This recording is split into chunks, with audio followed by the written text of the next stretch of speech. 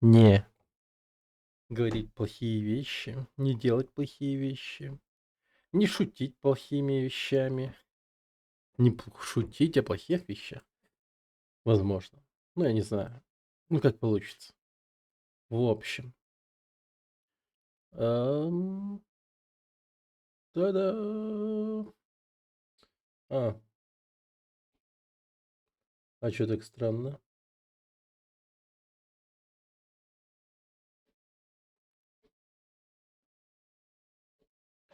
Мы сместились сюда. Так, вот сделал такую вот анимацию.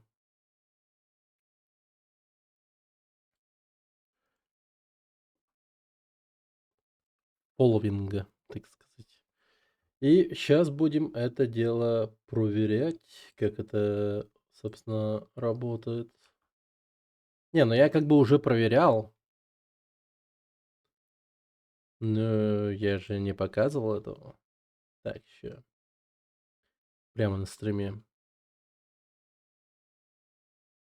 Ну и потом на этой сцене я этого не проверял. О, странно. Вот тут, да, он лишний. Это чуть ниже. Ребята, Ториан Баракотта, ёпот. Да, давайте начнем.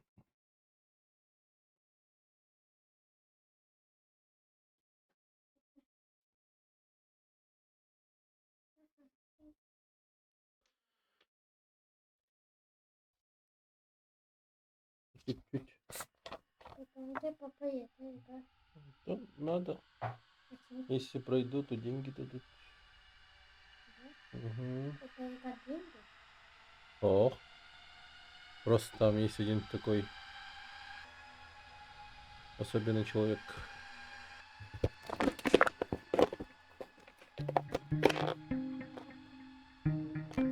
Ну, да.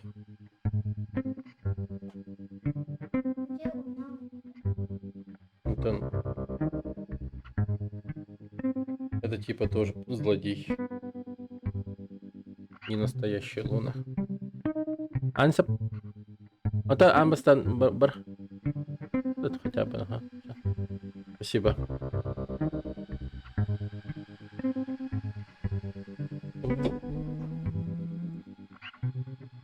Так. Наверное, можно на геймпаде поиграть.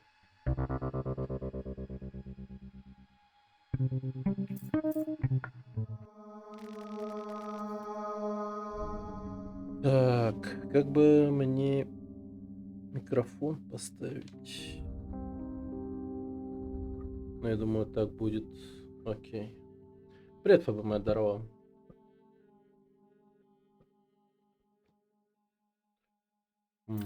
Так.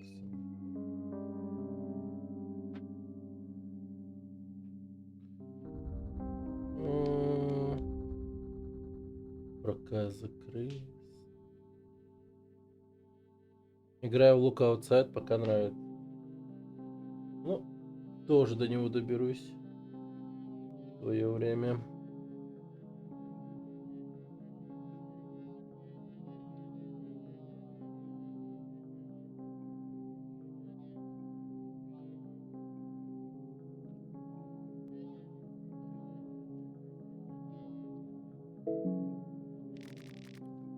Ладно, пошли.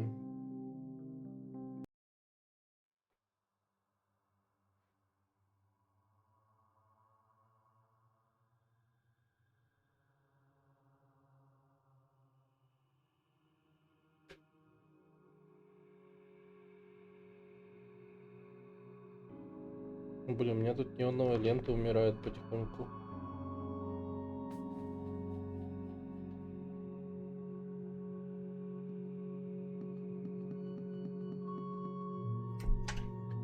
Так, нам сейчас в город надо бы. Я там в стиме к тебе, друзья, напросился. Я отклонил. Да, я принял.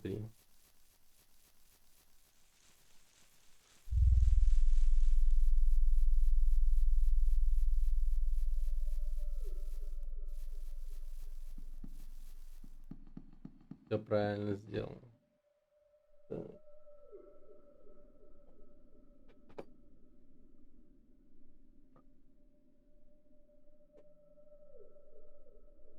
Уберу-ка этот неон.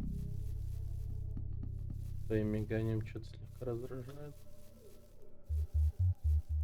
Так. По-моему... Ну.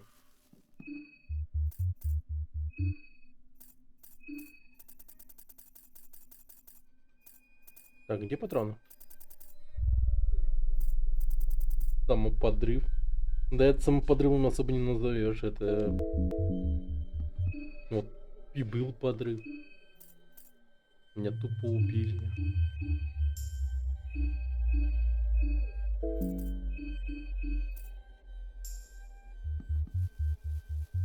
Анса Парерха. Что?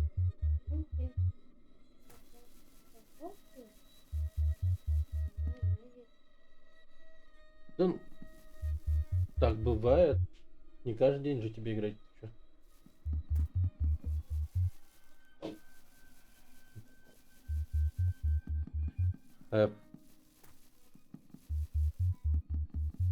Да, я сегодня целый день работал. Делал всякое. Там ребятам с Fantasy Fest помог кое-что сделать. Кстати, турнир по Mortal Kombat будет. На следующих выходных. Сразу прокину такой анонс. Будет.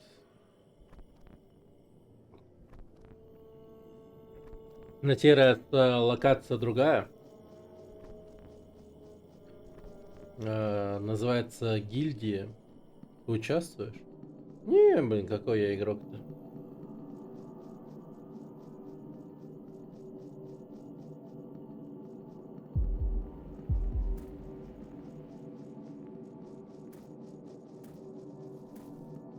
Ну да, опять так же буду сидеть, как в прошлый раз.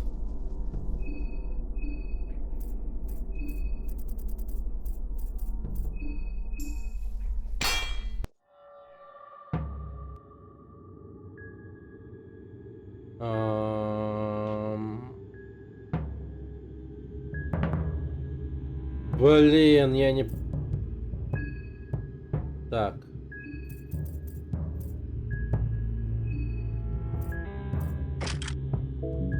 Пока не поздно.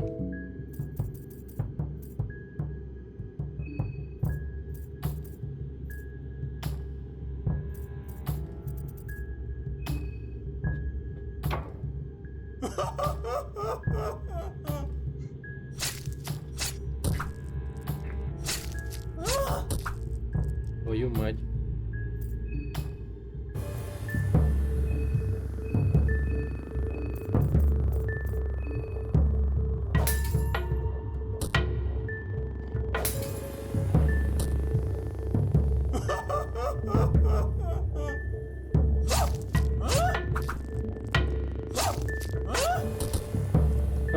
Нихера.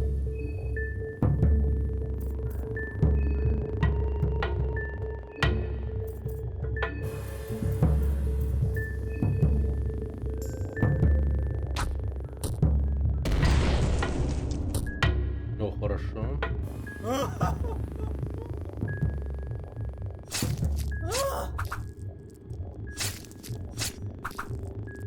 Как же он мажет.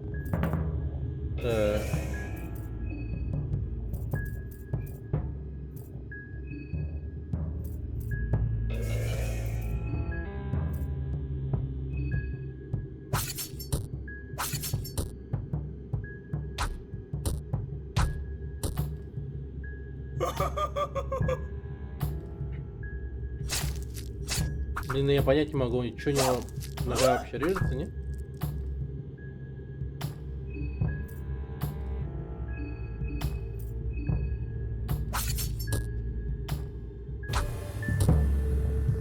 все, минус нога.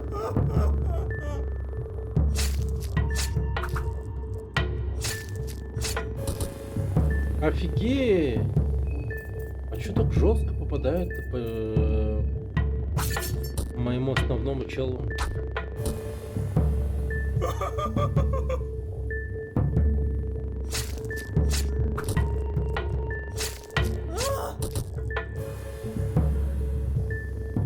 Так, это уже очень опасно становится.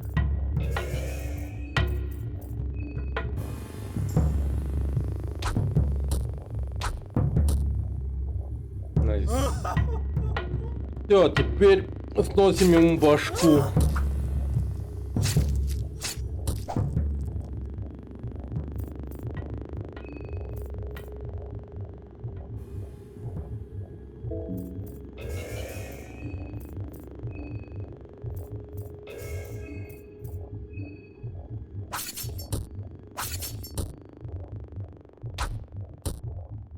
Хо-хо. Yeah! Найс.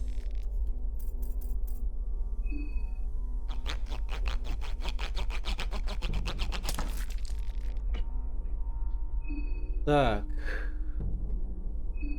Вообще тот факт, что мы можем с ним справиться, довольно-таки хорошая тема.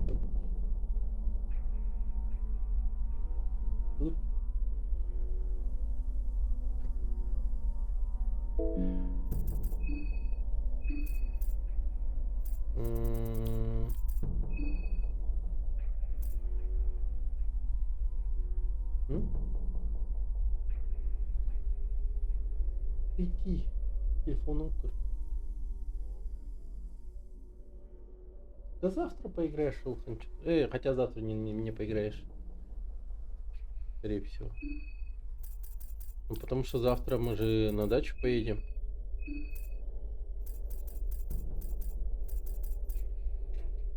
Работать будем. Работать.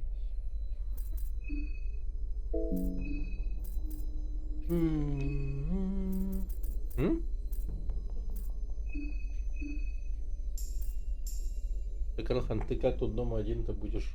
Ты все равно поедешь? Алхан, иди отсюда, не спорь. Давай, бар.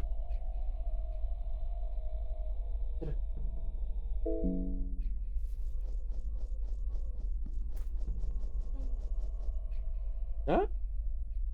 Пойдешь ты что? Пойдешь. Да куда ты денешься, пойдешь? Как же я ненавидел, я столько игр было во дворе с друзьями, а надо было ехать в жару на дачу. Ну, у тебя были братья?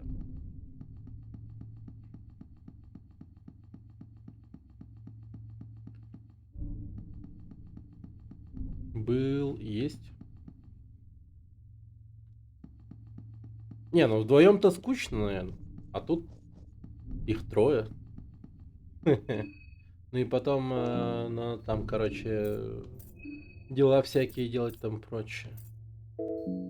И только ради того, чтобы он сидел и играл, типа, не ехать на дачу. Ну, типа, такое все.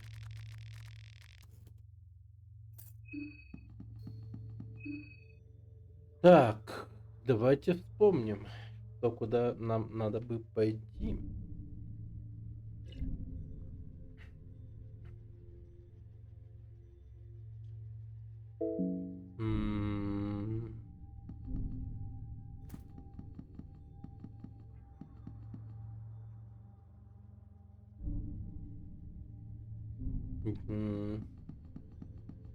Да нет, понятно, что детство ненавидел. Да и я уверен, вся вот эта вот тема с типа дисциплиной и там прочее, тоже типа такая себе тема. В том плане, что, ну, ты же мелкий был. Я-то и не помню, что происходило, грубо говоря, в школе, там, чему меня там учили и так далее. Какие-то чисто базовые вещи остались. А в даче, ну, не знаю, что там. У меня как бы и дачи-то не было, когда я был мелкий. Может быть, разве что в деревню ходил. Но вот в деревню вообще не помню. Что я в деревне делал? Хер его знает. Ничего хорошего не делал.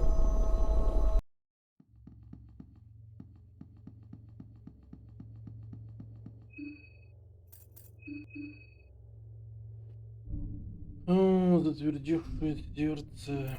Вообще непонятно, что это кристаллизованное затвердевшее сердце. Так, давайте-ка я это дерьмо загуглю все-таки.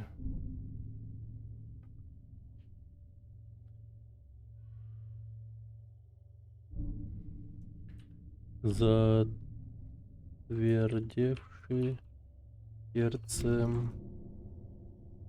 Уверен. Да.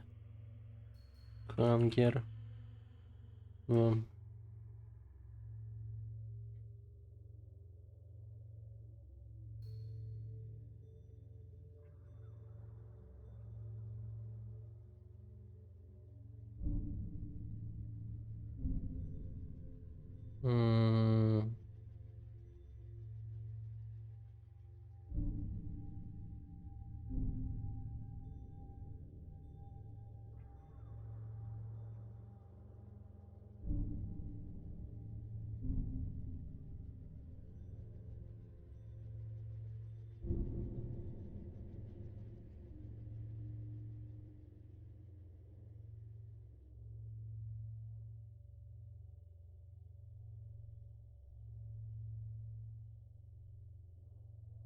Затвердевшее сердце.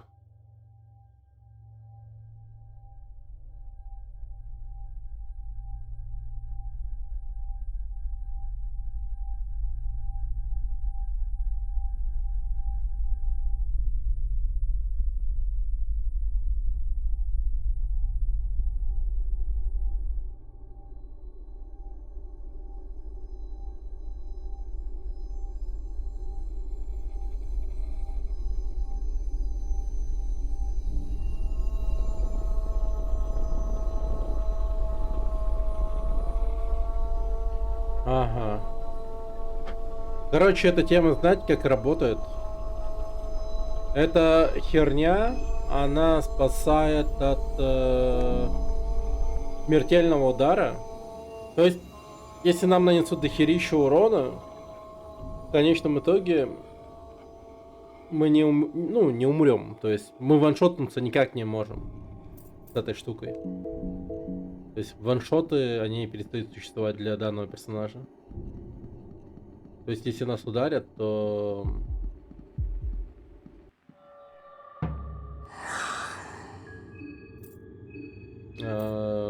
наш хп просто снизится до 1, и все, мы в живых останемся. Парюсь над передвижением в своей игре, а потом, поиграв в Look Outside, потому что не надо этим заниматься. Ха. А чё так? А там как?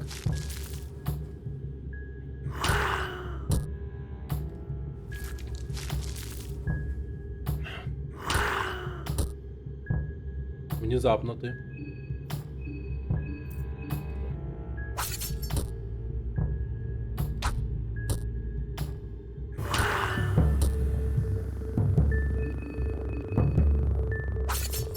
Да блин, почему голова? О боже.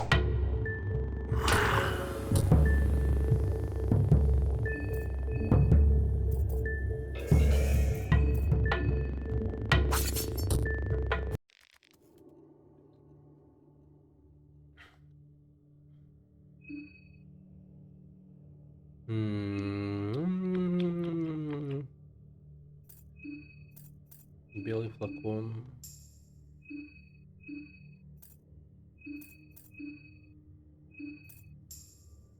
Ты поймешь, когда сыграешь. Там тайлы большие, если нажал прямо и резко хочешь повернуть вверх, ты должен дождаться, пока перс зайдет прямо и потом повернуть.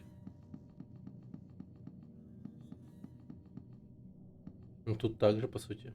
Типа раз шажок. Вот он дошел, и теперь поворачиваешь, типа, грубо говоря. Но если ты зажимаешь и типа, ну допустим, вот ты зажал вперед, Да? И потом нажал влево. Тогда он повернул по диагонали. Оп. Строго 45 градусов. А, я, погодите, голову не отрубил. Совсем забыл.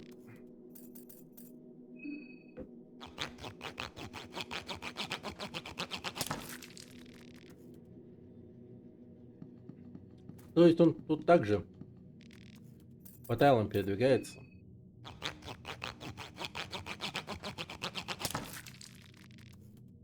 Да, да, да. То есть он... Вот, тут то же самое. То есть я вот зажатым вот вниз. Он... Тут тайлы, они маленькие. То есть он за короткое время доходит до следующего тайла. И вот это вот резкий вниз, он как бы, ну, происходит довольно-таки быстро.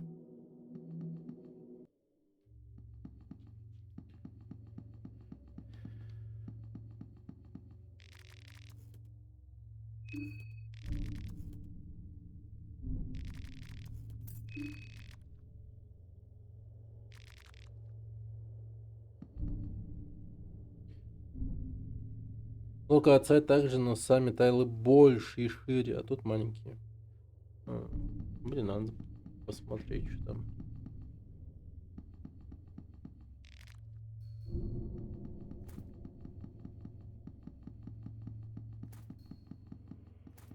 А, кстати. Я не знаю, сегодня, наверное, фолловеров не будет. Ну вот смотри.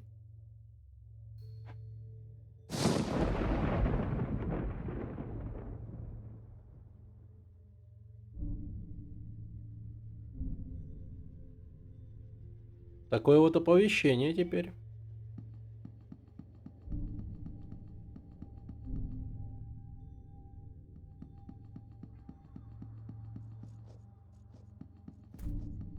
Да.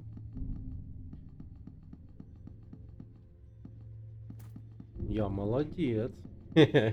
Но у меня времени мало было, на самом деле. Можно было бы сделать и лучше, на самом деле. Может, займусь этим потом.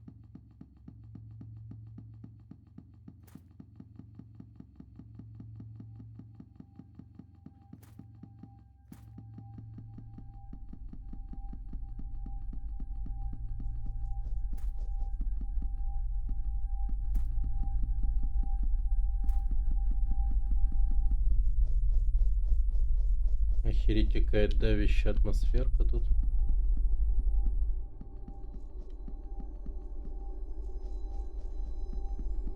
Какая-то тут нездоровая атмосфера.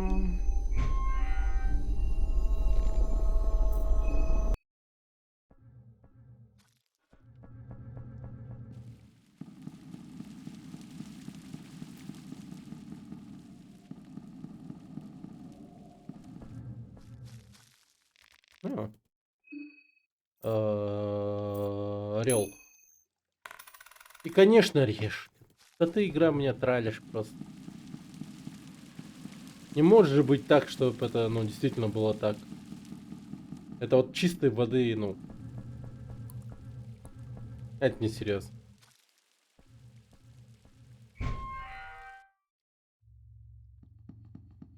Ложь и провокация. Вот что мне приходит в голову. Разрушенные улицы.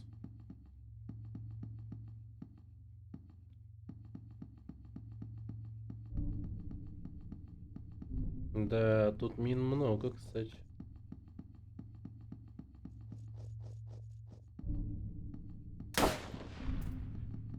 Падла. И сюда.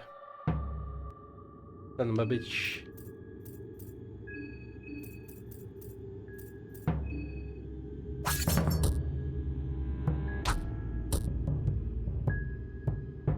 Стрелок отчаянно целится.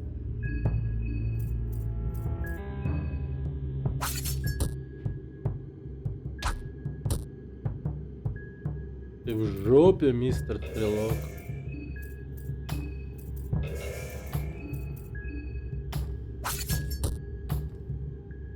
Это что, отсылка к сталкеру? Это же стрелок.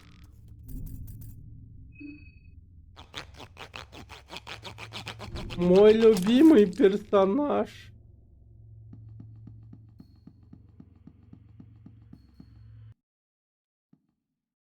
Паутина медленно колышется в углу, когда вы входите в здание.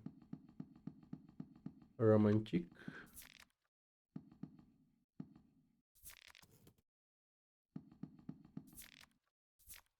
О, 303 патрон. Отлично.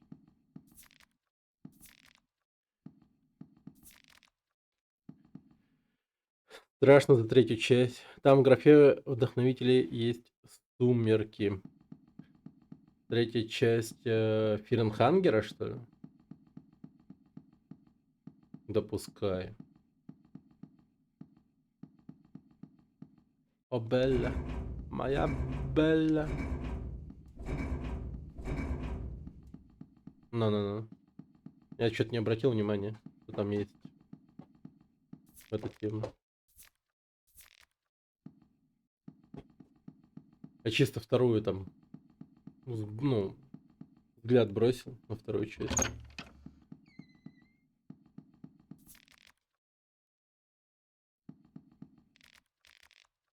Расписной фонарь.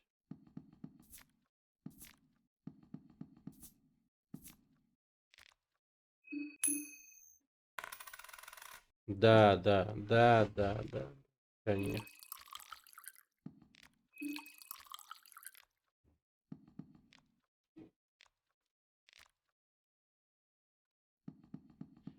Ну, это, видимо, был какой-то продовольственный склад. Открыть дверь силой.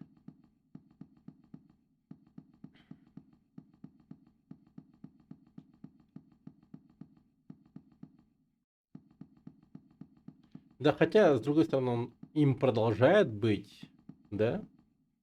Странно, типа, ну, то есть, ну да, типа люди все мутировали и ушли или умерли, но продовольственный склад от этого не перестает быть продовольственным, как бы тут продукты они есть все равно.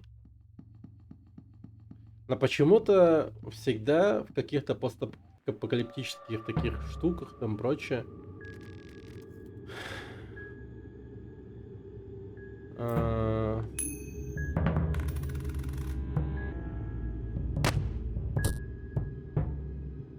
люди говорят обычно был.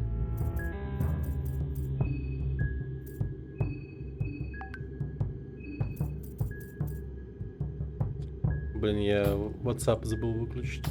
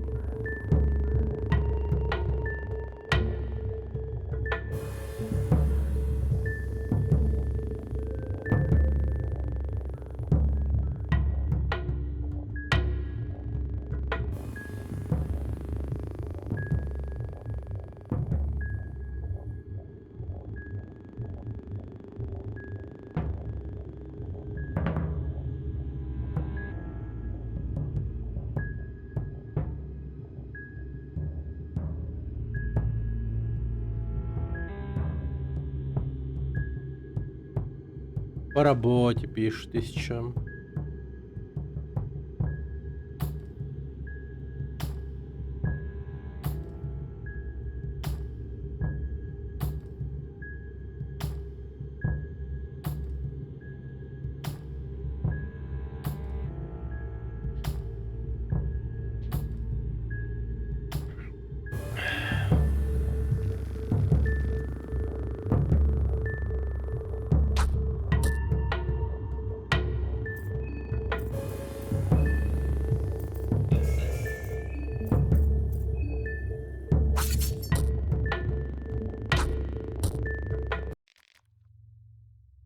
Срочник победил солдата.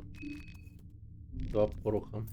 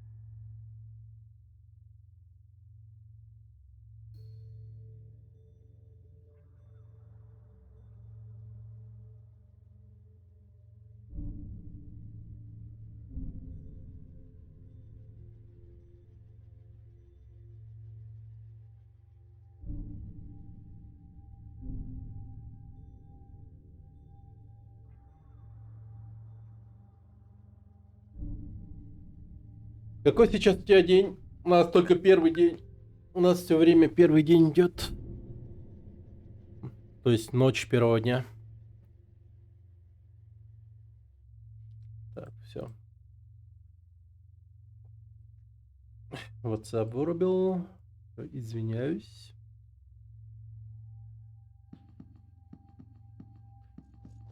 Так. Теперь мы на стриме материмся мало. Такая вот установочка. Ныне. Надо подниматься на новый уровень, так сказать. Быть лучшей версией себя. А то я смотрю на все эти клипы, которые я делаю, и там просто мрак какой-то. Сижу и матерюсь все время. Как сапожник. Времени маловато осталось до конца челленджа.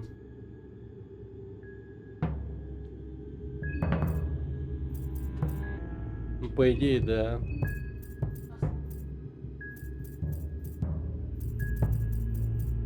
По идее, да. Так. Совершили небольшое обрезание. Я надеюсь, он придерживается веры, где-то приветствуется.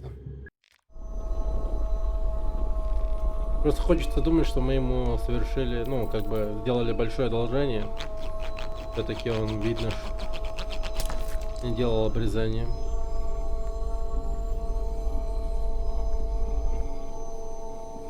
Да. Правда, это не обрезание, а кастрация, будем честны. Потому что я ему отчекрыжил прям все. Он стал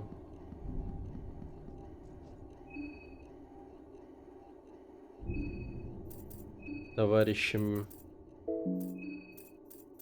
который, скорее всего, перейдет на сторону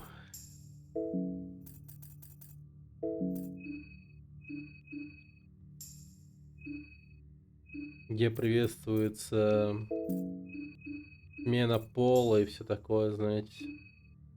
Не очень хорошо получается.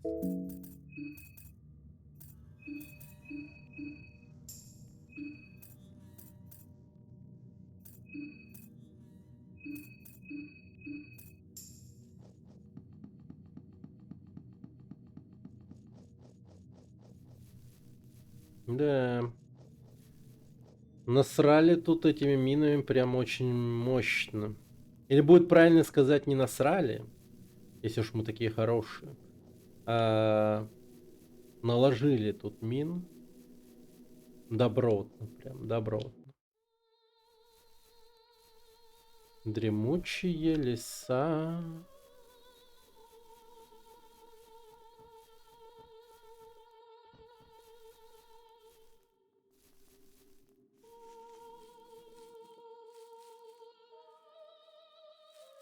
Лол. А что тут происходит? Человек в маске поет серенаду Луне. Ее пустые глаза устремлены на Луну, и ничто, кроме Луны, не привлекает ее. Прекрасная песня. Никакой реакции, она просто продолжает петь. Простите. Никакой реакции. Что с тобой не так? Никакой реакции. А напасть не можем?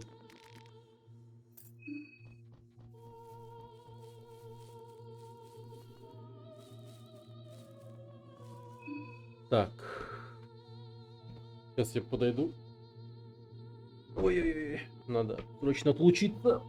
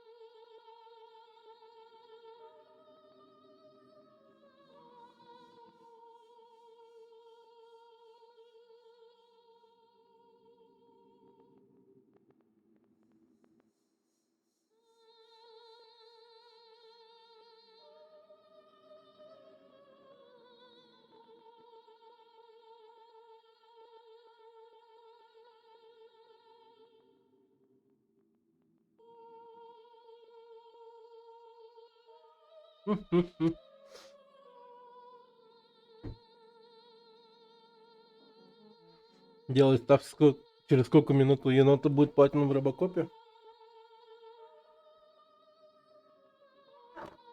В смысле?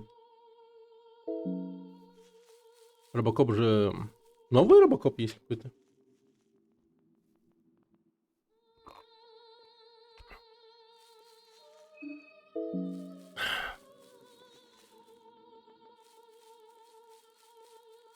Ну, шутанчик, который недавно выходил. Ну, как недавно? В прошлом году. Мать твою.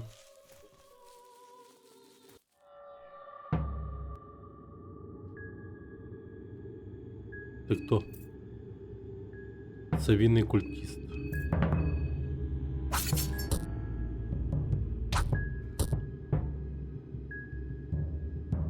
Обезумевшая мелодия.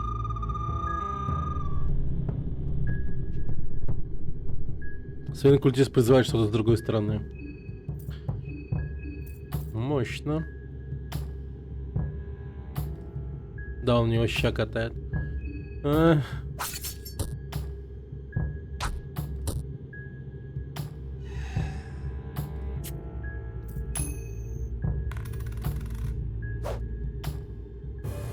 Уклонился.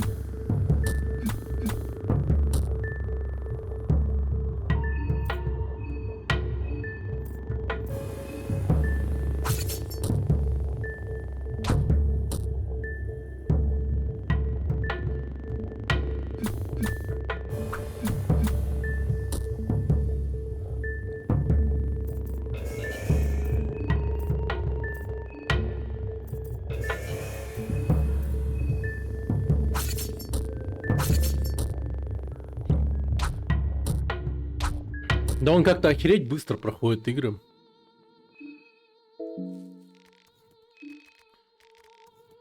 Вот хотелось бы увидеть на то, как он играет. Вот мне вот очень хочется увидеть, как он играет. Ну просто это прям, ну, жесть как, ну, хорошо, что ли. Что аж как-то даже не верится. Просто времени свободного больше. Ну, видать, да. Он, может, все время играет. Ну, чисто 24/7. Типа тупо из дома не уходит.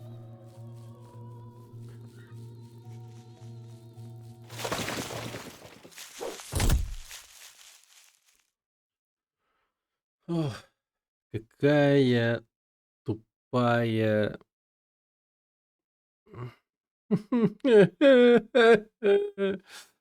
Боже мой, все заново, господи. Какая-то ублюдская ловушка меня просто ваншотнула. Что за ш...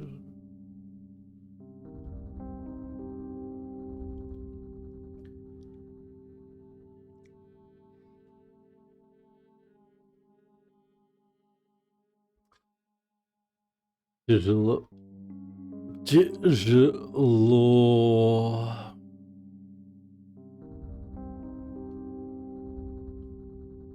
Да, ребята.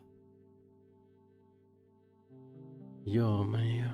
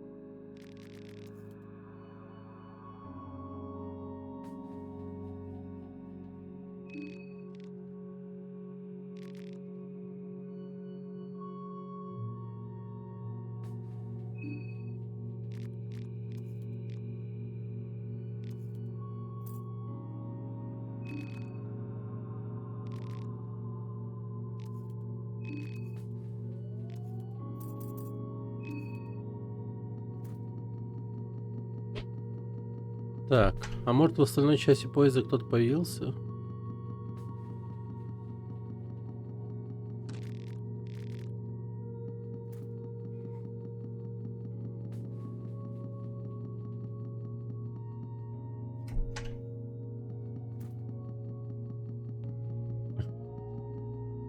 Да, я представляю.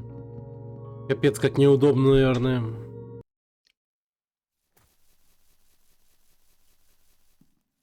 Суета, суета.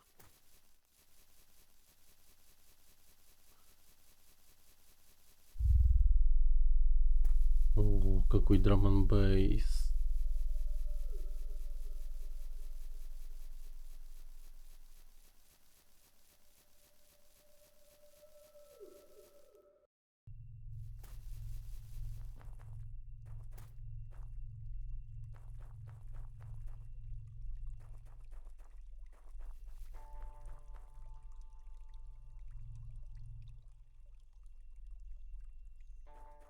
М.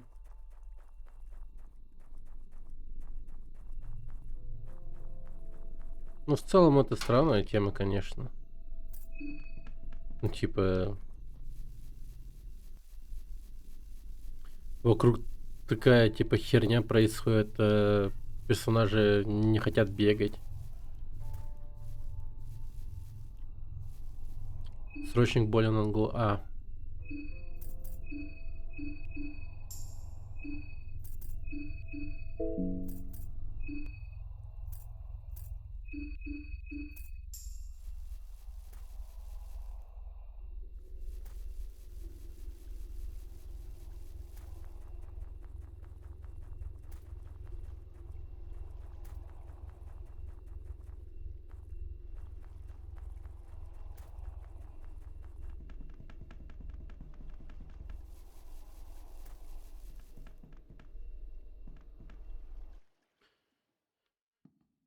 Да, он сейчас добавляет 4 грабельных персонажей, военный, потом накат, или как там, ага. Баба Готичная, еще кто-то. Охереть. Вау. То есть он еще продолжает обновлять Ференхангер термин. Ну, я еще вот слышал от Мош, по-моему, о том, что он еще и собирается добавить остров, на который можно уплыть вот с того берега, на котором я вот был сейчас недавно.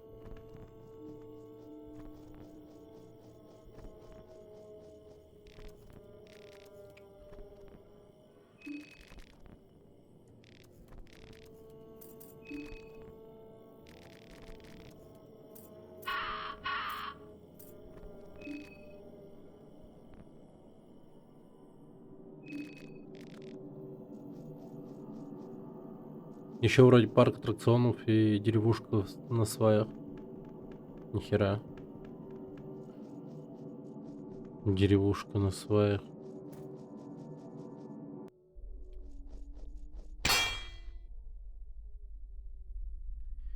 Боже, как это случилось? Вот тайловое перемещение, пожалуйста. Пожалуйста, пожалуйста.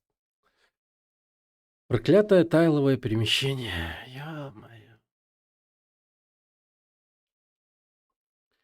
Я вот поэтому и не хочу как-то, с одной стороны, прикасаться Фиренхангера. Вот чисто дело в этом. Вот ее ограниченность сильная. С одной стороны, конечно, в рамках ограниченности ты можешь создать что-то интересное, типа, мол, людей удивлять тем, что ты на этом движке сделал нечто, ну, такое, такое. Но блин, ё-моё.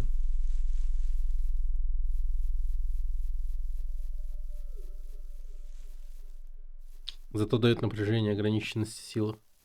Ну, как бы...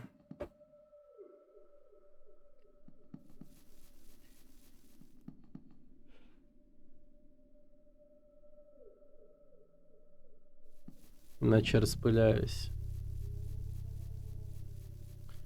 Ну да, понять можно такую тему.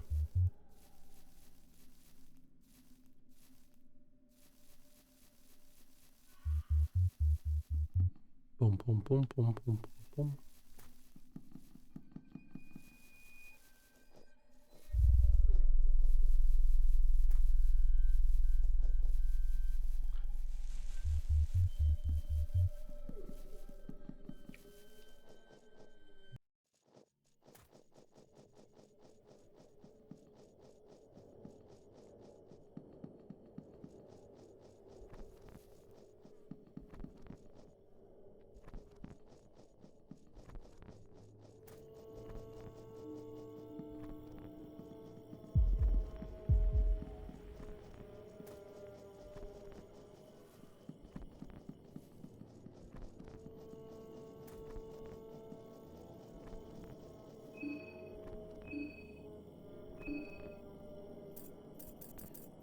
А,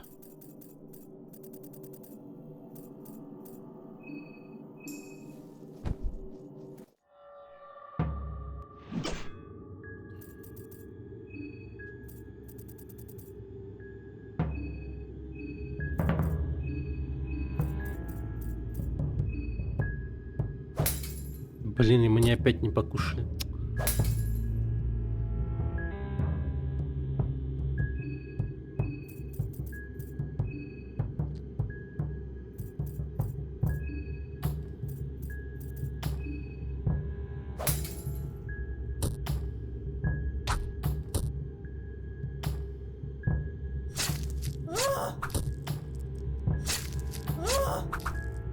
А,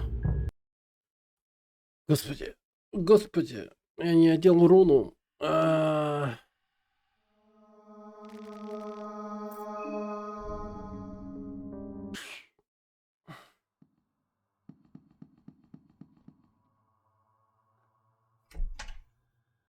Нам нельзя давать расслабляться. Ну это да.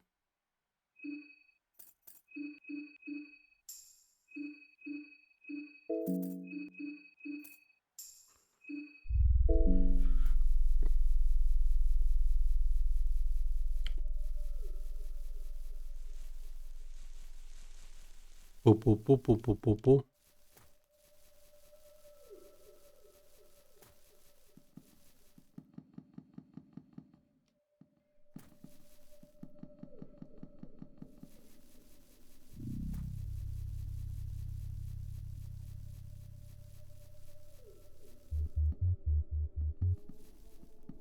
Тун-тун-тун-тун-тун-тун-тун.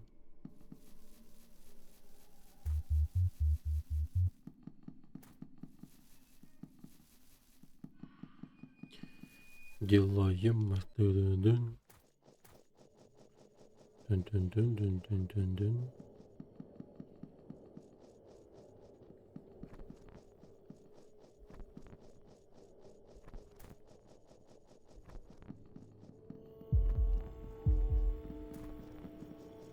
Как будто мы собираемся ларек грабить какой-нибудь или типа того.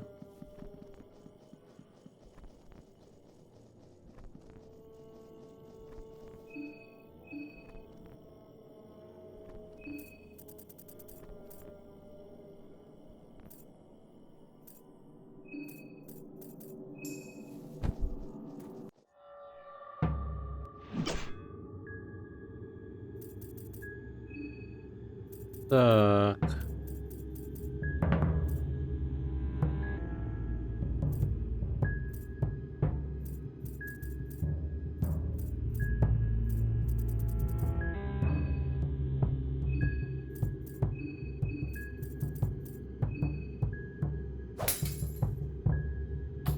Да ладно.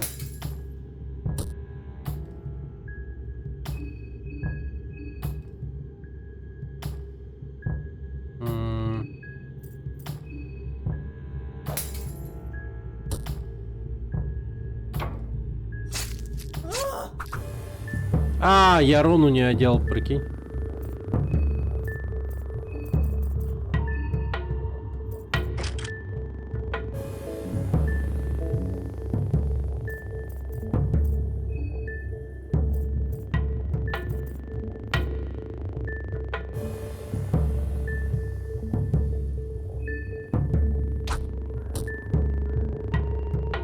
Нормально так косарь сняла.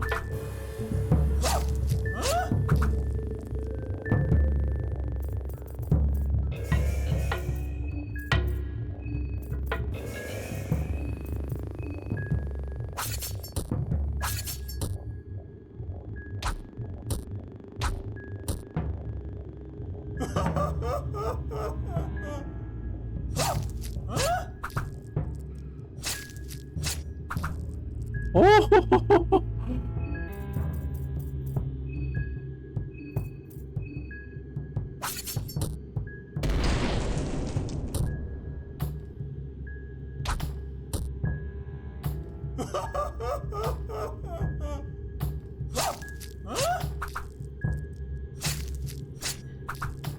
Блин, кайф.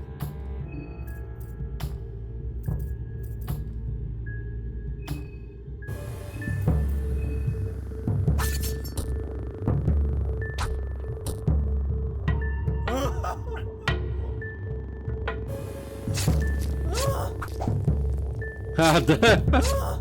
Реально. Классный голос.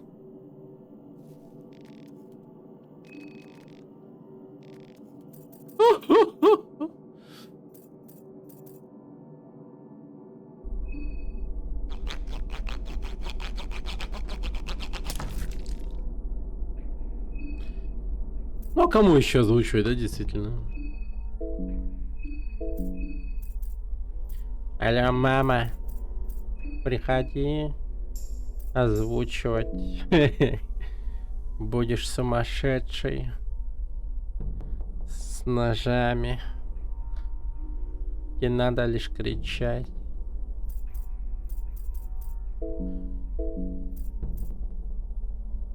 Привет, токарь.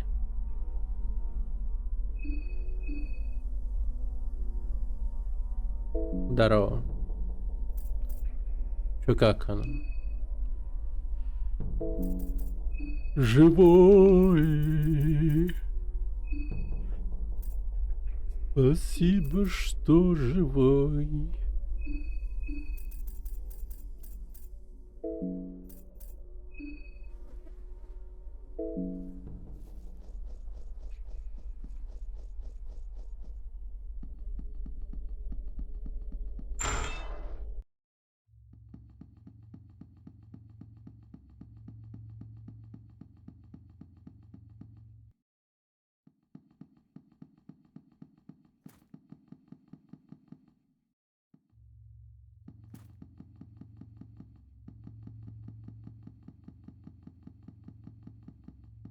Я неделю назад работал 24 на автобусе через половину Испании.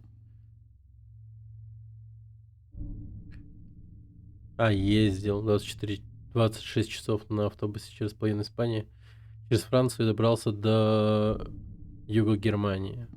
Ага. Нормально, нормально.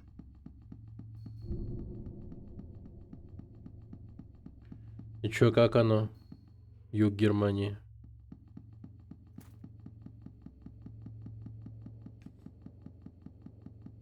Все хмурые ходят.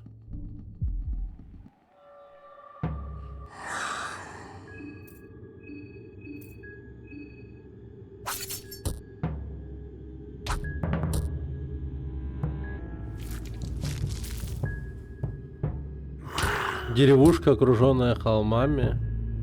Ля. Славный, славный. Это хорошо.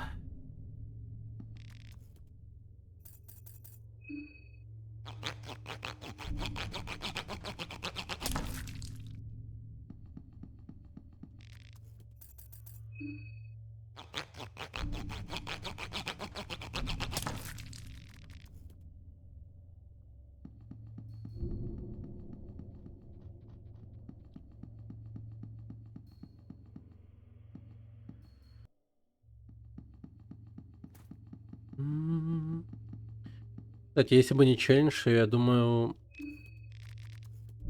мы могли бы поиграть GeoGuessr. Только бесплатная его версия. Preguessr, по-моему. Кстати, очень хорошая. Я играл, пробовал. Крутая. И Там были вот такие вот локации всякие. На низких уровнях там прям, ну, столицы какие-нибудь выпадают в основном и так далее. И тебе просто надо угадать правильную улицу. Точнее, выяснить и нажать по большей части. Прикольная, прикольная.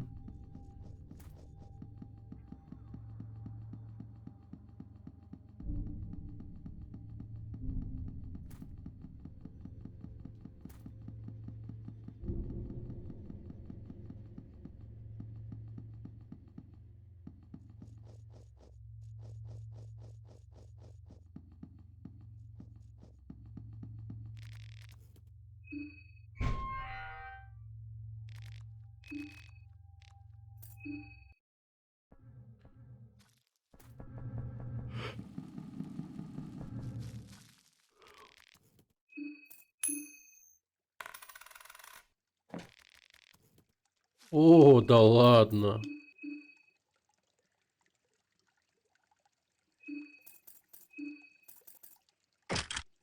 Стакается.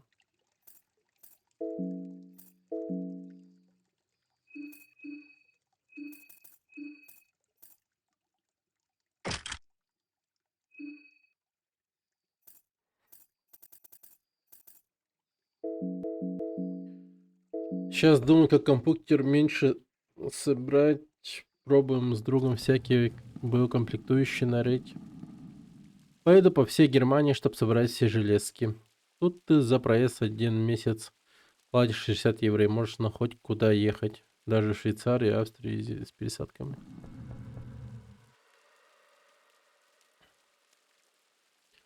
То есть за весь месяц ты один раз платишь 60 евро и езжай когда хочешь, сколько хочешь, куда хочешь. А, да ладно. Че, реально неограниченные поездки, хоть сколько раз угодно?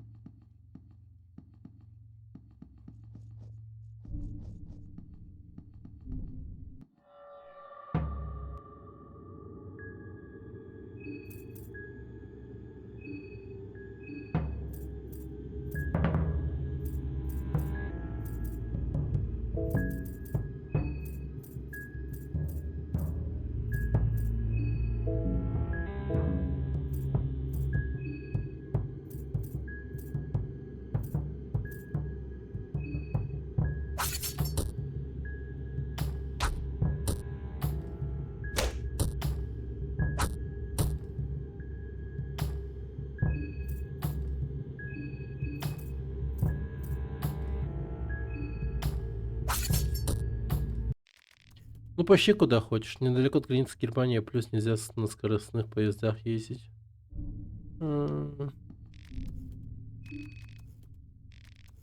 А нету, типа, какой-то там, ну, ограниченного количества поездок? То есть, ну, ладно, месяц, типа, но у тебя там, допустим, какое-то количество и все.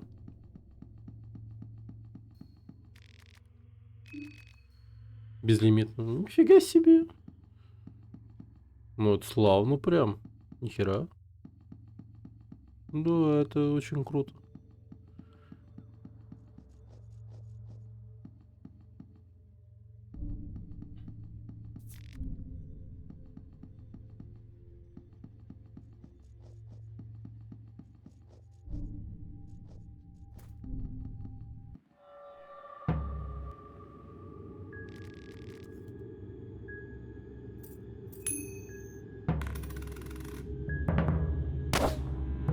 Фу.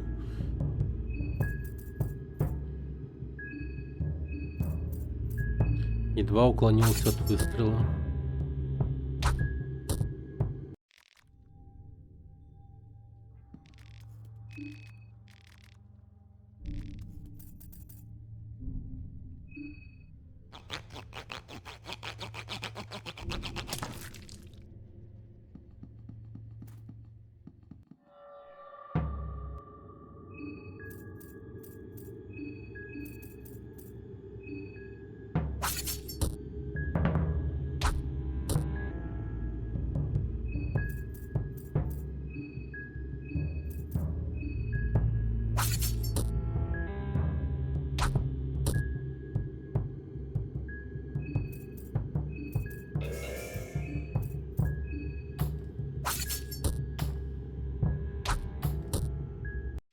Да, это прикольно. О, хорошо. Патроны. Это очень круто. Это очень-очень круто. Называйте меня бюджетным путешественник. Вас понял, бюджетный путешественник. Это у тебя там прям Евротур. Главное, чтоб тебя там итальянец в скоростном поезде не зажал. Ну хотя тебе в скоростной поезд же нельзя. Такой, скузи, скузи. Скузи, скузи.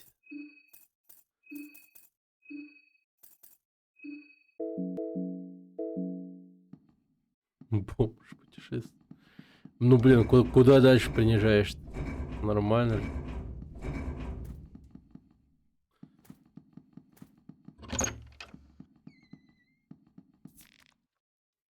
Светло-голубой флакон. Мел. Кстати, неплохо. Морковка.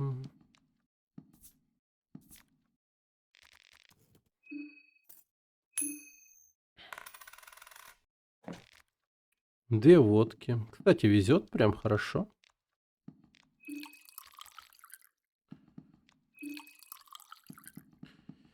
Славно, славно.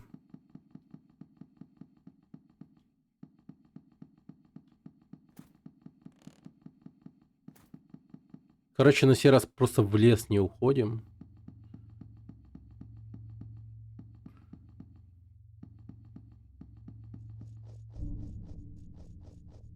Ага, вот и лес начинается. Ладно, возвращаемся. Аккуратно ходим. Смотрим на... Да, вот мины валяются. Мины — это просто пермоментная смерть. Вот просто моментальная и пермоментная. Просто махом отлетаем.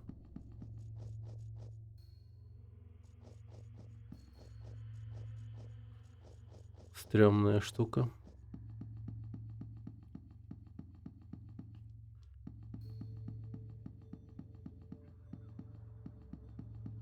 Ты смотрел Евротур, токарь? Пересмотри его. Может там... Фильм, кстати, старый. И... Может быть, проедешься по тем местам, где с ним фильм снимался. Насколько сильно изменились локации, типа, знаешь? Гuggenheim, да.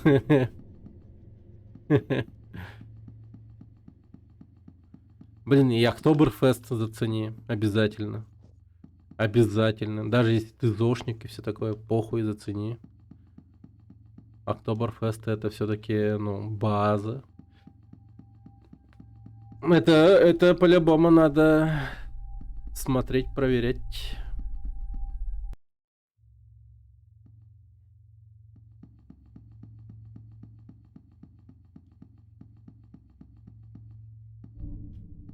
До сентября не выйдет. Ну,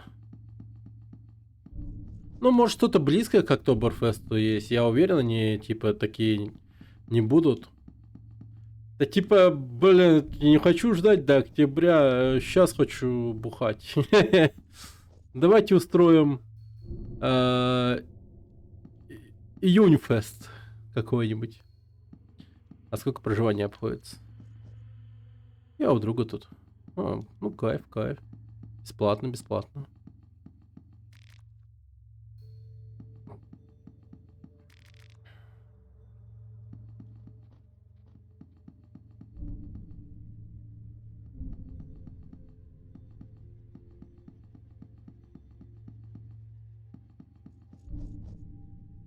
Ну, они за двухэтажную квартиру действительно платят 650 евро.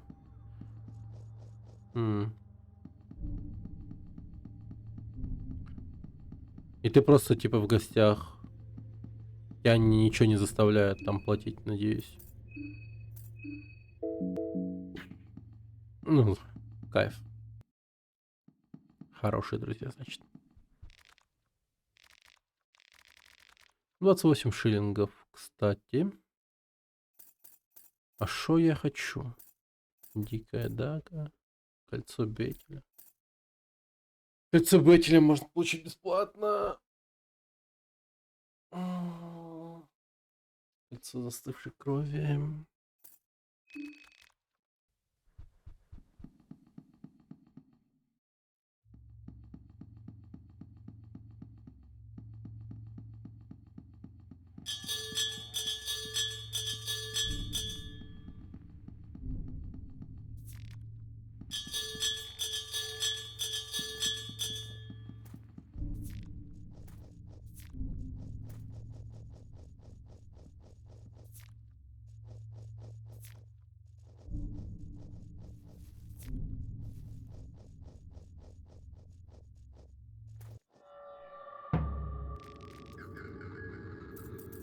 За справедливость и порядок.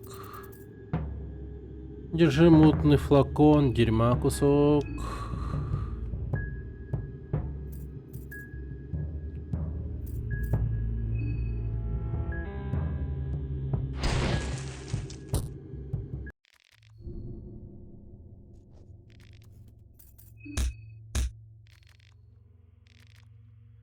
Чувствуешь укол зависти? Ну... Нет, скорее всего. Ну, самому хочется, конечно. Мне часто снятся вот такие вот, типа, места. Сам не понимаю, почему. Сам никогда в таких местах не был. Ну, типа, знаешь, где каменные вот эти вот тротуары, вот эти вот улочки узкие и там прочее. Вот эти вот... Ну, прям... Европейские улицы эти.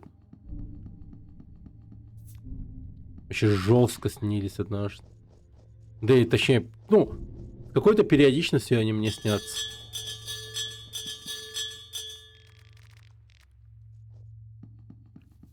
Так что эти места прям, да. Как будто бы я раз в жизни в них, ну, типа, должен побывать. Чешских улочек.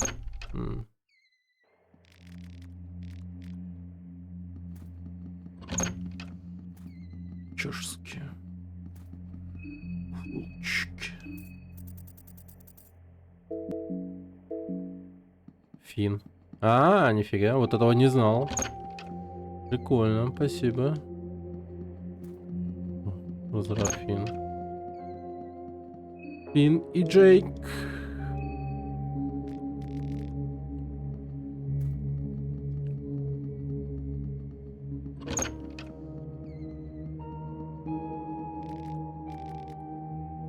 Алхимия, том 3. О, книга просветления. Как хорошо! Просто замечательно.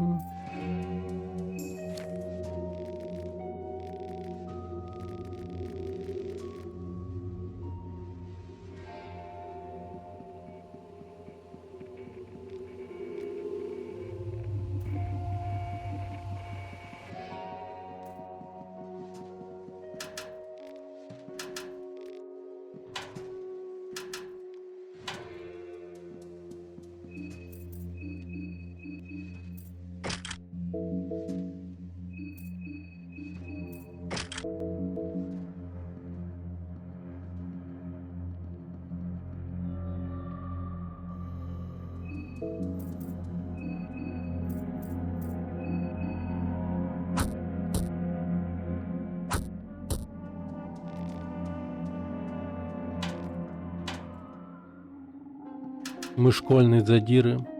Бьем детей в коридорах.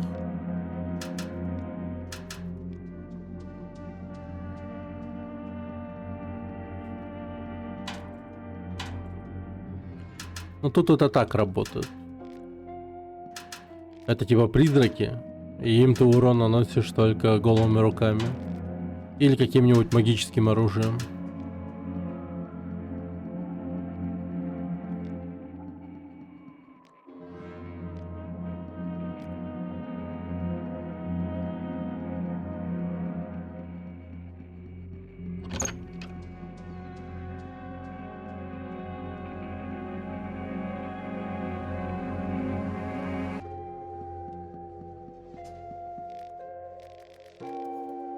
Четыре эпохи.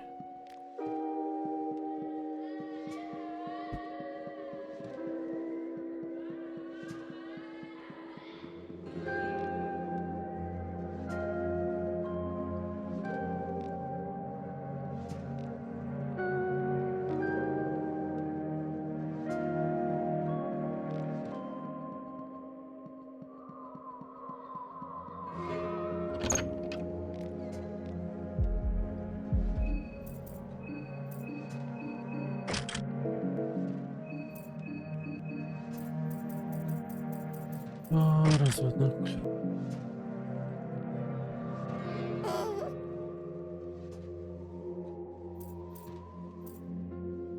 Кстати. Можно будет подхилиться.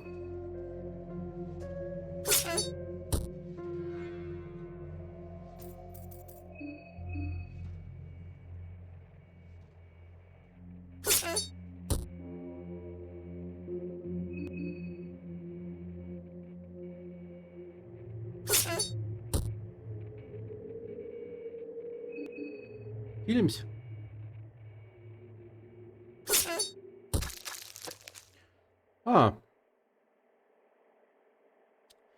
Ну,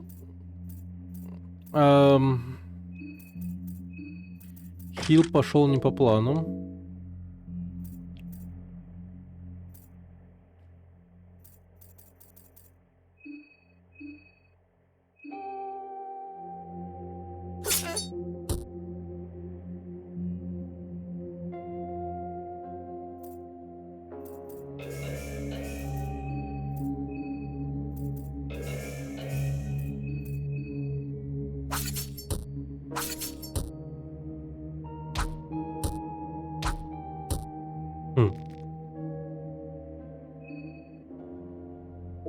Ну, хотя, по сути, плюсе оказались.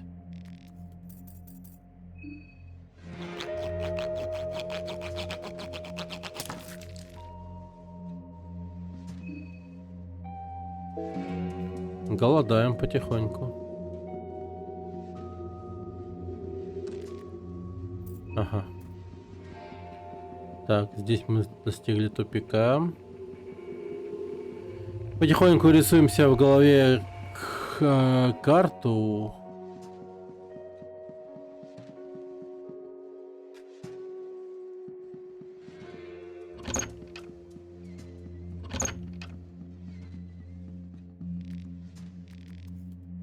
Анатомия.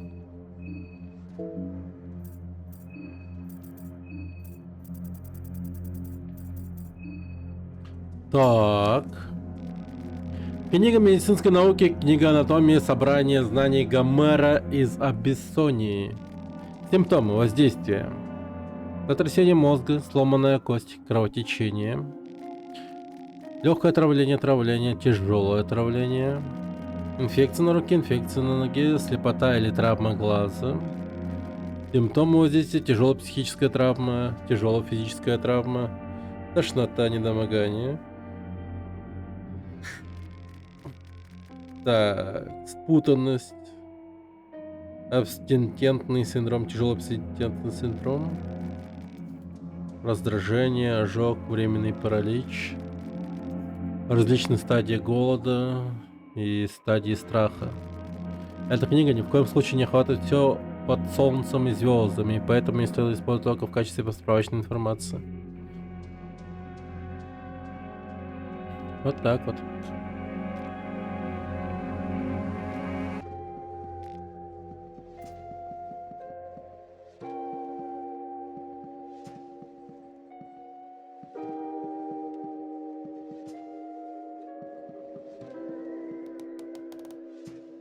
Блин.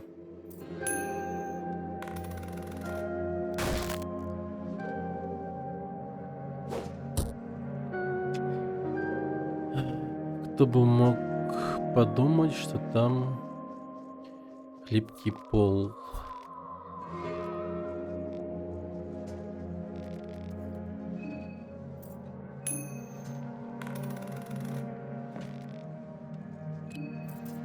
Слушайте, прям что-то везет и везет. Кавалерийский металлический шлем 18 века неудобен и плохо держится на голове, но обеспечивает отличную защиту. В общем, кал.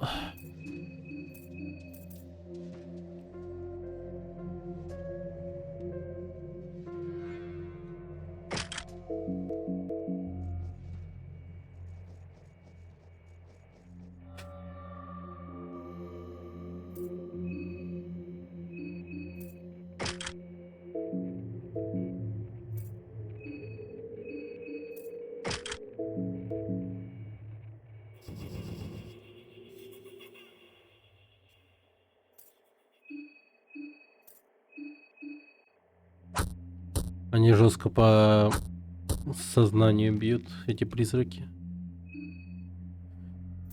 Могут довести до Роскомнадзора. Время хряпнуть водочки. И пивчика. Так, а по патронам чё? 2 патрона.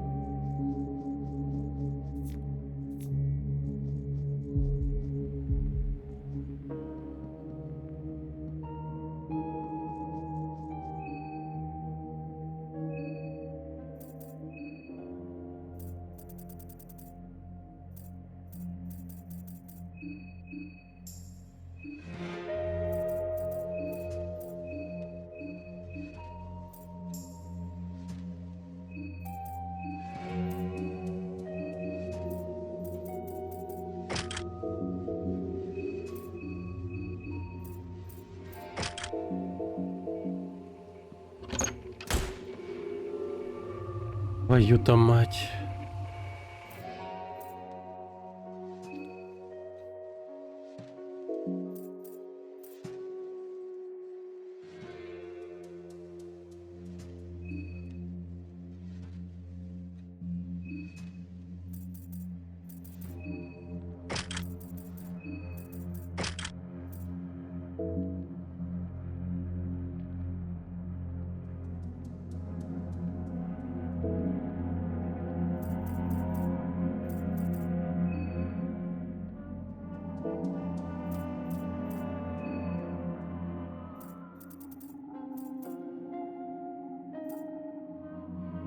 Так, что бы делать?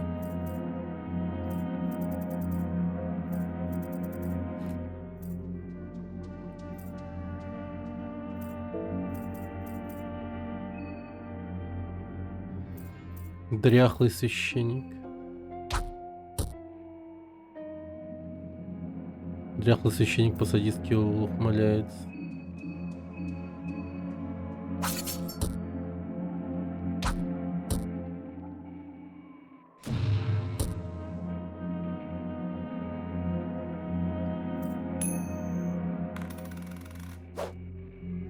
О, слава тебе, Господи.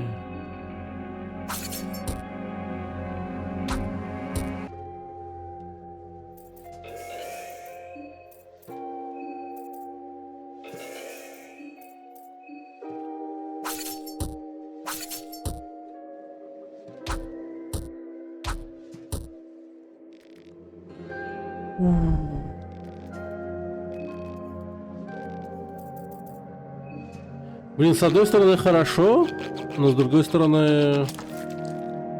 Да не, в целом хорошо. Просто, блин, мы один патрон потратили.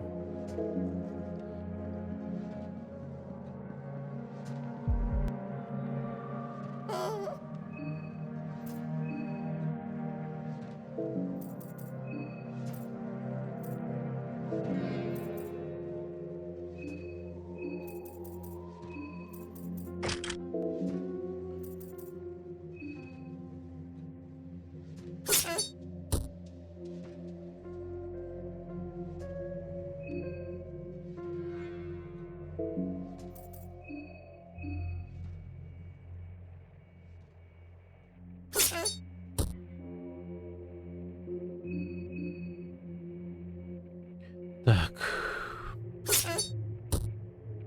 Хилимся потихоньку, хилимся. Мне очень понравился лук отсайд, пока закончу. Единственное неприкольное, когда у монстров нет хп, как и тут. А. Да не, это совершенно нормальная тема. В плане того, что за то, чтобы увидеть здоровье врагов, отвечает отдельный навык. Типа сделать анализ, осмотр, ну что-то такое. Изучить противника. За это всегда отвечать отдельный скилл какой-нибудь. В подобных играх. Ну, конечно, бывает и так, что игры бывают изначально уже включенные такой механикой.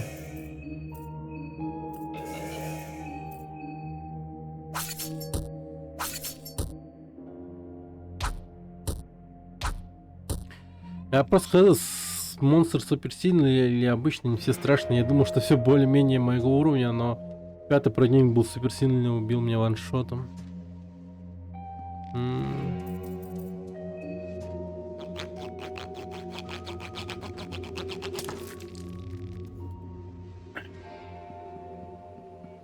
Кажется, интересная игрушка.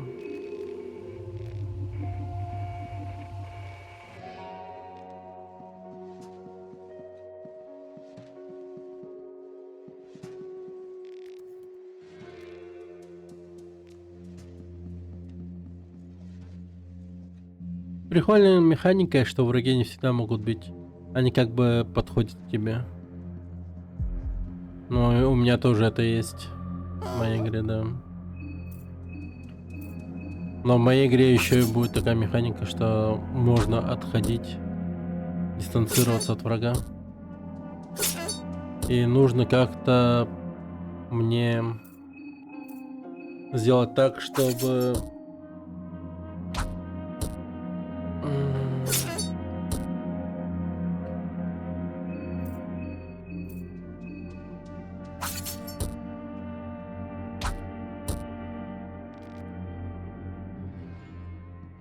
игрок и игра понимали, в каких размерах комнате, ну, находитесь. То есть такое вот дерьмо, по-моему, нереально сделать ну, точнее, в этом, как называется, в RPG Maker. Когда ты вот вступаешь в сражение, чтобы игра понимала.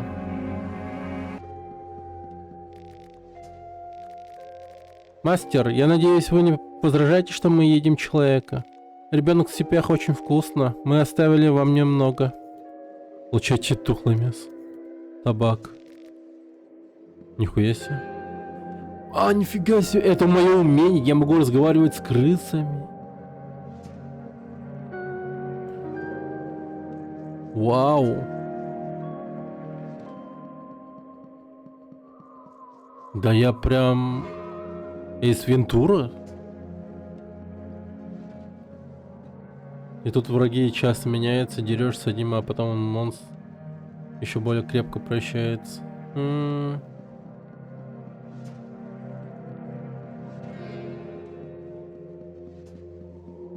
это славно, да.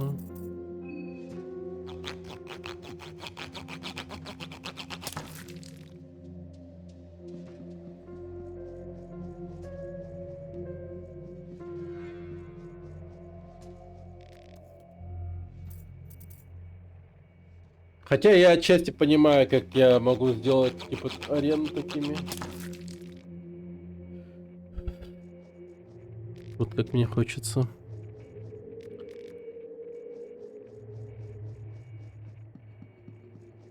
Возможно, придется все тупо захардкодить как-то. И все очень сильно будет зависеть от конкретного левел дизайна. Да, вообще все будет от нее зависеть.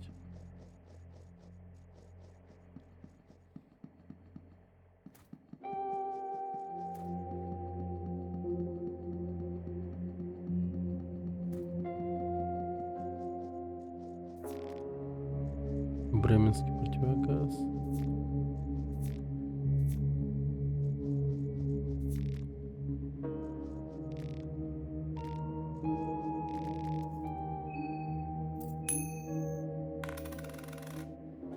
Да, блин.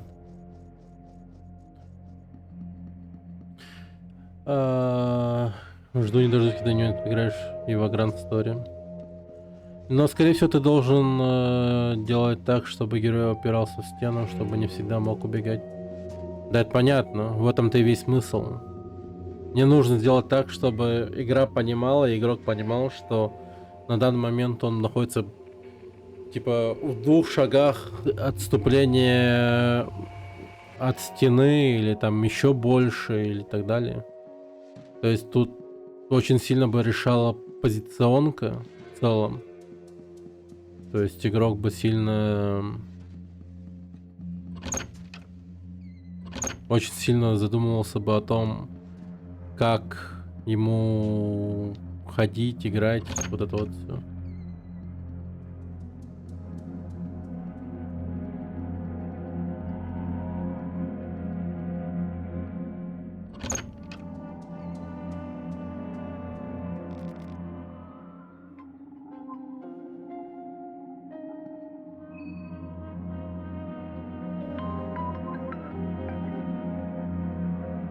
Да? Алло, здорово.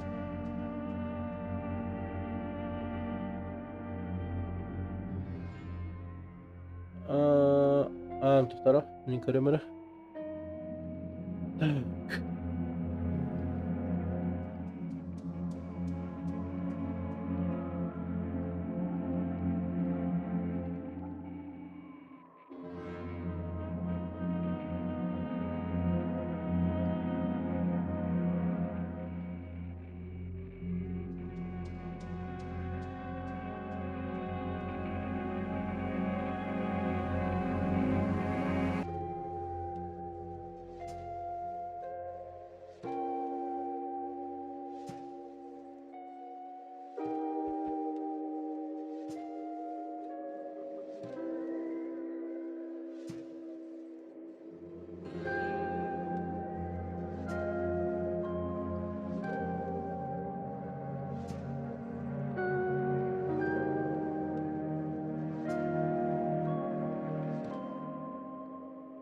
Угу.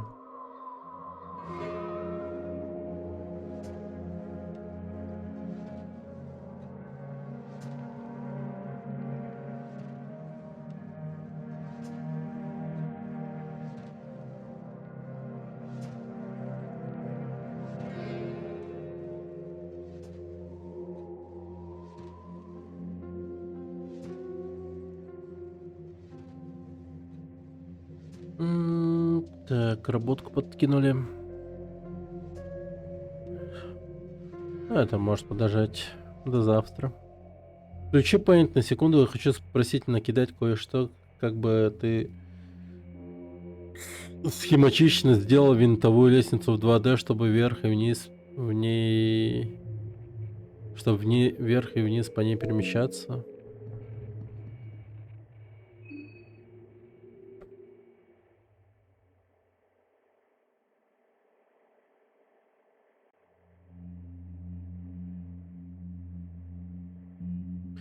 Ну, я хуй знает.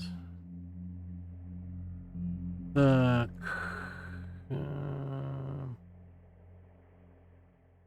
Винтовая лестница.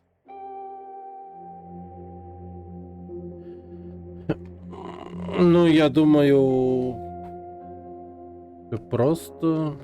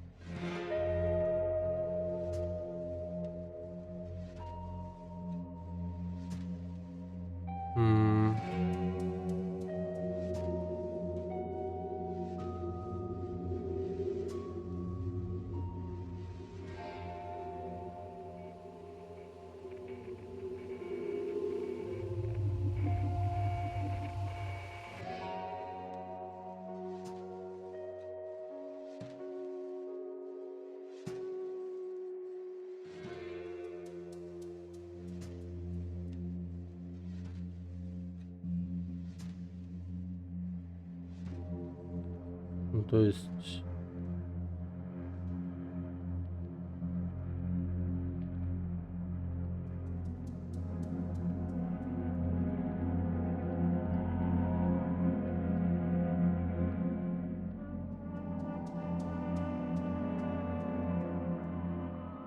Как-то так.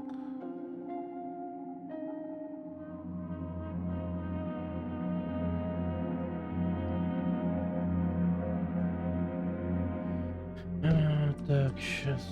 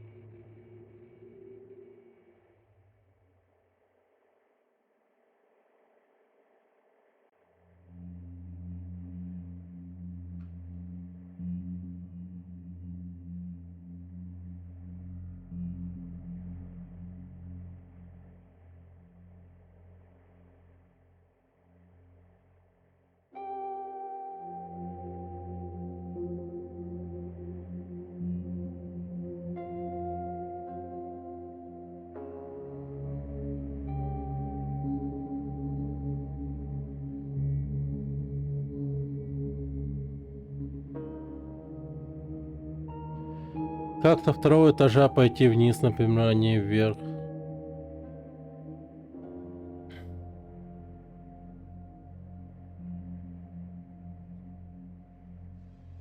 Ну, если ты по тайлам делаешь, то... Я хуй знает. У тебя вот такая вот винтовая лестница.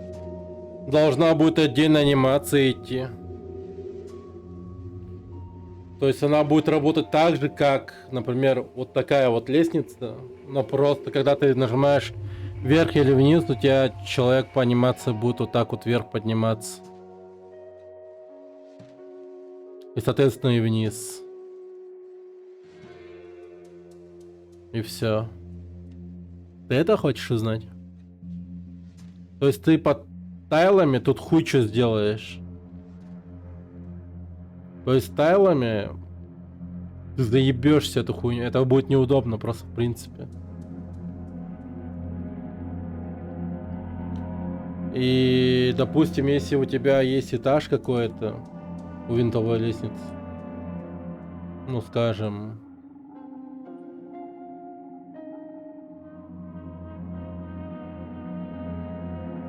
где-то вот тут, то просто у тебя чел будет, ну, ты нажимаешь вверх, он здесь остановится просто. И ты сможешь нажать налево, и тогда он перейдет в обычную анимацию и выйдет, типа. То есть анимация, она вот именно вот подъемом по этой теме, она должна быть прям практически идентична тому, что у тебя есть на обычном передвижении.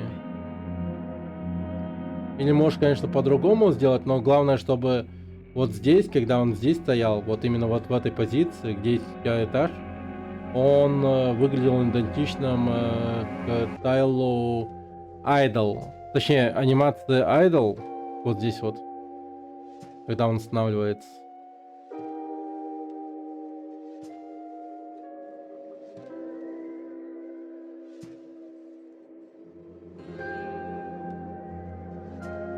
Автор книги? Какой книги? А, ты же что-то по книге. Да, делай анимацию тогда. Просто отдельную анимацию наверх-вниз делай и все. Да-да-да. Ну и короче, вот тут пускай он останавливается на каких-то этажах, и ты просто должен будет повторно нажать вверх или вниз, чтобы он пошел вверх или вниз. Или кнопку действия там типа снова зажимаешь. Но это будет неудобно. То есть если ты будешь... То есть ты такой подходишь, нажимаешь кнопку взаимодействия, и он такой чик-чик-чик-чик. То есть не автоматически, а ты сам им зажимаешь. Как вот по лестнице. То есть нажимаешь вверх, поднимается. И тут он остановится.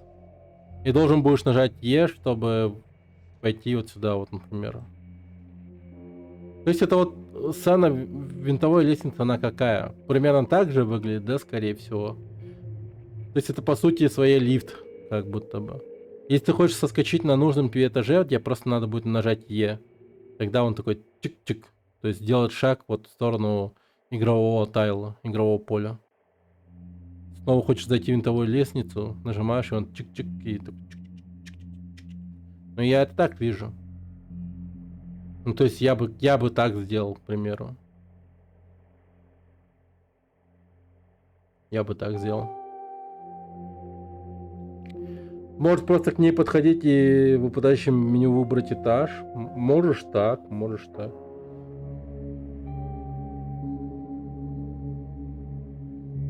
И анимация просто проиграется, он будет ходить. Но с другой стороны, иммерсивность пропадет. Участие игрока как-то не очень будет. Оно пропадает, и с одной стороны, игрок, он такой, как будто бы безучастным остается в этом моменте. И он будет просто ждать конца анимации, и это, ну, слегка неприкольно. Лука оценки, когда на лестницу заходишь, что открывается ценность чисто с лестницы. Ну вот, значит, ты так же хочешь сделать.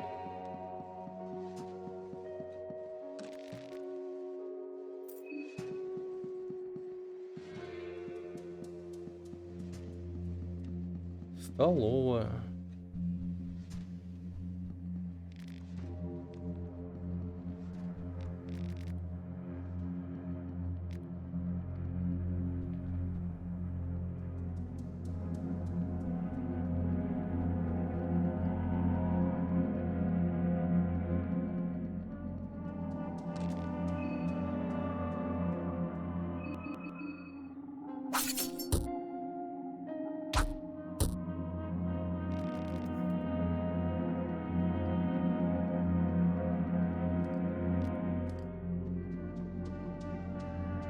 То есть, например, в Фиренхангере, как все реализовано, ты руки от клавиатуры, от контроллера вообще не убираешь. То есть ты всегда находишься в моменте таком, что ты, ну, все время ходишь, что-то делаешь.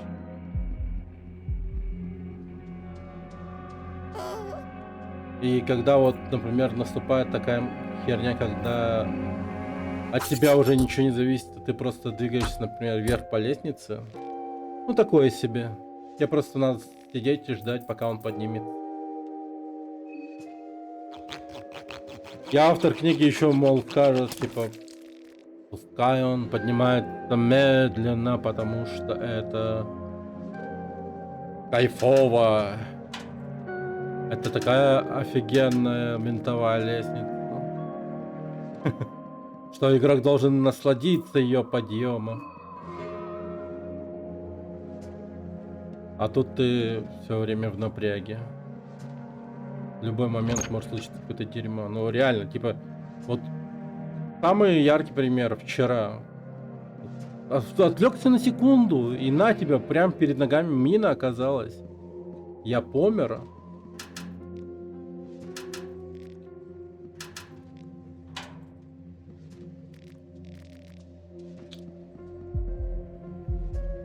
Игра наказывает жестко.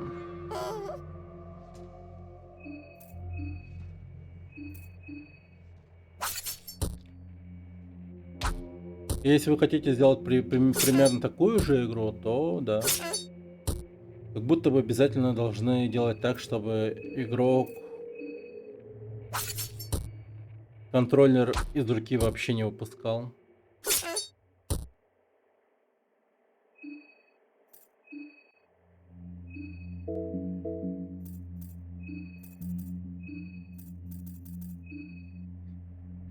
В деревне, когда на такие мины наступаешь, тоже умираешь внутри.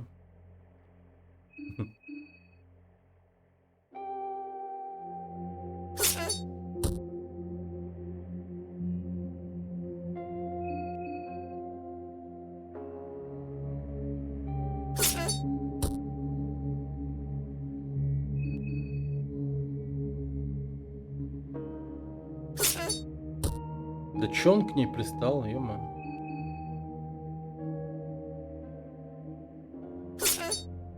Наконец-то.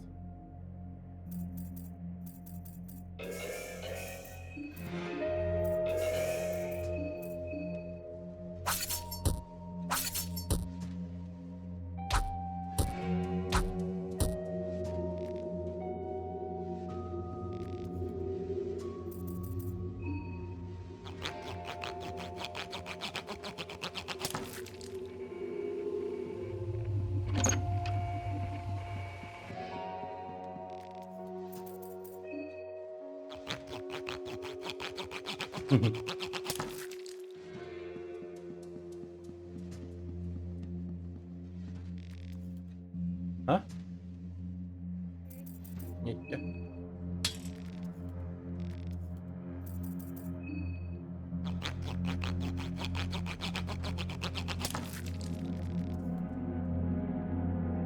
У меня типа сколько пил, интересно? 2, 3.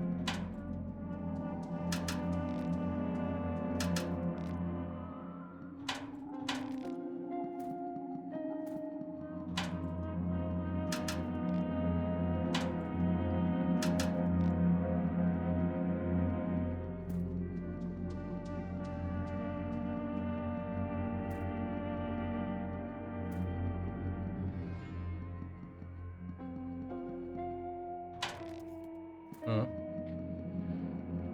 Так, что-то я порой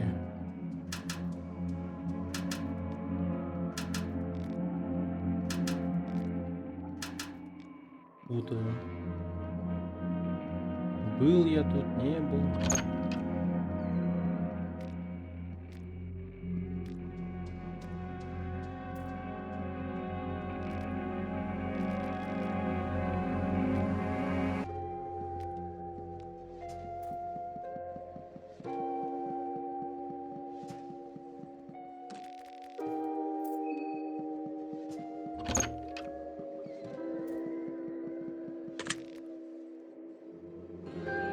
Ага.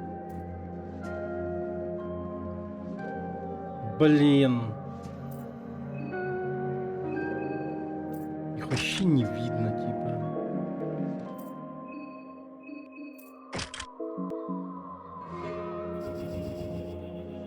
Тем еще эта игра будет на цене конские. Ну-ка.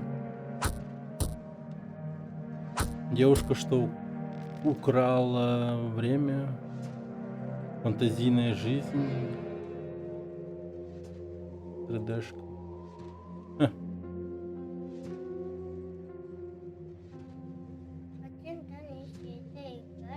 Сьогоднішньою.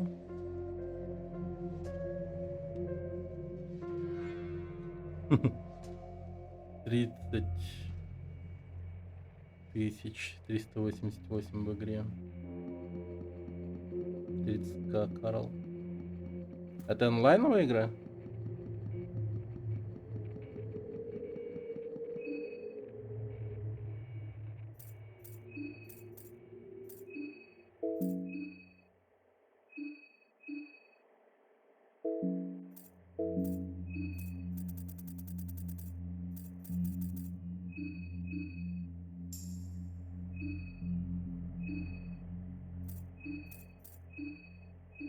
Винишка.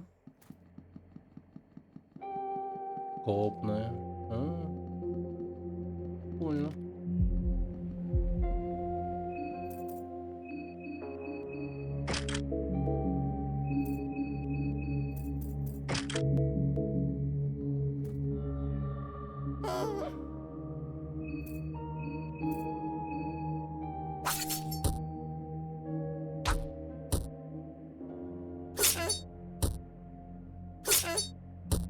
Да, ёпт.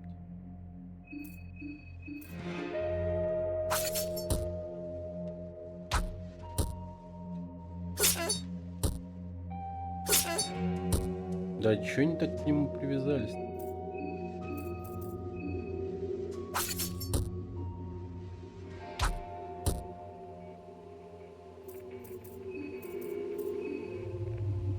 Так. Возвращаем наш ХП.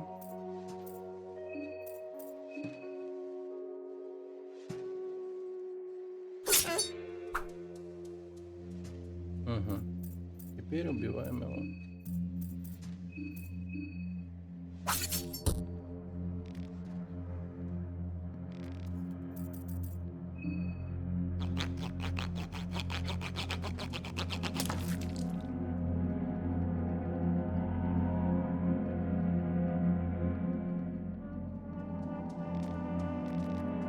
Мега страх.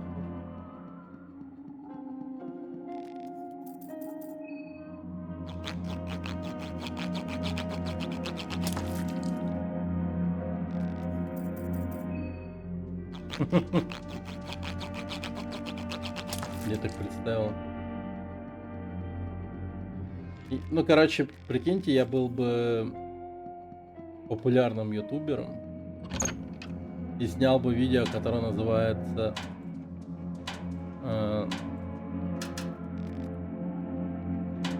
типа хирургическая пила. Через сколько отрубленных голов она сломает. Типа.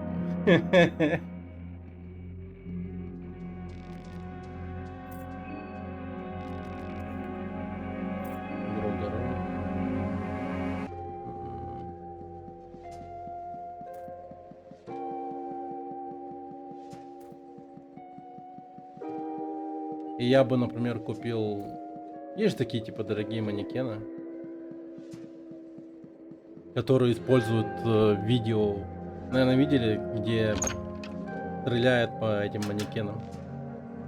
Они прям, типа, там... Ну, типа, прозрачная кожа, вот эта вот, типа, из геля какого-то и так далее. И внутри там, типа, скелет, там, кровь, вот это вот всё. Вот таких вот он купил бы дохерища.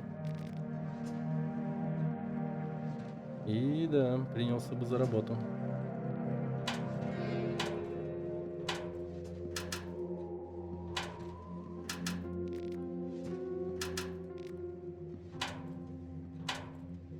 Как мистер Бист какой-нибудь. Безумный. Ну, типа, еще более безумный.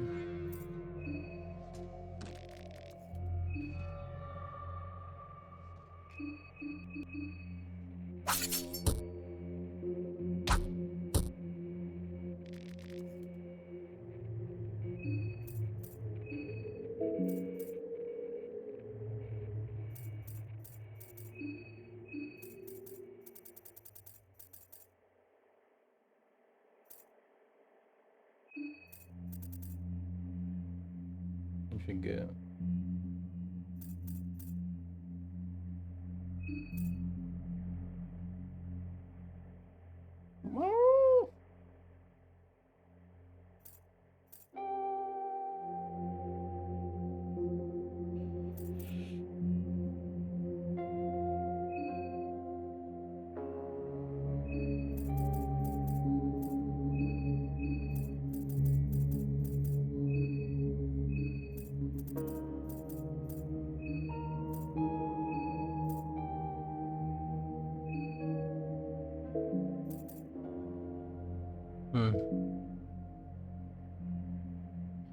У меня мурашки от улыбки мистера Биста.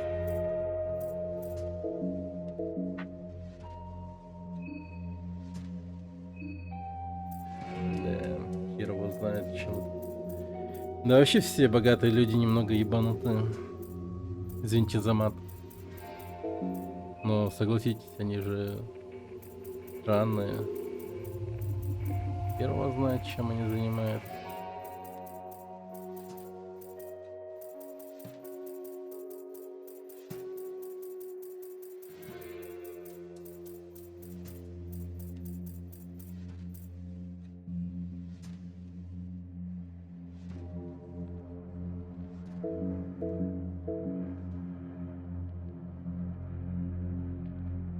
Не, дело не в улыбке, а именно в том, чем он занимается.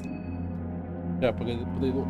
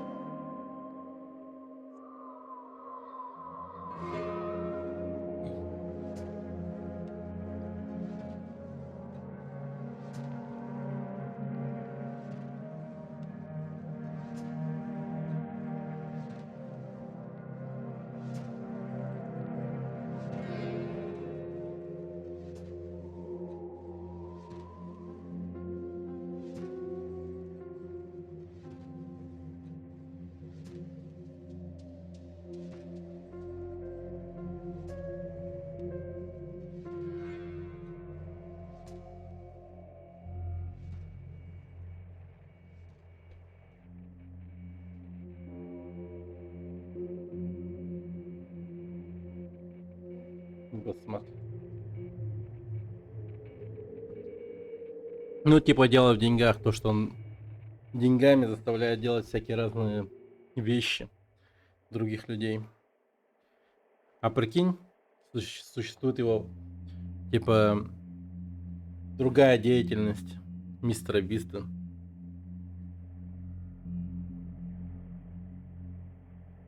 Мистер Бист для Даркнета.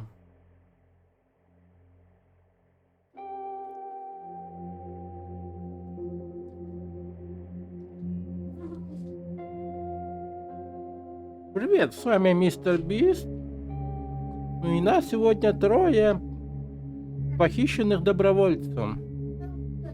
Кто первый из них отпилит ногу, будет жить.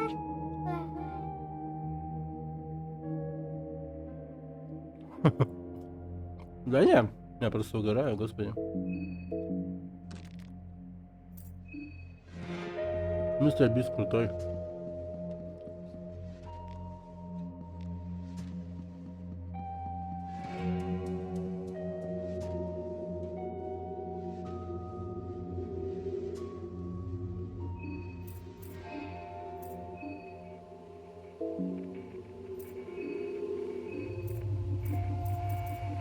М.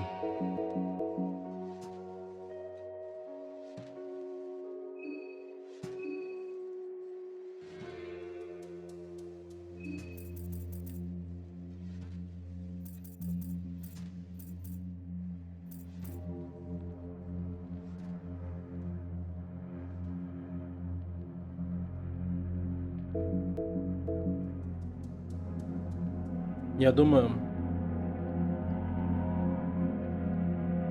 как поступить с этой дверью.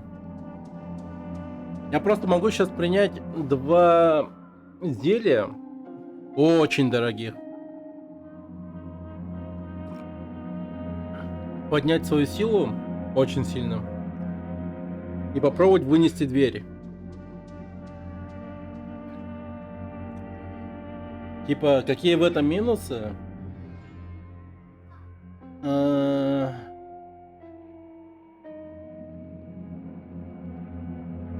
Возможно, не получится. Ладно, поэтому не будем этого делать.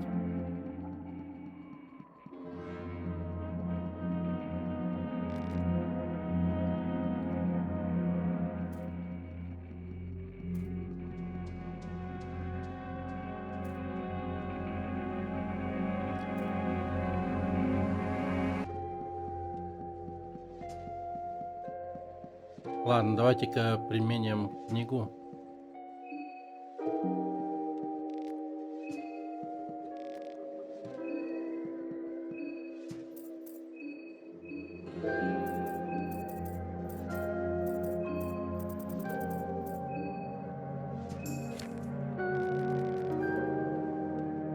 Книга излучает свет всех возможных цветов.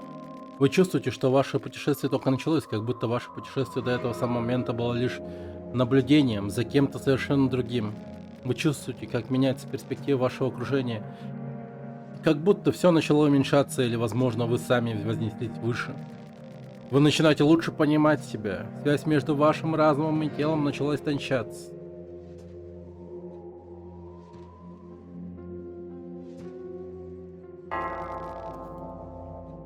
Вы чувствуете себя ближе к просветлению.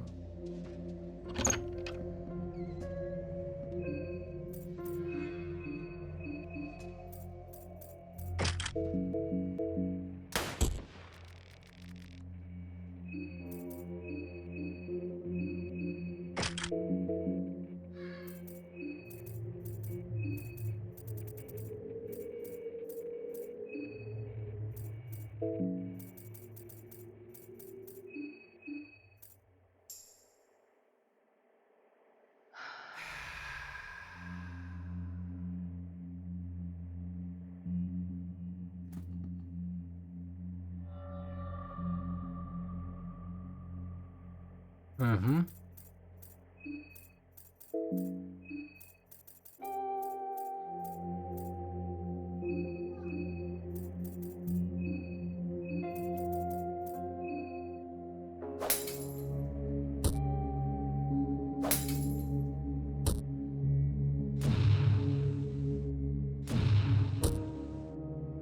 Твою мать.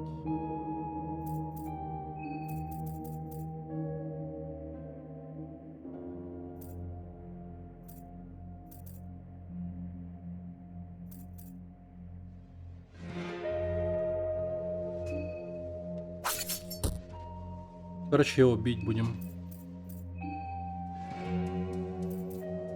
Тупо по телу.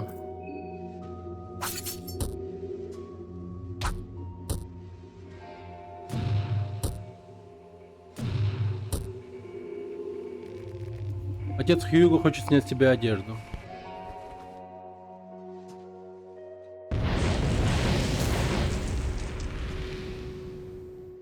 Классно. Пенис. Отца Хьюго.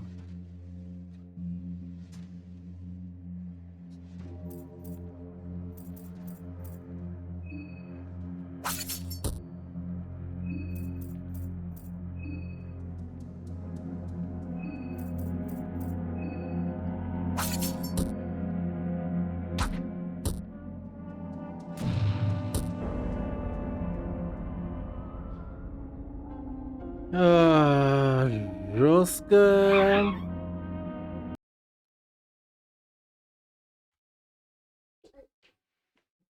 Анца прометича.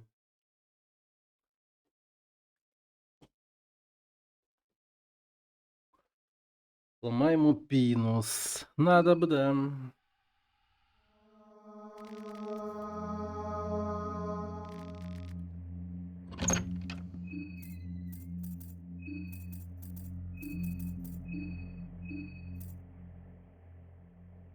Блин, мы голодные, кстати.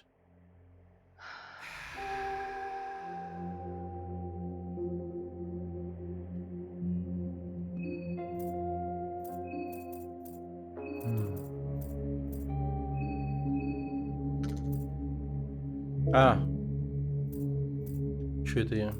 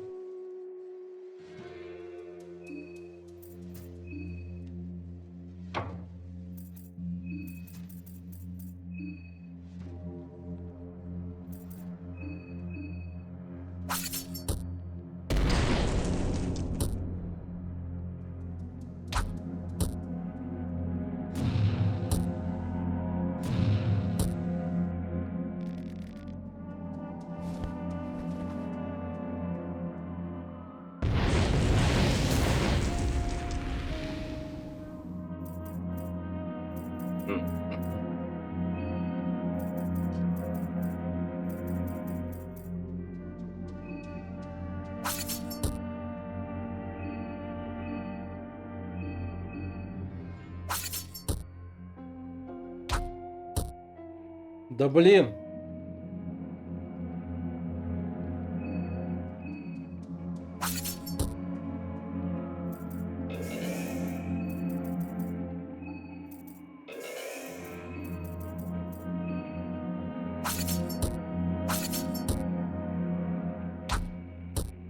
О, хорошо.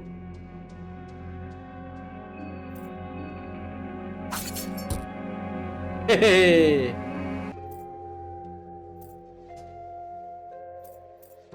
Радостный какой стоит. Господи.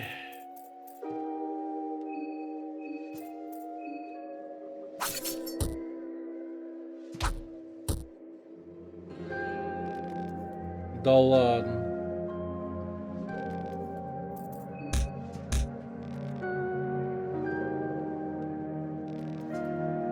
Получилось. Ключ директора.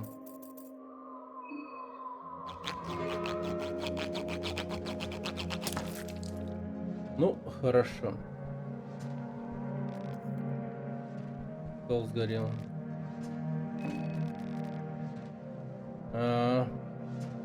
А.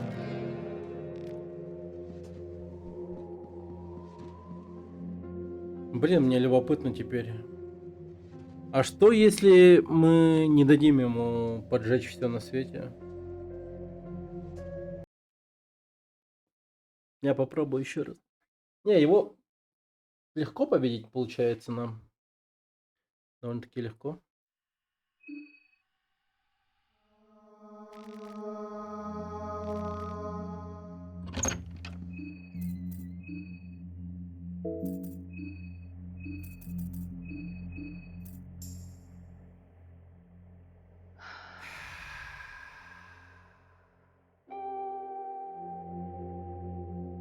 А что у них за нудистская религия?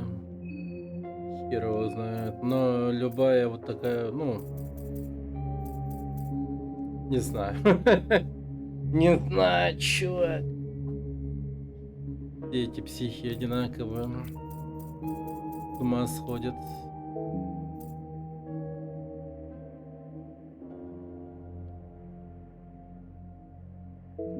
Ну...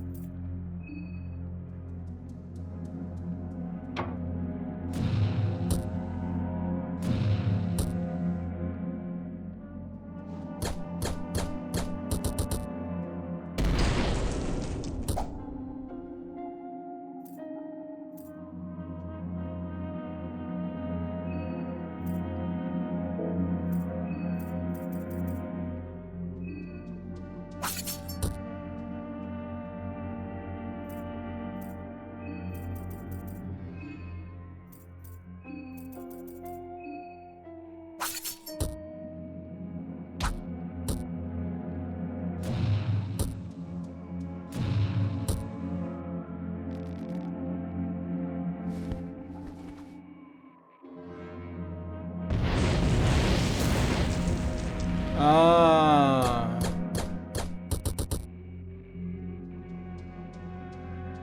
так, я понял. То есть он это делает...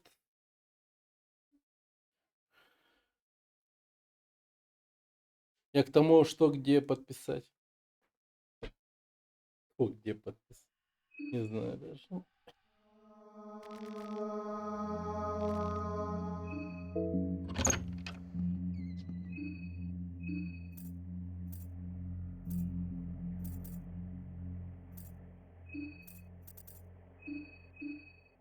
А,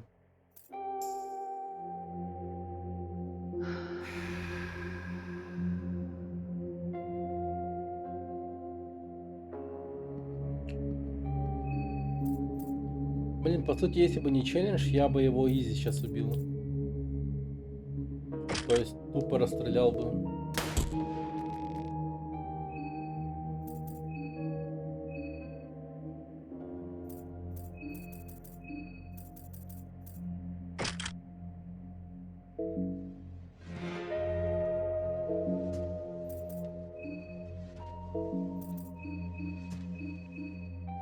Ну и, соответственно, оружие помощнее было бы у меня в руке.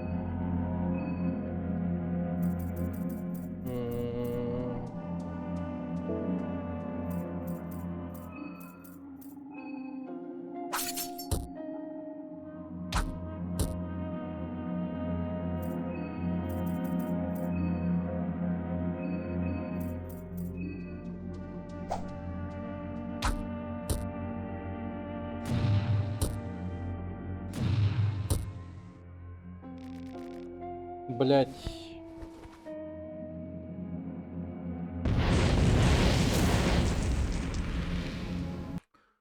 Он один хуй поджигается.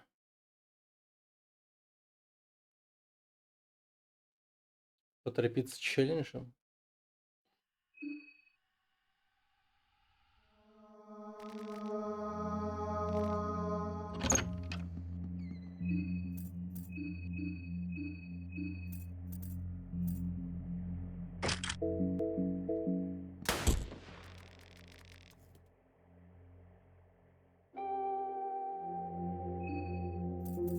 Ладно, чисто проверить. Типа, чисто проверить.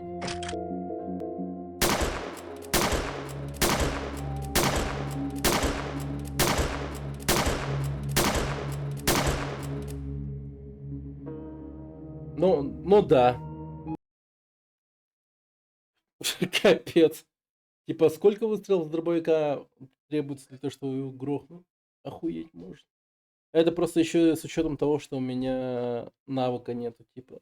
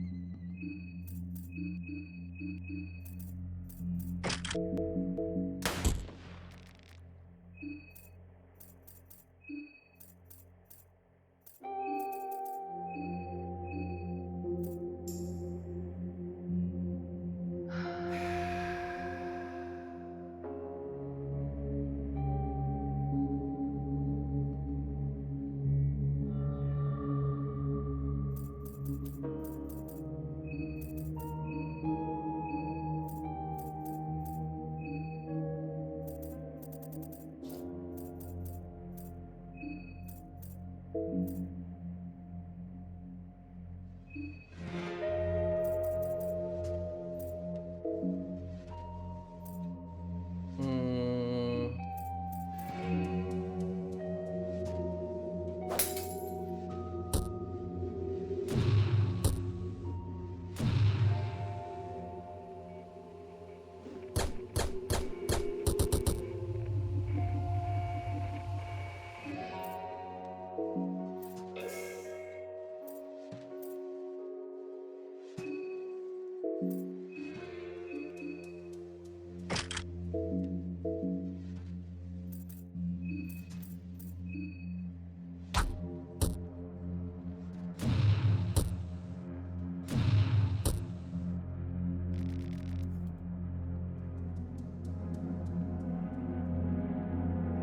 Можно.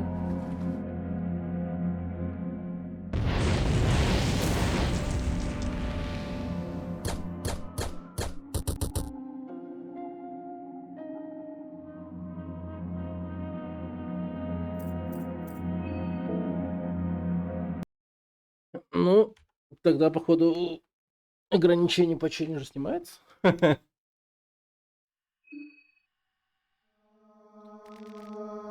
Практически. Это имба какая-то.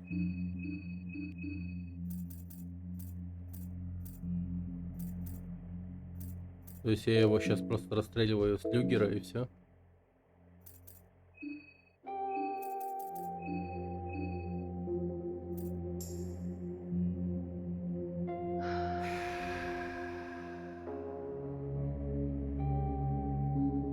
А как же страдания? Да, я шучу. Можно. Сделаем все по старинке.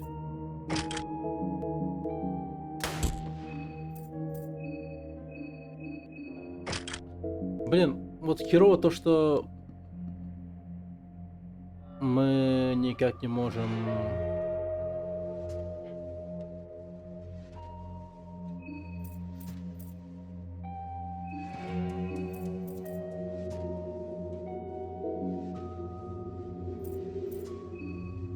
залутать вещи, которые там лежат.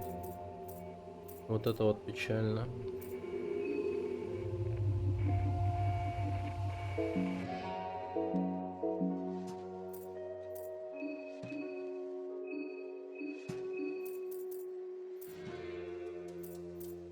Погоди-ка. Мне вот прям любопытно стало.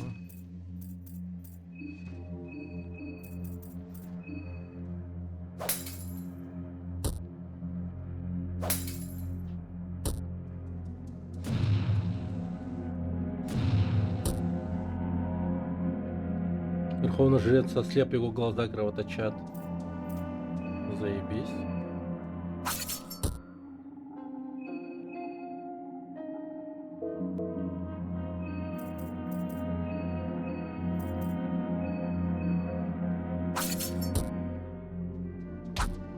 Это нормально.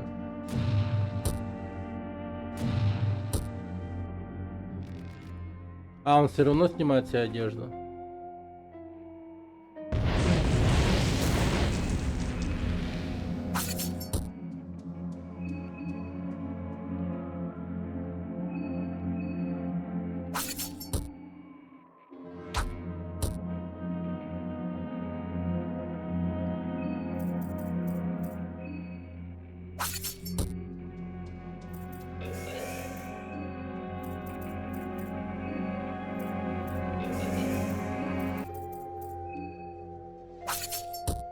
Печально это слышать, что вы страдаете.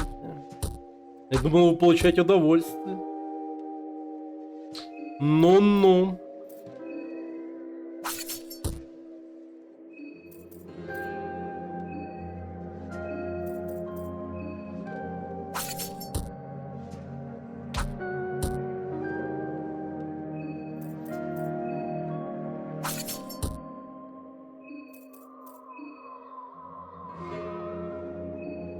Ну, по идее, должен успеть.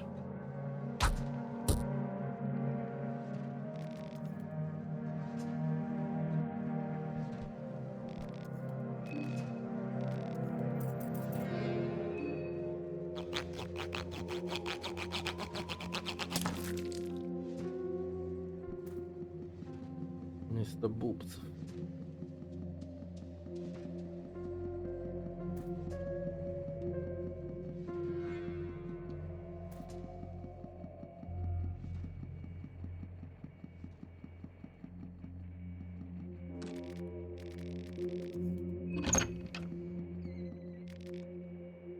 Камень душ.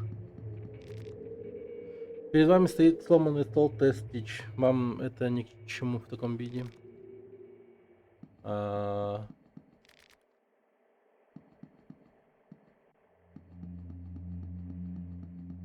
Блин, а я думал, с ним смогу что-то сделать. Ладно, у нас теперь есть ключ. В принципе.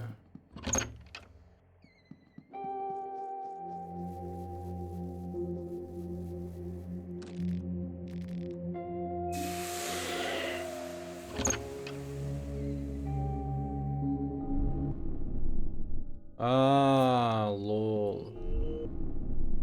Понял.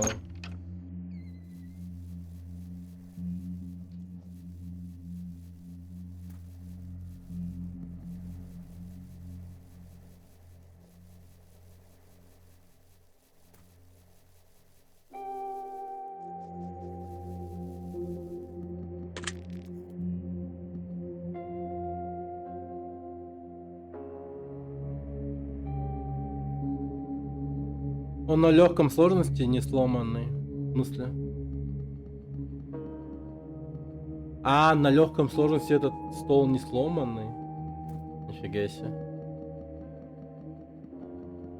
Прикольно.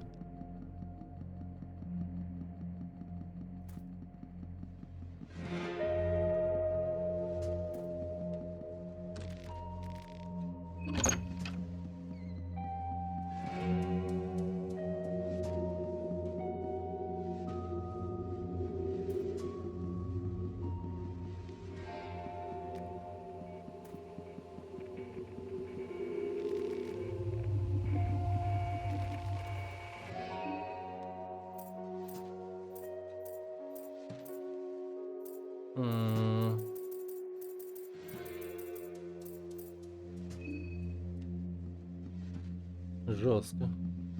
И что там писать надо?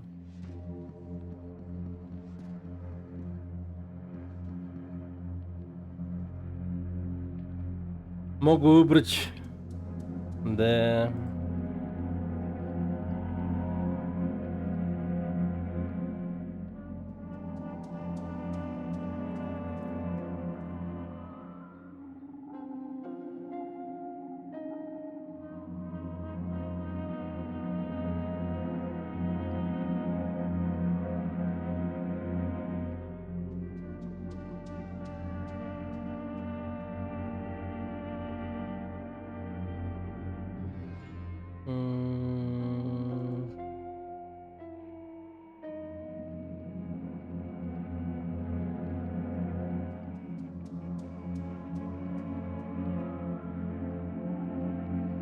Но если напишешь, то квест заруинится. Впрочем, побочка.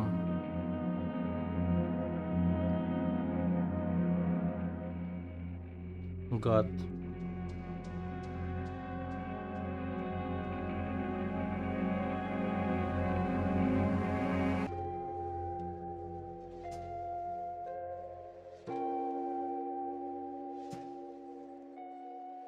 Какой квест?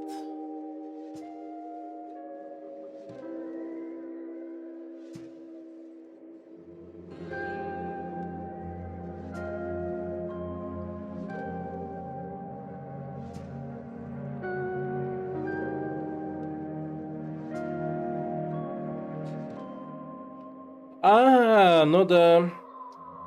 Призрак мальчика, скелет. Да.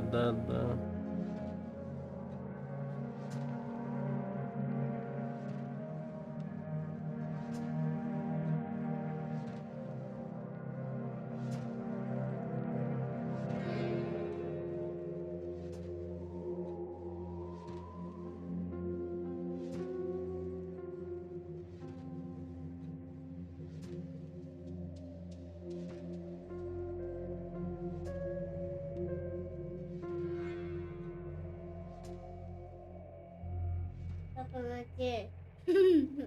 Помоги. Ага. Да. Посмотришь. Где?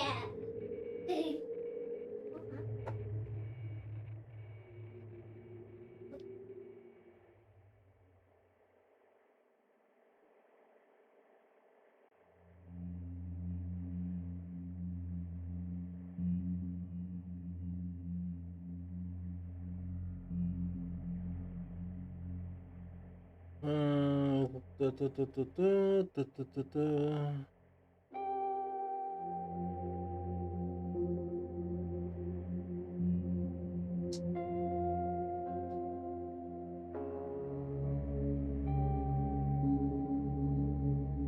Ага.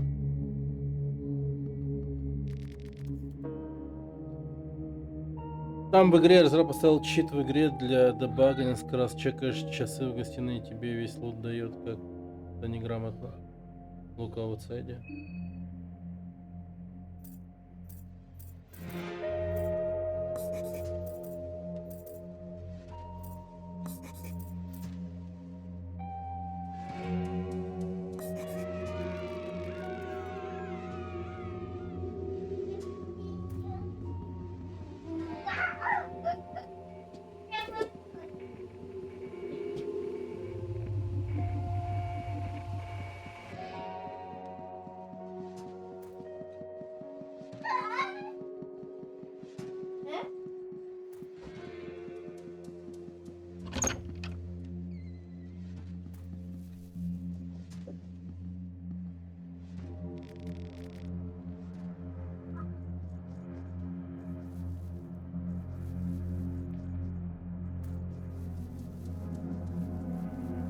И чё, выиграл?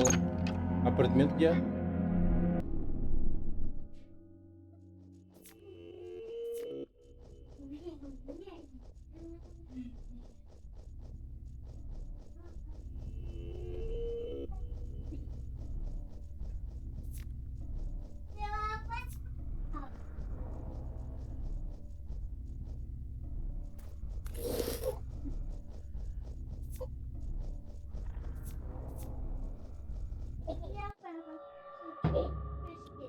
Ебаный рот.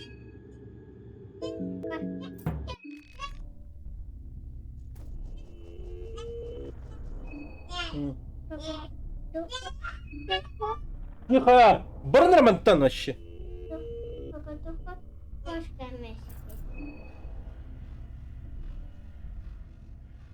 Elmek yapağım da yok bunun. Dağıtmadı.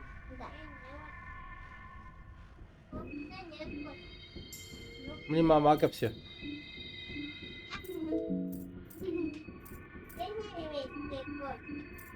Ben mama все. Bir de orada alınır kuskunuz diye.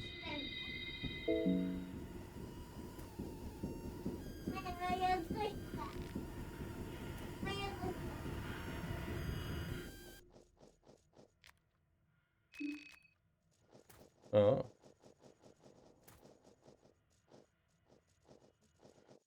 тупо грабанул его.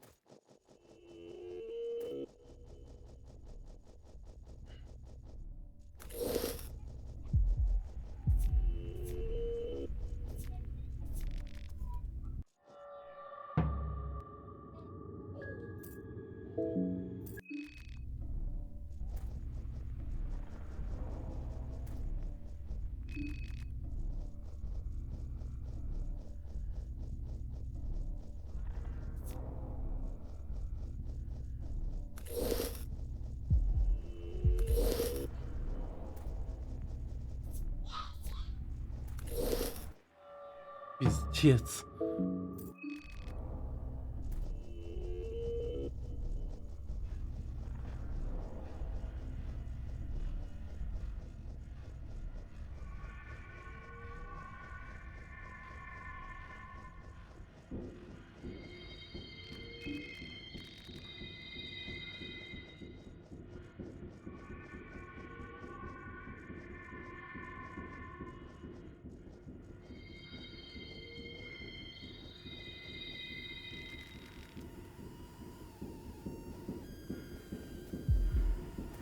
Ладно, валим. Статуэтку взяли.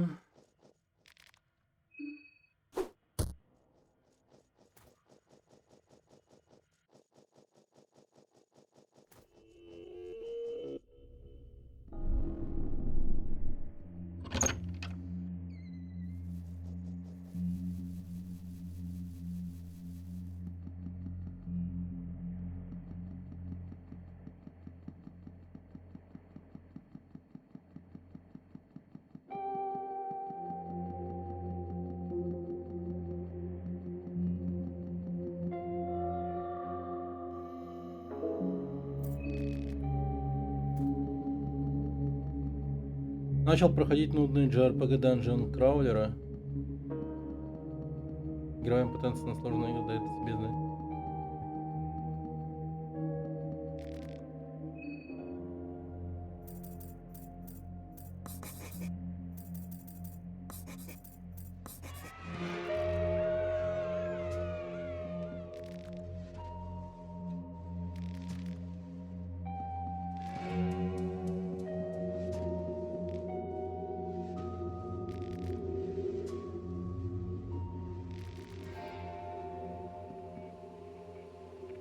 И чё?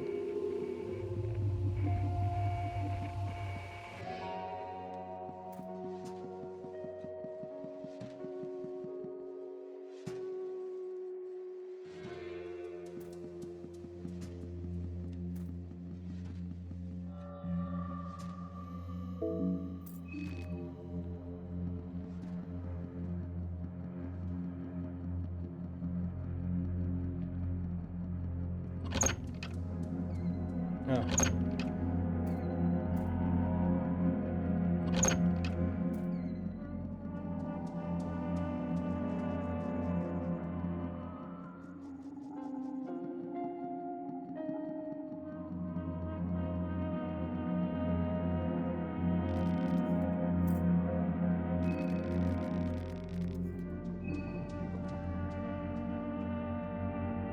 Нормально. —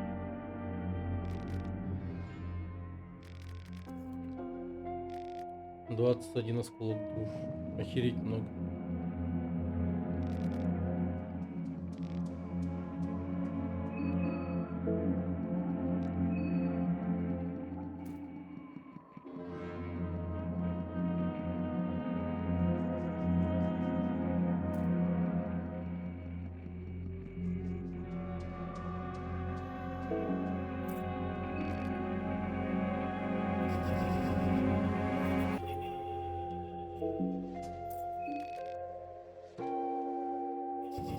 Да блять, лол, сука.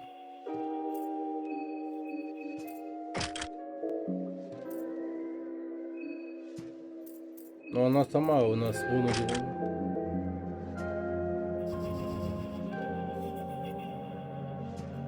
Блин, как же мы нажмемся лодки.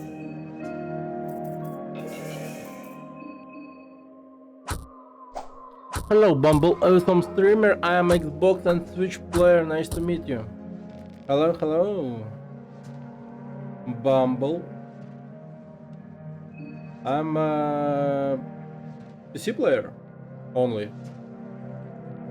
But sometimes I play retro games on PlayStation 1 emulator, PlayStation 2. I don't have a Xbox in my time, in my lifetime.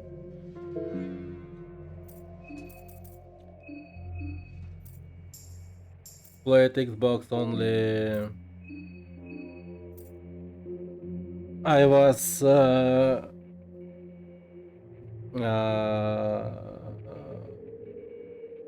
in childhood in my friend house.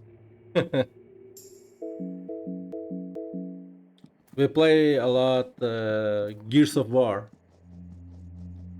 It was our favorite game, and Halo sometimes because it's have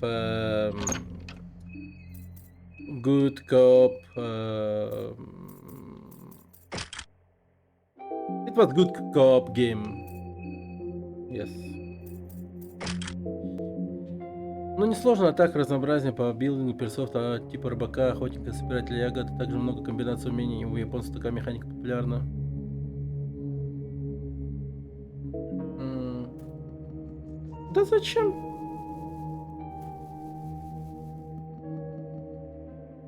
Попробовал бы что-то типа... Вот есть же, как это называется? Странная такая игрушка же была. Вот недавно мне скидывал же этот PubMed. Типа там они как будто бы слеплены из пластилина чувачки.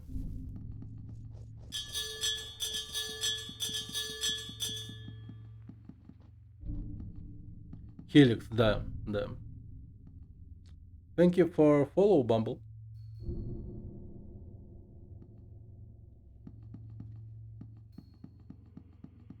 А оповещение на стриме будет?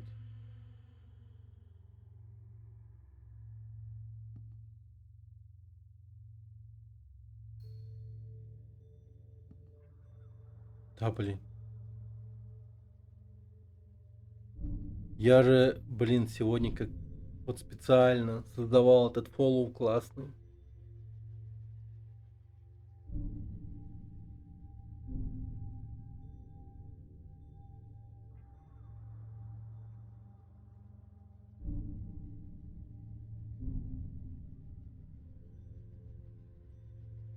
Японцы обожают такие игры, где персонаж может докачаться до дизги, это вообще рак. Это вообще мрак. Ну, это дерьмище жесткое. Но в плане того, что... Ну, окей, игра прикольная. Она по визуалу там прочее довольно-таки интересно выглядела. Но ё-моё, какая же она просто, ну, стрёмная, реально.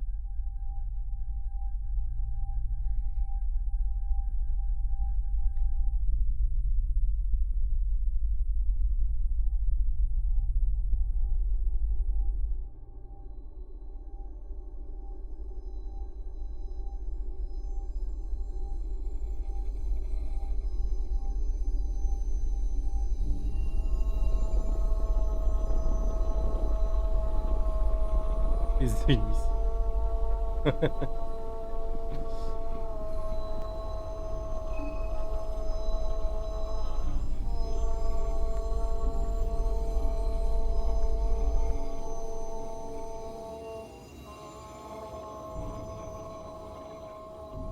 М,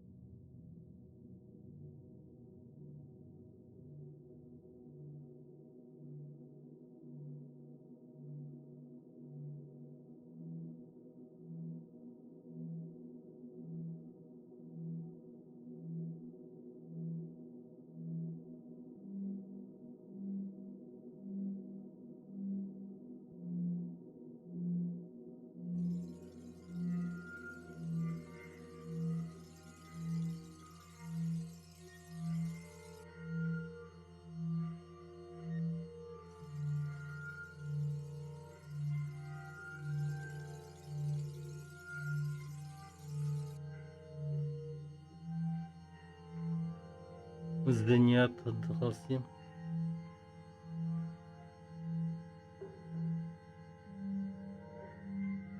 Да, видел, только не этот ролик.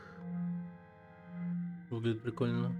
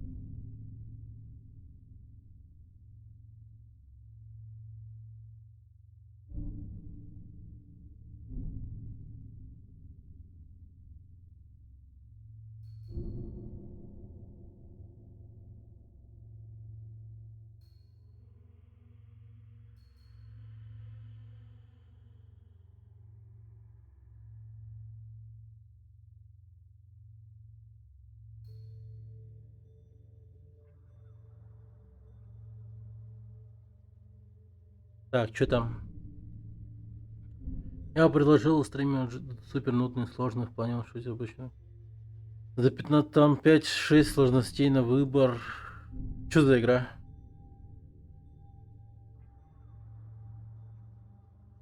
JRPG. Нудный. Типа, ну... Это буквально 80% всех JRPG игр вообще. Или, ну ладно, не 80, ну 70 где-то.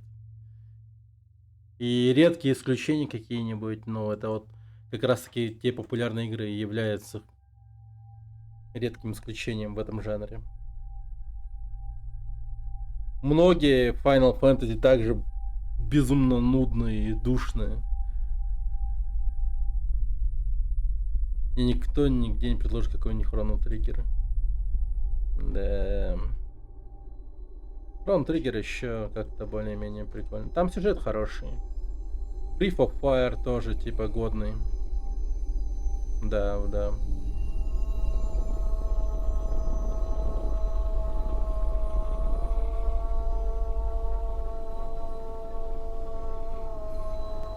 А вот он.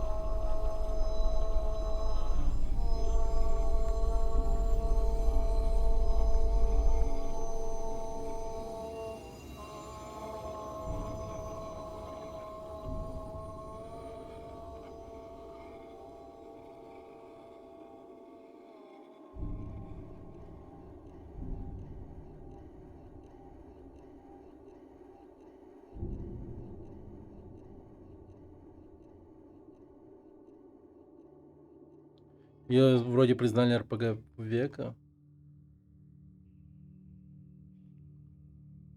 Интересно. На каком-нибудь YouTube канале типа какой-то автор такой. Или прям что-то посерьезнее. Типа целая какая-нибудь.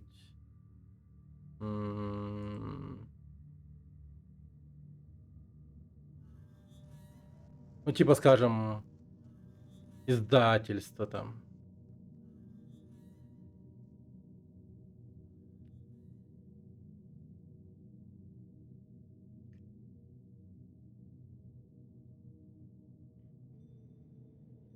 Угу. Все. Какое-нибудь журнальное издательство игровое.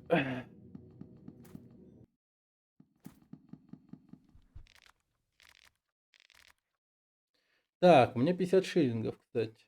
Мог бы купить что-нибудь годное. Ну,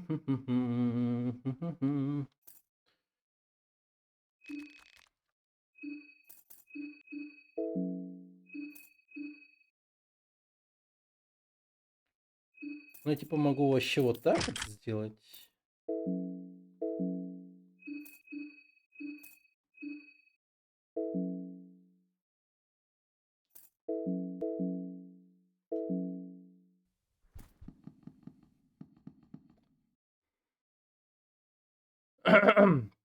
Допустим, я куплю амулет. У меня будет 3 амулета. Так, я думаю, что я с этим могу сделать?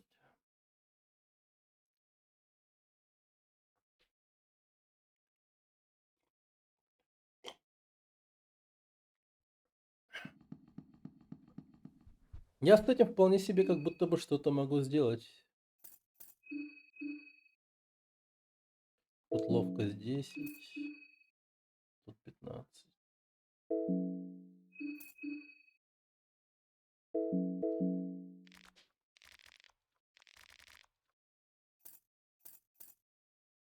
Кольцо застывшей крови. А что делает кольцо застывшей крови? Так, что делает кольцо застывшей крови?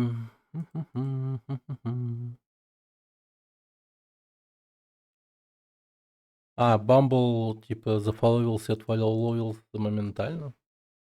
Ну ладно. Так, кольцо застывшей крови Иренхангер.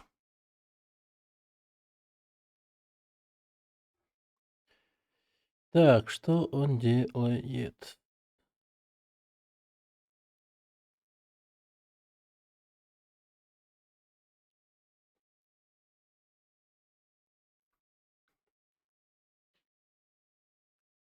Кольцо...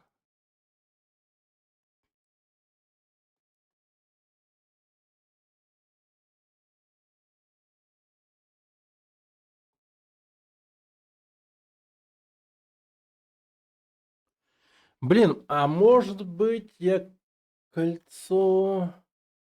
У меня же есть это кольцо.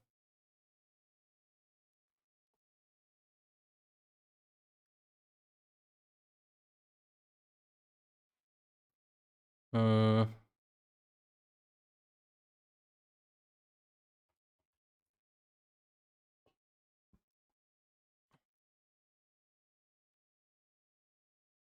Блин.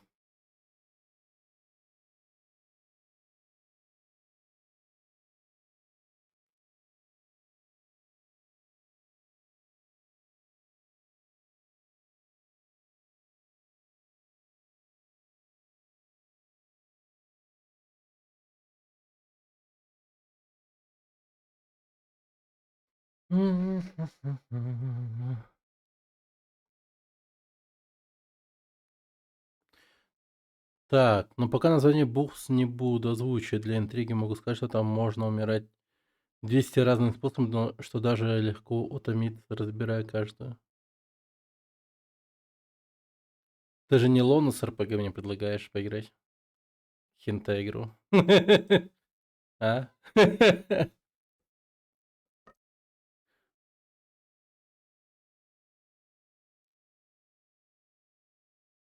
Кажется, надо.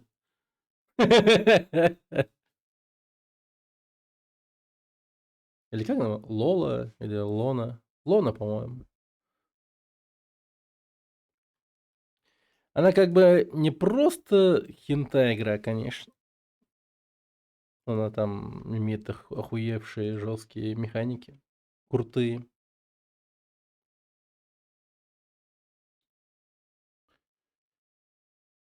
Просто беда Алоны с РПГ именно в том, что ее вряд ли можно стримить. В этом беда.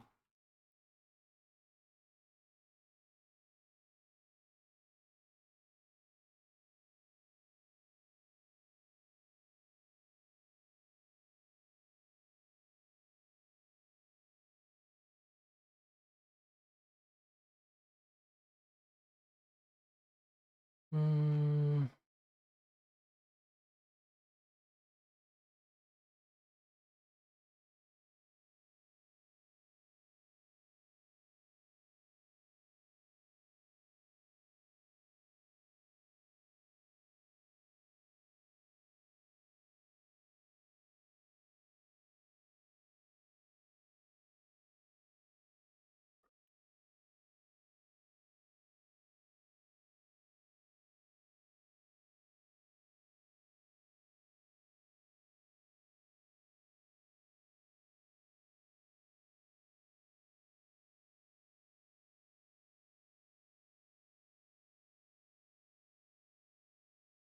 Кровь. А, кольцо стылой крови, наконец. Проклятое кольцо наставляет кровь в стын в жилах, предотвращая кровотечение. Без магии тут не обошлось. Дает иммунитет к инфекции, кровотечение, однако кольцо невозможно снять. А, говно. А кольцо с шипами?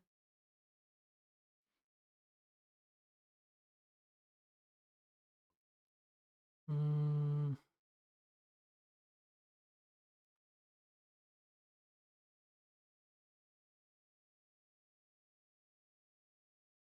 Кольцо с шипами. Иммунитет яд. Ну и говно. Какашка. Я что-то подумал, челленджи с прохождения Darkest Dungeon, и что-то даже давление поднялось. Ты что, типа подкидываешь ему идеи, что ли? Son of a bitch.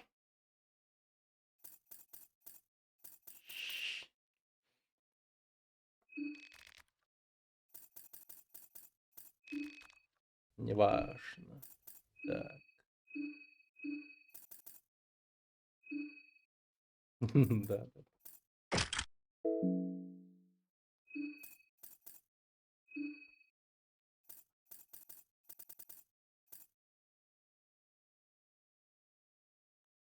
Магическая атака. Чик-чик.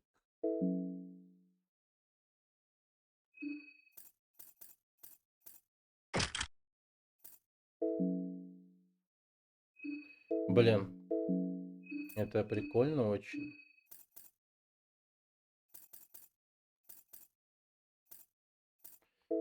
О, как бы избавиться от этого вообще? Зависимости этой проклятой.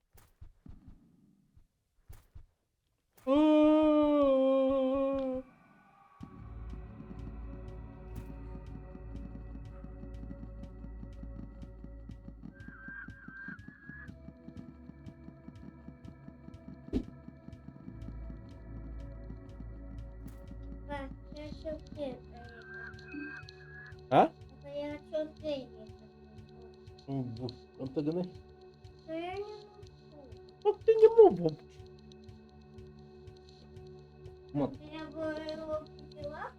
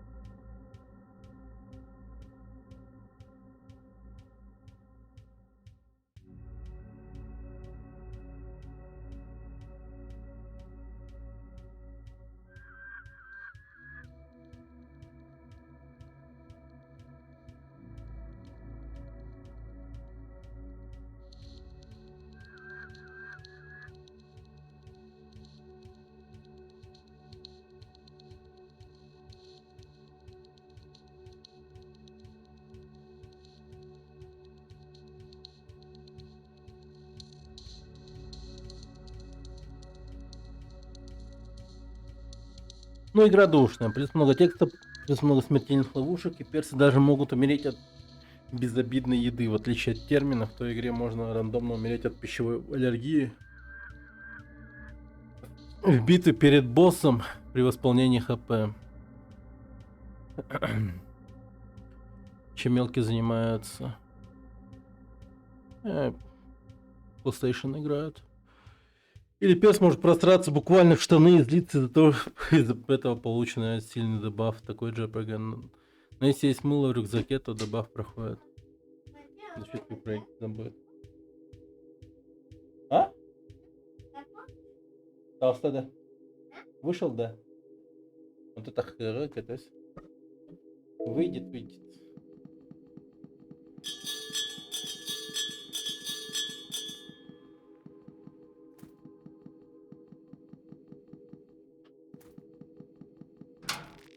4-й PlayStation. Sleeping Dogs. Вот этот вот человек у меня играет Во всякие игры по типу Wolfenstein, New Colossus проходил, и вот эту первую часть. Точно не помню, как называлась. Ну, короче, обе части проходила. Younger Blood он типа трогал, но Кал типа не понравилось ему. Ну, то есть, понимаете, да? То даже, ну, как бы пятилетнему ребенку не нравится Younger Blood. А? Как? Ну, как нравится? Да что? Это. Ну, как я понимаю. Нет, я упал. Я умный, я тут. Это не готовился обратно или что там?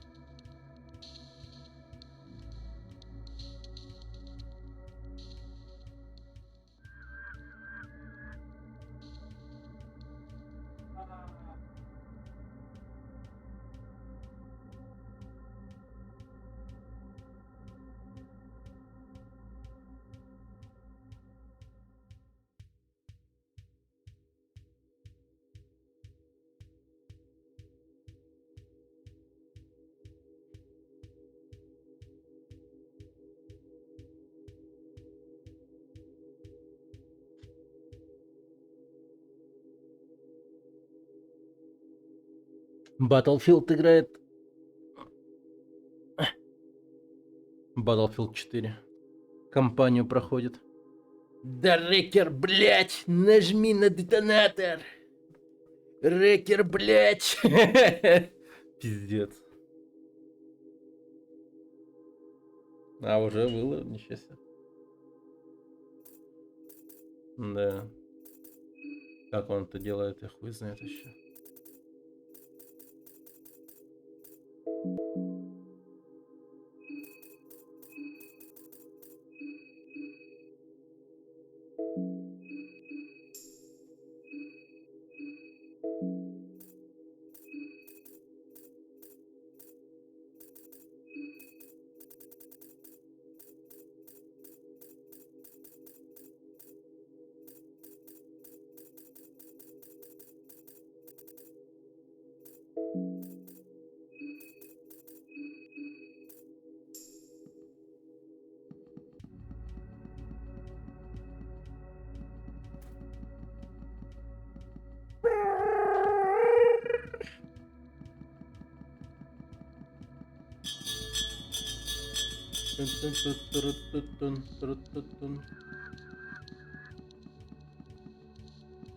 А море? Ну, типа да.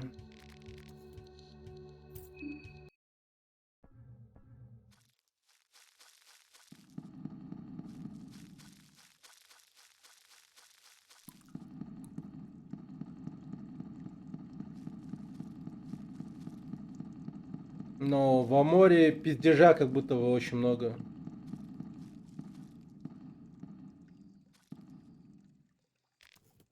Я Левий. Левий. А я срочник. Ха.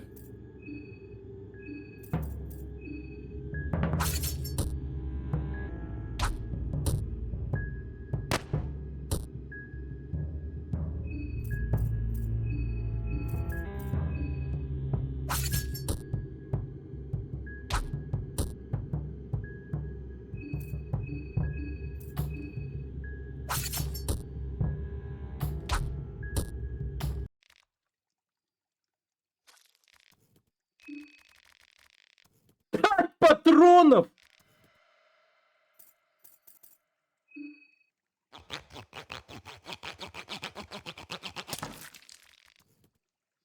М.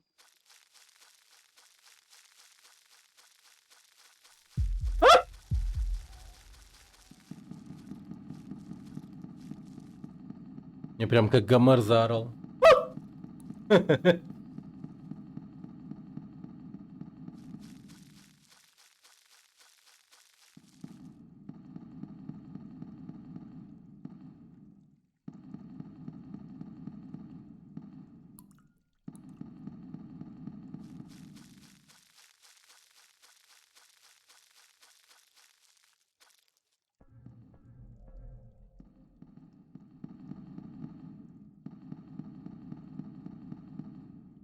Господи, чё так много бабушек этих странных, стрёмных?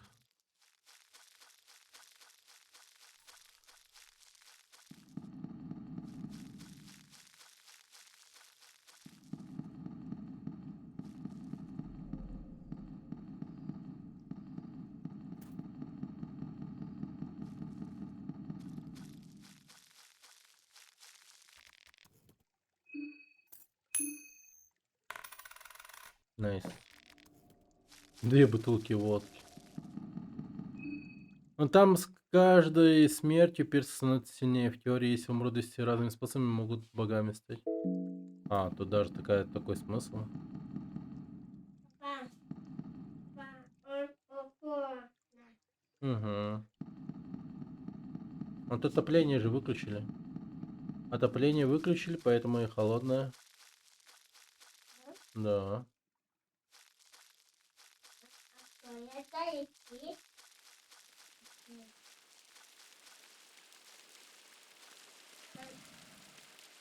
Что это? Порядки. Порядки. А? Что это? Порядки. Угу. А то только зимой он не включает ее, и она тогда становится горячей. Угу, зимой. Ну, чтоб люди от холода не умерли.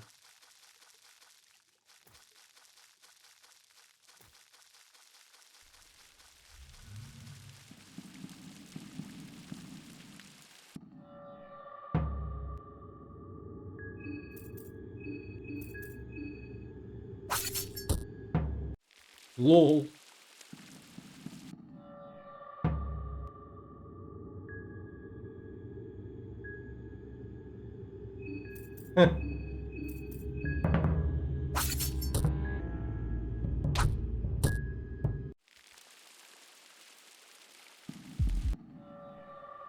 Ну, блин, я на этой неделе уже хотел деньги получить.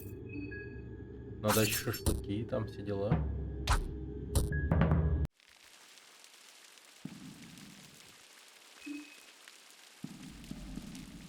Отрубленные руки-ноги.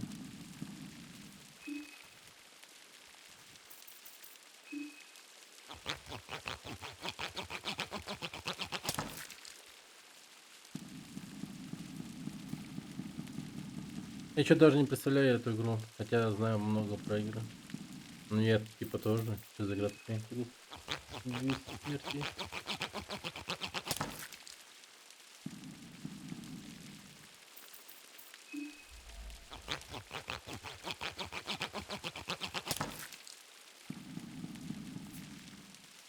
Может авансом?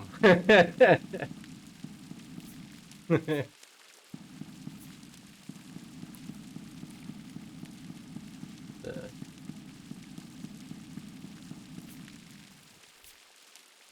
Блин, офигенно. Твою мать. Что-то я дернулся назад. В той игре даже есть ачивка умереть из-за двери. Такой хардкор. Ну и бред.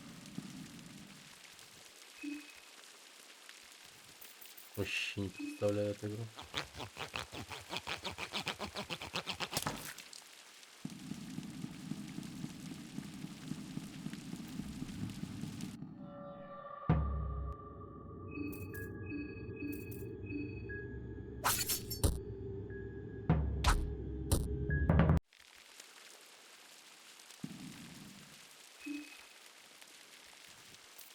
Ну,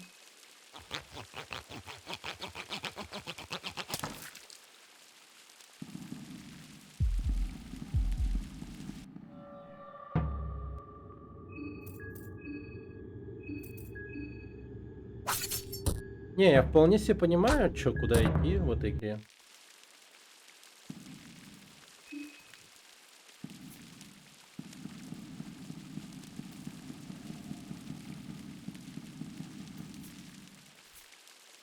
О, искусственная душа.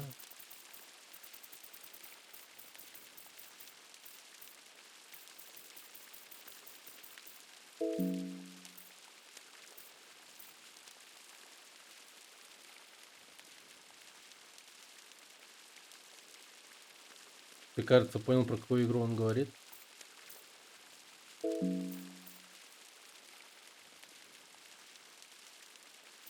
Да.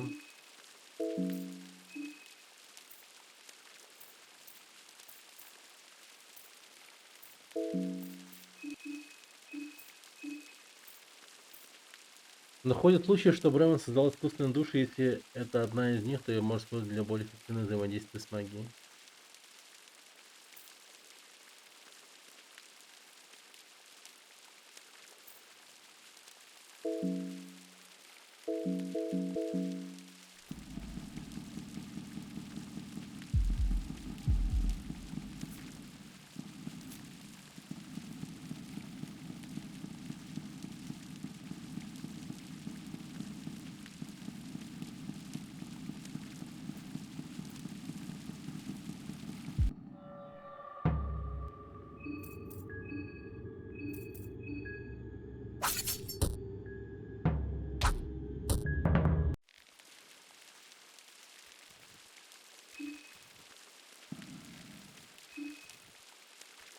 Ничего у них так много табака. Табака, табака, табака, табака.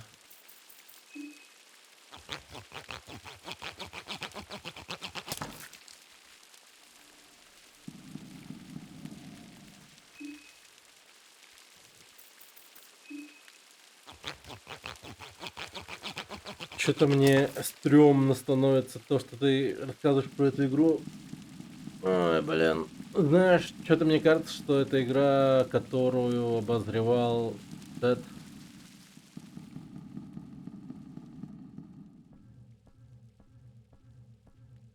Hey, hey, hey, Seth here.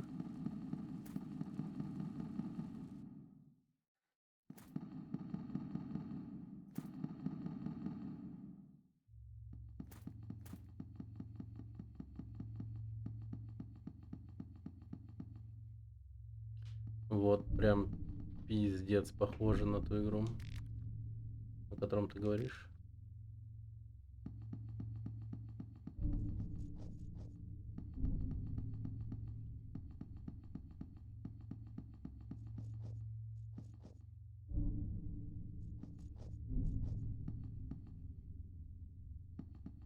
Ну да. Ну, в том-то и смысл.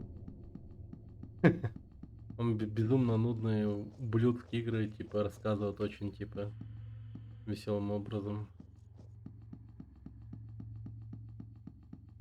И вот как раз таки, по-моему, он одну такую ублюдскую игру рассказывал. Это вот что-то китайская игра, по-моему.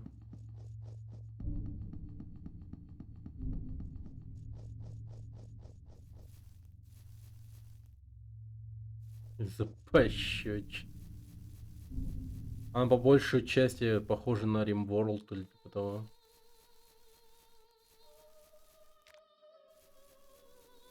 Из-за галстука можно.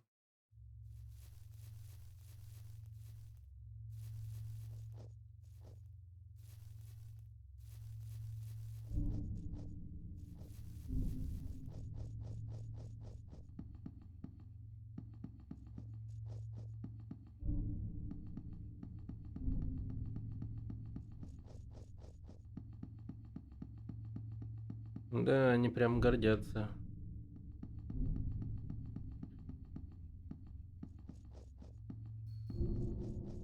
числом возможных смертей.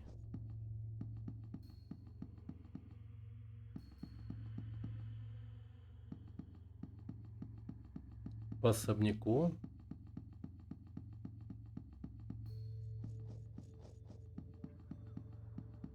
Вообще хз.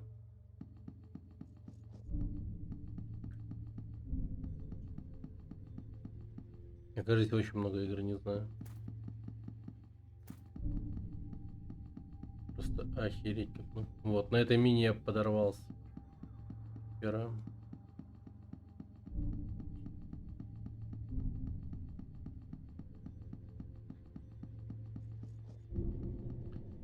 Так, короче, ну его нахуй. Пойдем отсюда.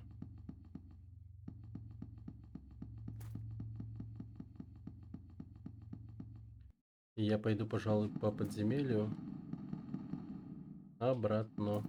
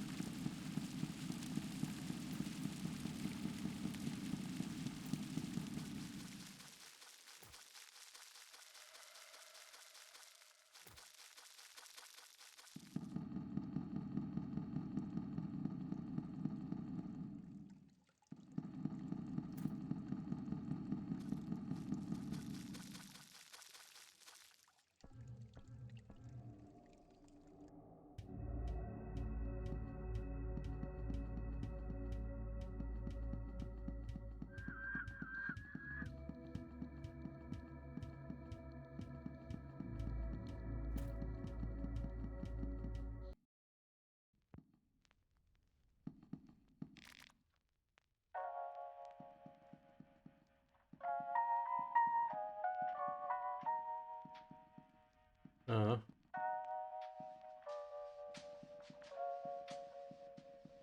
8 персов. Любой может умереть.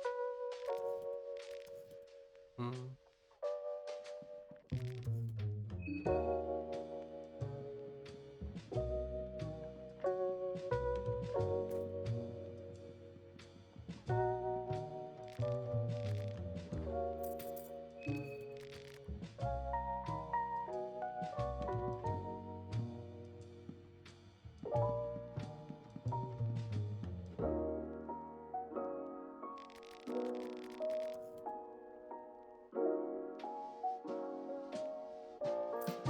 Да блин. А,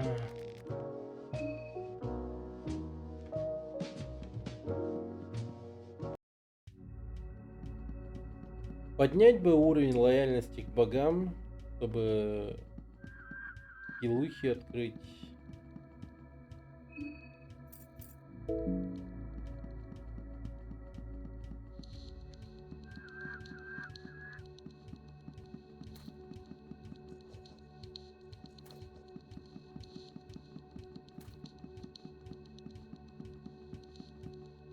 Я еще прям реально крепко подумываю, может быть, ушатать других выживших.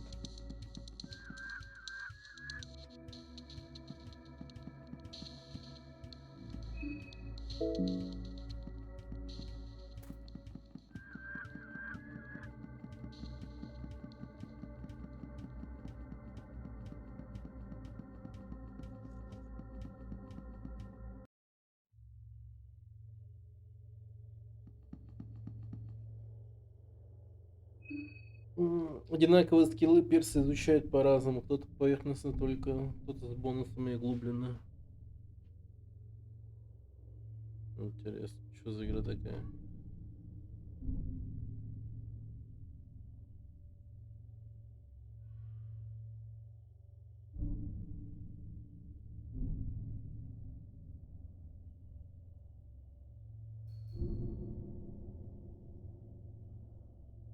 Любопытно.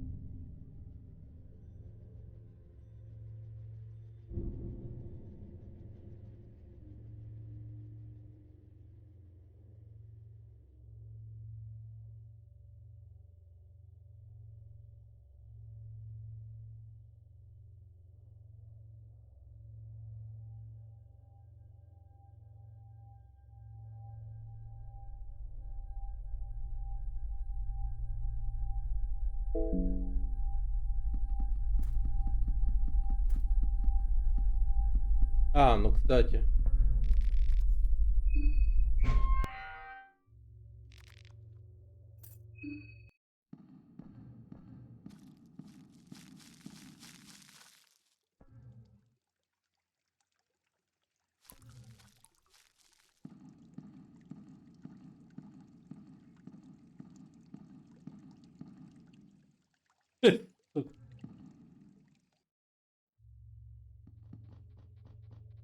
Ждет, блин.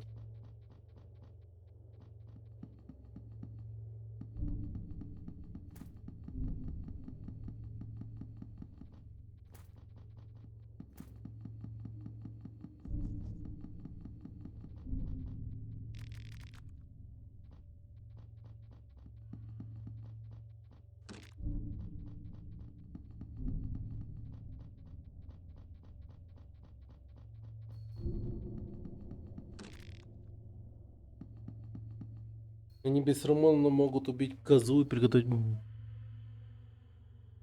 бастрому или балык, но не каждый перс согласится готовить по несколько раз в день. Кто-то ленится, кто-то быстро готовит еду, кто-то чаще других переводит продукты в несъедобную студень.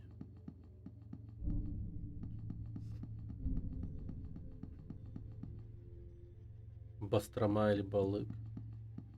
Это что, казахстанская игра, что ли?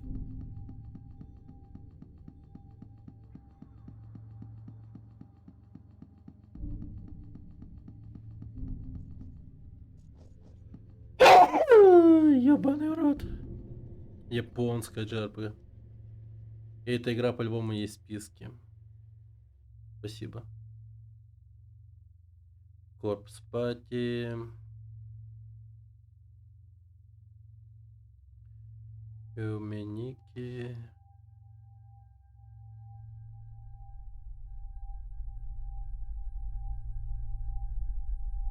Аони. Привет, Смайл, здорово. Да.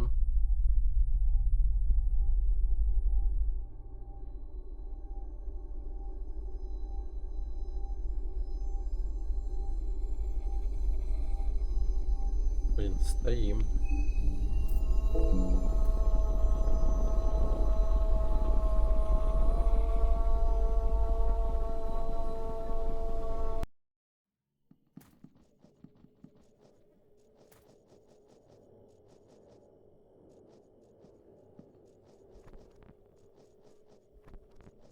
Взрываюсь. Ничего себе. Странная игра.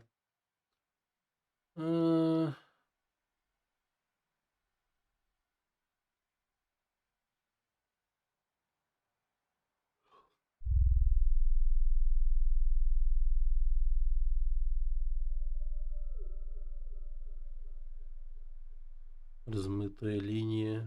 Blurred line.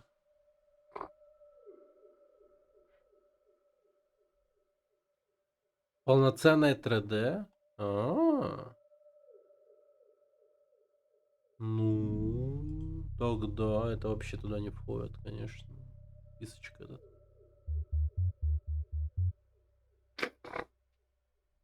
Искусство это взрыв. Датте баю.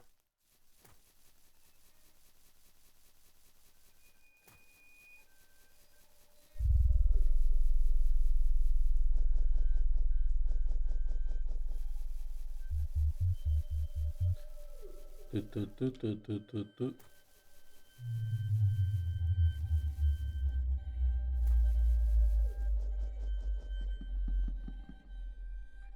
Мы такие. Ту-ту-ту. Ту-ту-ту-ту-ту.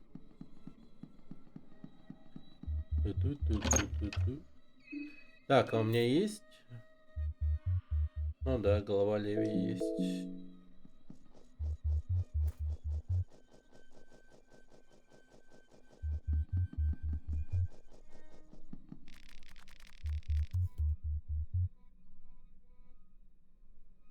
Нандеск.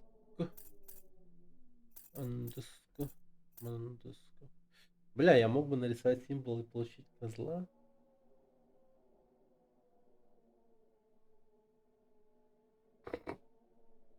Да, могу так сделать.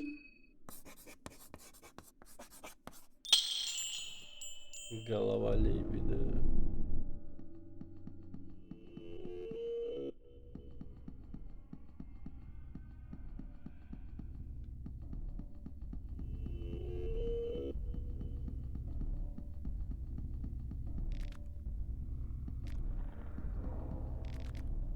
Они выглядят так, словно никогда даже не предназначались для хранения чего-либо, как будто вместо этого они должны были просто издеваться над своими коллегами из реального мира. Безработные полки. Еще они прислушиваются к моему призыву. Просто помни, что ты пришел ко мне, а не наоборот. Скажи мне, о наивный, ты веришь в непроглядную тьму?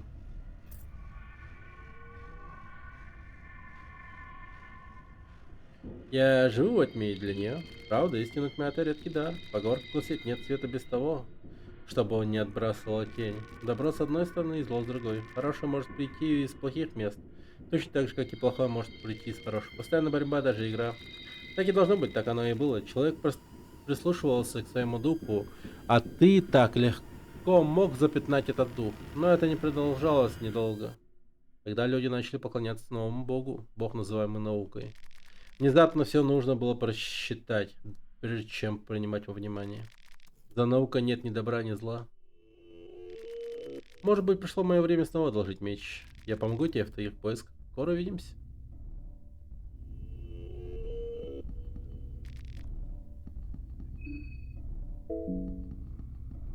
Теперь с нами козел.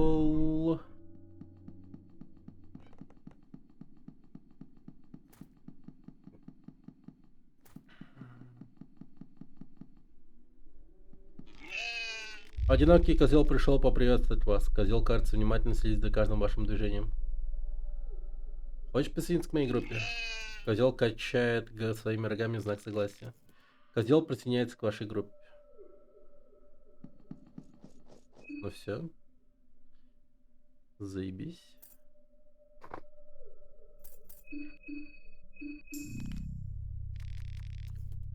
Дом выглядит достаточно очаровательно. У черного калева пустое выражение на лице, он медленно переживает коричневый пучок травы у себя во рту. Чем больше вы смотрите на калева, тем более раздраженным он начинает выглядеть.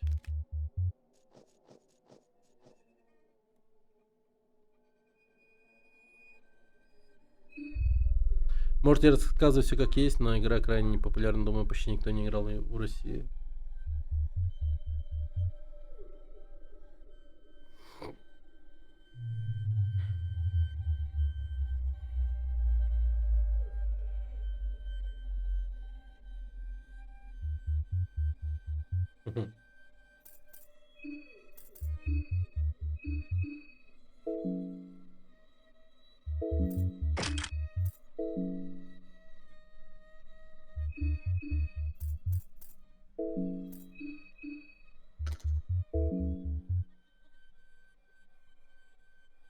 Почему есть восклицательный знак? У черного калива зоофобия, блядь. Он сам животное. Так бывает?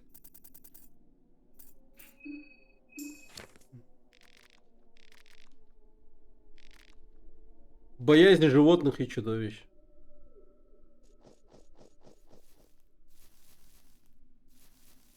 Да.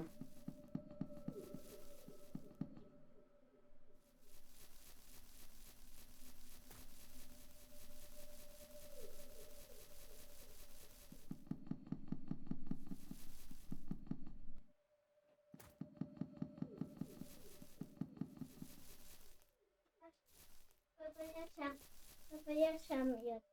Ну, молодец. Я чуть-чуть так. Это могу.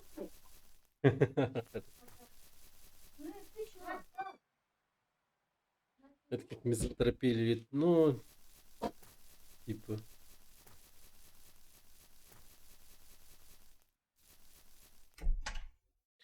Мизантропия.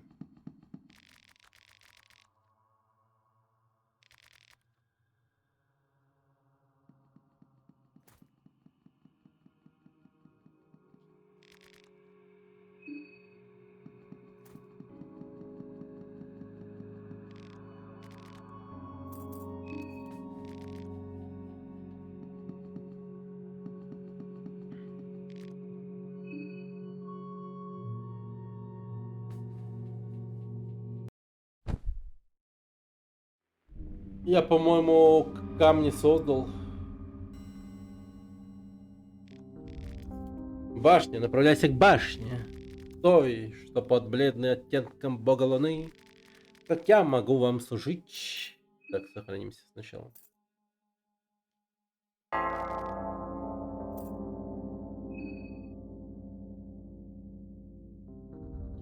Раскрыть ауру.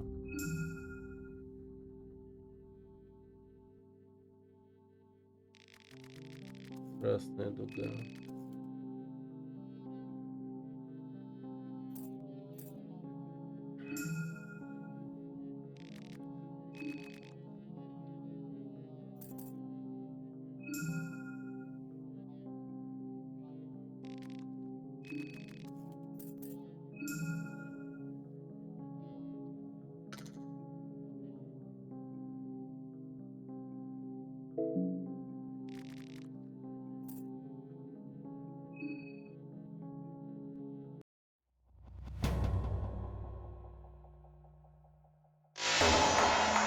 Блять!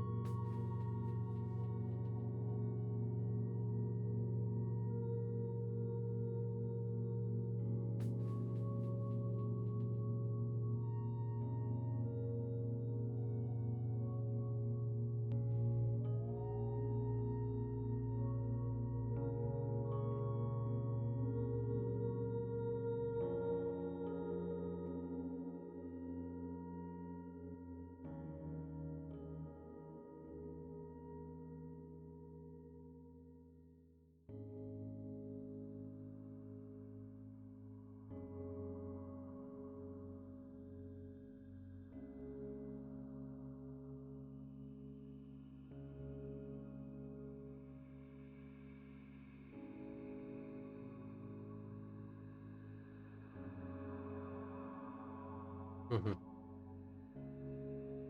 Ой, что-то голодные все. Так, ну пойдем на улицу. Наконец-таки светло. Ё-моё. О, привет. Почему ты все еще ждешь у поезда? В смысле, почему? Я уже рассказал тебе о моем состоянии, ты уже забыл об этом?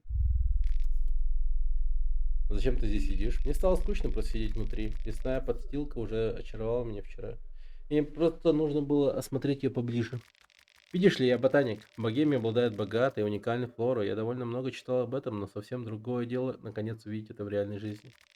Я уже заметил там какую-то дикую дагу. Это растение, которое просто не растет в Европе. Обычно я ожидал от того, что кто-то посадил его здесь, но похоже, она растет здесь естественным путем. Дикая дага.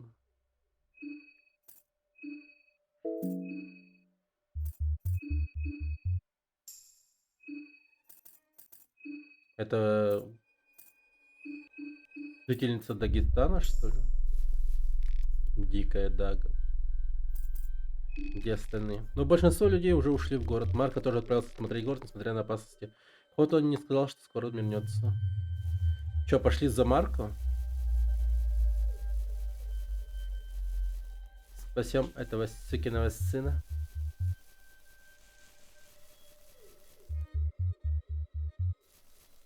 Она не переведена на русский. ГГ. В смысле ГГ? Че опять ГГ?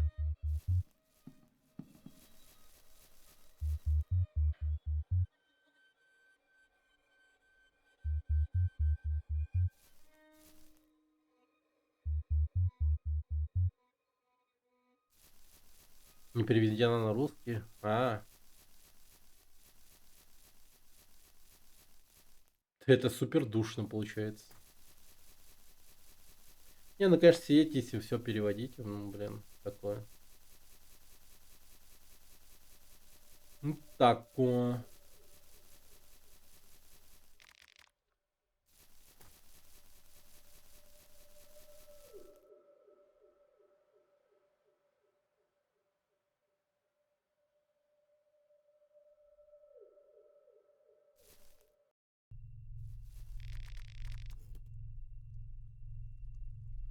Останавливается.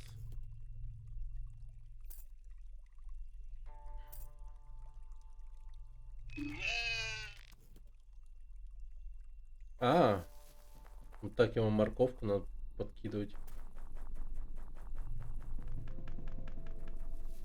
Понял.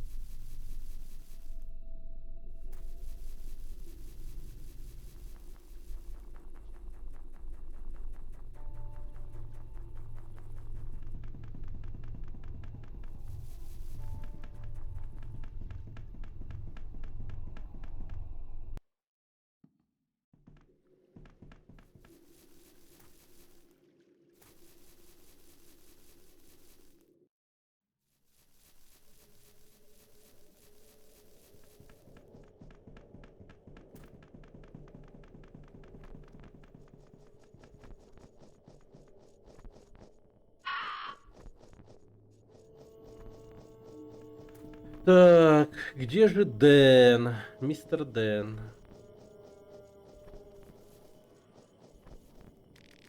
Вы слышите слабые звуки, доносящиеся из трещины в стене? Мастер, это великое сокровище, мы охраняли его для вас. Ворона наблюдает за этим, спросите ее.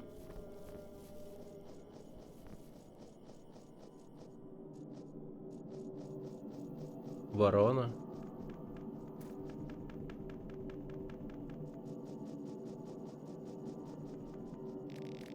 Ворона разговаривает с вами. Итак, вы новый мастер, Кар-Кар. Паразиты наставили, чтобы мы отдали это вам, Кар. Получите это, грязный человек. Камея.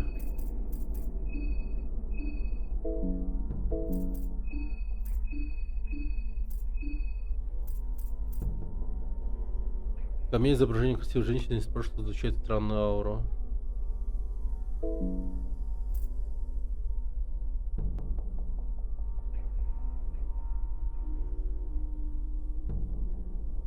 М. А что дает камея? Интересная штука.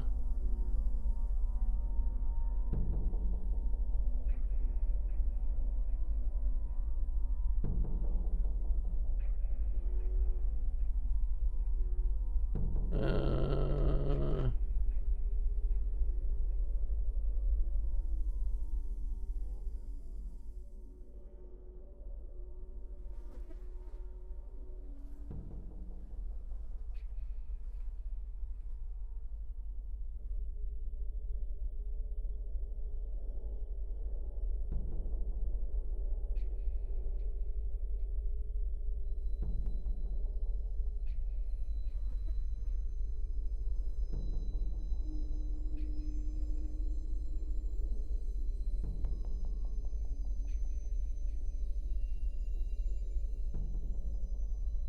Что-то я не бум-бум, не понял.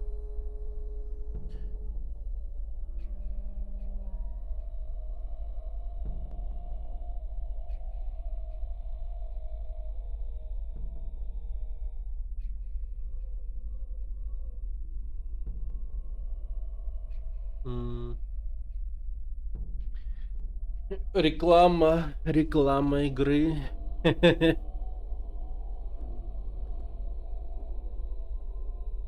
Оснащение камео лишает вас возможности получить камео хранителя. Кто такой камео?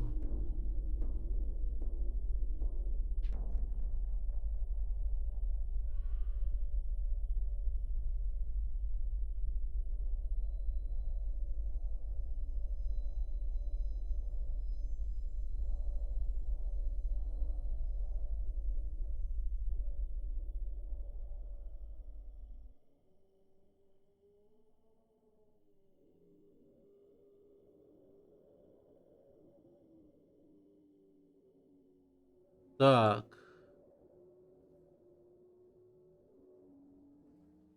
Оснащенное камео лишает возможности получить камео стража, если говорящий доска используется.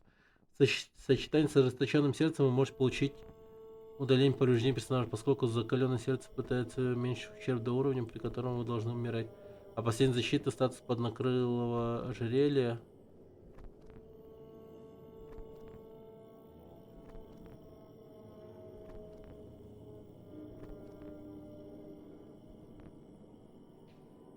Или камео стража снижает уровень на 40. Например, если у вас 10 тел, и атака должна нанести 40 урона, закаленное сердце пытается уменьшить этот урон до 9, а после последней защиты...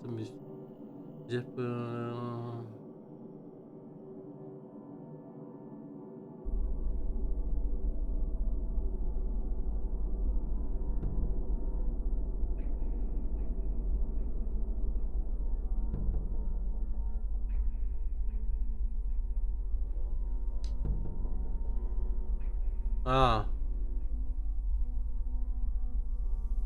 это баг на бессмертие, получается.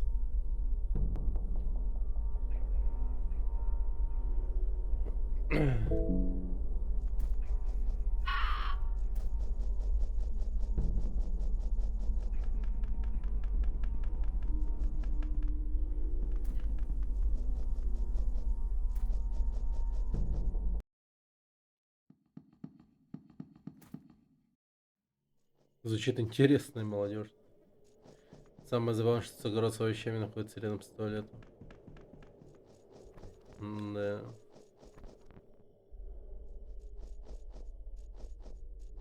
Привет, Мичман, здорово.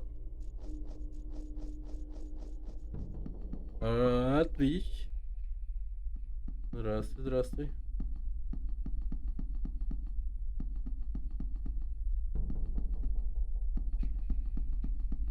А этот козел уже не просто козел. Ну, по идее, да, не простой козел. Его еще зовут Черный Кавел. Статусно звучит, да?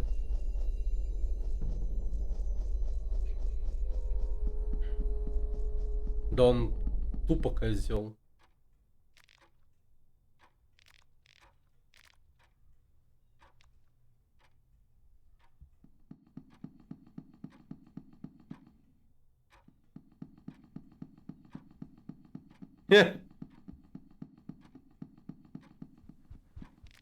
получаете Генри Кавилла.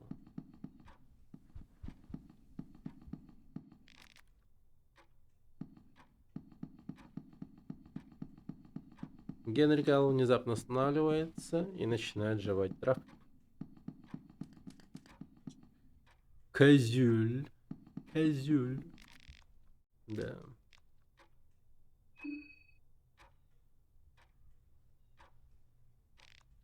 Я с ним уже болтал просто.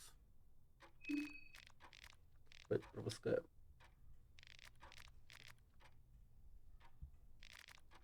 Сейчас возьму у него просто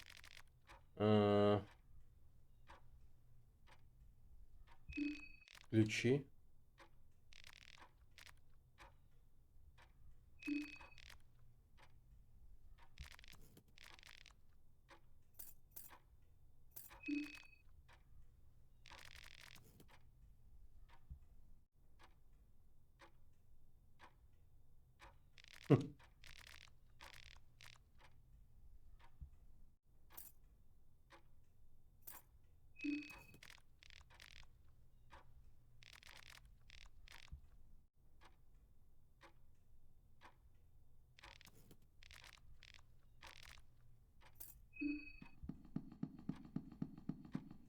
Блин, можно было бы напасть на него, я думаю.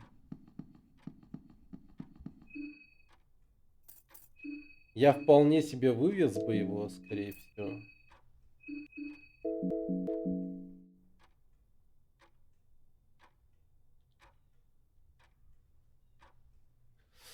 А давай хули. Мэр.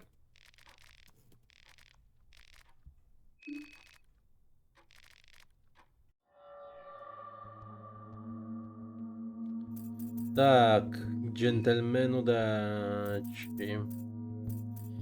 Вам в этом бою? Ведь вам кирдык нау.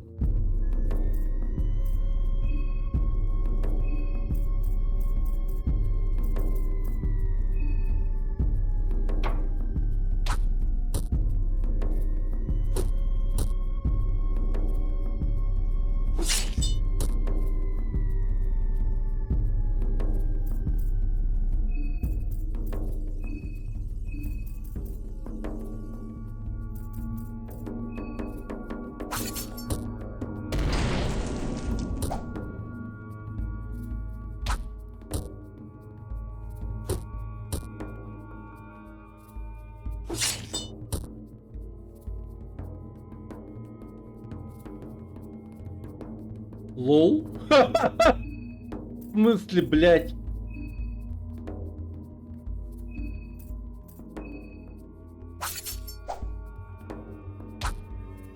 Генри Кавилл потерял ножку?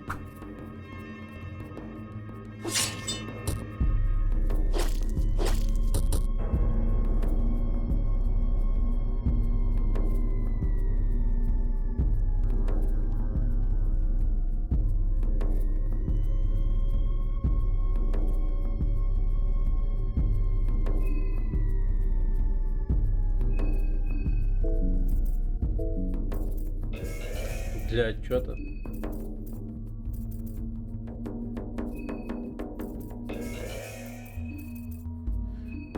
Они отправляются на YouTube.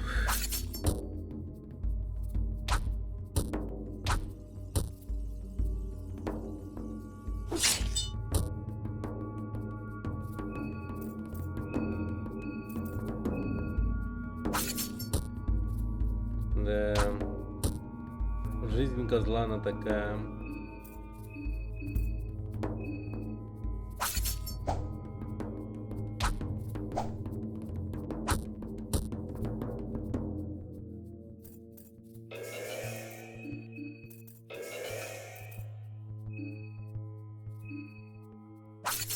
А. Ну, на ютубе оно все есть.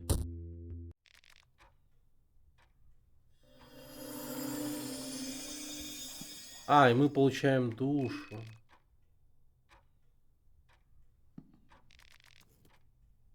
Черный Кавилл. Калев мертв. Блин. Ну как-то не соглы я с этим. Хорошо, ладно. Оно как будто бы того стоит, но просто на сей раз мы подойдем к этому серьезно. То есть попробуем максимально сохранить Генри Кавилла. Не дадим ему умереть.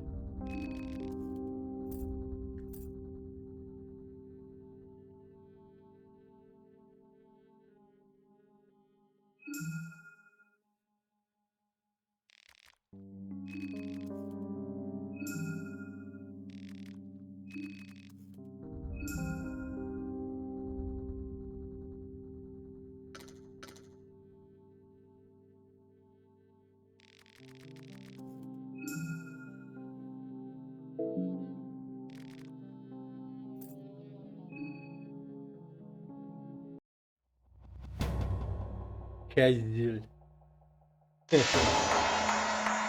Больной. Да.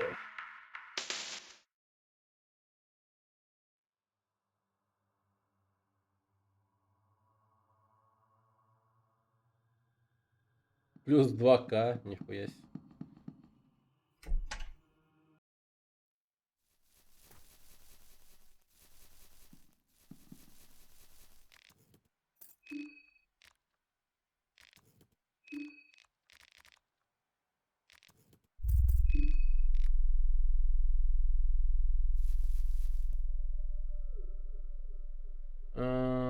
Ну да. Надо у вороны взять ништячок.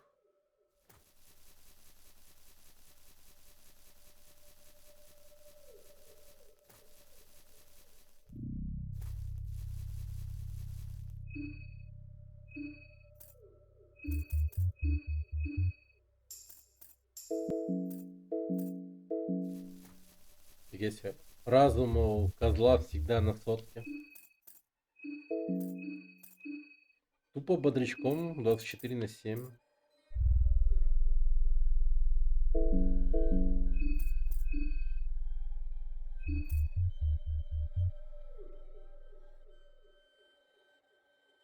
Буст дэмэдж.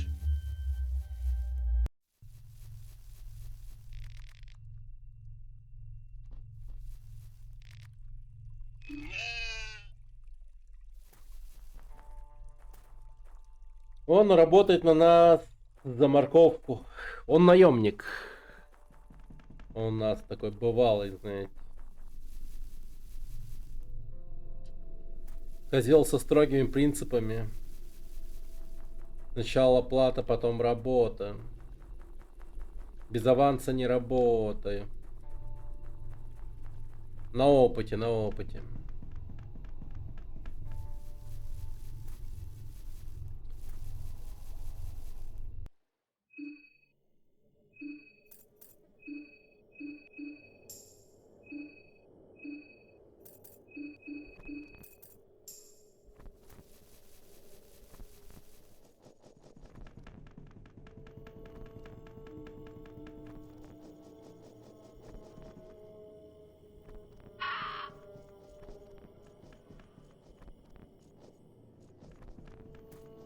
Сначала с крысой поговорить.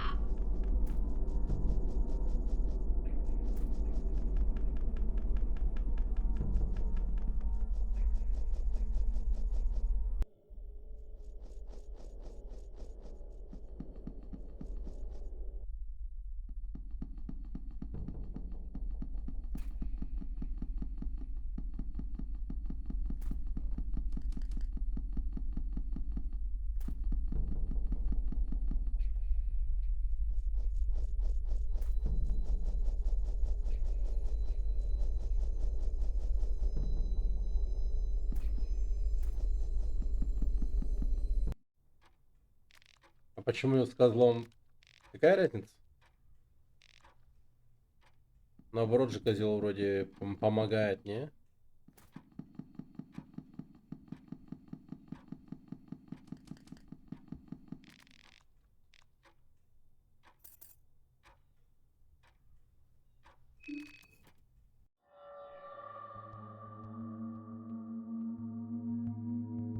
На нем нельзя магию связать. А,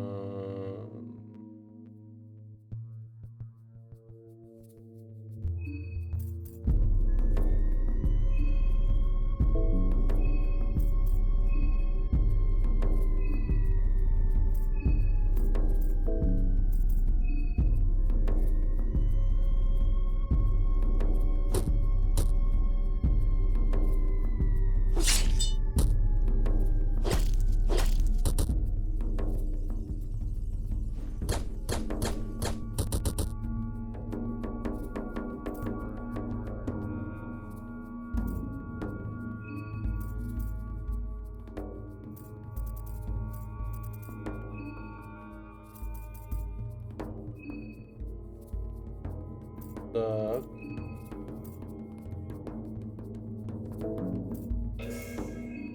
А.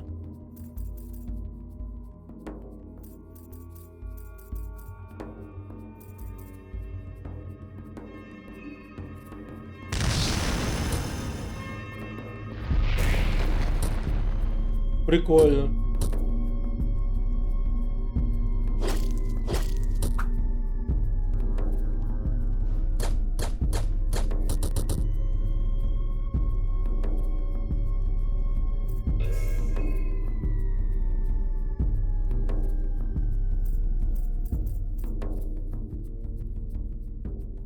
М.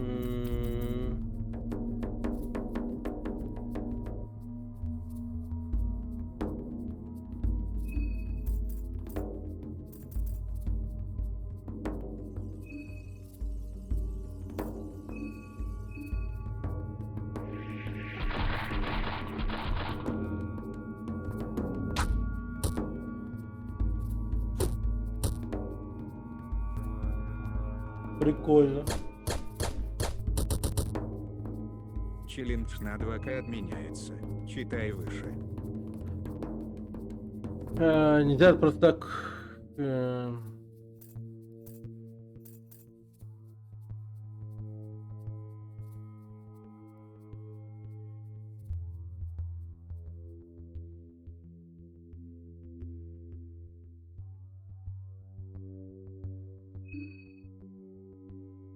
Так я не понял, а что не так-то?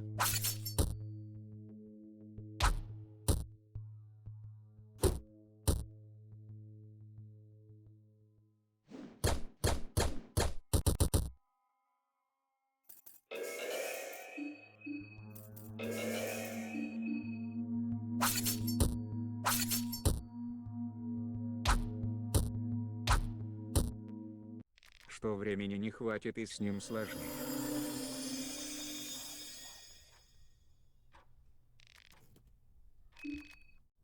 С ним сложнее.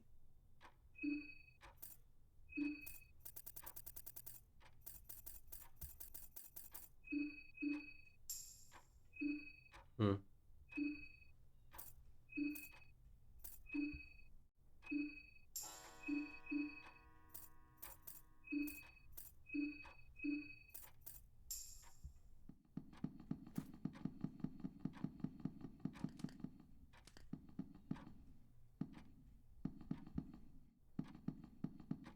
А.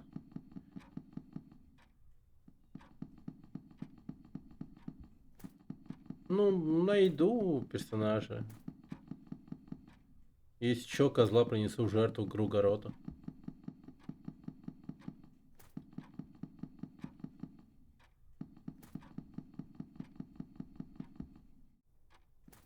Вот только бы сначала найти персонаж.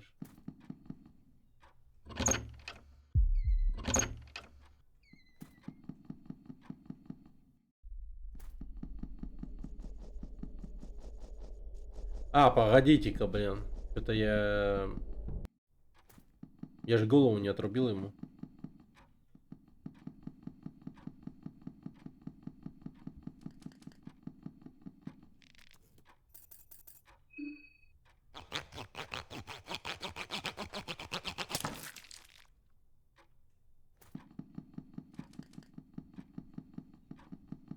Аккуратный срез. Уже профессионально рубим головы. Нормально. Professional gamer here. Yes, it's me.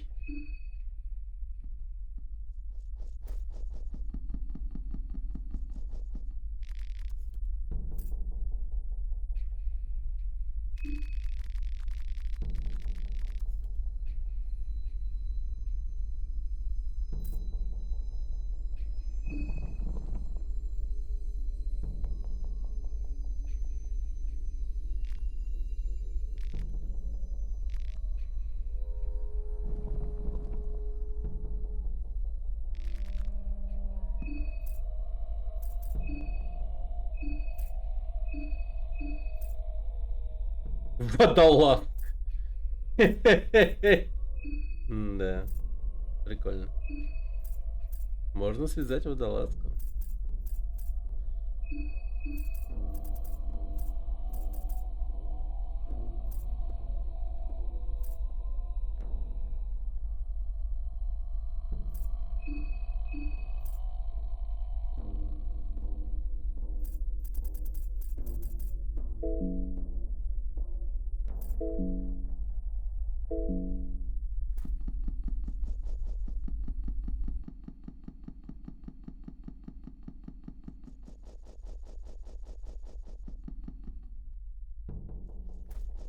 Да, я как бы думаю о том, что само наличие козла это просто уже по умолчанию плюс.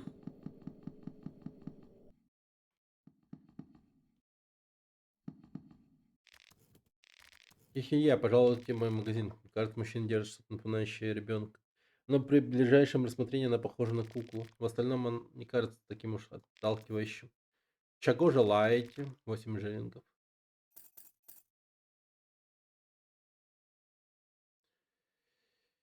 А, 8 шиллингов. 8. М,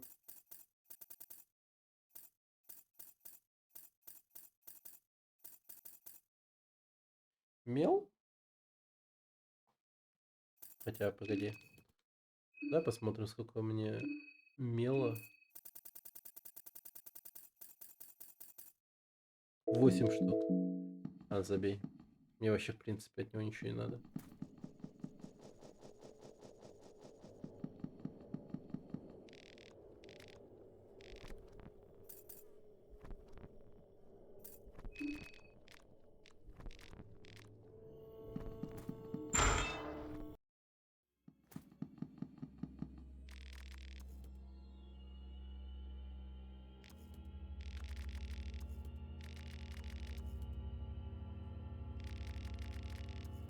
Легко испытывать угрызение совести, когда смотришь в дуло пистолета.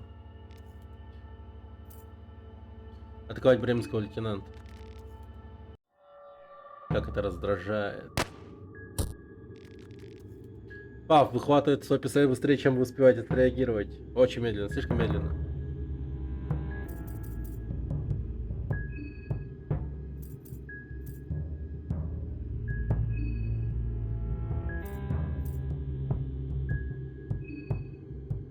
Вот этот перс будет играбельным. Прикольно.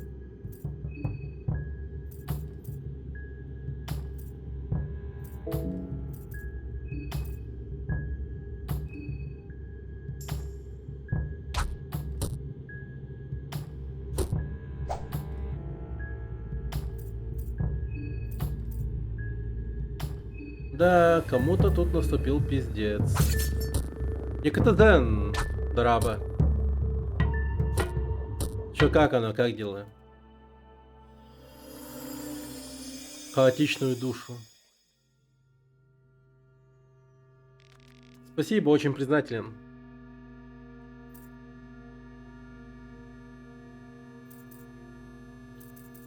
Что здесь произошло? Я не горжусь этим, но я вижу бременского офицера и бью его, прежде чем задать вопросы. Я уверен, что он застрелил бы меня, если бы ты его не остановил. Это достаточно доказательство его намерений, он был плохим человеком. Но это не значит, что я хотел бы, чтобы он покаялся в канаве, покоился в канаве. Я возвращаюсь в поезд, кажется, самое безопасное место, которое я видел. Я бы порекомендовал следить за мной туда. Ну ладно, сейчас пойдем за ним. Пистолет Люгера и 10 пуль. Сука, просто... Если бы я мог использовать пистолет, вдумайтесь, на что бы я был способен. Эта игра превратилась бы буквально в Resident Evil now. Resident Evil. По. Экспедиция 33, Онянкара. Да, я играл уже, я его прошел полностью. Офигенная игрушка. Мне очень понравилось. Твердо уверен в том, что она, скорее всего, возьмет игру года. Довольно-таки годная игра. Очень хорош. И есть еще прохождение мое, прям, ну, полностью трансляции, full, не обрезанные на YouTube канале есть. Можешь посмотреть. И также вот, ну, я стал так вылаживать теперь. Люди, оказывается, смотрят. Прям полностью стримы смотрят. Людям интересно, оказывается. Я вообще удивился такому приколу. Становится все более очевидно, что простое пребывание в поезде нас ни к чему не приведет. Хочешь присоединиться? Конечно, я мог бы смотреть, но во всяком случае на данный момент.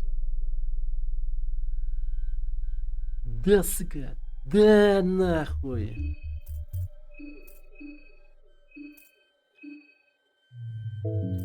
Так, ну, у него получается только... Ну, нихуя нет у него, в принципе, по умолчанию. Но... Он и с кулаками молодец, в принципе. Да, этот крутой. Он крутой. Вот этот чел даст просраться любому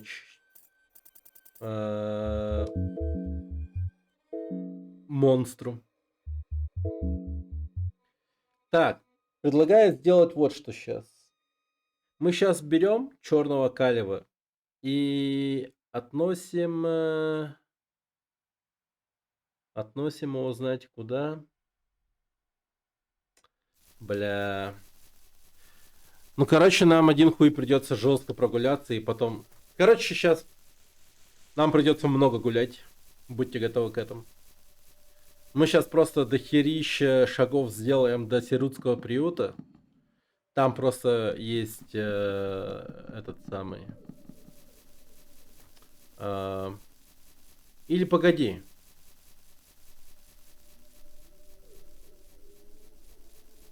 Ща, погодите, мне кое-что надо... А вдруг в центре деревни можно принести в жертву козла? Или там не Грогороту, а Алмеру статуя? Не уверен.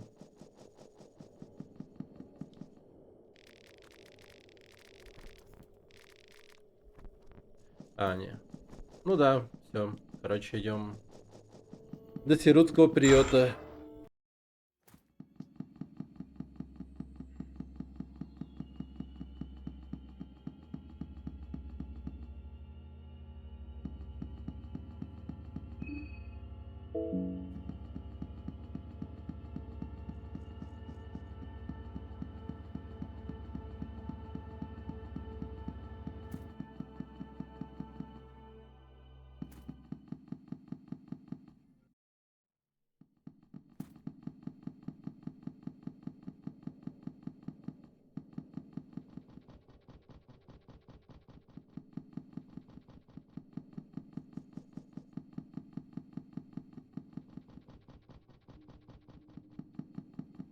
Мне, кстати, парит еще тот момент, что, скорее всего, когда мы возьмем девушку в коляске, Оливию, с собой, то она по умолчанию будет без оружия. Конечно же.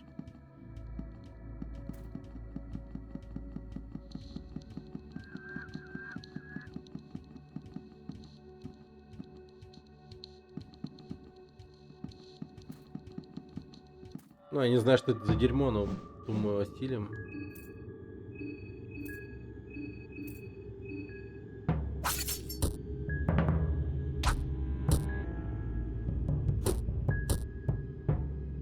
О, бог, нихуя! Марка ебашит просто. Пам-пам! Двоечку.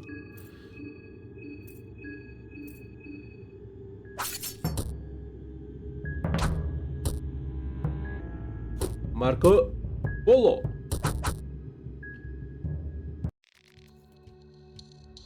Йоу! 400 дал урона еще. Да.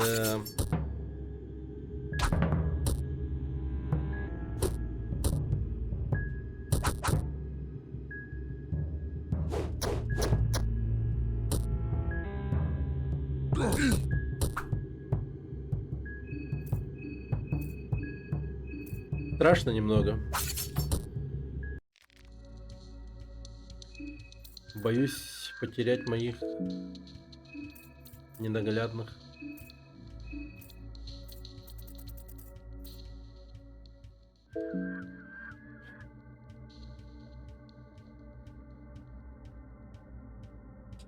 Так.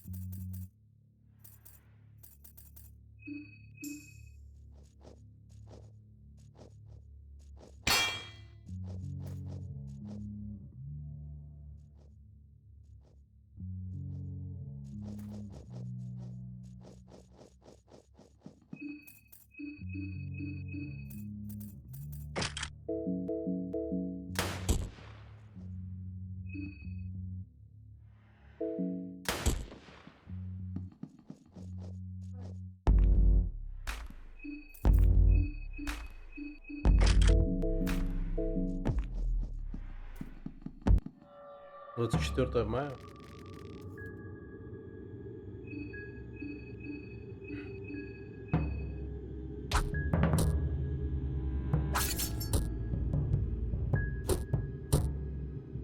Ты в голову попал.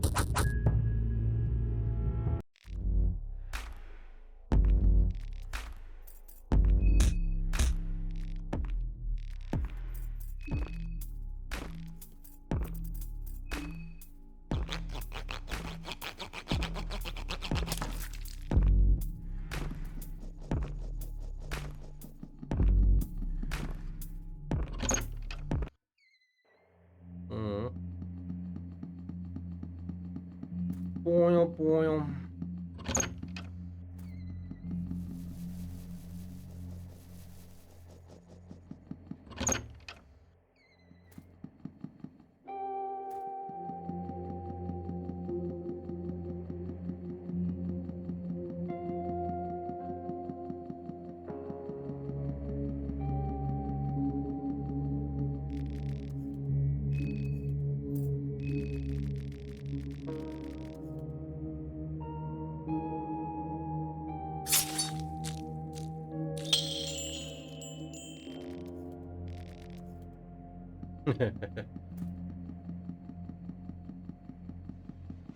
А точнее, о нет, черный камень, за что ты нас покинул? Блин, ну ты такой классный был, бля. А.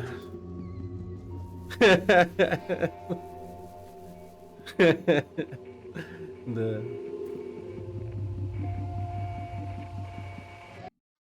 Надо было еще скорчить лицо более такое.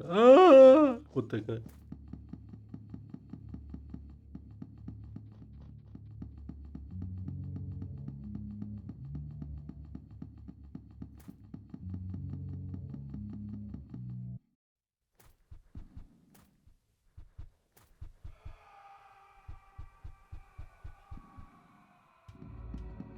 Не, ну я понял их историю, раздор в семье, ну да, типа. Козел трахнул его жену, жена его любила козла, и вот весь расклад их кайфовый.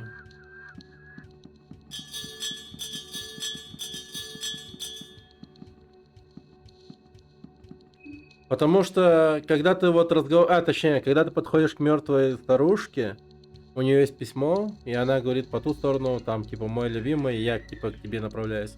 Ты по порталу направляешься туда, и там этот красавчик стоит. И он такой говорит, я тебе одолжу свой меч.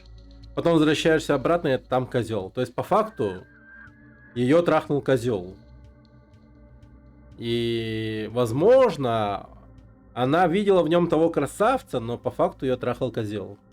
И, конечно, дровосек ёбнулся на фоне всего этого.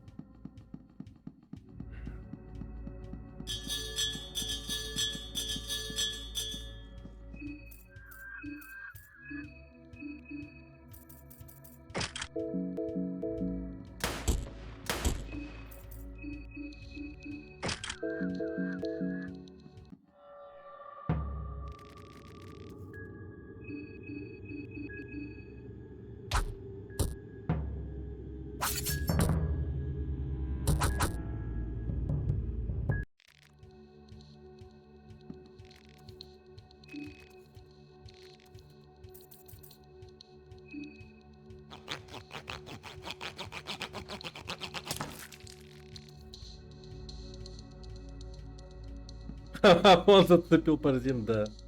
Было дело. Пахохват его зовут, этого паразита. Пахохват. Ну, типа, знаешь, дровосек такой думал, блин, мне тоже надо себе найти кого-то на стороне. Жена нашла козла, я найду... А, вот тебя, а там мимо проходит, типа, червяк такой. И он такой, иди сюда и на нахуй. А оказался это пахохват.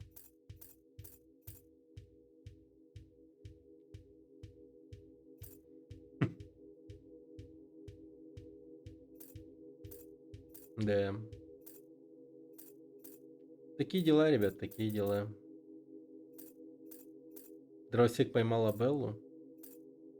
Нет, не Абеллу, а паразита, пахохвата.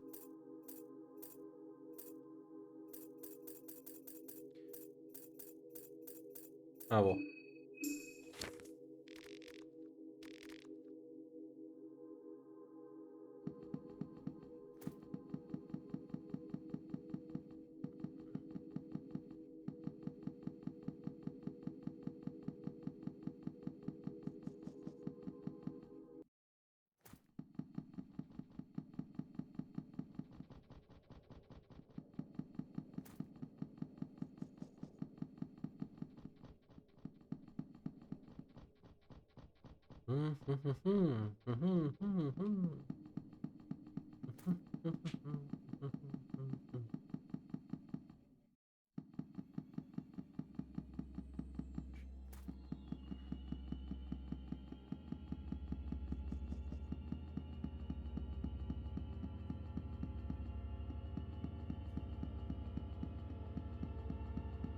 А, ну, кстати, мне под монастырь сейчас еще надо пойти. Да, кстати. А, все, я спланировал себе в башке, как это все будет происходить. Нормально. А дровосек в итоге убил жену? Конечно, убил.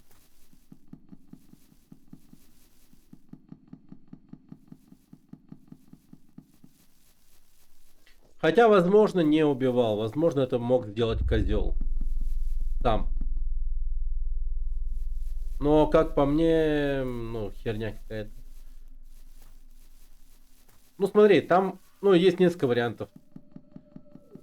То есть, если бы убил дровосек сам ее, то она бы выглядела не так, ну, умиротворенно. Мне кажется, она, возможно, сама себя как-то убила. Или, возможно, это сделал козел. Ну, типа, нежно. В плане того, что тупым предметом, то есть, своими рогами захуярила ей башку нахуй.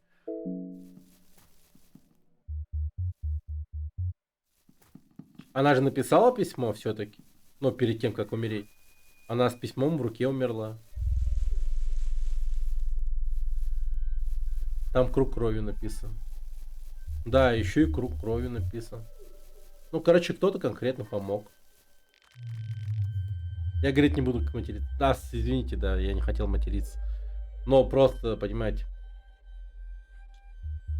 история-то такая, жесткая. Я слышал, ты встретил Марка в городе. Вижу, теперь у тебя есть инвалидное кресло. О, точно, есть. Маленький сувенир из города, просто идеально.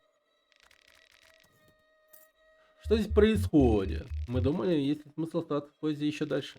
Если бы должна была прийти какая-либо помощь, я уверен, что она уже была бы здесь. Может быть, нам просто нужно самим разобраться в этой ситуации. Ну, го. Конечно, полагаю. Теперь, когда я могу передвигаться более свободно, было бы неплохо посмотреть, что здесь происходит. Все, фултима. Нож! У нее есть нож! Кайф. Это мега балдеж.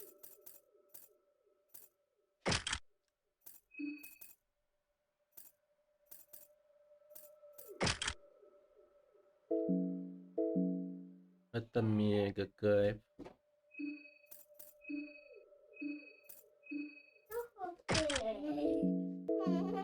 Блин, каждому, наверное, кольцо духа, наверное, поставлю.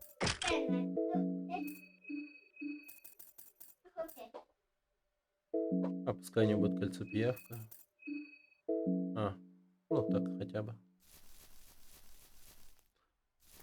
Так. О, я могу тут сохраниться.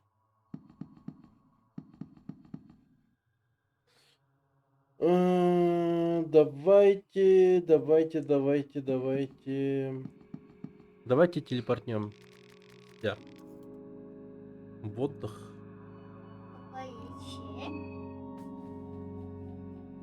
Надо прокачаться.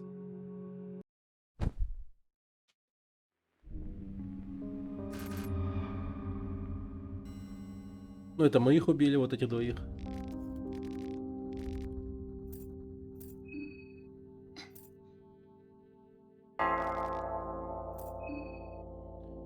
Так, что мы имеем? Некромантия.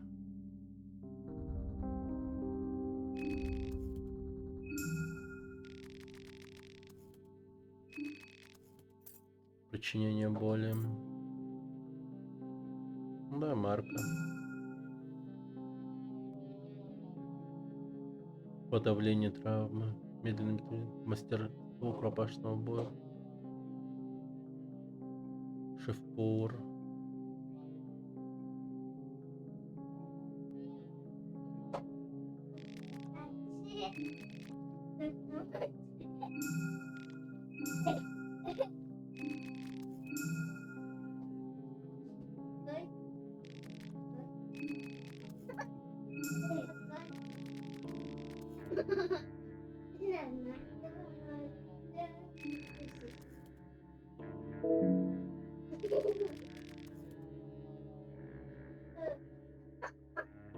Блин. У Марка же есть мастерство рукопашного боя. Да, сейчас проверим.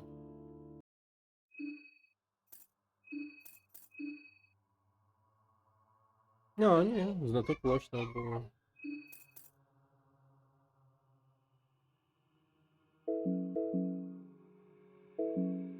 Хорошо.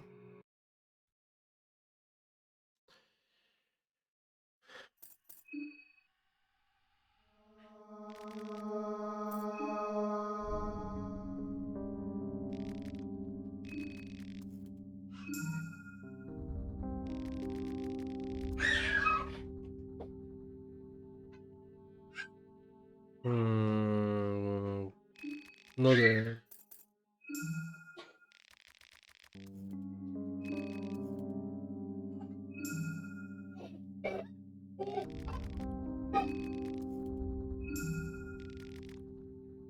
Ну, я вообще, в принципе, типа, магией ни в одной игре практически не пользуюсь. Типа, поэтому да.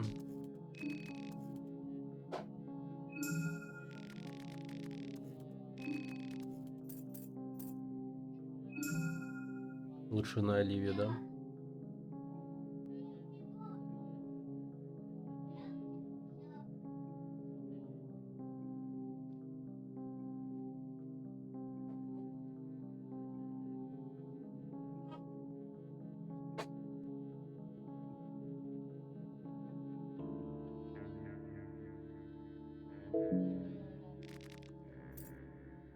Ну, теперь как будто бы окей.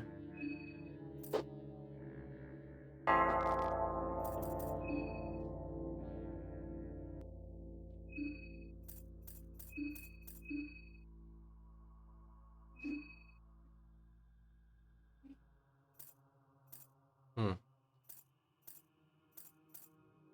То есть он теперь еще лучше, да, себе сражается?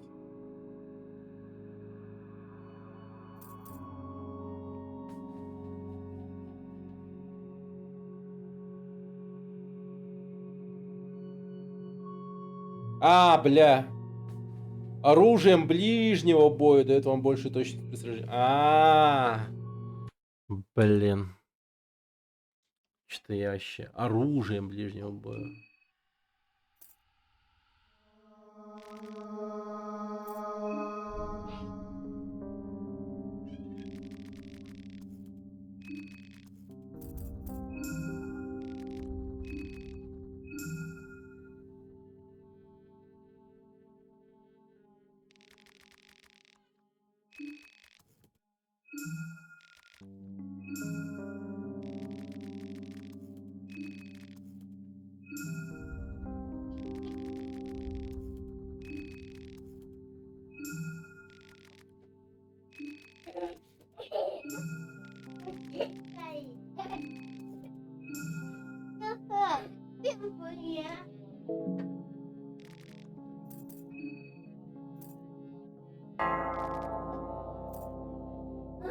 А типа повара навыки. Ага, понял.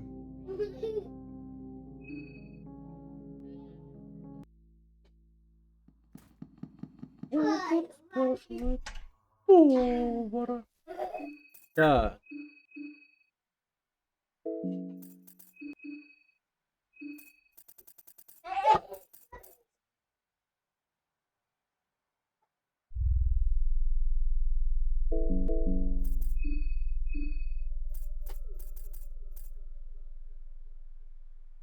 Подала. Типа зачем?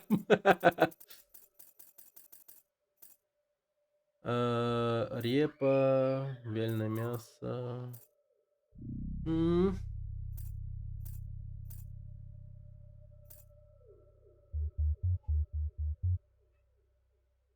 А этот старый мем до сих пор на слуху. Про повар спрашивает повара? Конечно.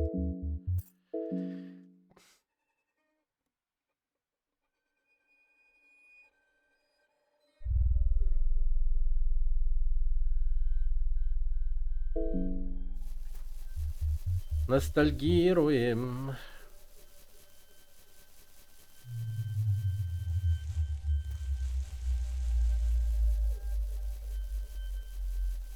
Блин, я по идее вообще до хера куда могу пойти. Очень много куда.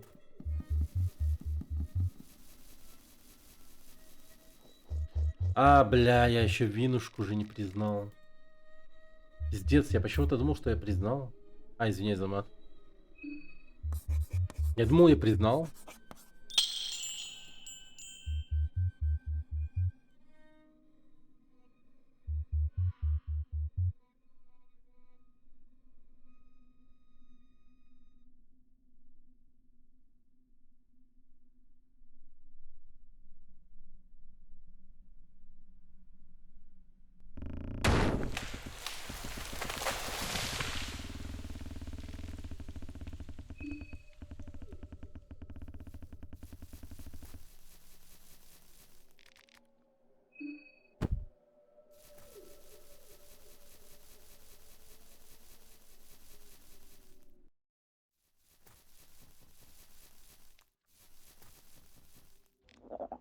Лягушка издает слабые звуки.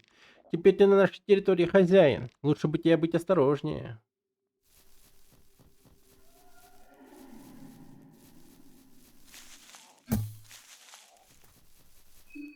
Блин, дерьма кусок.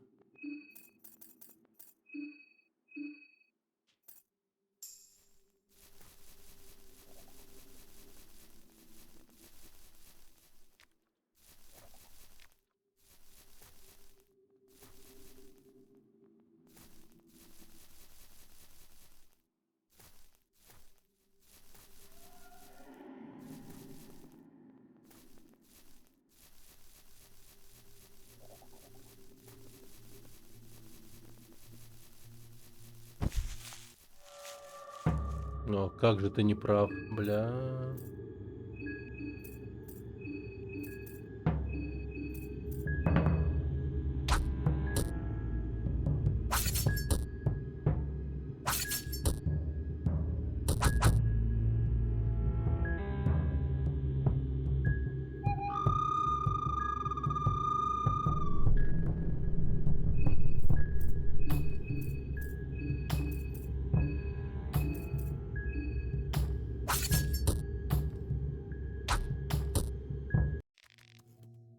Као променял на женскую версию профессора Ксавьера. Да, вообще балдеж.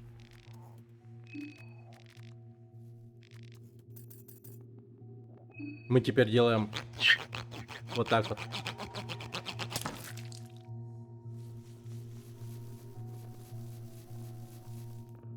И можем ездить.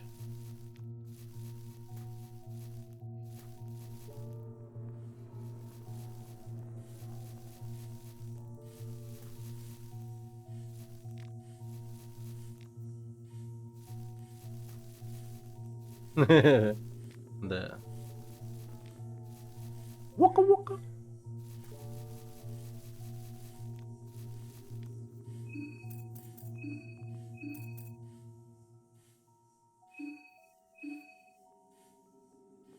Грибное рагу плюс.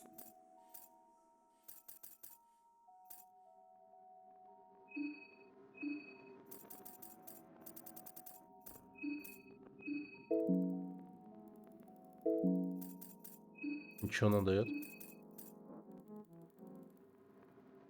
Ох ты, нифига. Прикольно. А что такое Эва? Forever Эва?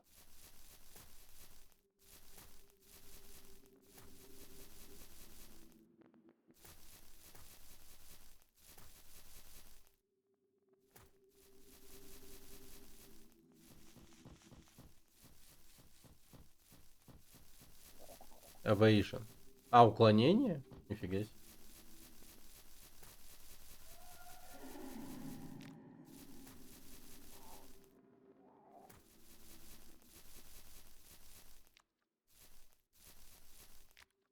Так, сколько у меня патронов?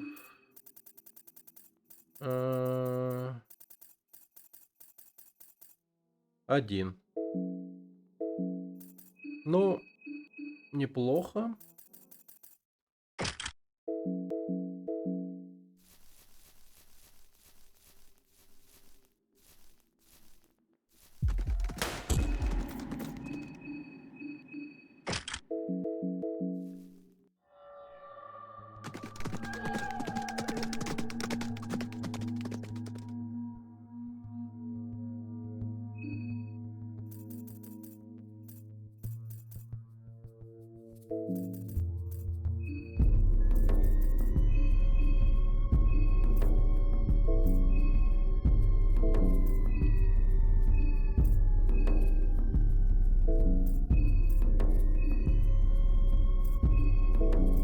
А, Минотавр. Это Вот ты его называешь Минотавром?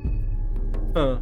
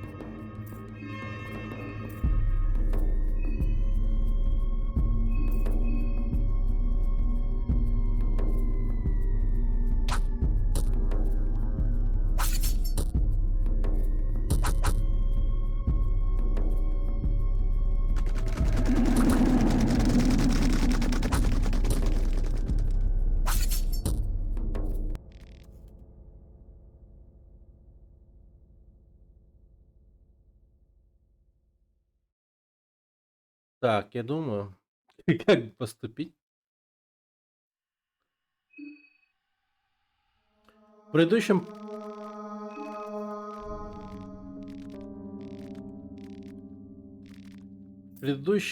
прохождении я тупо расстреливал его, я помню. Просто жестко расстреливал. Сейчас у меня только одна пуля.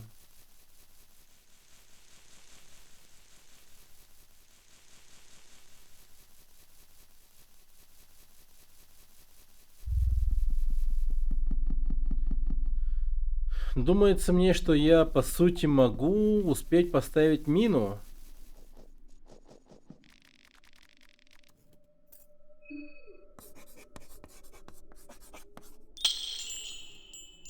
Evasion, мне обязательно битва.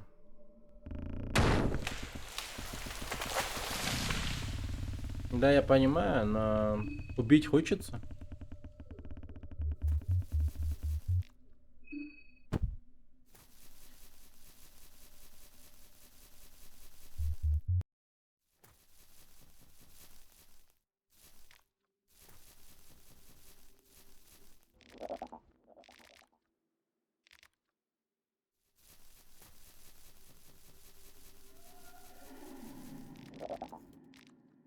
Яша, ты должен быть наш новый хозяин. Я так не думаю. Иди и поверь мне, другие представители моего вида считают так же. Я упоминал, что я шат?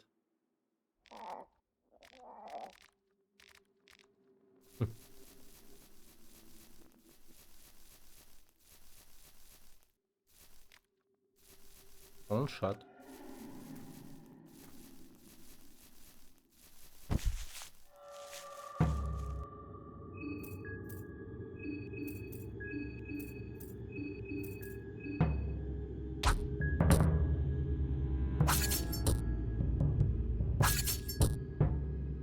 Так.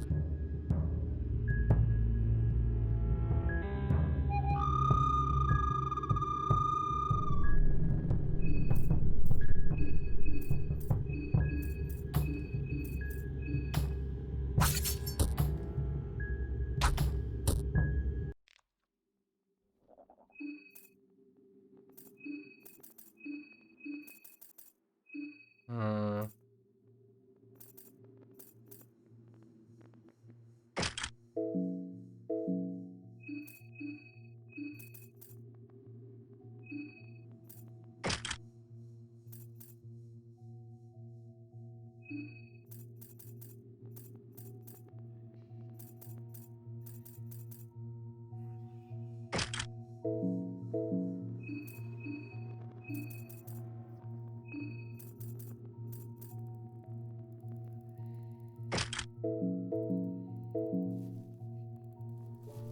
Самую сложную концовку.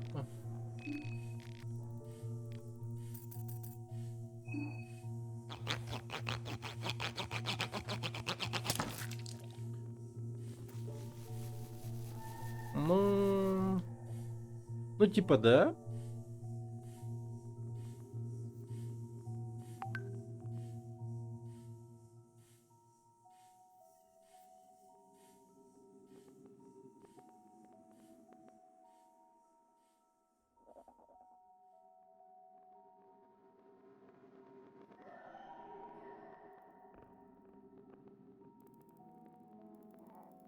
Ща, погодите-ка.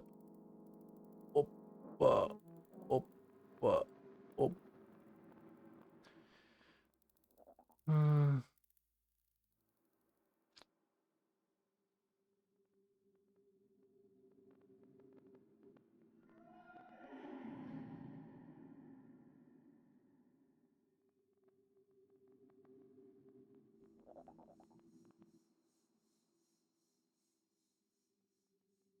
М.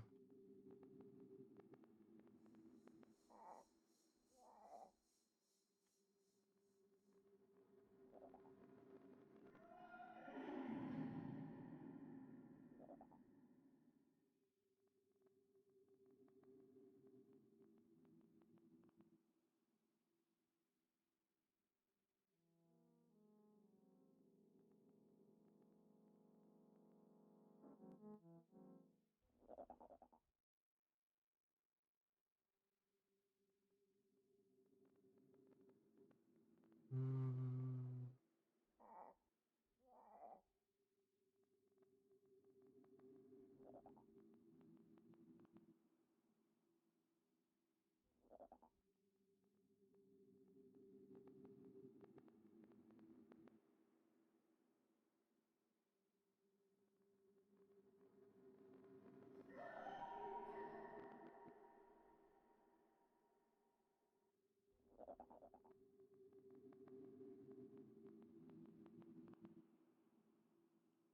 Энтузиазм зашкаливает. Да. Так, сейчас я тут.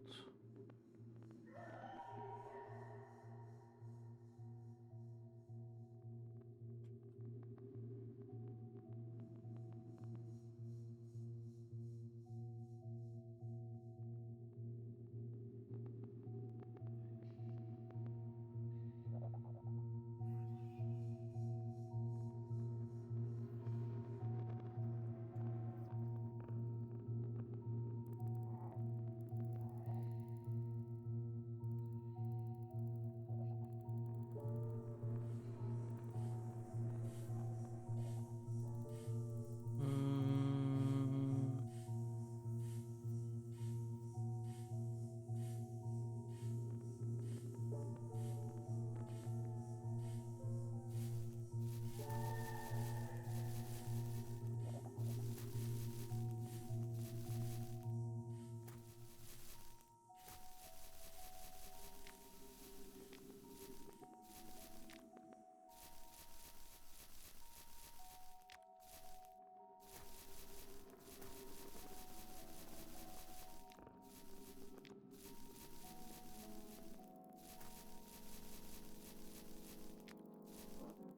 Писюны.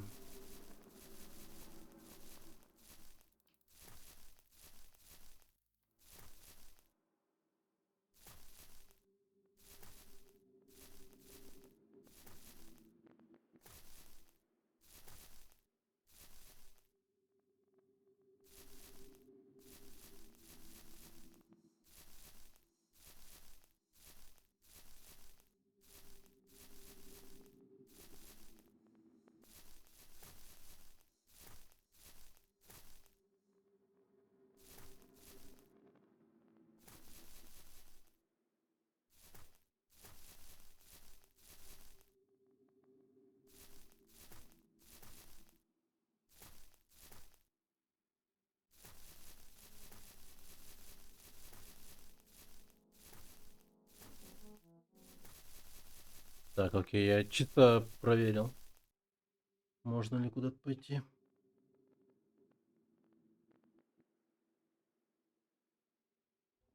М.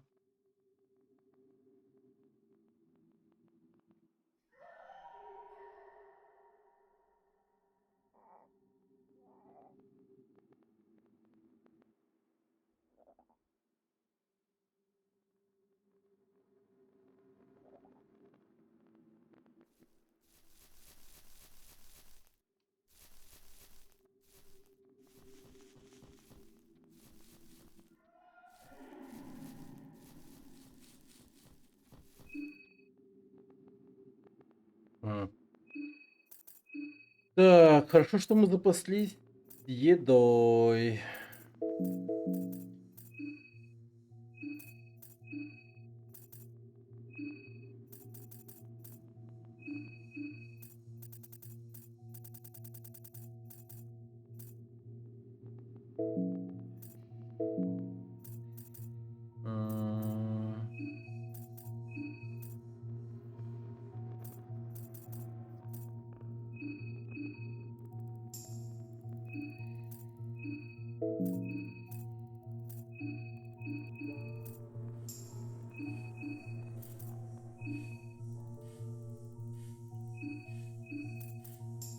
Да не, мне красная трава в связке с синей только нужна. Ну и может потом использую его для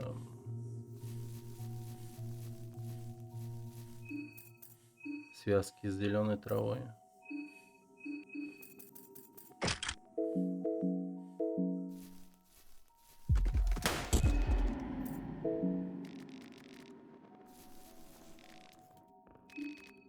Нихуя.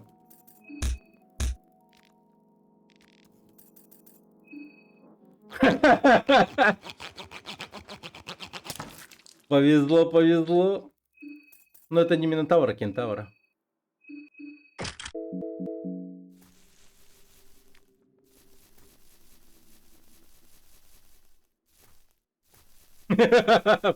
Просто бам! Лежать. Чисто показал ему, кто тут хозяин в лесу.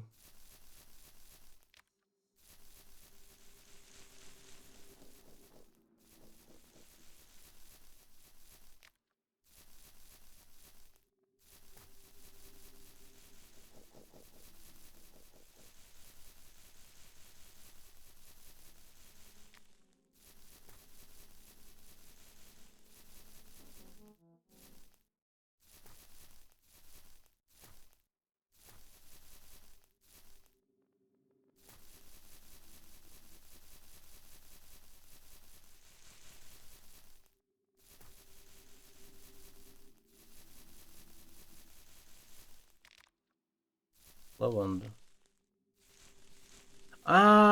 Блин, у нас же теперь ботаник есть. Ёпте. Вот это я, конечно, глупый. Я совсем забыл об этом.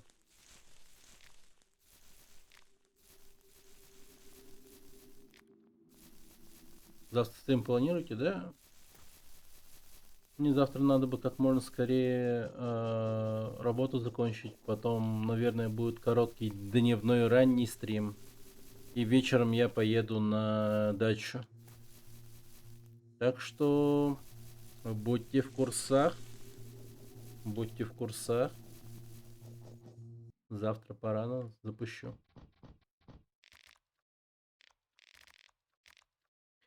Знаете, мы закладываем фундамент корни, который вырастет и приведут человечество в землю обетованную. Очень гордись тем, что знаешь это. Возможно, мы не достигнем рая ни сегодня, ни через 10 лет. Может быть, даже не при нашей жизни. Какие-то... В таблице указаны различные даты в данный момент. Это не окажется вам важным.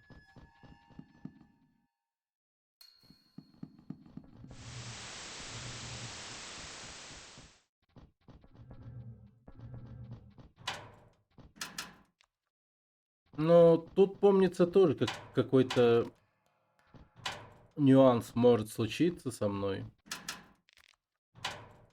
Точно не знаю, что.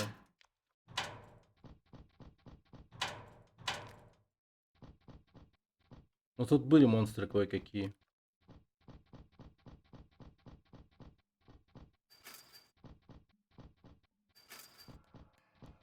Разной степени ублюдочности.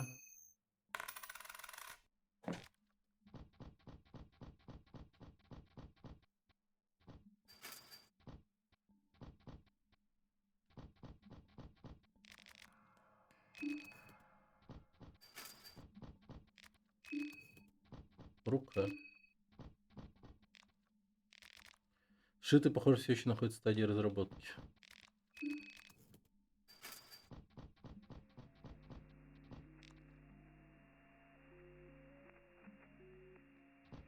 Пирамида из бочек.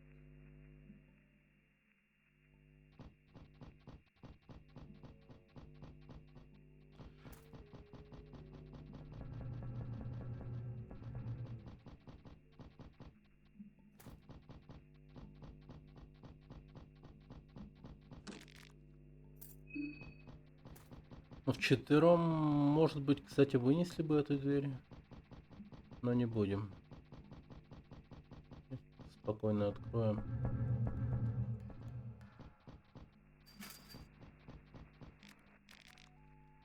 Разводной ключ.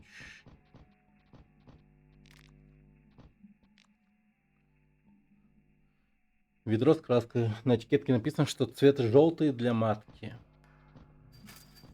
Для желтой матки.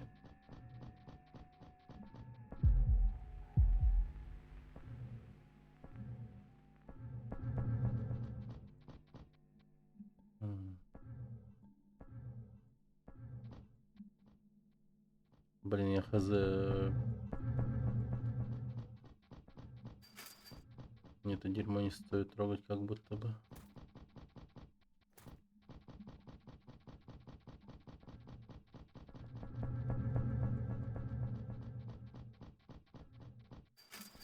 Хотя по памяти он как будто бы не был сложный особо. Наручи.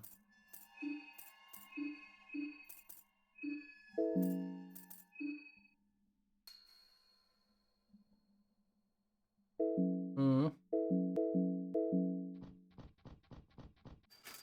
Прикольно.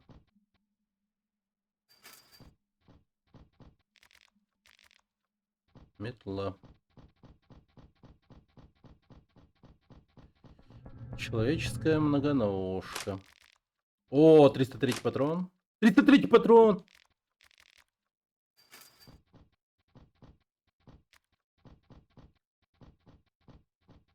Найс.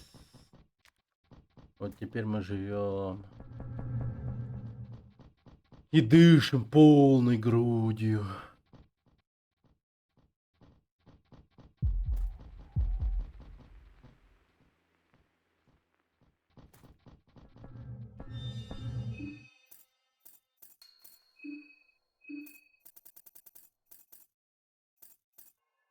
М.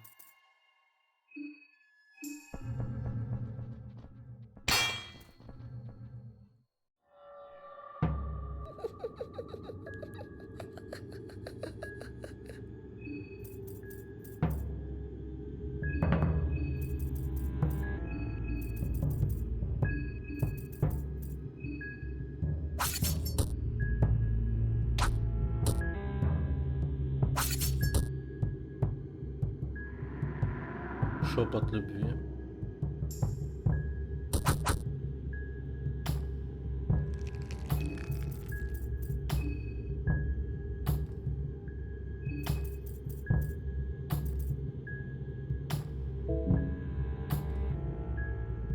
Стрим завтра посмотрю.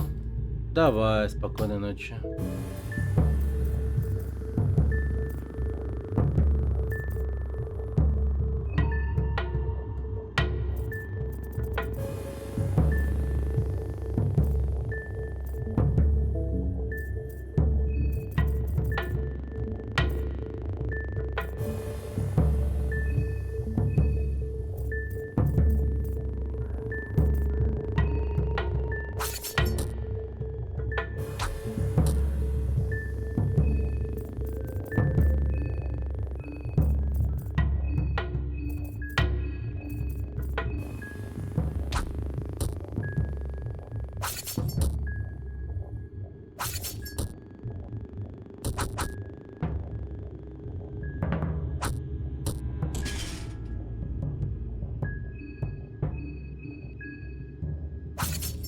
Блин.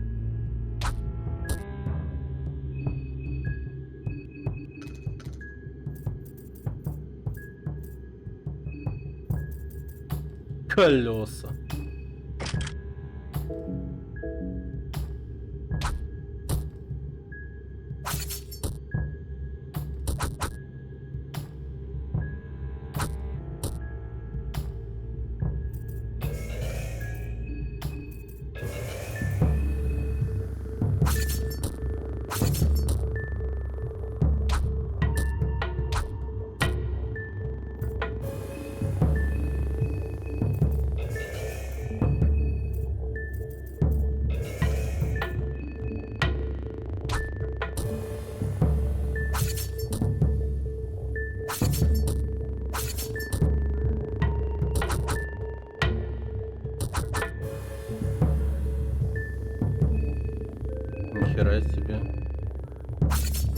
вонючая мразь.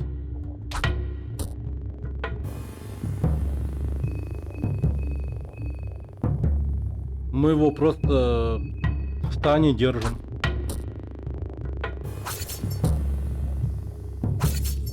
Он ничего не может поделать.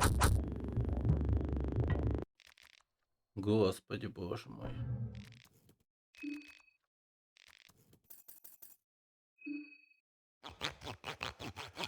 Ой, это прям подруга Нидл-то какая-то.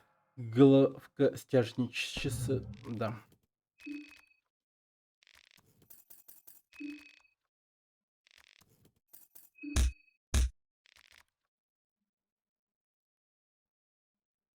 Мешок жира и мышц.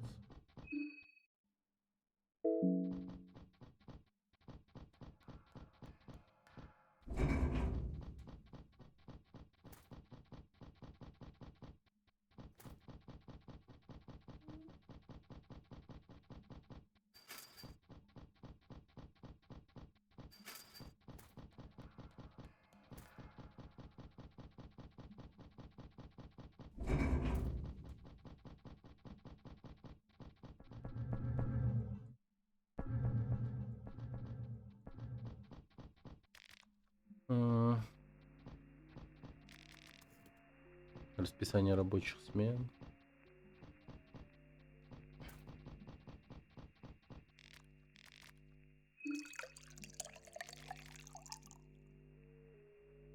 Обе канистры с бензином. 2 канистры с бензином. Многовато.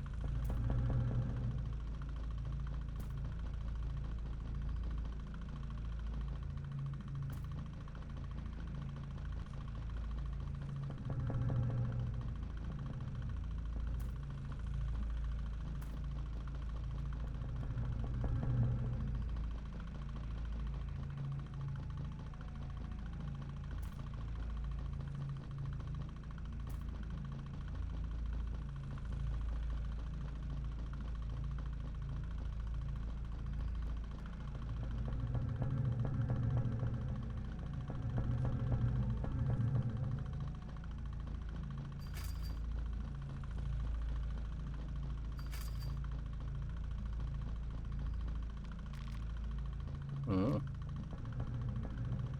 Так.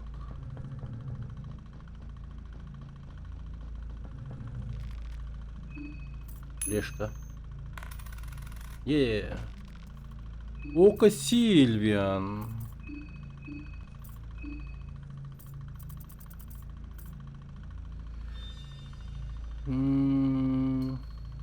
Усиливает исцеляющий эффект.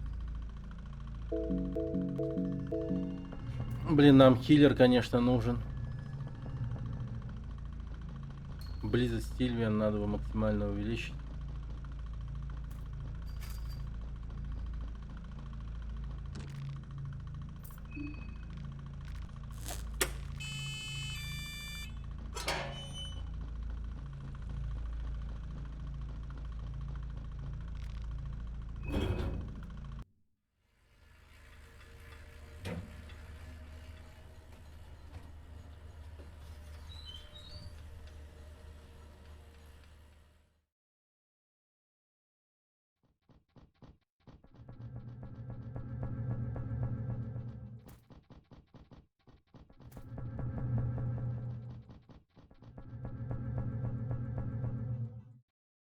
Кто-то приближается к вам из темноты.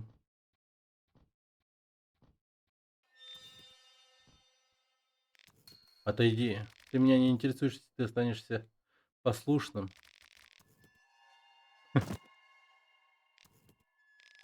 Просто отойди. Ты в порядке? Я нахожусь в лучшей форме, чем может показаться. Так что не бери в голову никаких идей. В любом случае, это не твоя забота. Просто продолжай заниматься своим делом. Я не могу просто оставить тебя раненым. Я бы не предлагал свою жалость, если бы не знал, на что я способен на самом деле. И я определенно не нуждаюсь в этой жалости. Просто продолжай заниматься своим делом. А чем ты занимаешься? Неужели я выгляжу так, будто бы хотел бы объяснять свои действия? Почему вместо этого не избавить меня своим Позабавить меня своими мотивами?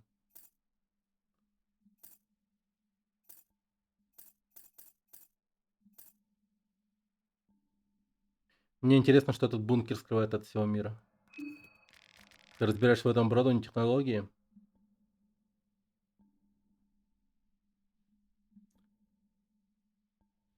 Не.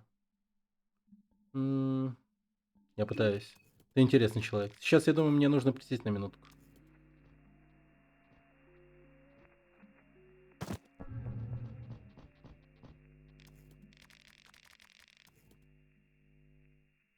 Желтый маг выглядит обиженным, у него на плече воткнута зеленая стрела. Ты в порядке?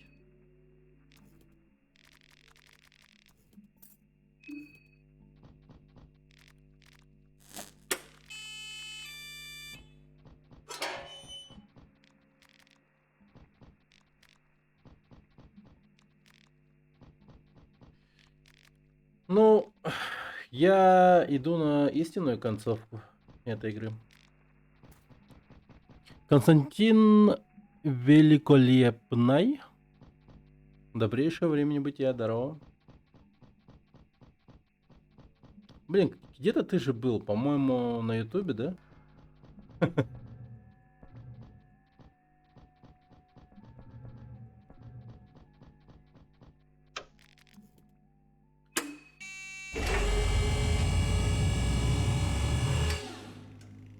Угу. Телеэлектроскоп теперь включен. Так, теперь смотрим карту.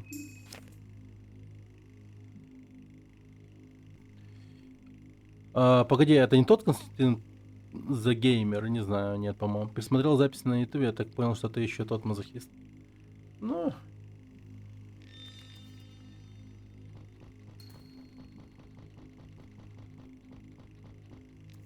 мгм.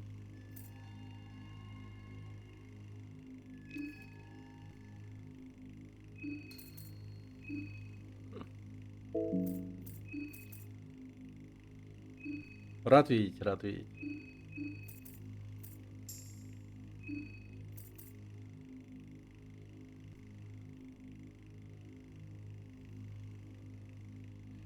Так, но мы делаем довольно-таки мощные успехи на данный момент.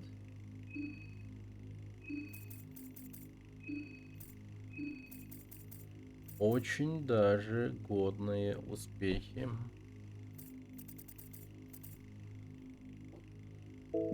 Ты там по гайду, что ли, проходишь? Нет. Я вообще до начала этого челленджа у Дипсика спрашивал и у этого, как его, у Гигачата. Они вообще не понимают. Полную хуйню несут. То есть, как бы...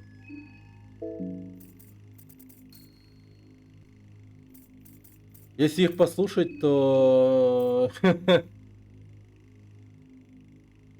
то там вообще мрак какой-то. Типа я должен играть за Дана, там еще что-то, короче. Вообще, забей, короче. Ничего нормального не советую.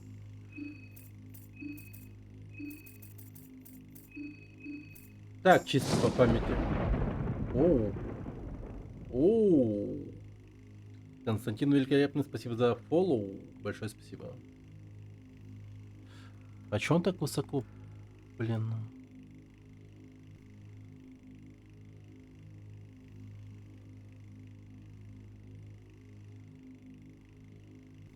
Фига анимация, да. 5 часов уже, скоро, наверное, закончишь. Ну, посмотрим.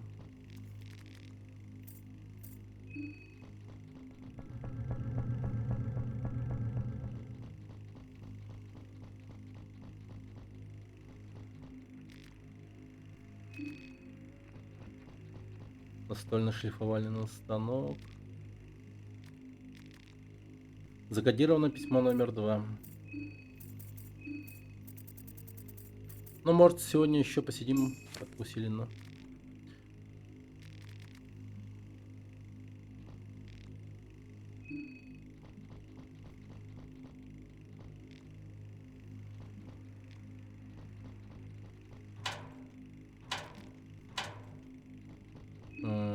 Так, что я хотел сделать? Давайте-ка выпьем вина.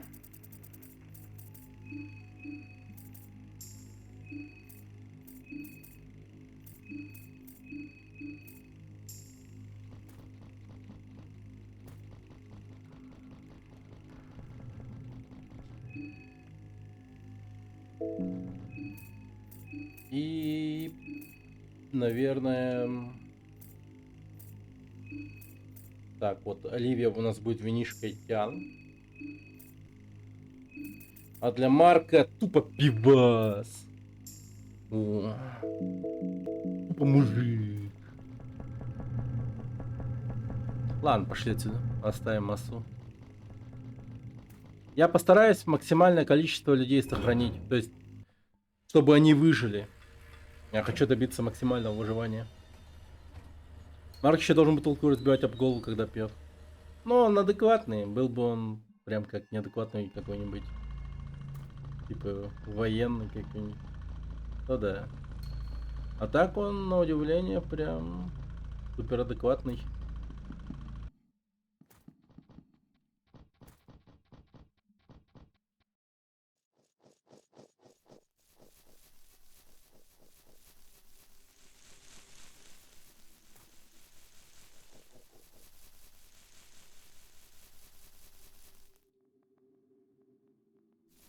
Блин, камешек помешал мне.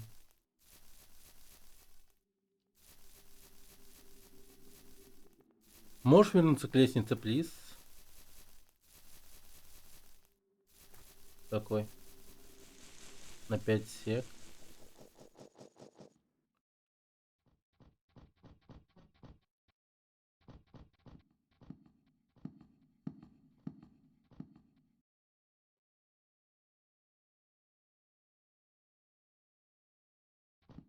Ага. Пожалуйста.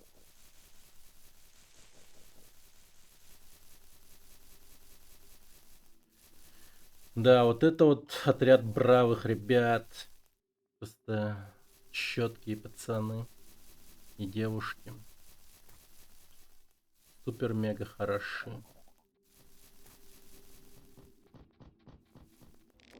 Лягушка издает слабые звуки. Овладей этим и овладей тем. Это то, что говорят другие, верно? Но не жди такой же вежливости от нас, лягушек. Мы никому не кланяемся.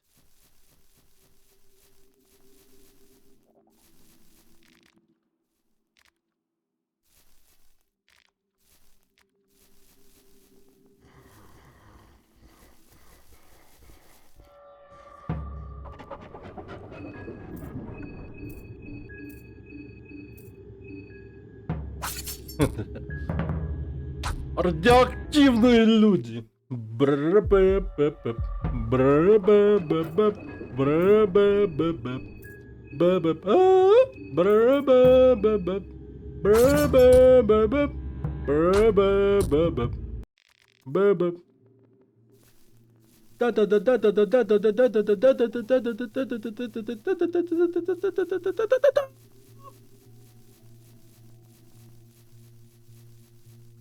Юбилей.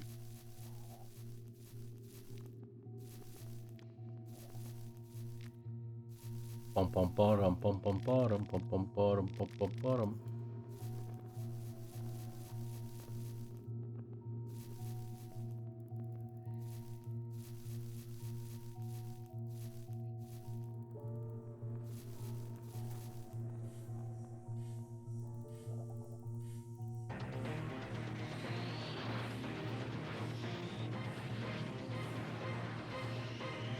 Радиоактивные люди. Нихуя.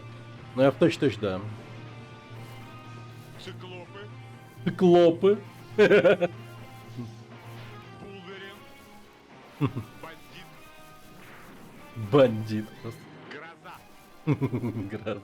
Зверь. Юбилей. Юбилей. Да. Праздничный герой.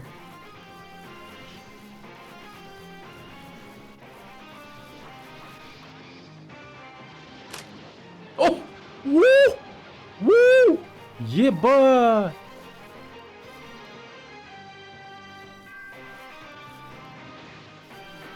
Радиоактивные люди.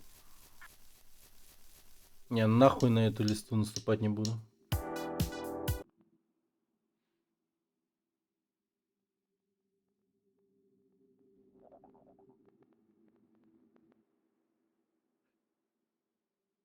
Было время, да. Так, чё, получается у меня по патронам, ну-ка.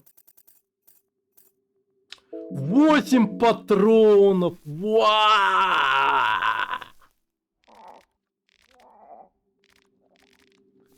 Вообще, блин. Чего ты хочешь? Ты ожидаешь, что я преклоню перед тобой? Не. Ни в чем себе не отказывать. Да вообще. Пойдемте сохранимся. Это имба. Да. Ну, короче, надо сохраняться. Я, по сути, уже как бы имею все шансы пройти эту игру. Ну, причем вот вообще даже не буду ни в коем случае преувеличивать. Вот просто, буквально. Очень хороший шанс. Мы, по сути, буквально прошли эту игру. Вы слышите слабые звуки, доносящиеся из трещин в стене. Это небезопасно, мастер. Вам следует уйти или заползти в крошечную дырочку. Может быть, это убережет вас? Синий флакон. Мы с мышкой, если что, говорили, и мышка нам дала синий флакон.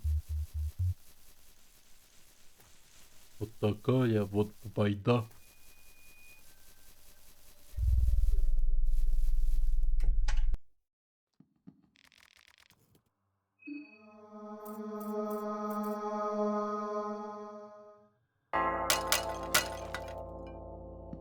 Блин, вообще.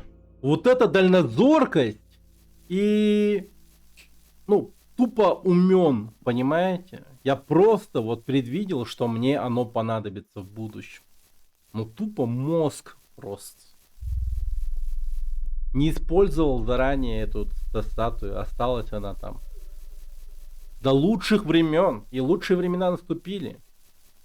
Full stack Тима. Full stack Тима. 8 патронов. Ё-моё. Просто горы можем свернуть. Так, теперь нам надо направиться в город.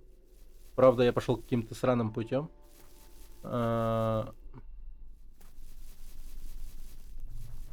Короче, швыряешь иглой... О, нифига.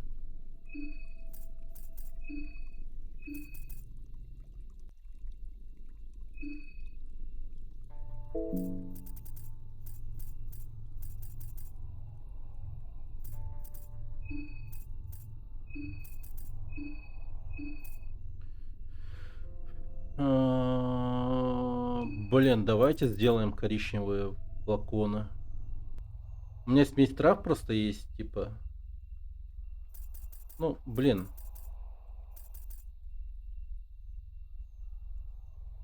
Ладно, давайте 3 сделаю. Не, не мне, не... Ну... Ладно, 4. Давай, просто еще 2 штуки сделаю. Нормально.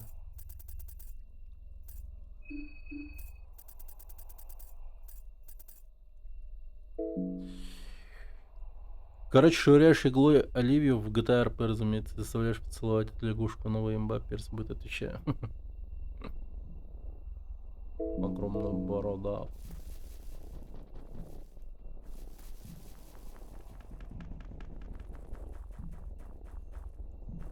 Так, ща. Пойдем нормальным путем, человеческим, а не вот этой вот дресней непонятной.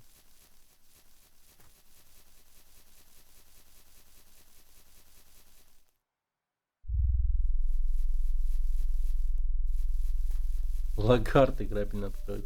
Да.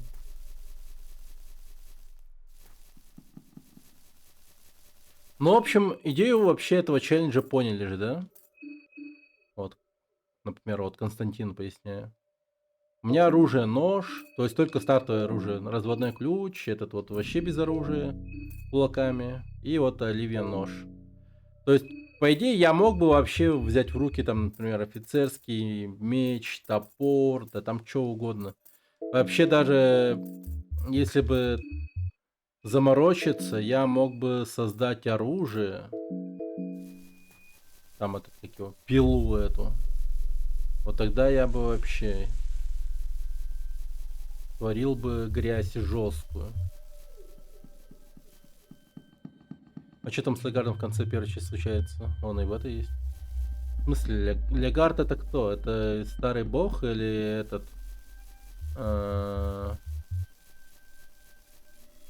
Козюля?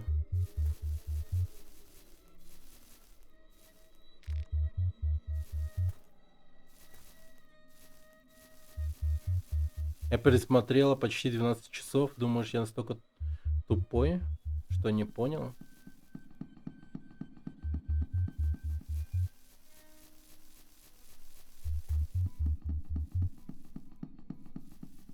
Ты о чем вообще?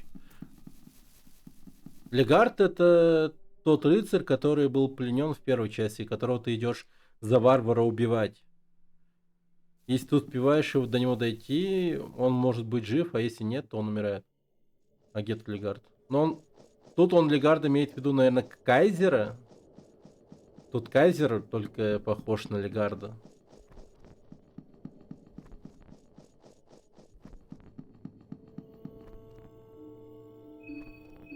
Так, кстати, что там с головами? Ну, кстати, голов достаточно. Чел, который он... Ну да.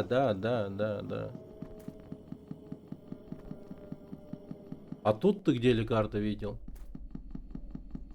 Мне просто интересно, я не говорю, что ты пиздишь или еще что.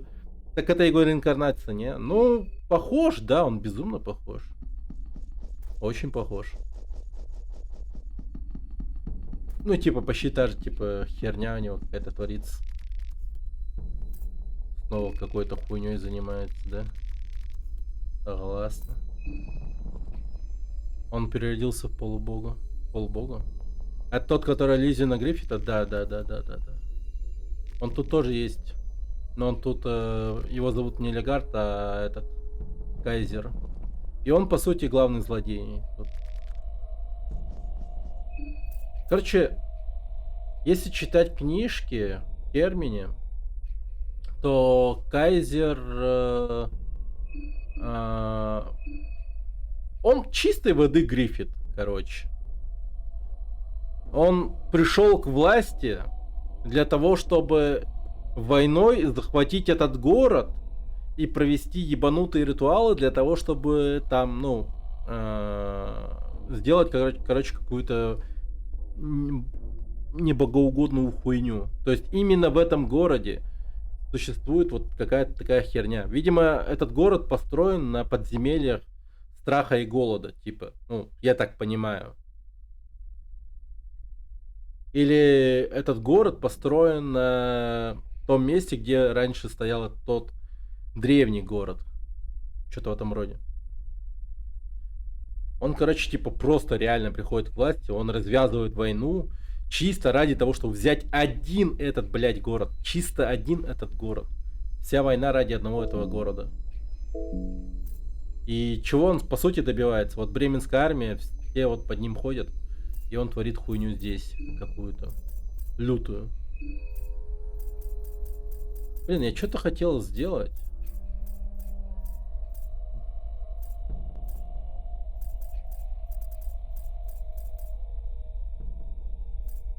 Ну вот, приход Кайзера в власти. Ну-ка, почитаем.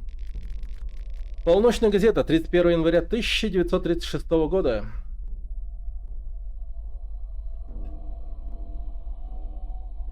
Сегодня состоялось официальное назначение Кайзера канцлером Бремена. Примерно за 14 лет Кайзер создал величайшее народное движение, которое когда-либо видел Бремен. Точнее сказать, одно из величайших в нашей истории. Этот таинственный человек, который, кажется, так и остается неузнанным, под своим теперь уже фирменным капюшоном приобрел популярность, казалось бы, из ниоткуда. Оно просто, понаблюдав за тем, как он произносит одну из своих знаменитых речей перед толпами, становится совершенно очевидно, почему как высшие, так и низшие классы пали перед его обаянием. Энергия Кайзера — это что стоит, то, что стоит почувствовать лично. За короткий промежуток времени Кайзеру удалось объединить страны Среднего Запада под флагом Бремена. Он сформировал отряд специального назначения, марширующий во тьме дня, которые эффективно наращивали власть Бремена быстрыми темпами. Темпами, которые заставили лидеров Восточного Союза забеспокоиться. Невозможно предвидеть, к чему приведут эти события в мире.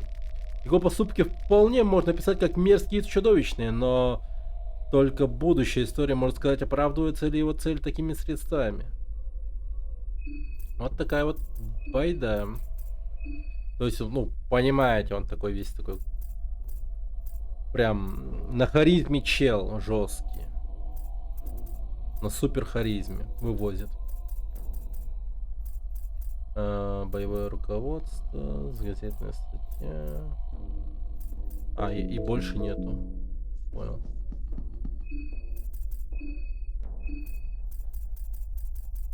Ну, в общем, да, ребят, это чистой воды Гриффит.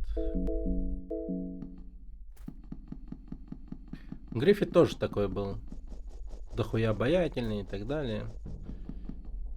Ебался с кем попало, его ебали. Извиняюсь за мат, то есть он занимался половыми актами. Правильно, да? Так лучше сказать. Он известный шалун половой.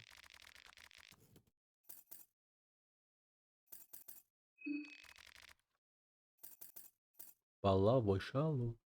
Половой шалун. Половой шалун. Половой шалун.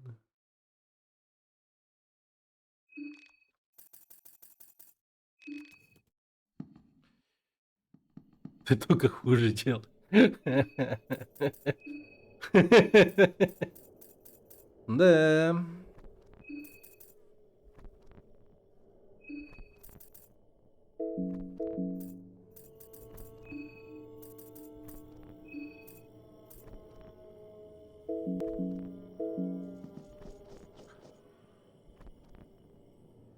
Я только что прочитал, Кайзер — это вознесенный до почти бога Легард. Да.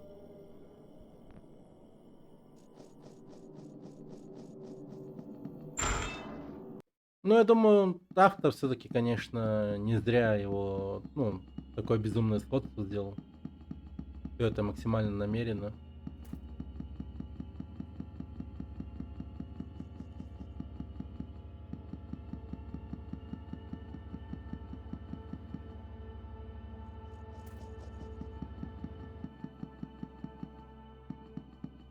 Да, на самом деле не столь важно, потому что эта теория очень близка к истине.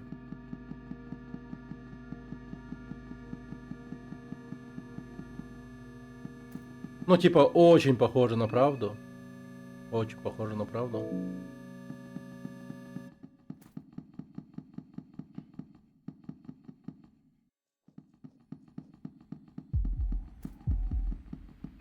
Блин, я тебя не убивал, что ли?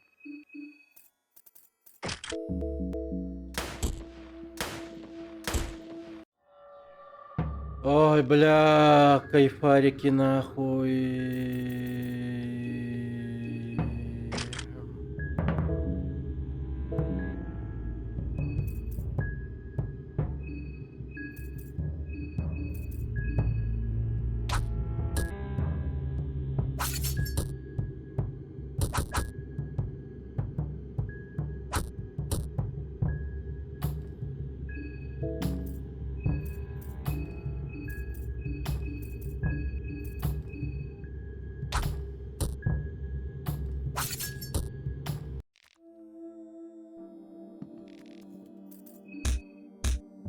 Так, хорошо.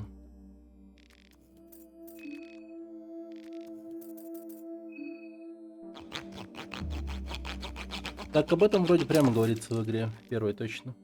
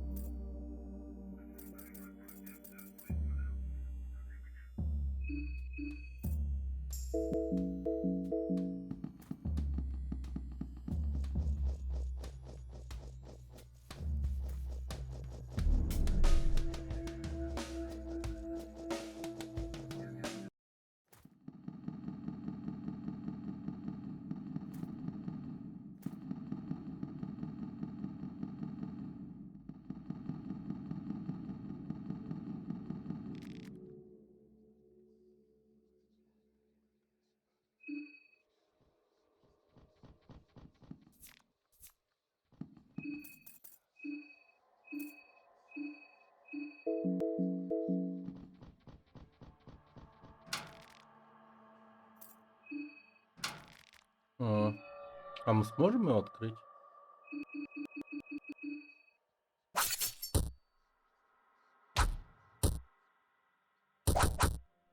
Блин.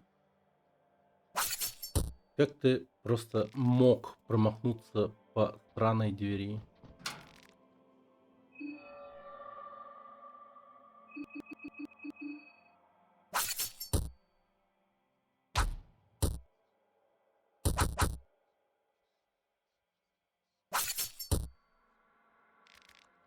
Ну да. Пробить нельзя.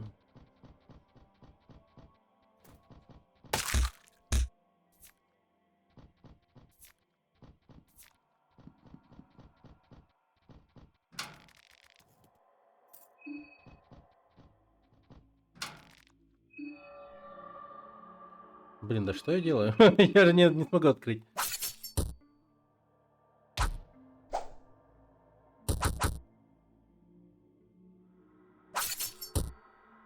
Да, намеки они есть.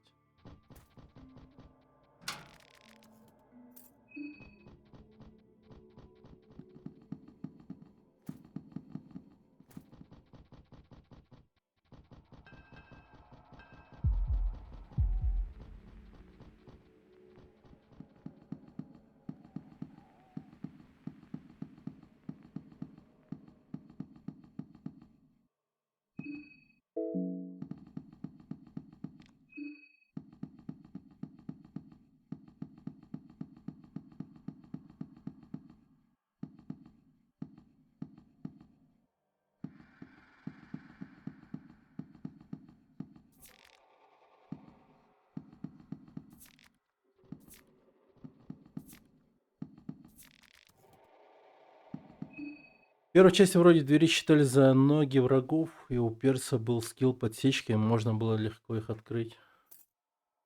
Не знал. Да, я об таком слышал, кстати. Мне об этом кто-то говорил, то ли я это видео где-то видел.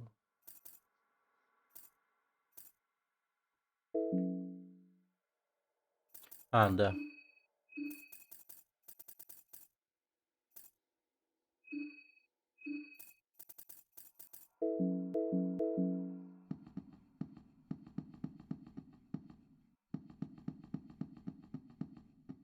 Да.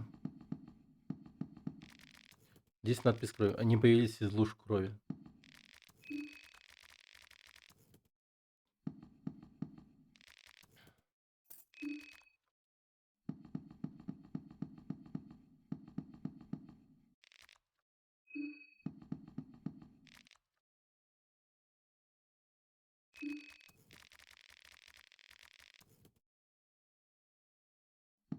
Лол. Все. Статуэтку получили. Балдеж.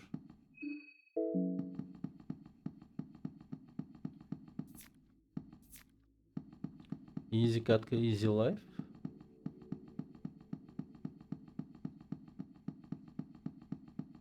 Но в данном подземелье мы не закончили дела.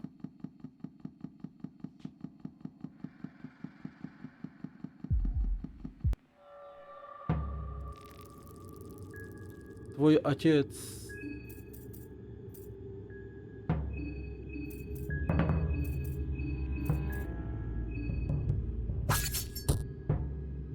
Что ты сказал про мою папу?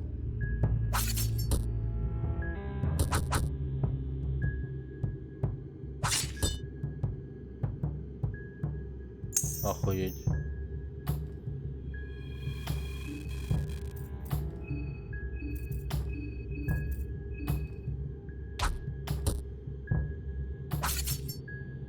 О.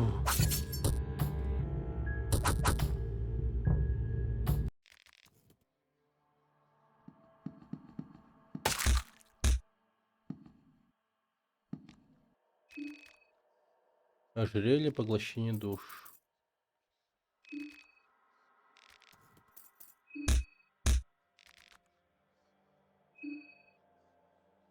А,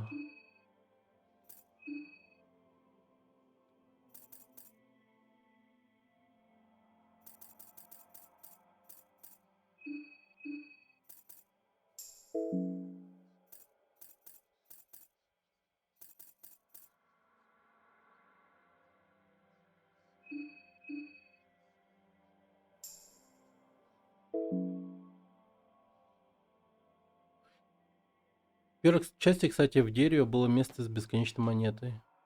Ну и в самом начале первой части есть точка, где можно получить кучу предметов просто так. Но в том дереве, которое же вот бога в глубин. Если ткнуть в левый ворот в начале, то можно получить сопартийцу. Это Герри Спанч Боба. Да. Решил ступить по кривой дорожке. Этот сукин сын.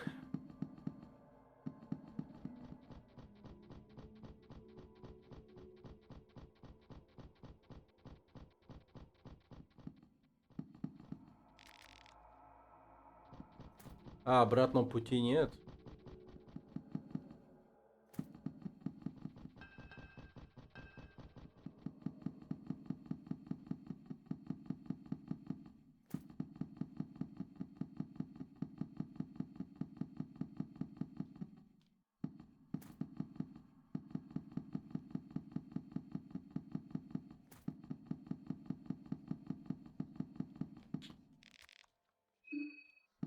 Так, сейчас не понял.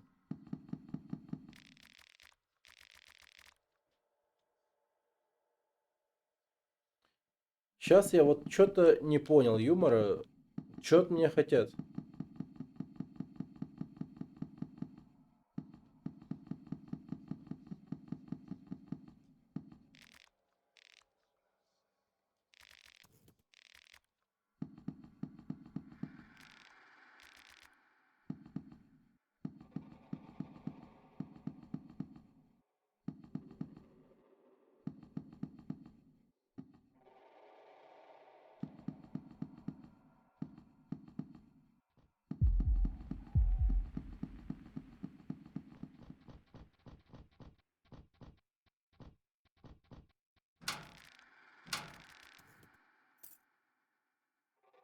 Дарси, ёпта.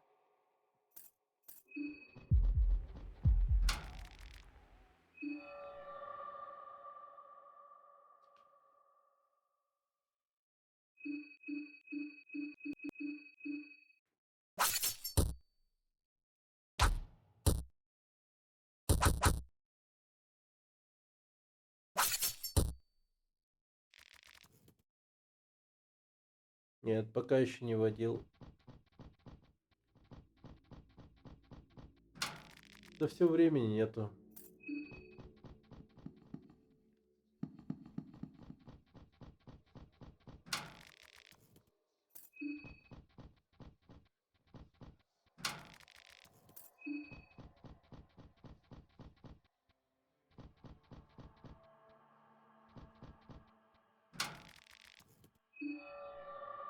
Да блин, Дарси, пипец.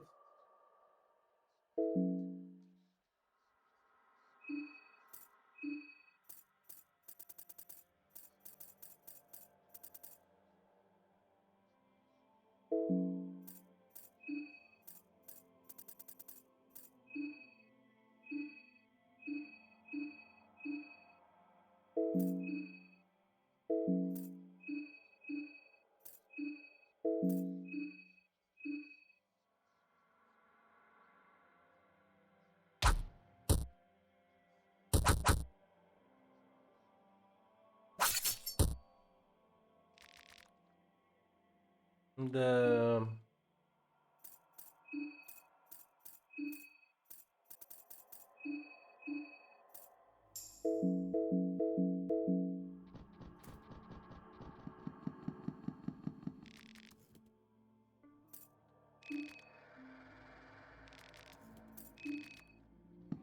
Это очень похоже на софтлок.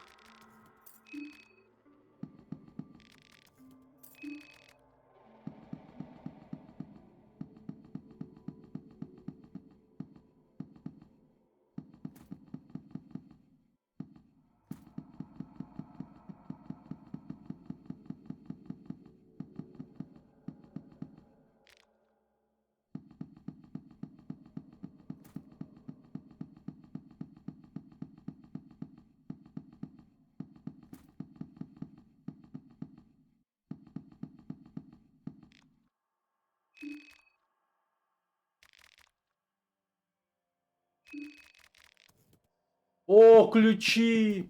О, ключи!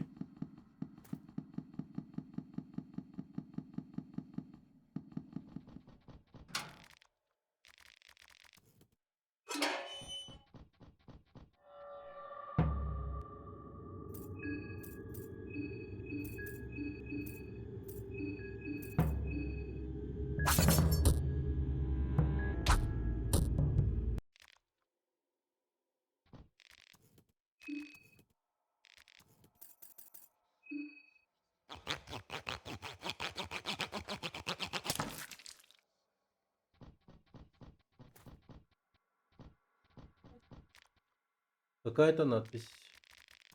А, Ну что, папа, еще ла. вот я нашел их, да. Папа, как он еще живой? А? Как он еще живой? Как еще живой, да? Угу. Это потому что папа играет. У меня все живут. Все молодцы.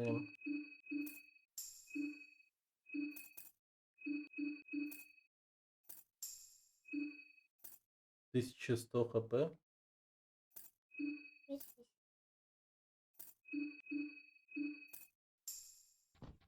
Да, думаю, был бы шанс, наверное.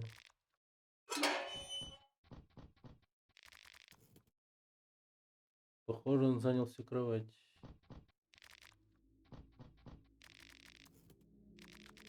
Чей смех сейчас? Чей смех теперь? Я спрашиваю. Я нашел самое безопасное место в этом прогнившем городе. Чей теперь самый глупый? Это отсылка к Тоду Говарду?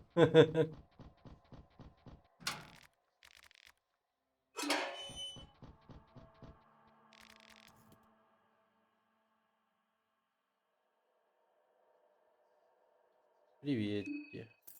Тебе привет передаю.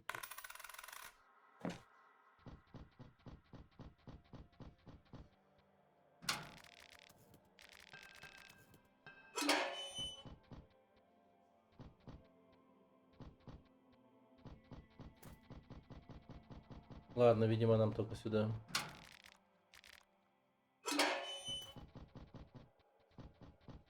Чё? Топ не просто смотрит на вас.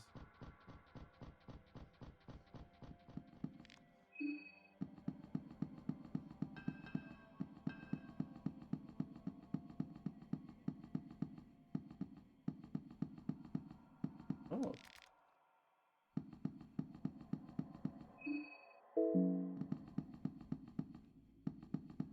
Да. Вот такая вот у тебя кость. М? Вот это есть. Сколько тетя?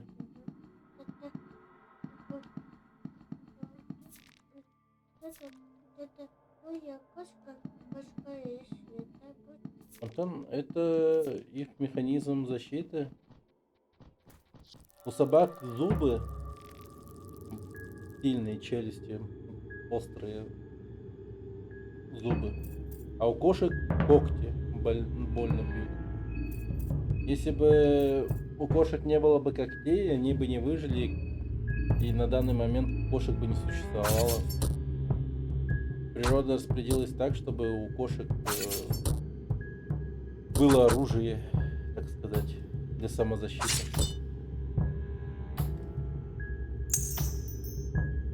М, Чё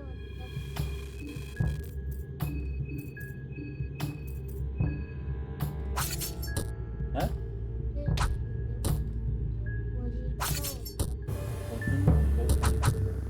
Ты О, блин, маркет говно.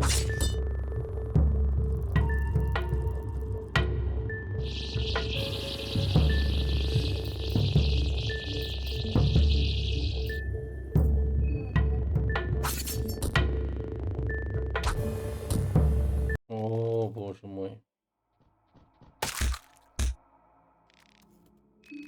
Есть нас хотела. Блин, опасные мудаки. А?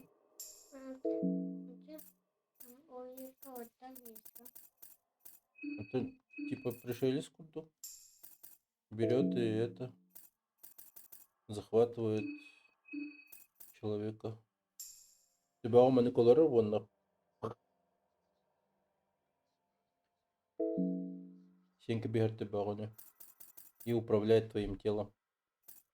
Страшный, да? Нет. Да. От улитки убежать можно, да? Да, медленный.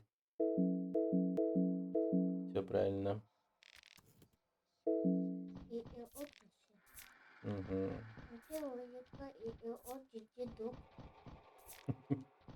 Это Тимеха? Спанч Боб-то.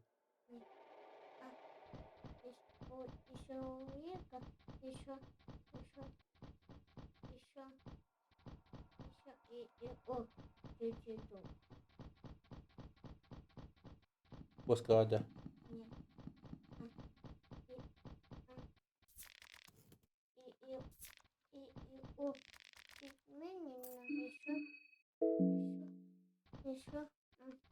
Еще улыбка, чуть-чуть. М,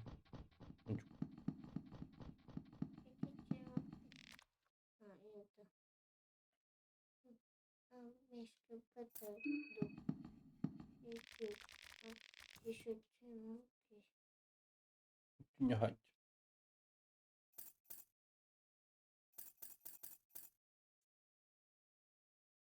М,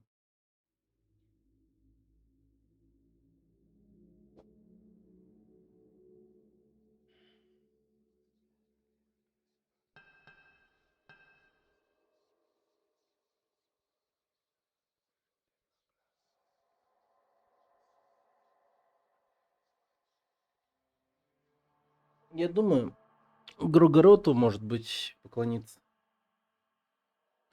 О, привет, Рокси. Я никогда не догадаешься, что я до 6 утра делал. Писал.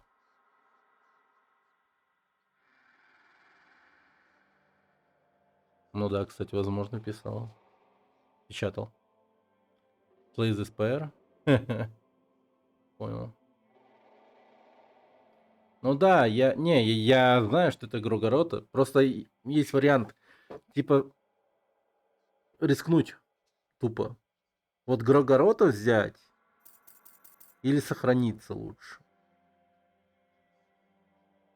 Как бы вот такие варианты у меня.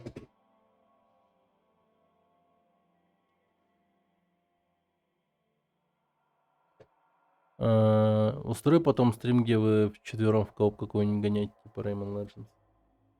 Ну, обязательно, в будущем.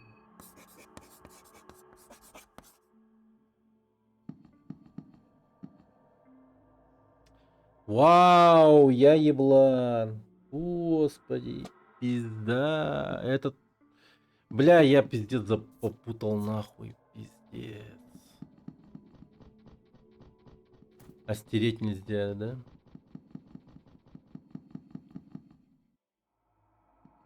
Бля, я почему-то забыл об этом совсем.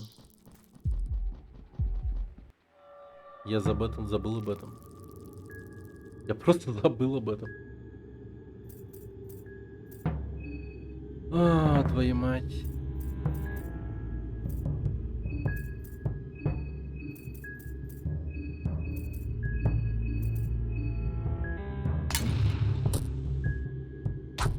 Бля, пизда, это очень плохо. Да, это пиздец.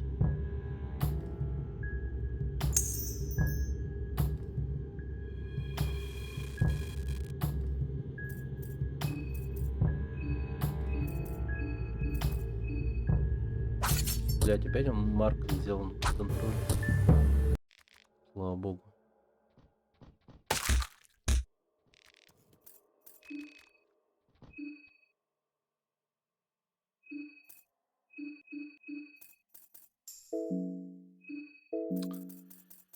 Ой, обидно. За круг обидно, как-то очень обидно. Я жестко похерил. Просто жестко как. На годок, кстати. Ну да, я наслышан слои. Посмотри. Ты чё? Ночного дарит. Ты нормально, да?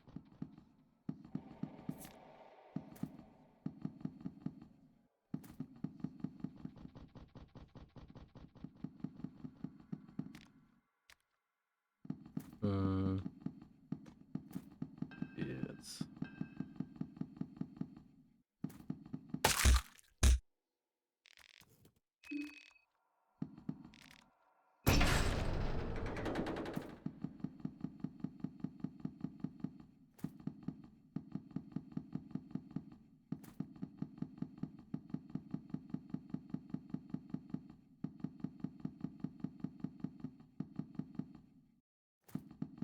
Привет, Микроэкс. Здорово.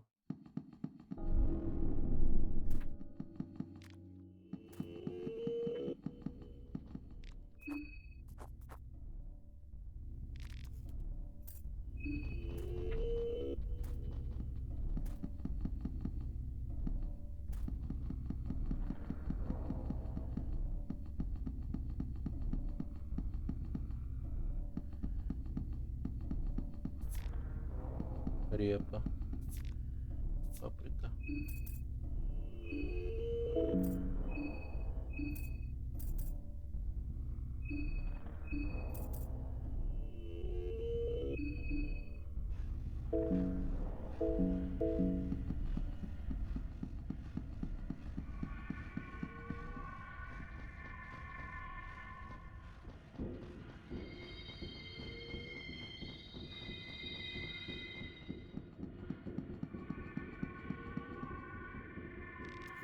Кто? Ты?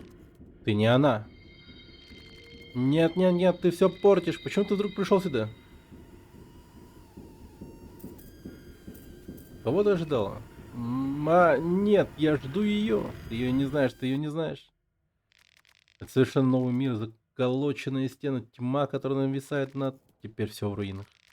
Это больше не сюрприз. Ты испортил сюрприз. Испортил сюрприз. Ты не можешь уйти сейчас, ты просто не можешь.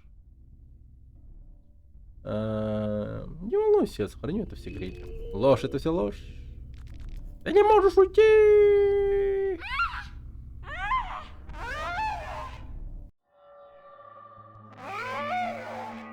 Да. Как вам, девчонка? Как бы оценить ее по 10-бальной шкале? Элит Лайт. Здорово. Black Soul. Не слышал о таком. А голову пакеты норм. Да, это жестко.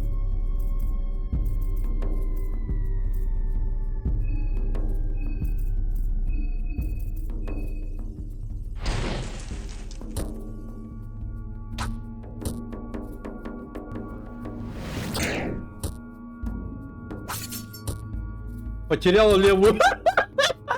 Оливия потеряла левую ногу. О, нет! Блин, но Марк потерял левую руку. Это уже плохо. Оливия потеряла ногу. Вау, вот это беда. Да.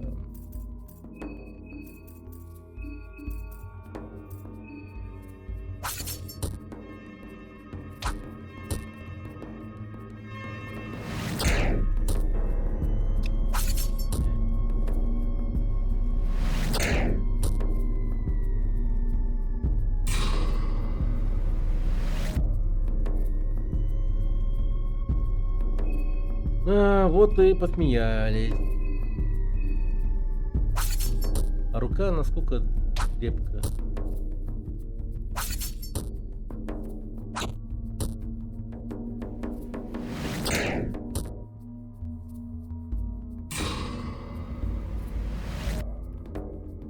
Блин.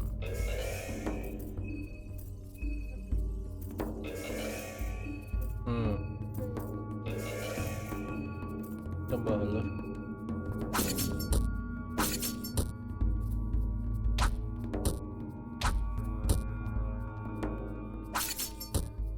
Я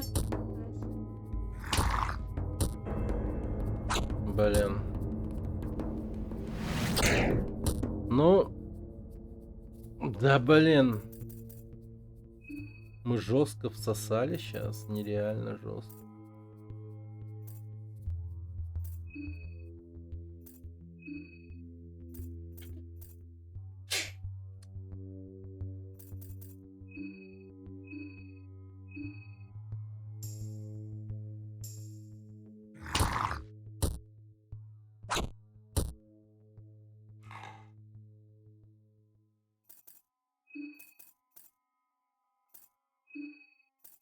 Дисморфия.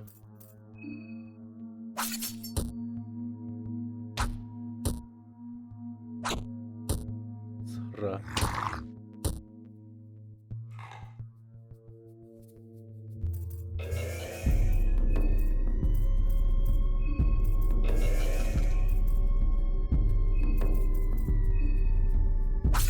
Разраб сказал, кстати, что в 3 части хочет сделать анимацию врагам во время боя. Но я вот это давно не понимал, почему нельзя добавить анимацию к подобным играм. Ну то есть персонажам он добавил, а врагам нет. Я бы рисовал и рисовал. Мне кажется, он тупо устал. Ну, в натуре.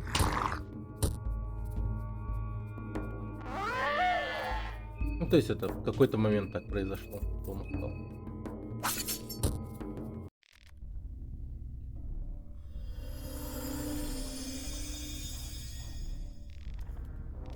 Я абсолютно сияю, сияю. Почему? Разве ты не видишь? RPG Maker игрулька, да.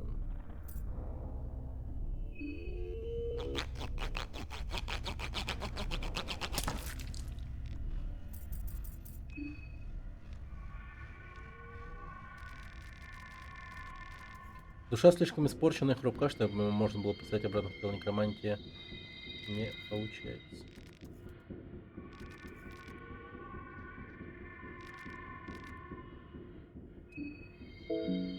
Короче, грузимся.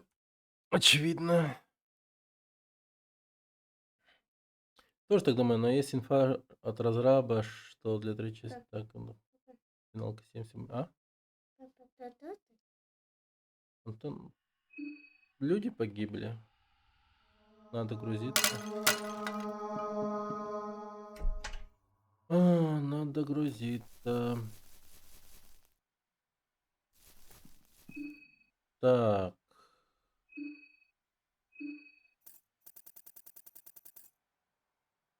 Восемь патронов. Так, а что я делал после этого сейва? Как будто бы ничего особенного, да, если так вспомнить? То есть я немного потерял. Это та игра, где члены рубишь? Да, Рогвай, здорово. Это она. И ты такой, о, я за чаем, ща погодите. Сколько членов уже отрубили?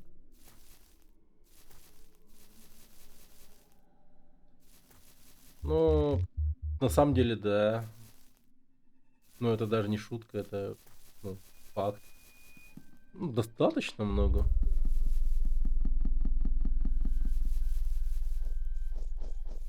Ну, типа, можно сказать, что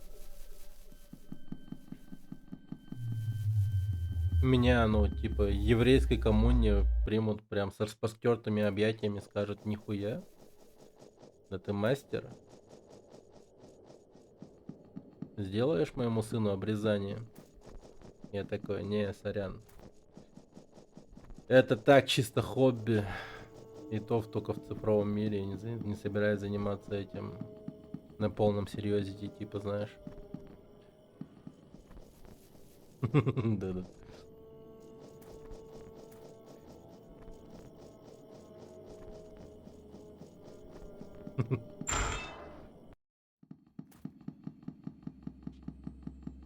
Penis slasher. Yeah, it's me. Penis player. Ding dong. Чик чик.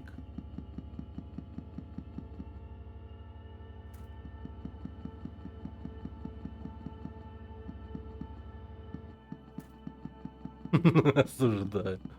Одобряю.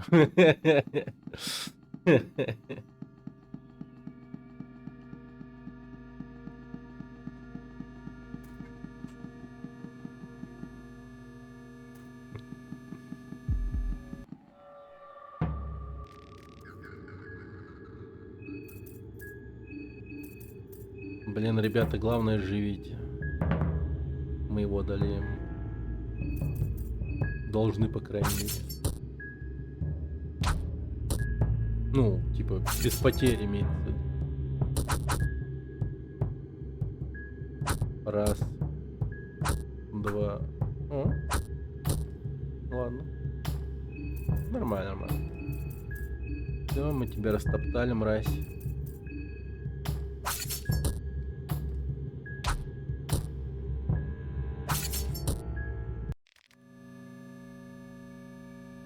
Но он одетый, поэтому нет наружу. Ну, то есть... Это же жандарм. Он человек работящий. Что у него в штанах находится? Видел бы ты, где я вот по разрушенной части города ходил. Вот там, да, мужиков с яйцами по колено до херища. Они прям, ну, и прям много было. Они прям такие...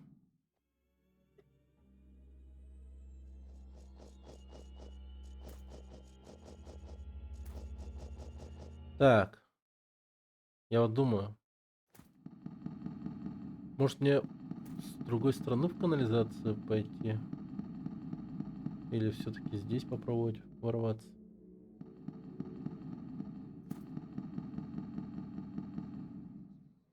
Ну здесь мне, да, но мне по-любому надо брать статуэтку, как бы то ни было, по-любому.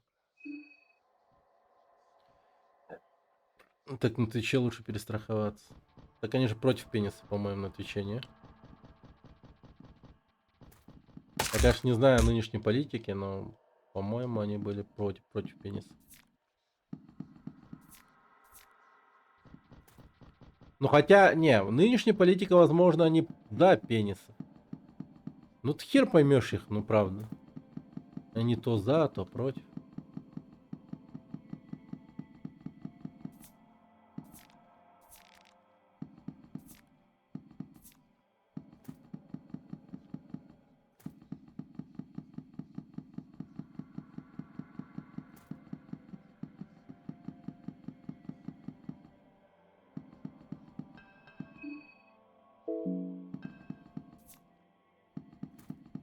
Светло-голубой флакон. Ну вот Трамп пришел к власти. Они, возможно, за пенисы теперь. И за семейные ценности. Возможно, так.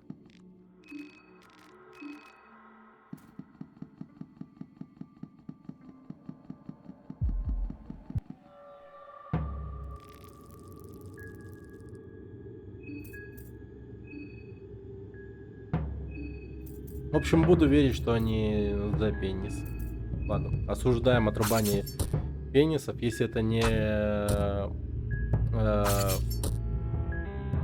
по религиозной теме, а по теме навредить как себе или другому человеку. Вот, так будет правильно, да.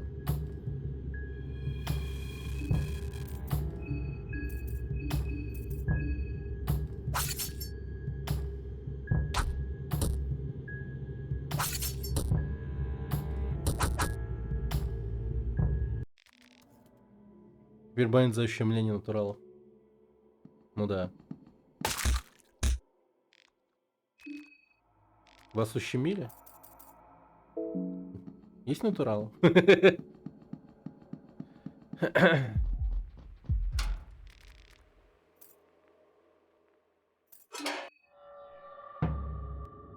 Меня Twitch ущемлял долгое время.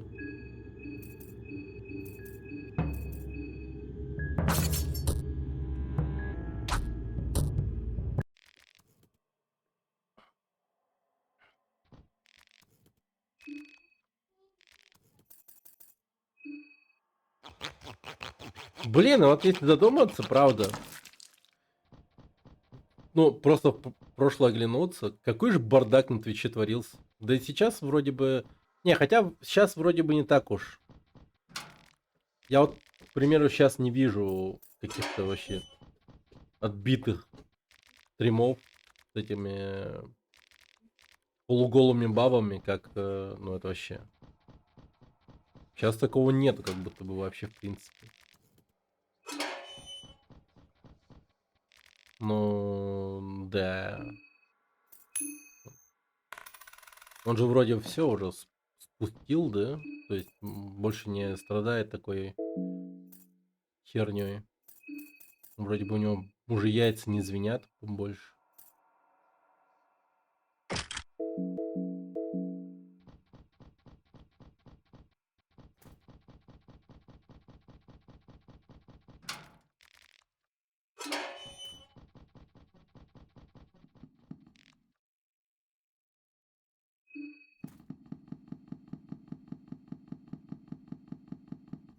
Ну, то есть он жестко там Амурант поднял.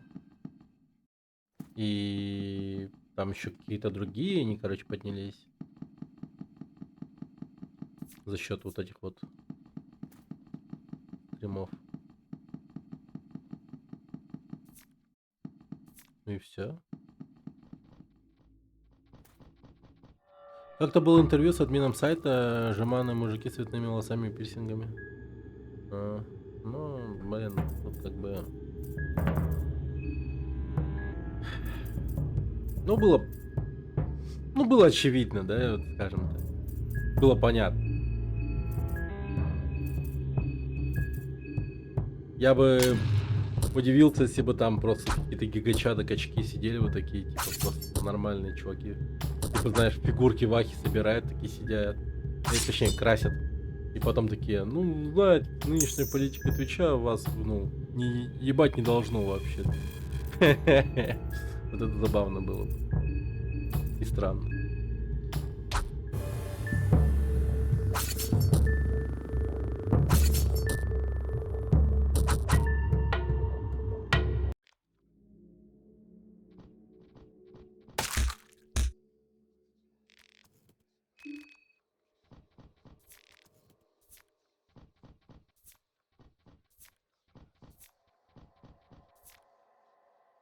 Тупо винтовку дали. Ну, спасибо. Конечно. Знаете, вот чисто вот ради, ну, прикола вам покажу, да? 8 винтовок, блин. Я просто тупо отряд могу собрать военных винтовками. Типа, ну, понимаете, да? То есть, какого черта мне так много винтовок дают в этой игре? Ну, это чё, это юмор такой или что? Я понять. 8 винтов. Ну, я как бы, ну, то есть... Ну, вместо винтовки могли выпасть просто патроны. Я вот к чему? Типа... Ну зачем мне 8 винтовок? А чё не стреляешь? Могу стрелять винтовкой. Это, типа, ну, стартовое оружие. Ну ты же... блин, ты же не знаешь.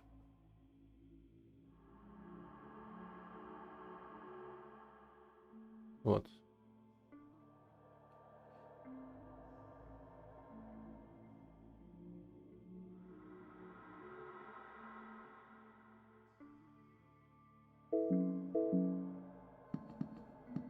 Ну, Генри Кавилл, например. фанат Вахи, пожалуйста.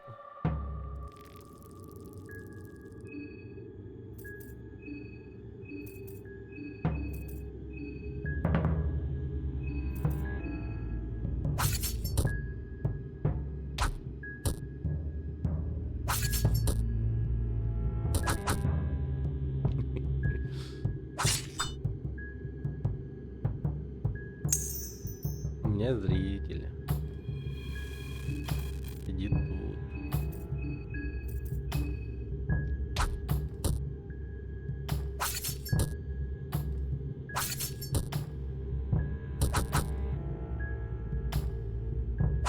Да ты что, на приколе, что ли?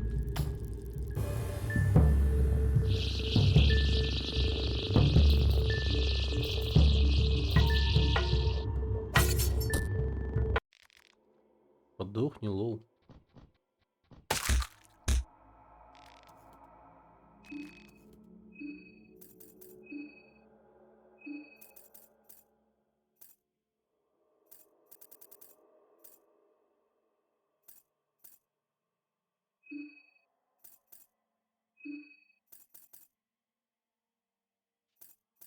М.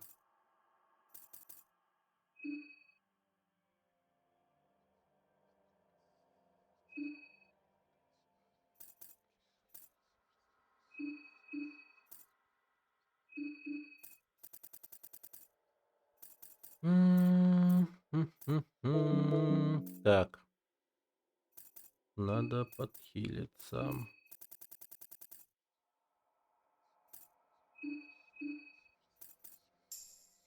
Как я понял, тему про члены, возбудив их или что? Что ты имеешь в виду? Разряжаются тут мужики членами.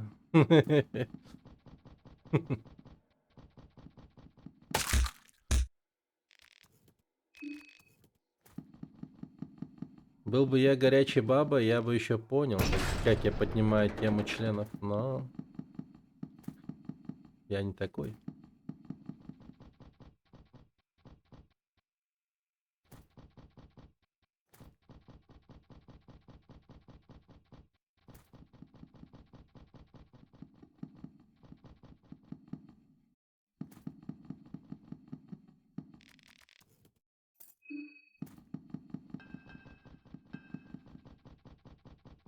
М.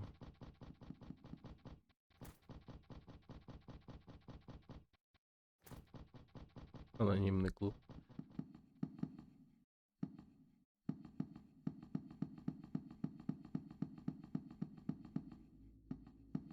Ну, слушай, типа, Константин. Что-то с анонимностью у вас проблем, по-моему. Мы знаем ваше имя как-то, ну, типа.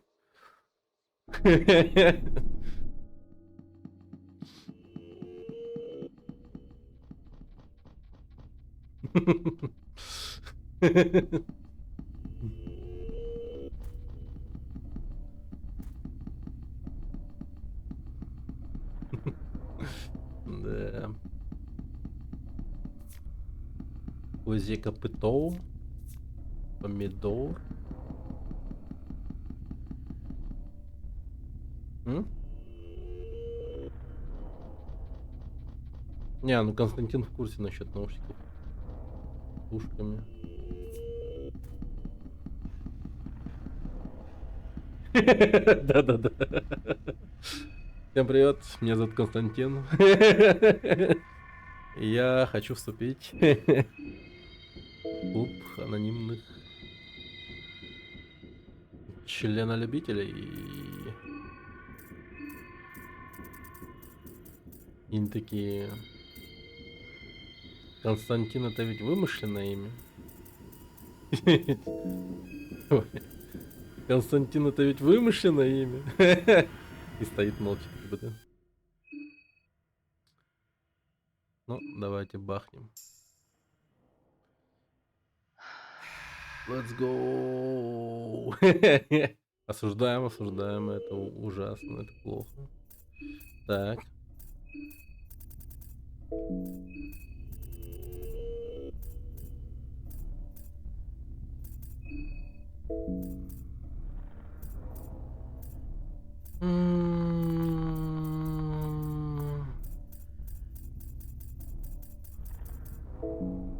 А можно ей просто в лицо выстрелить? Ну, типа... Ну, нет, конечно.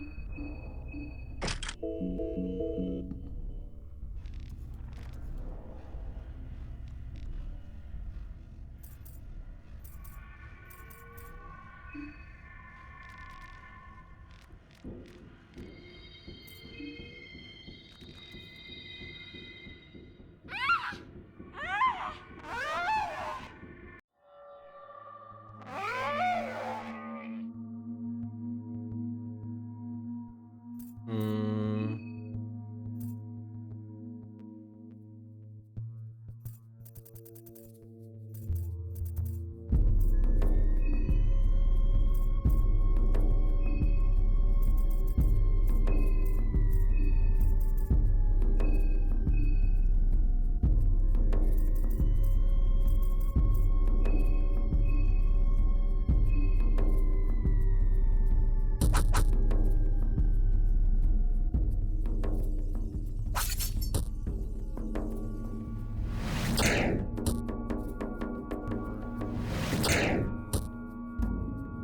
Бля, левую ногу потерял.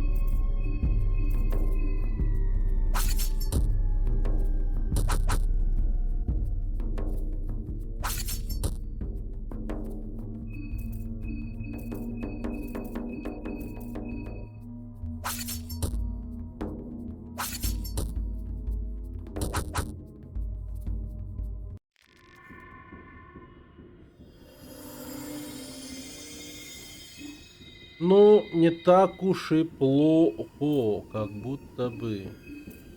Да, Марко потерял одну ногу, но, блин, одну. Нормально. Так. Имя, конечно, вымышленно. Садится на свободное место, да. Какой бы из домов выбрал бесплатно?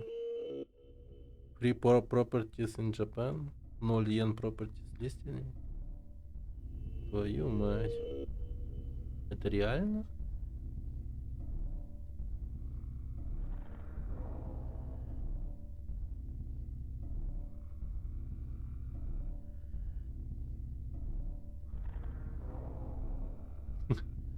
Да. Ми, Japan, Хоккайдо. Нифига себе. Блин, это Хиросима. Да не, вы чё, да вы чё, не. В городе призраки жить, типа, вы чё, с ума сошли? Не, ну, наверное, его подняли, но тем не менее, ну, блин. Вот это вот еще... Вот это дом с потенциалом, так сказать. Вот Фуку префектур тоже хороший. 0 деньги. Ну, без... А, вот это вообще огонь. Ну, это странно очень. Это буквально похоже на сценарий фильма ужасов, где ты такой берешь такой дом и умираешь там просто. Где? Зачем новый дом? Да? Ну, то папа просто смотрит, не волнуйся, никуда не переедет. Наш дом хороший. Пойди, говорю. Зачем новый дом, говорит? Оказывается, в Японии можно жить бесплатно, у японцев есть специальный термин акия. И это. Да, конечно, не нужен, но не беспокойся, не надо.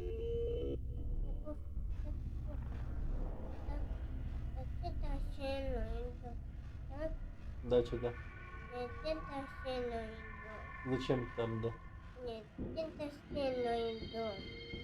Ну, просто смотрю, просто интересно. Там, оказывается, бесплатно дома дают, а это удивительно. Папа нигде там ничего жить не собирается. Не беспокойся. Тихо. Блин, он забеспокоился. Интересно, учитывая, что я редко появляюсь на стримах, и когда ты наберешь первые 100 подписчиков, меня можно было бы назвать Алдом. Да, было бы классно. Это заброшенные или просто никому не нужные дома из-за старения населения, урбанизации, демографического кризиса, по данным правительства Японии 9-8 миллионов пустых домов. Охереть. Те, которые можно передать юридически, называют Аки. Они зачастую не очень-то и старые, часто с неплохим ремонтом и полным набором мебели. Там, наверное, радиация еще не выветрилась, да? Ну, да, это странно. Типа, бездомные, почему там жить не могут? Там ее не было особо, большинство уничтожилось при взрыве. Большинство уничтожилось при взрыве, типа радиация уничтожилась? Или как? Не пон.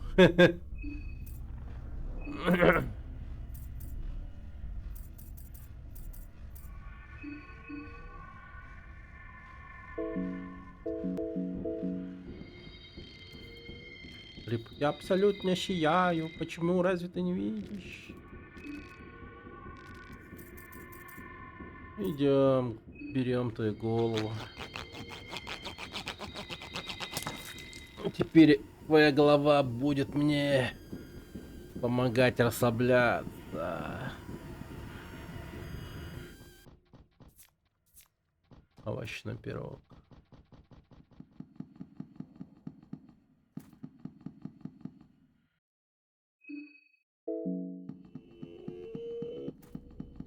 У-у-у.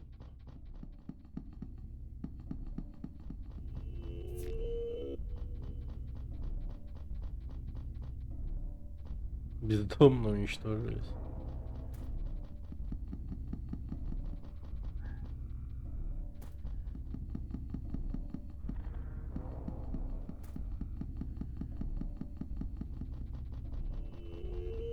Это Ахара Скай. Он сох, что ли?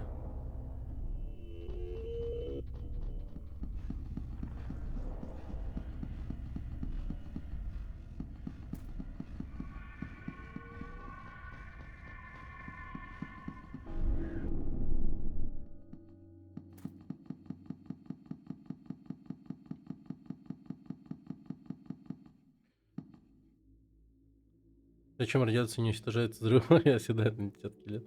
Бездомно уничтожается без взрыва. Радиация теряет свойства при огромных температурах. Это достоверная инфа. В Сталкере об этом ни слова. Блин, все общаются так, как будто бы я на капа ебальниках, типа. А вот сохранение, лол.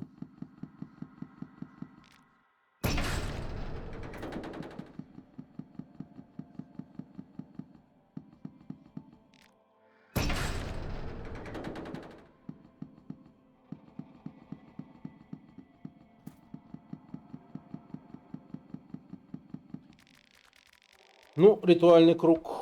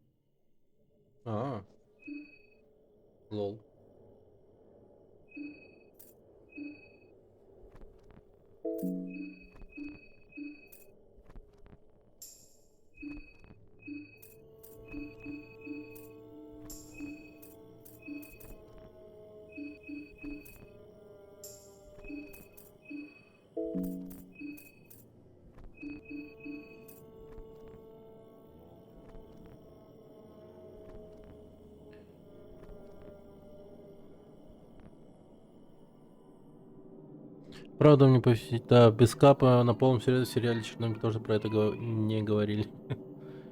Я не шарю в этой теме совсем, но DeepSeek выдал вот что. При атомном взрыве радиация не уничтожается, а наоборот образуется в огромных количествах.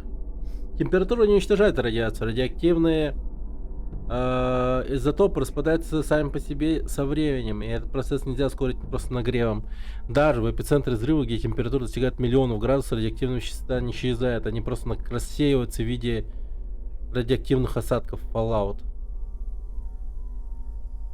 Но DeepSeek иногда можно не верить. Не, я вполне себе уверен, что это достоверная информация. Возможно, ваш знакомый перепутал с термоядерным водородным взрывом, где большая часть энергии выделяется за счет синтеза легких ядер и дейтерия и тритерия, а не деления. В виде Fallout радиоактивных остатков, что? Ну, так называют Fallout. Осадки. Я же говорил, ай, Константин, ай, обманул Ашота, будь Ашот теперь внимательный. Так, погодь. Ядерный взрыв не уничтожает радиацию и создает ее высокие температуры, нейтрализует, они лишь могут изменить форму, например, испарить, рассеять опасность радиоактивных осадков. Fallout. Сохранять долгое время после взрыва.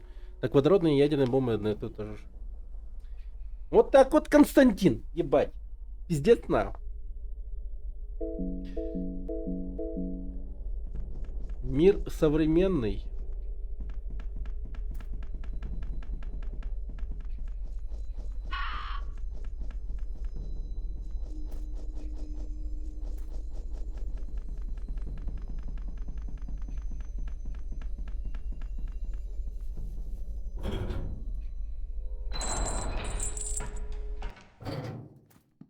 Так.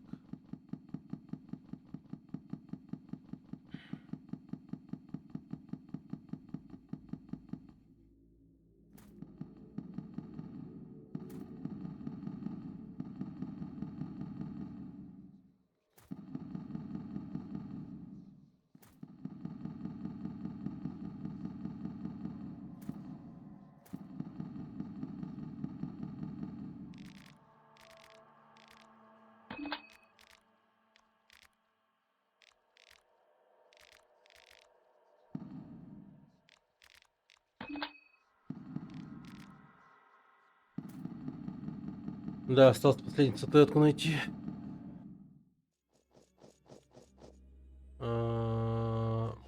Так.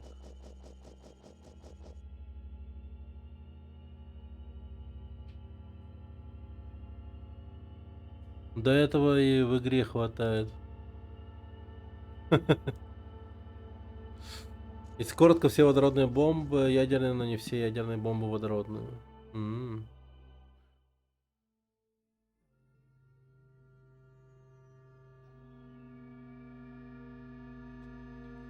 Да. Не, ну, Дипсику вполне себе можно верить. Правда.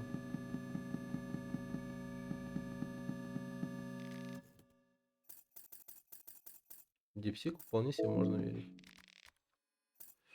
А по поводу этого парня, который типа член отправил, ну это как-то лишнее. Ну то есть, ну, блин, тут в игре достаточно много пенисов.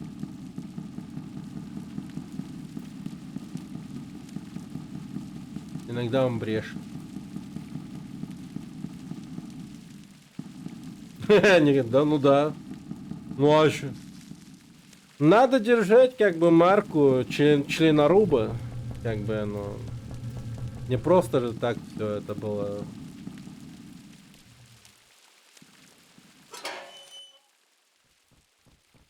Членоруб это не просто прозвище. Это стиль. Так. Ну, люди как бы это живут.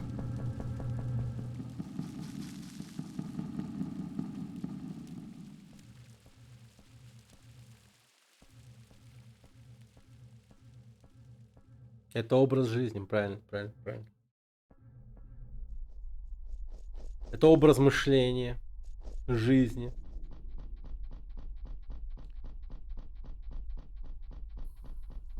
Если не вероисповедание и не...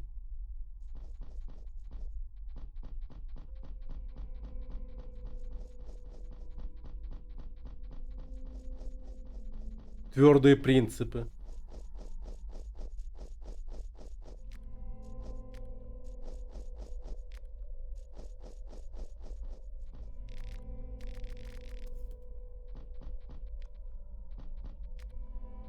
Лучше вообще не приходите в гости.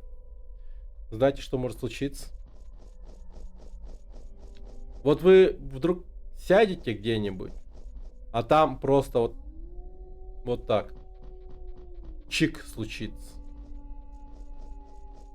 А как этот чик случится? Ну тут уж гадайте. Поэтому да. От греха подальше лучше, ну... Пенис прячьте, пенис прячьте.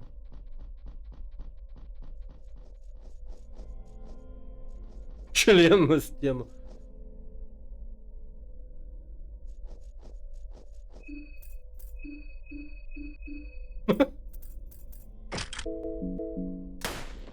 Я, конечно, человек радикальный. Бывает, бывает. Но, блин.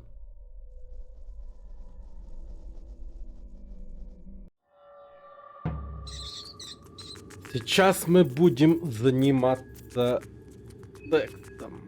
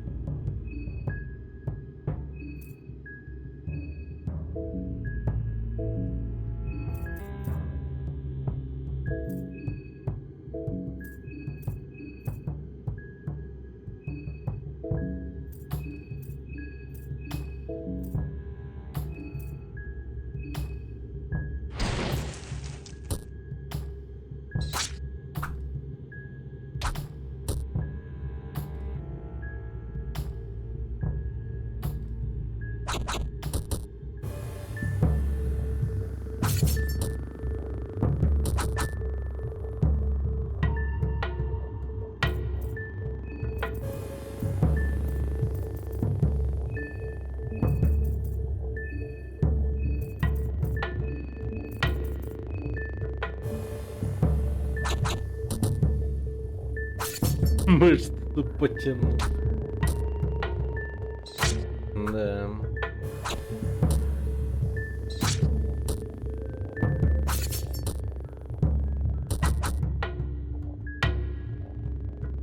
Ну что ж, их с каждым разом все меньше и меньше.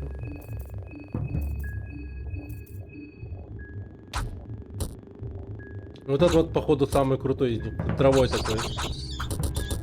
Ебать!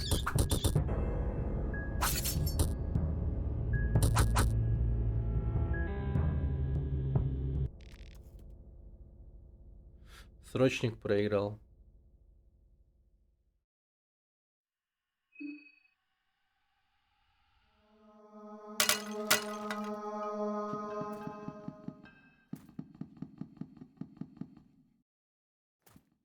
Да, это жестко. Сначала активируем лифт и потом поднимемся наверх.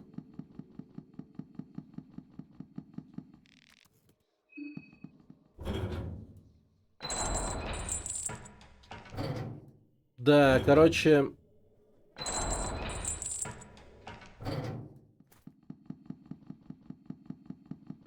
Короче, такая штука, оказывается, что надо нападать не на тех, у которых есть оружие, а наоборот.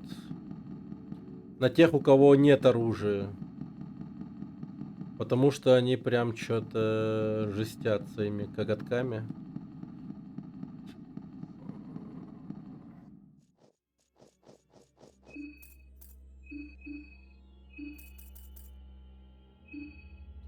Блин, что вы такого...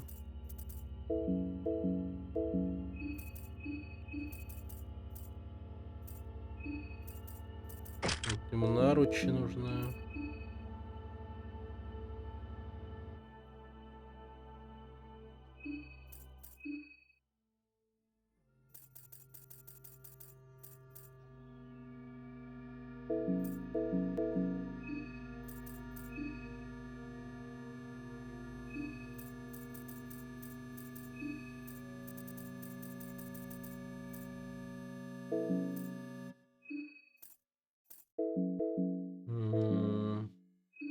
Мне вот интересно, а это реально сделать или нет?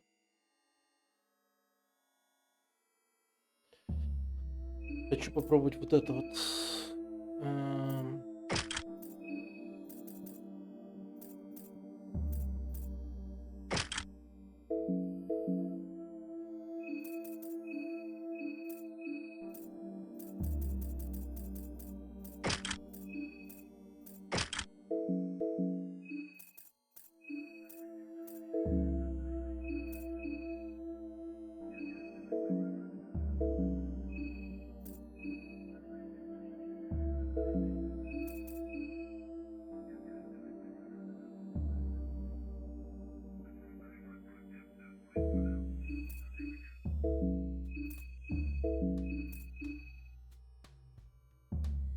Блин, ловкости вообще нет у него.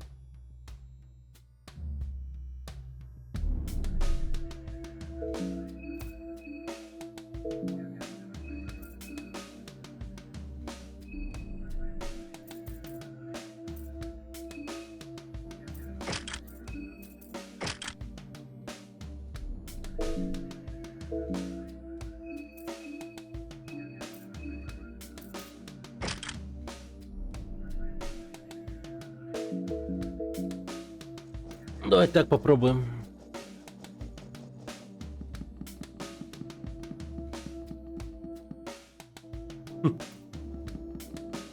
Оливия плюс Марк машина. Марк уже машина, а Оливия имеет колеса, и теперь они получаются прям, ну, по определению машины. Ну, то есть это типа, это типа так работает. Я понял.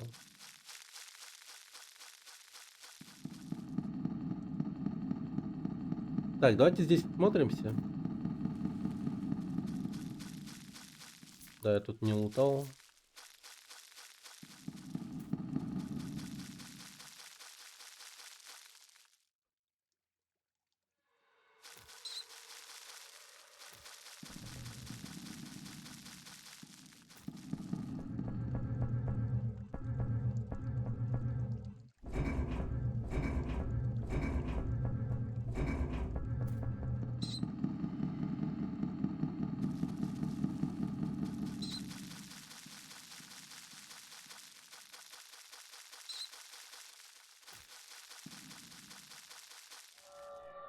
Всё, загнанная в угол крыса.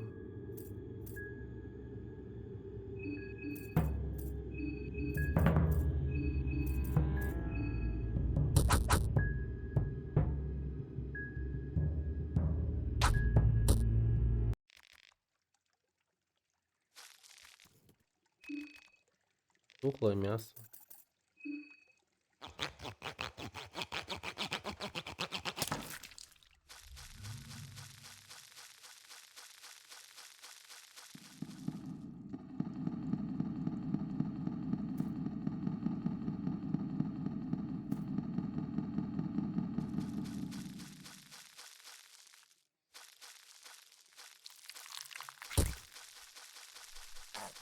Ну и дерьмо. Вывалилось.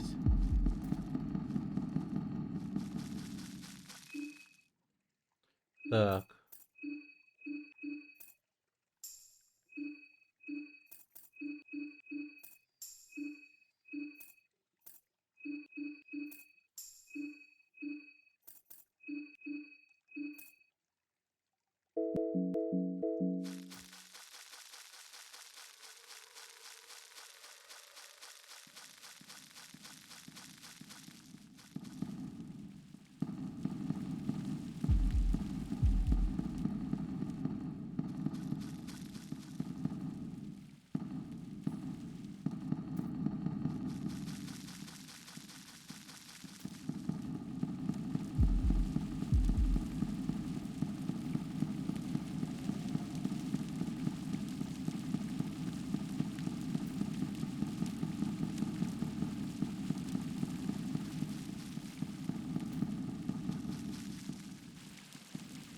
Читал, что только в играх канализации такие большие, обычно они вообще маленькие, непроходимые. Ну, это очевидно, конечно. И в мультике, например, Рататуй. Там тоже большая канализация. Хотя, вот в Нью-Йорке как оно интересно на самом деле? Они прям же все время, типа, в фильмах и там прочее, там, везде и всюду канализации, и пипец, как какие-то охереть какие большие туннели показывают.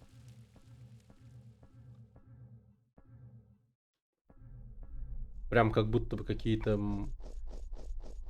туннели метро, чуть ли не.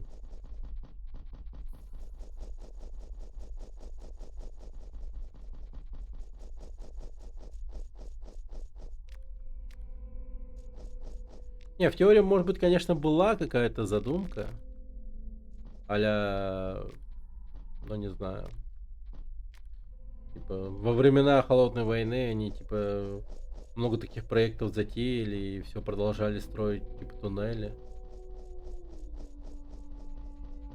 И также и у нас, типа, ну, по крайней мере, в Москве только. В Якутске такого, конечно, нет. Раз тогда город не сложился бы, ну, при грамотном строительстве нет, не сложился бы. Штука такая непонятная в целом.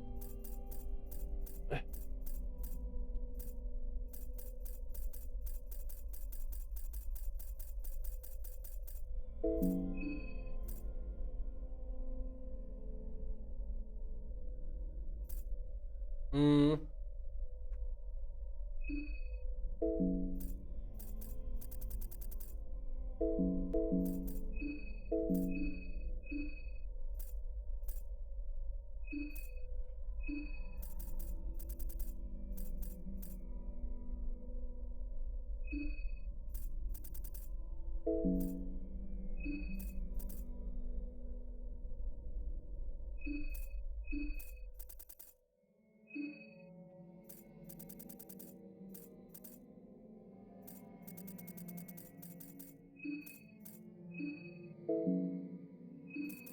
Во, жестко. М.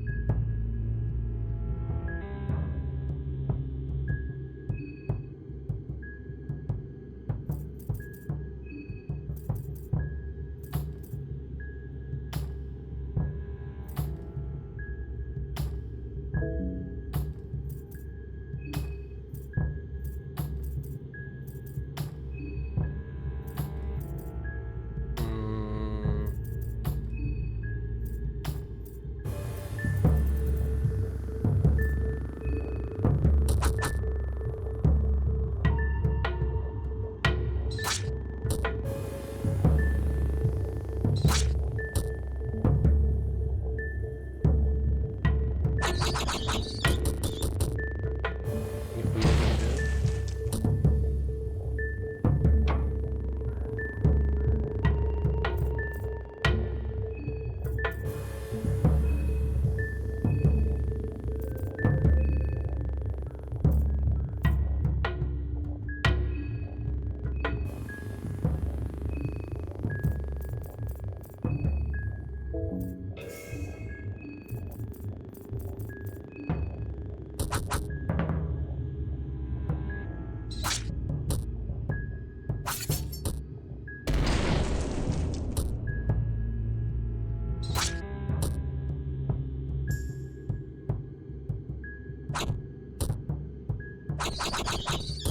Да вы ебанулись нахуй!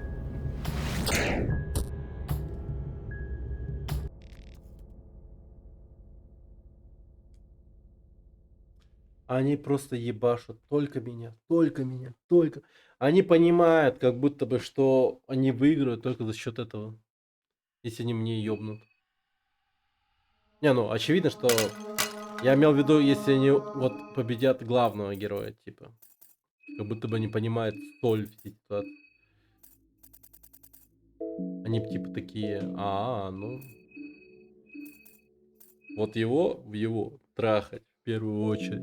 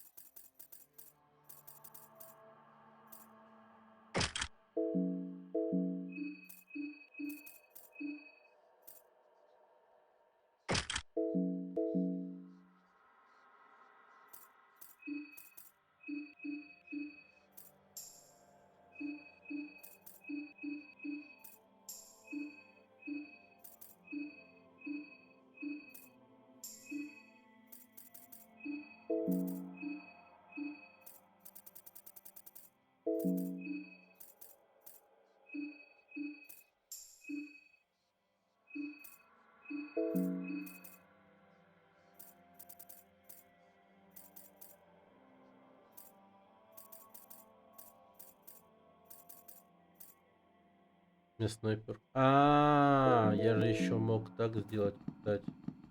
Ладно, побежали сразу. Не, ну сервис победный. Ну сервис победный. Я вам говорю.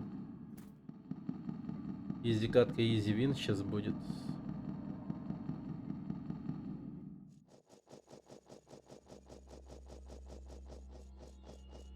Только сначала канализацию слегка залутаем.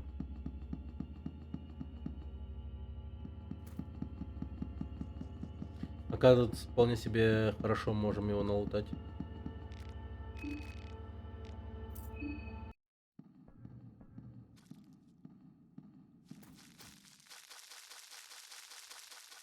Черепашки какие тогда. Ползая!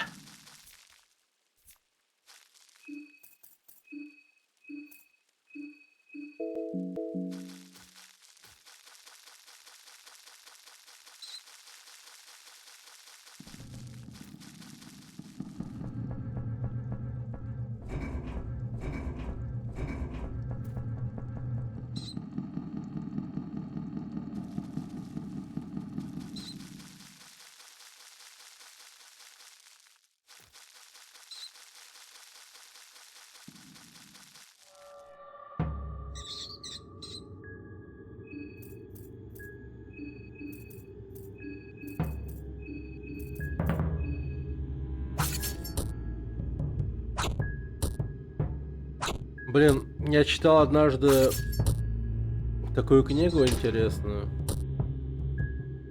Если что, типа фантастика от русского автора какого-то, точно не знаю. И я не помню, как называлась. Ну, что-то типа крысолюды или что-то в этом роде, короче, как так она называлась. И прикол был в чем?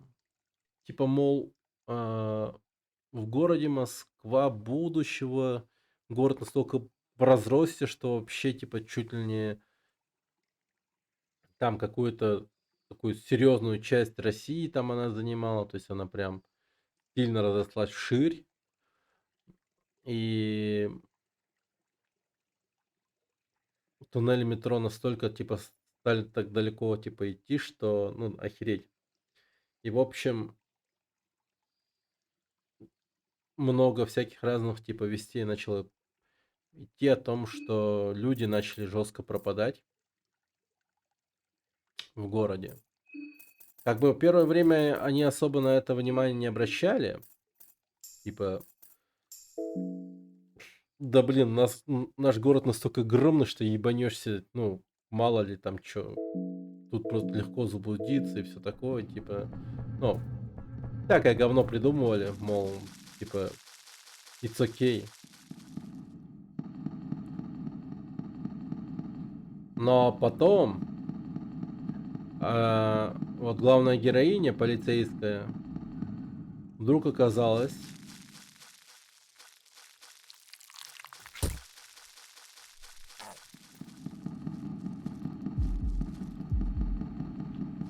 в таком одном метро, была, короче, жестко похищена, и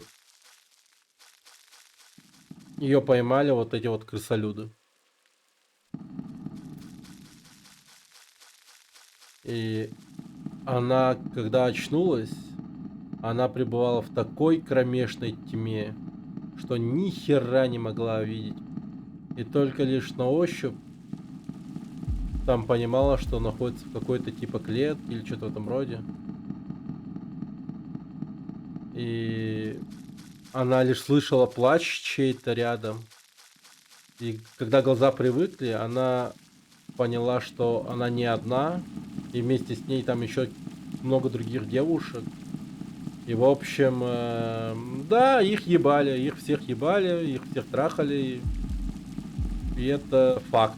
То есть они таким образом увеличивали свое количество крысолюдов. Да, их трахали. И когда уж очередь до главной героини дошла, я думал, ну, мол, типа, бля, спасется как-нибудь, всё такое. Но нет, они, когда она начала сопротивляться, они ей просто зубы нахуй кулаком разбили, трахнули в рот, потом трахнули нормально. То есть, пиздец, я не знаю, я на такую книгу наткнулся. Я не помню, чем закончилось, но вроде все плохо было.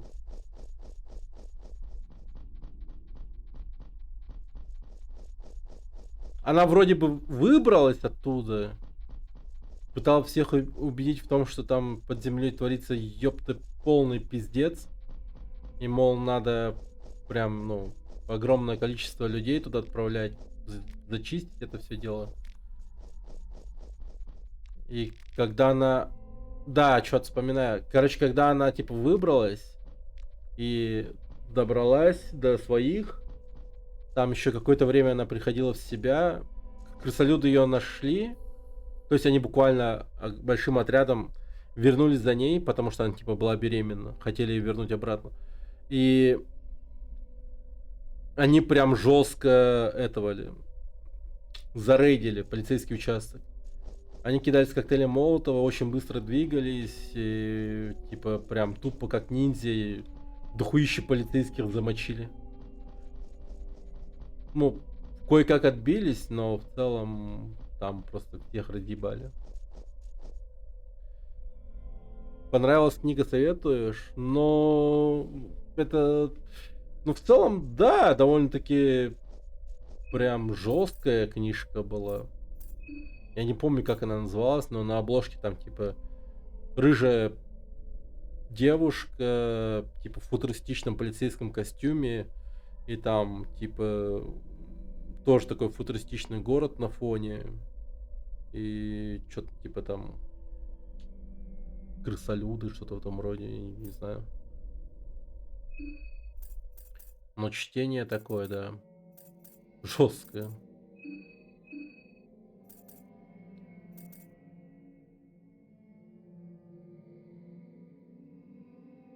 Но, по-моему, да, в целом там что-то такое было. То, что, мол, они собирались там. Ну, короче, для меня... Я когда читал, понимаешь, я, ну, охуевал. Там очень как-то жестко описывали всякое там. То есть в этой книге я впервые узнал про сицилийский галстук. То есть когда вначале они типа расследовали все убийства и похищения, там отряд какой-то, ну, хорошо вооруженных типа бандитов или людей было там типа найдено, и они все были убиты очень странно, и один из них был убит с помощью типа а-ля итальянского вот этого вот типа, ну, мафиозного убийства, типа итальянский галстук называется. Типа из-под челёги как-то вот так вот типа сделали, язык вот так вот вниз вырвали, типа что-то такое. Я только потом узнал, что это типа итальянская херня. И они еще типа тогда особо не хотели, не понимали, ну, как бы это сказать, не хотели связывать вот это вот пиздец. Точнее, не то, что они хотели, они не могли даже предположить, что такое, типа, может быть. Ну, типа, в принципе.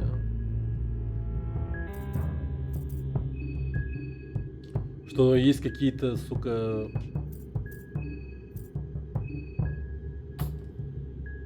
крысолюды-мутанты. Здоровенные.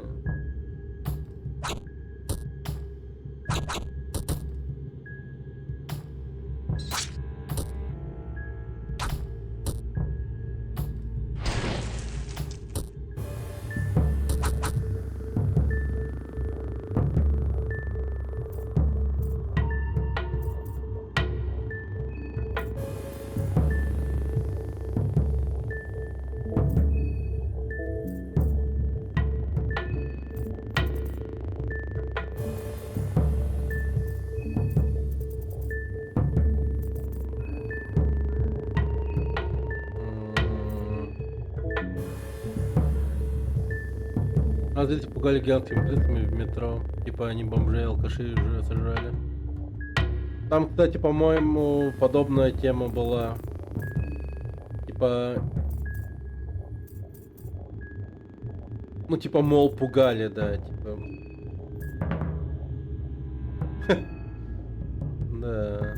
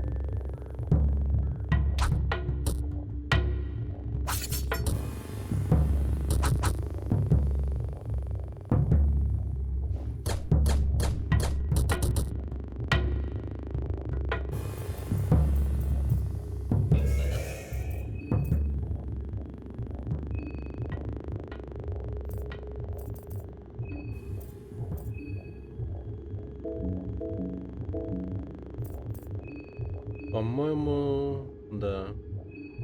Лучше... А, бля. Я жестко бахнул тему.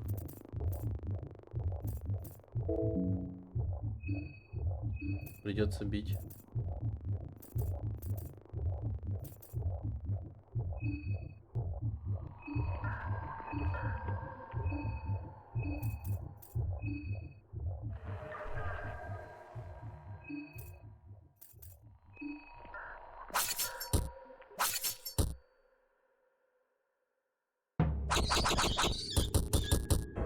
Да блять!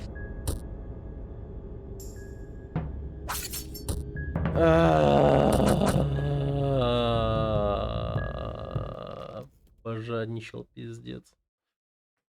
Думал, обойдется.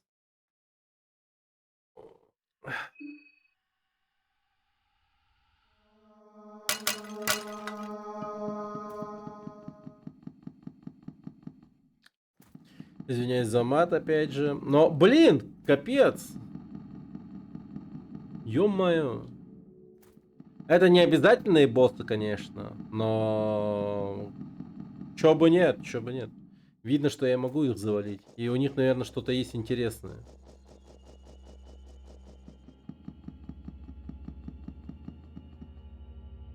Ну, очевидно, что-то есть интересное.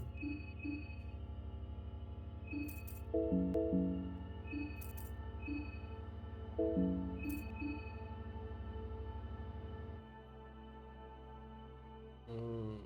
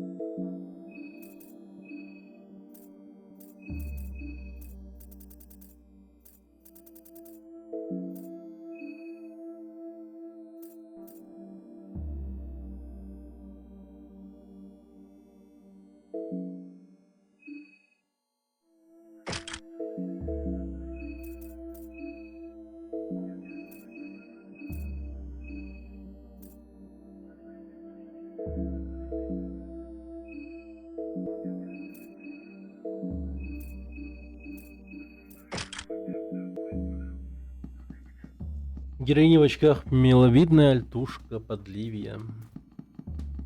Да.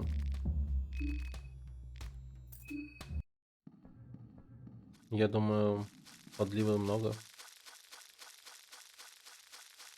Вот я не понимаю, у нее как интересно вообще в целом. У нее просто ноги не работают или у него паралич ниже спины?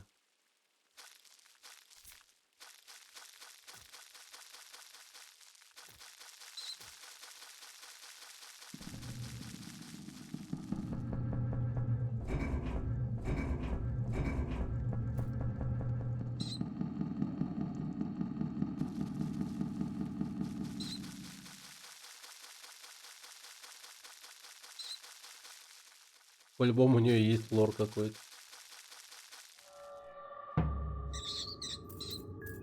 А давай попробуем поговорить с ним.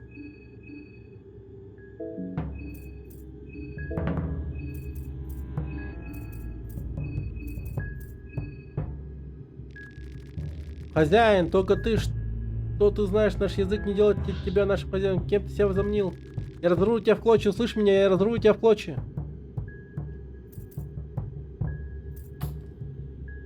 Разве ты не повинуешься своему хозяину? Я не человек, никогда не был наш хозяин, никогда не будет.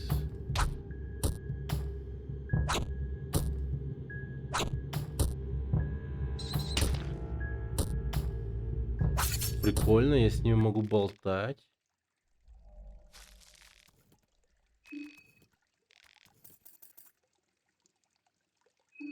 Ха!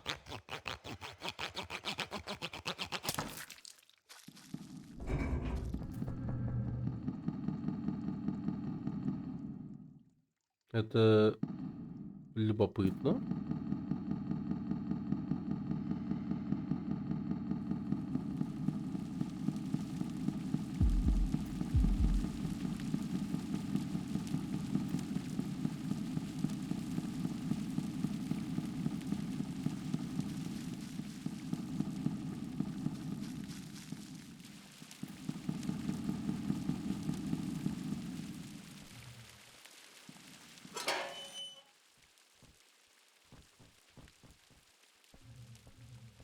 М?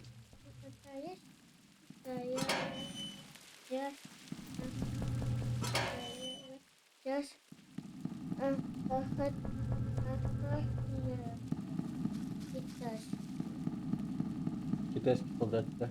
Вот что. Ну, чё, басмать. Победил, да? еще. Вот ты посмотри.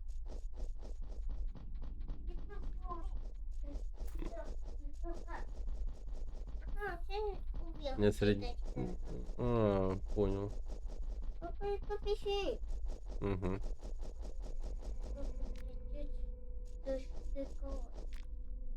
Толстый король, да?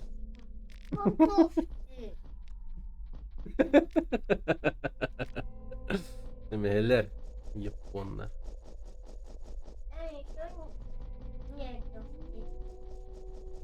Где они, толстый дядя? Опасно.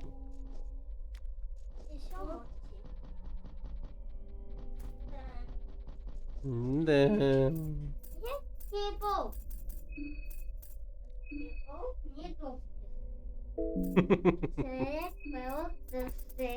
Нет, то не червал, чтобы толстый.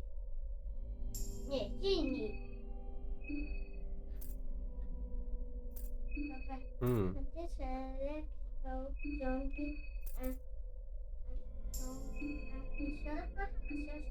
зомби, зомби, Тони, синий. Иди тут. Папа, Ага.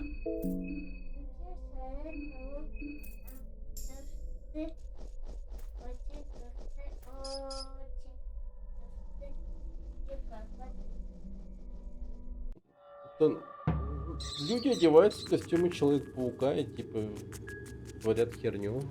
Да.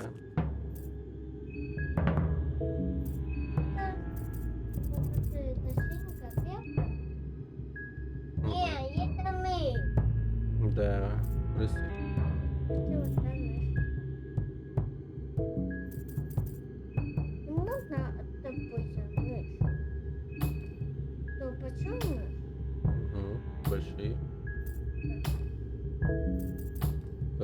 Опа, большие. Здоровенные. Это крысолюты. Размером человека крыс.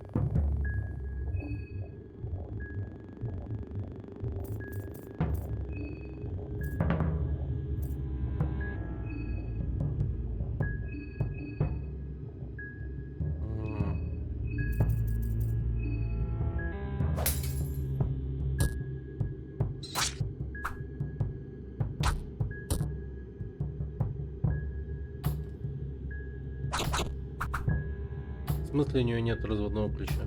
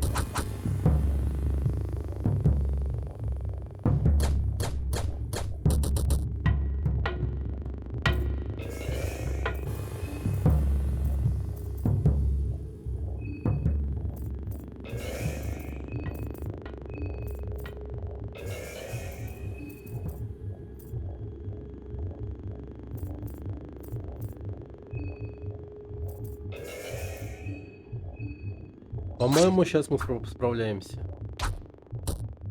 Я нормально так раздал.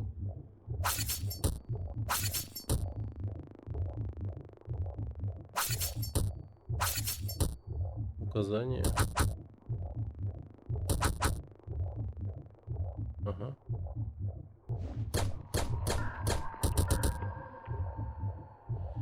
Чел, сдохни, пожалуйста.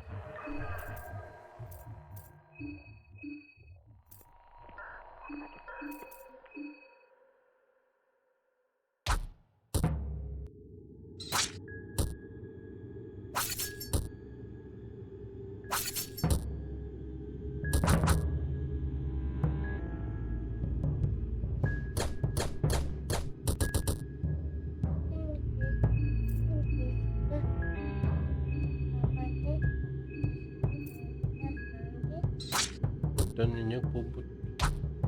Крышка зомби. Угу. Все, победили! Ура! Ура! Ура, товарищи! Ну, кстати, тут 2 сундука.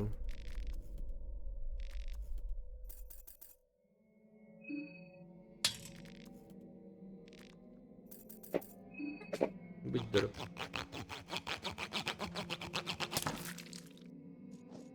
Мать.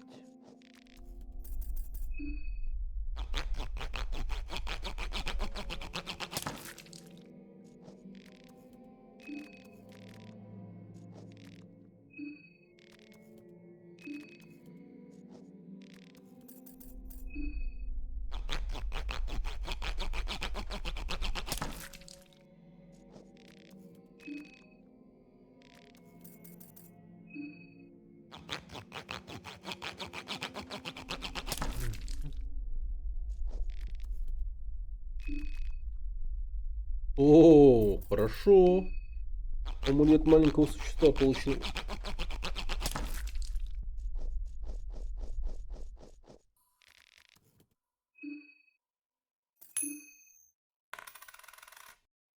Е.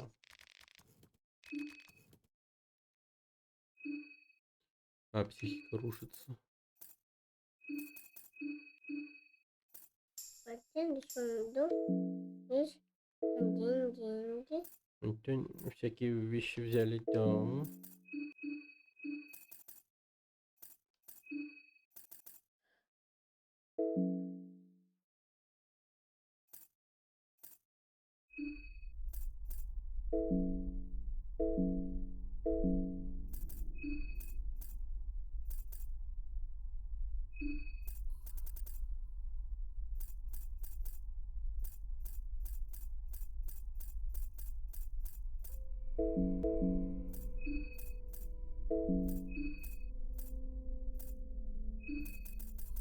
М.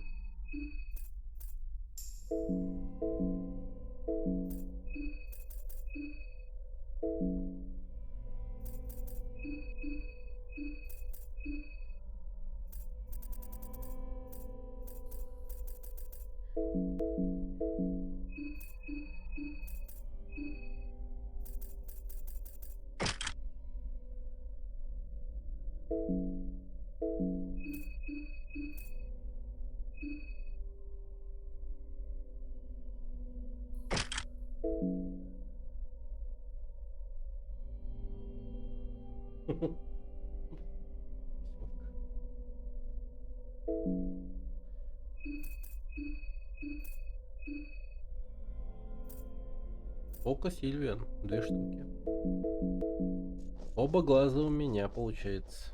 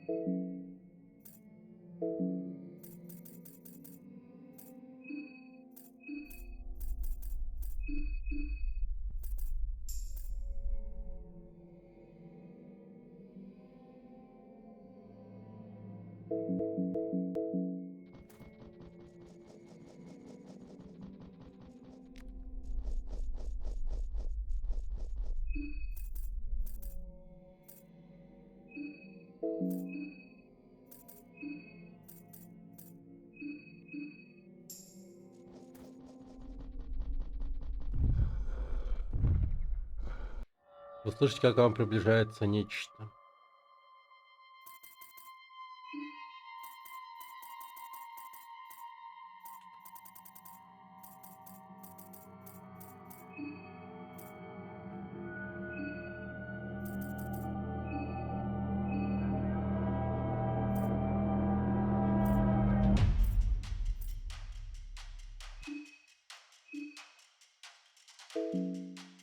Скрывающийся во тьме, ёб твою мать.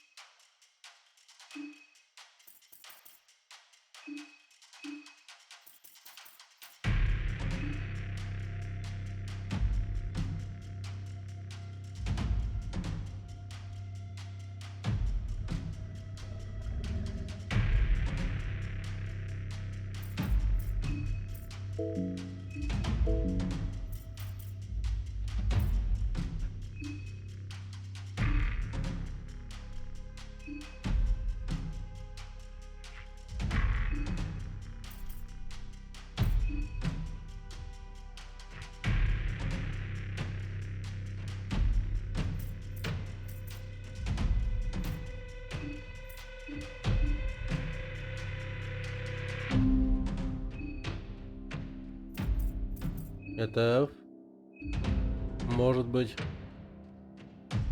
я, ну, не просто так бафнулся нереально жестко. А, дерьмо. Громадный зверь показывает себя. Ну, понеслась.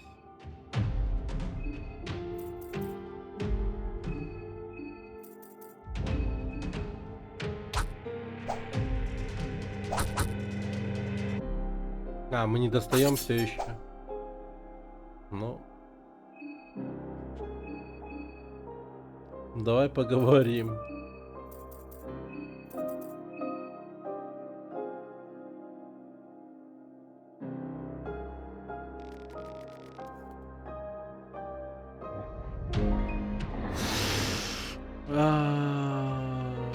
Так.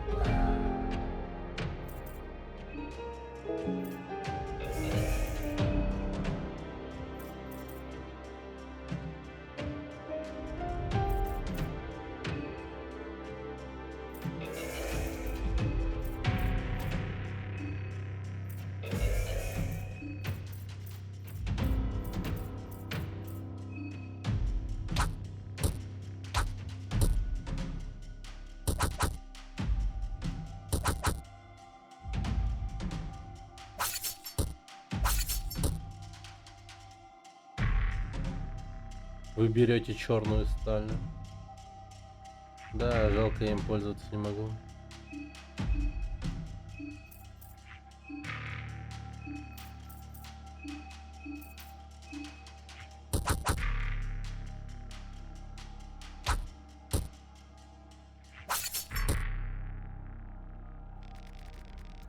Безумный зверь лечит на вас с небольшого расстояния. Выбросить тухлое мясо. Пронзительные вои.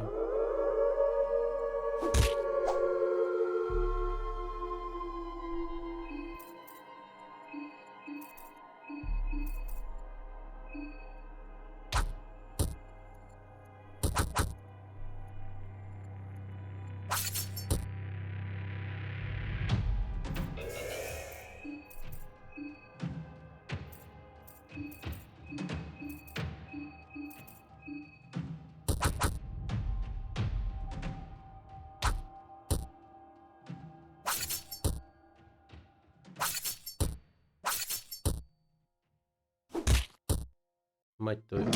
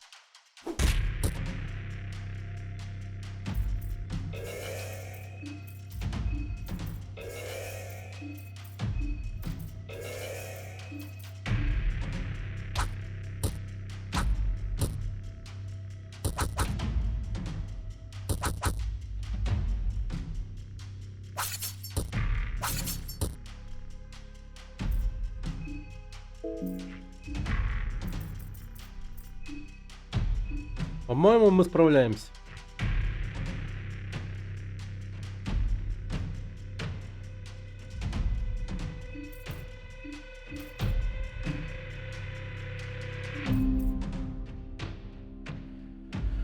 Таким образом, соответственно,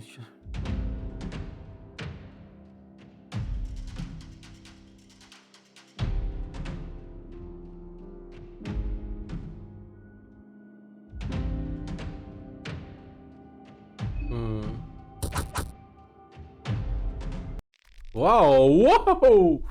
Мы его победили. Вам удалось ранить зверя. Так, Август пришел. Постой, я позабочусь о ней. Полегче, девочка, полегче. Ты хорошо потрудилась. Эти люди не враги, не друзья. Да, крутой чел, да. Она старая знакомая семьи. Она не желает зла, я надеюсь, она не причинит много вреда. Да нет. Давай посмотрим, что у меня есть. Это немного, но я надеюсь, что это поможет вам с самыми сильными следами от укусов. Кусок ткани и 2 концентрированных синих. Поддержи повязку на этой ране, используй трав, чтобы у тебя осталось никаких шрамов. Будь осторожен там, мой друг. Я прям супергерой.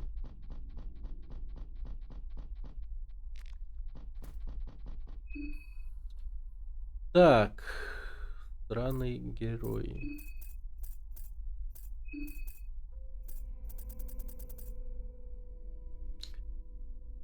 Восстанавливает большое количество здоровья при употреблении. 125 здоровья. Нормально, нормально.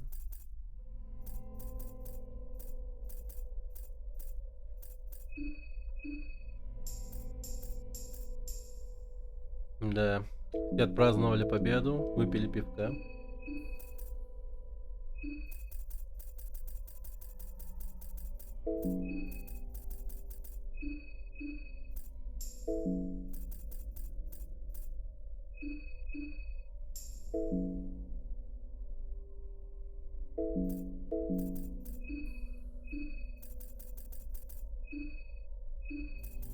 Блин, вот по идее, сейчас я взял настолько крутую имбу с этого зверя, что охереть можно, по идее.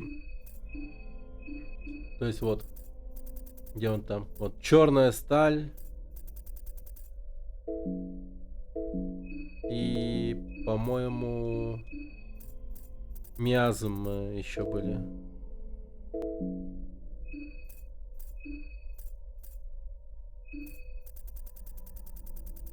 Но миазмы как оружие не выпало, походу.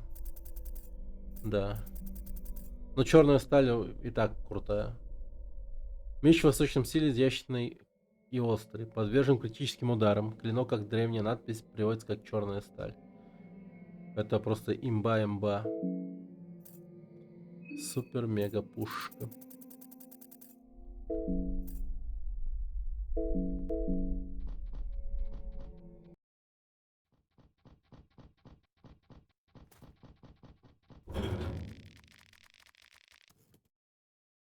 Но в шахте есть веревки, по которым можно подняться наверх.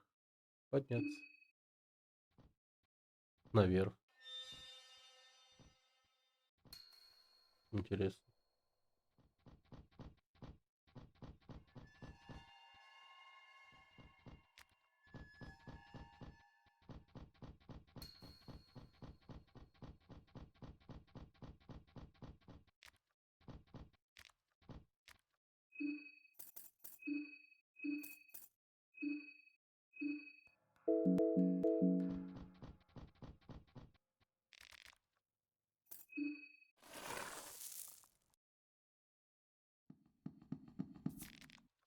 Медвежий капкан, хирургическая пила.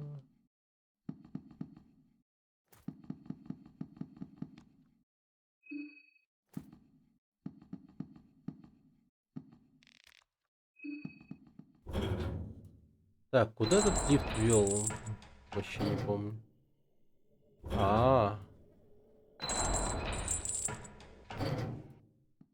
Интересно.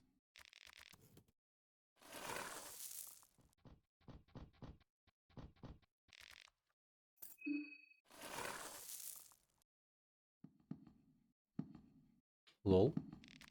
Монах скелет вечно стоит здесь на страже. Боже мой. Скелет монаха рухнул в тот момент, когда вы к нему прикоснулись. Божий манифест.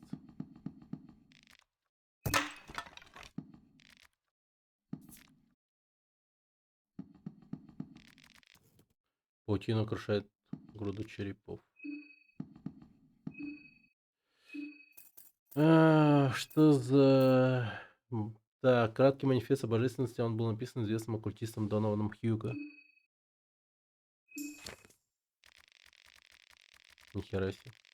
Я считал противоположное убеждение даже нелепое убеждение из аспектов, которые здесь не будут названы. Изнеженный тип хорошо известный в оккультных кругах, несмотря на его предвзятый взгляд на мир потустороннего. Только потому, что темный священник, имя которого он не называется, написал книгу, которая цитируется в большинстве оккультных исследований, не означает, что его словам не следует относиться серьезно. Нет, с большей долей соли. Слова о смерти более древнего бога особенно не что иное, как абсурд. Как вы убиваете идею, вдохновение или одну из изначальных концепций, как только одна задумана. Эта мысль будет вечно преследовать ваш разум до тех пор, пока наше сознание будет напоминать нам об этом. Как только рождается более старый бог, он существует вечно. Как и человеческая душа, не ограничен линейным временем и пространством, это может многократно перевоплотиться в рамках нашей истории и будущей истории без нашего ведома. Они появляются из зеленого потока, но что появляется первым? Более древний бог — это его физической форме или концепция, которая породила наше сознание? Насмешку над новыми богами, марионетками, жаждущими стать кукловодами, никогда не следует путать с богами, обитающими за пределами нашего понимания. Они всего лишь побочный продукт огромного влияния старших богов на нас. Просто подлетев слишком близко к Солнцу или почему бы не к Луне, можно получить представление об истинной интенсивности, присущей старшим богам. Люди унаследовали силу от зверей, которые ходили до нас.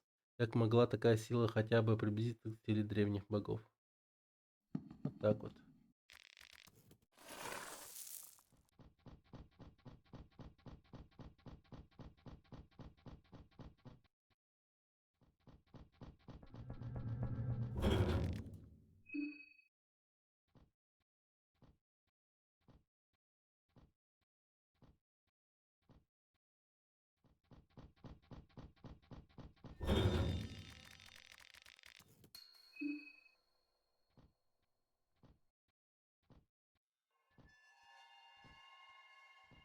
Окей.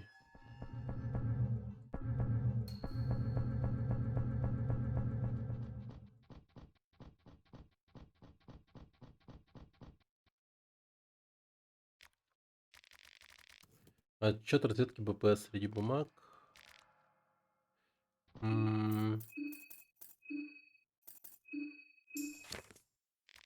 Отчет разведки БПС-1. Краткие основные моменты рекогносцировки. Подполье безымянной свободы. Корни организации «Восход» к Первой Великой войне.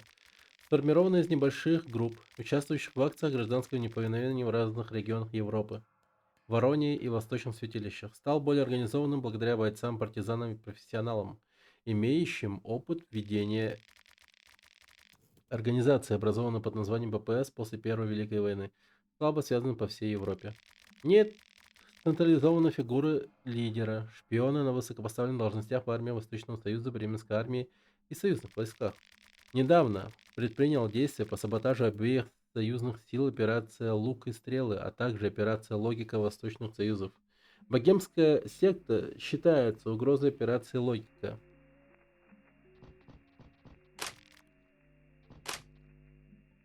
Нормально. У меня очень много патронов теперь.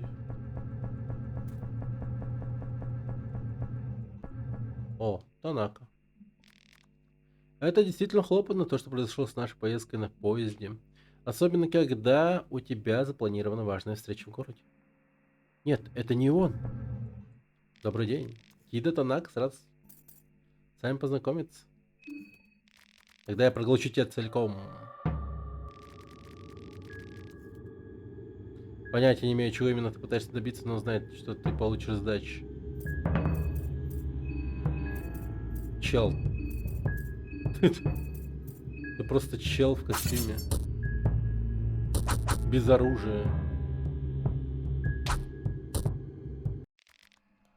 Что он хотел этим добиться? 20 шиллингов, счастливая монета, шляпа джентльменом и разбитые очки.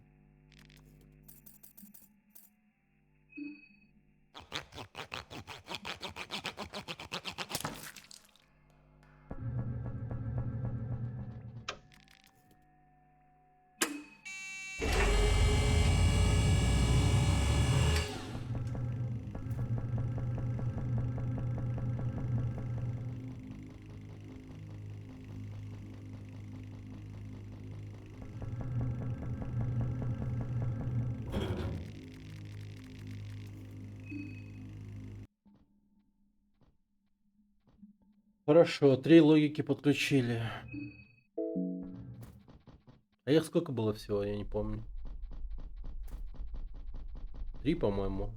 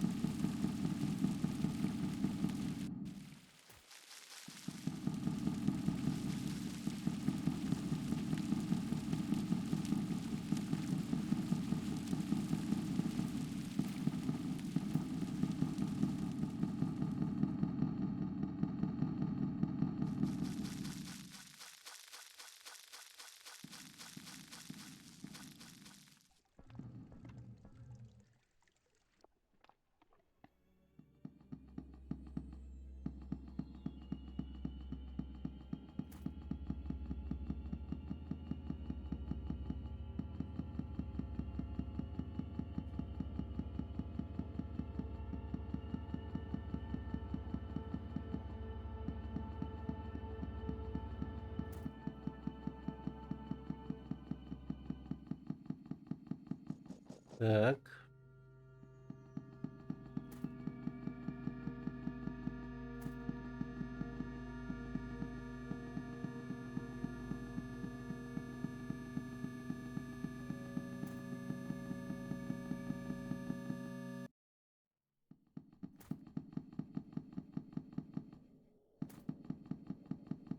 Блин, по идее, можно пойти в магазинчик и купить вяленого мяса дофига.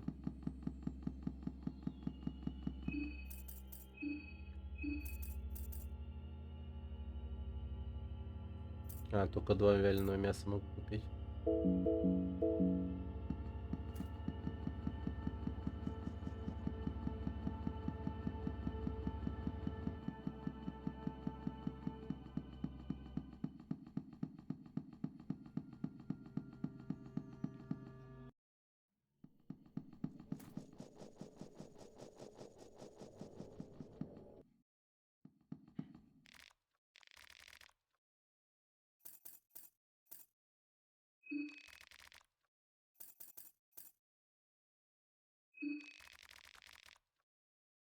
М.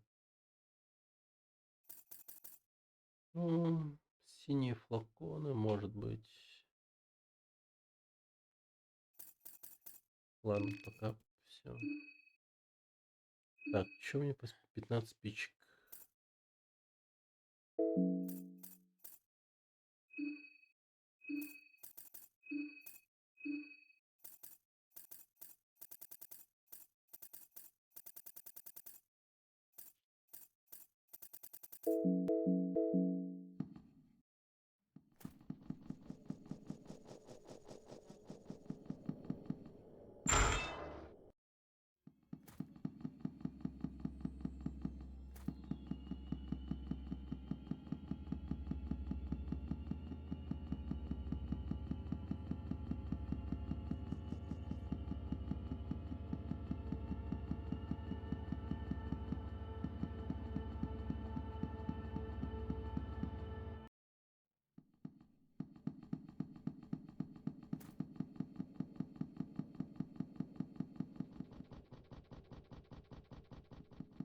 Так, сейчас нам надо в этот дом.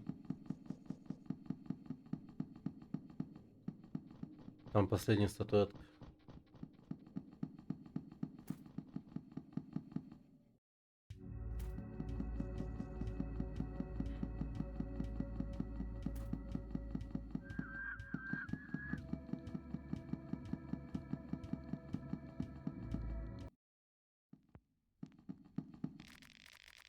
Если я тебе понадоблюсь, ты найдешь меня внизу.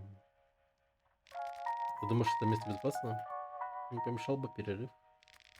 Ночной клуб это навевает воспоминания. Я сделал небольшой перерыв.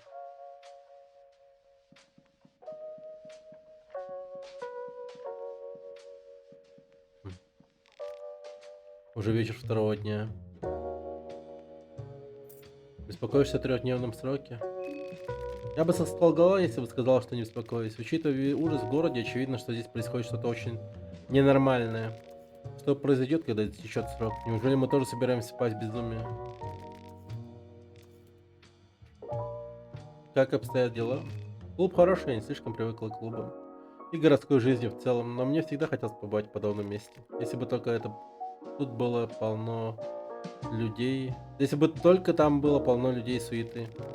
Я думаю, мне пока придется только представлять это.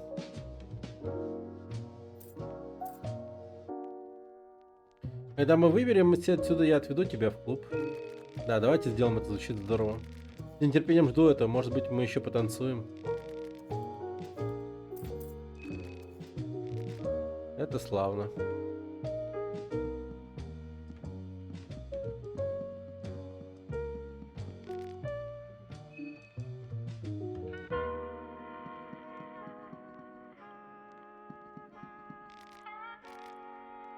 Четыре места.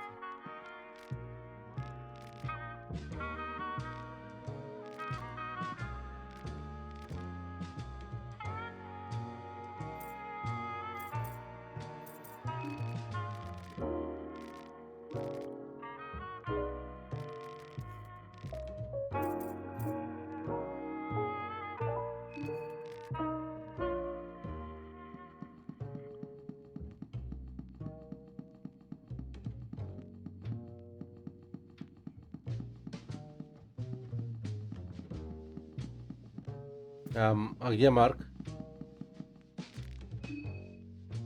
А, вот он.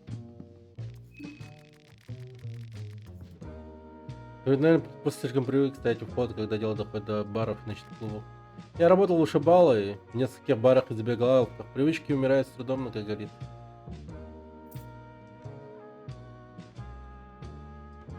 Звучит как честная работа. Может быть, но это может очень легко привести к дорогам, которые не так честны.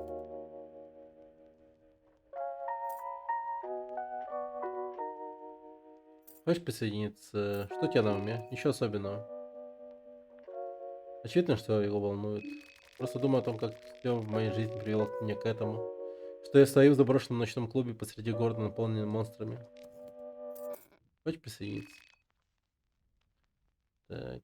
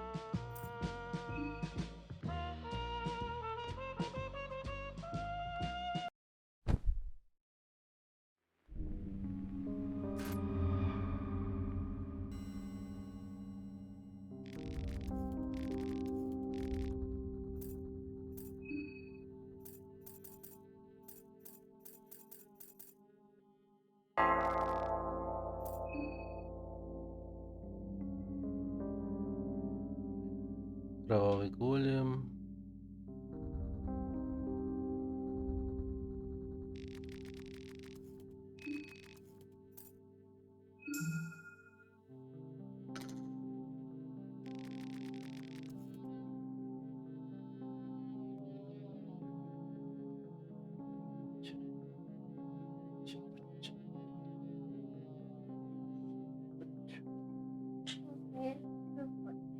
А?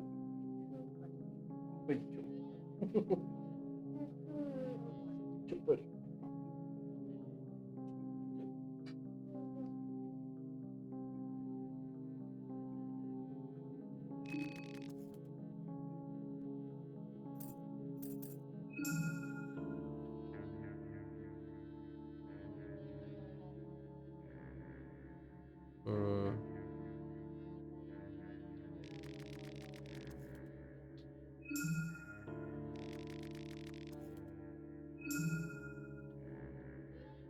Нормально.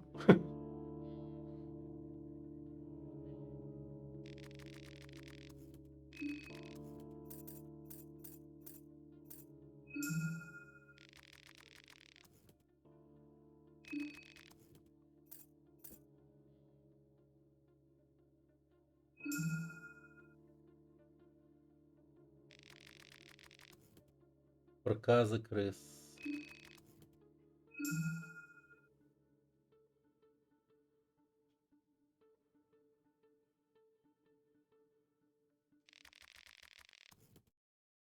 М,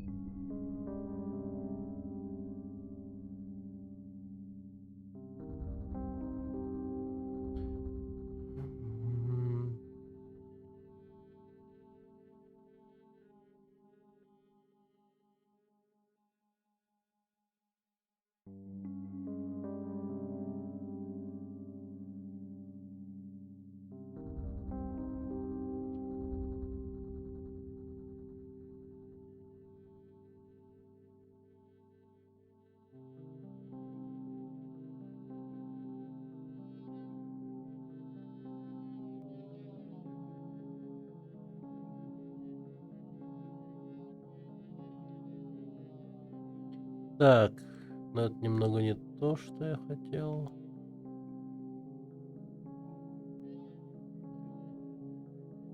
М,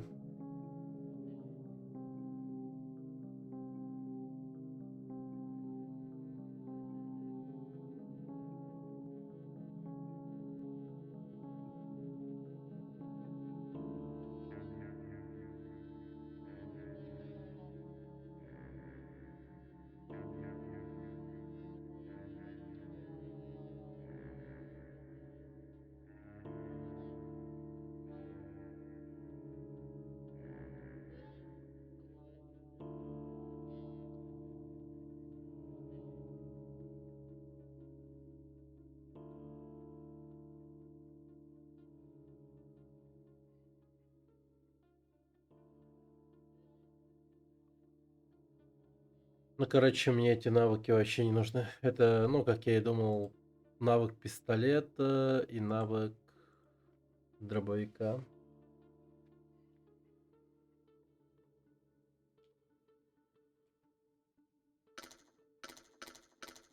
М.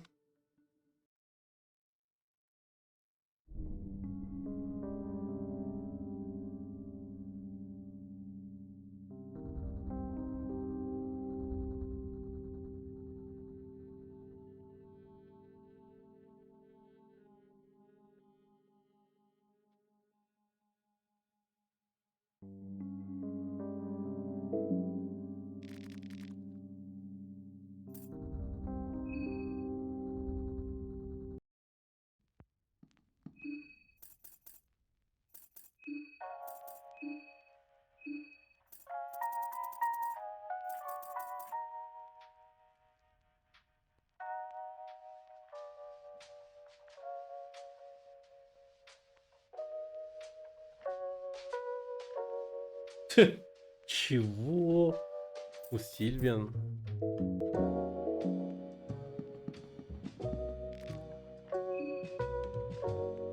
Ну, пошли дрочить.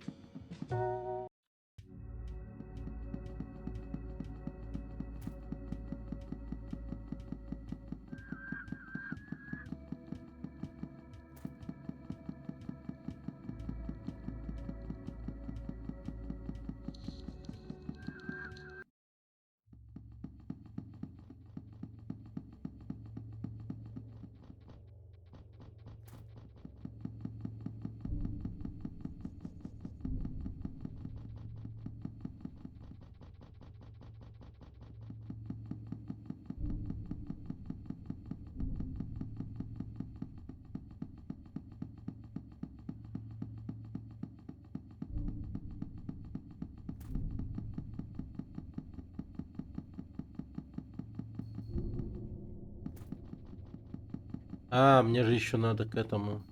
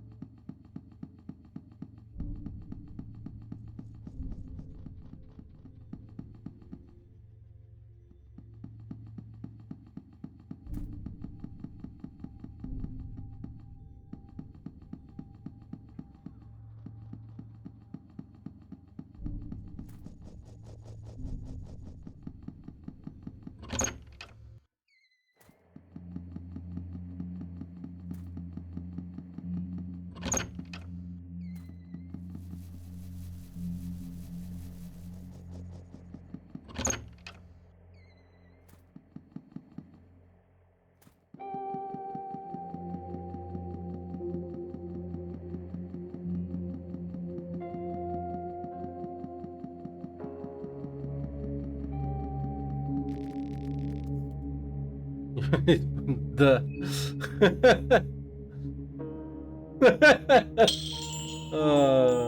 Да. Тупо кайфанули. Вот такая вот игра. Поднимает взрослые темы.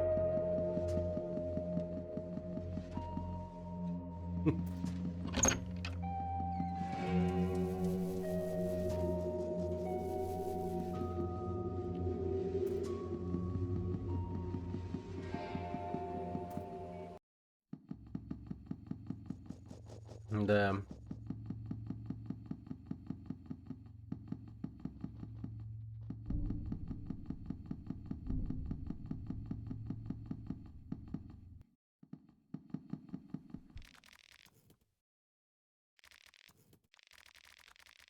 42 шиллинга.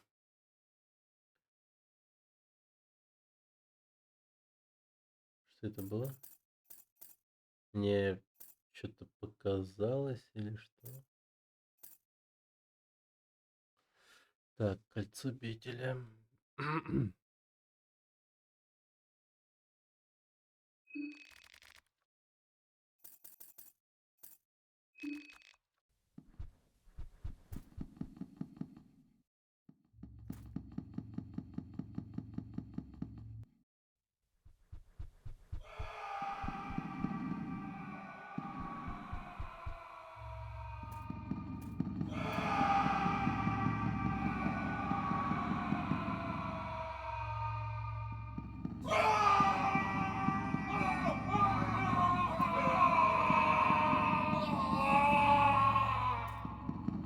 Это тоже разраб там озвучивал, интересно.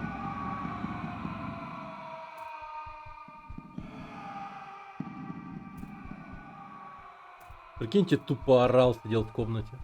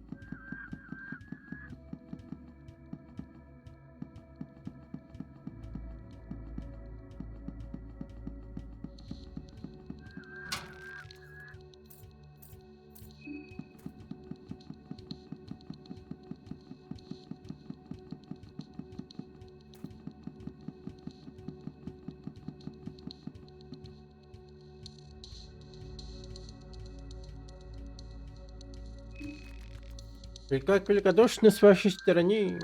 Хех.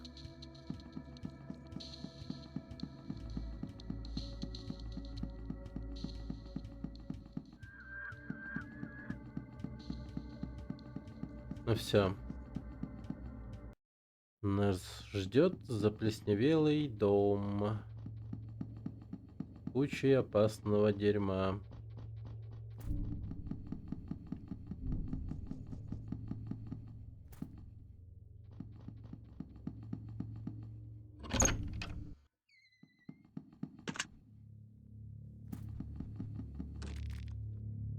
Да, нас заперли.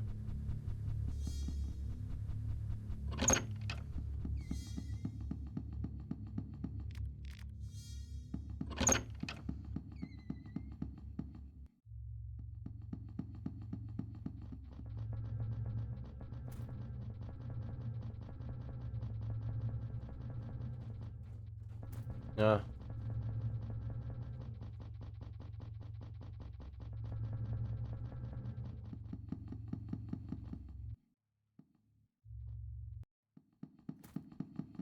Блин, вот тут, походу, нам придется прямо от души пострелять в пушки. Патронов, благо, много.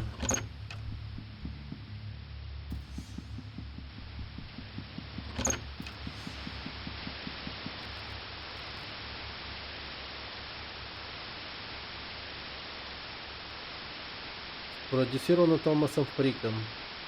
Ринзауэр. Да.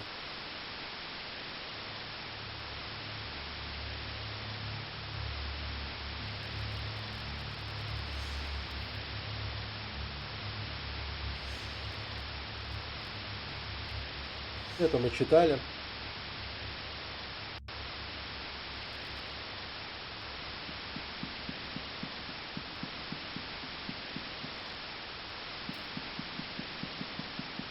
Тут, по-моему, по умолчанию вообще ничего трогать не то чтобы нельзя, оно, ну, все покрыто этой какой-то херней. И ни с чем нельзя нормально взаимодействовать. ПБМ-то тут вот твоя винтовая лестница. Только она тут другая.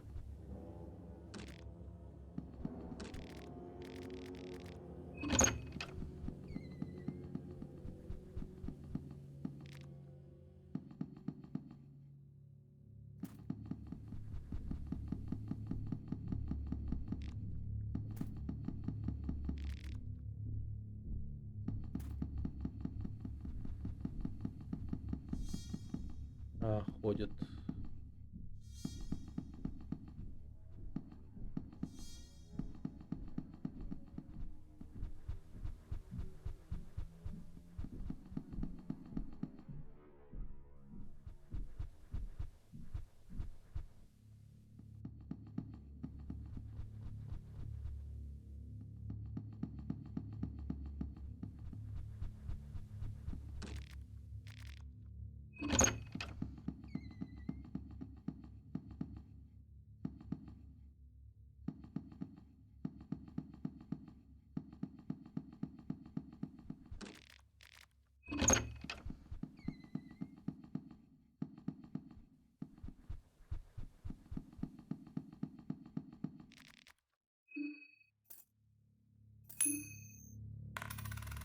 Да, блин, ну конечно.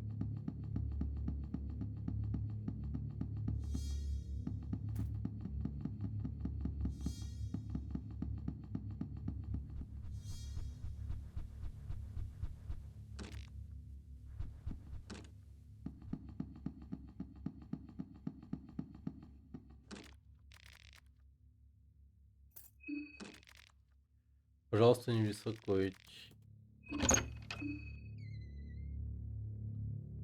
Эм,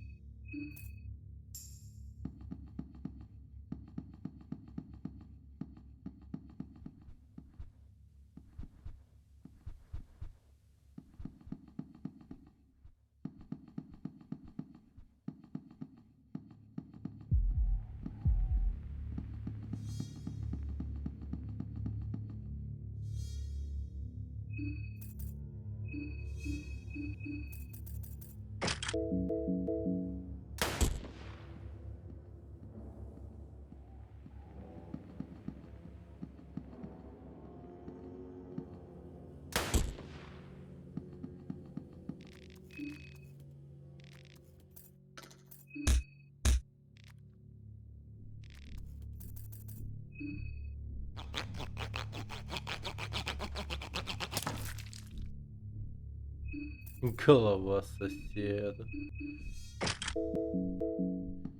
Да, звучит жестко.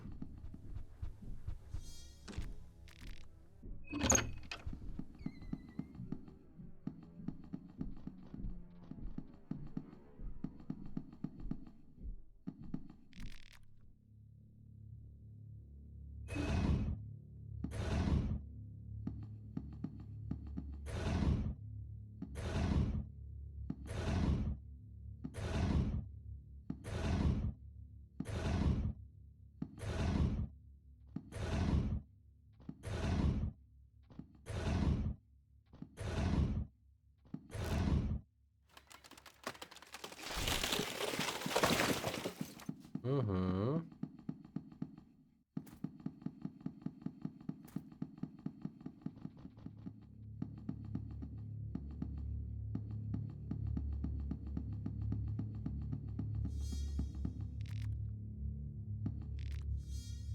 Телескоп кажется аккуратно расположен здесь, но вы не можете сказать, куда направлен, потому что окно покрыто белой херней.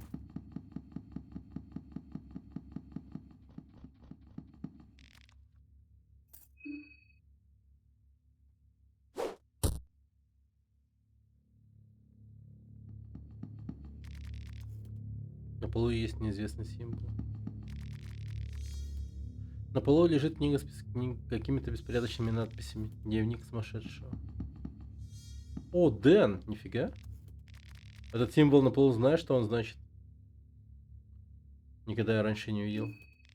Понятно, я видел его всего один раз раньше. Но я понятия не имею, что он означает. Я просмотрел бредовую запись человека, который раньше проживал здесь. Большая часть была неразборчива, но из того, что я понял, он готовил ритуал для более древнего бога, божества или чего-то еще. Как и символ, этот ритуал является чем-то, что я видел однажды раньше. Но я понятия не имею, что все это значит. Интересно, был ли ритуал завершен или нет? Может ли этот ритуал быть источником хаоса в городе? Не знаю, я сомневаюсь в этом. Я не суеверный человек. У вещей обычно есть логичный ответ. Мне хотелось бы так думать. Хотя человеческий разум не всегда следует логике, так что в конечном счете, кто знает. Нет смысла хандрить. Я продолжу свое исследование. Где-то должно быть больше информации в этом деле. Увидимся позже.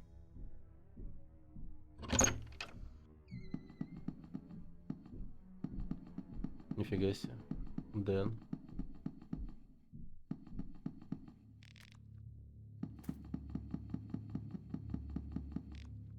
Что-то было написано. Снаружи вы видите людей, веселящихся внутри. Но когда вы входите, там все тихо.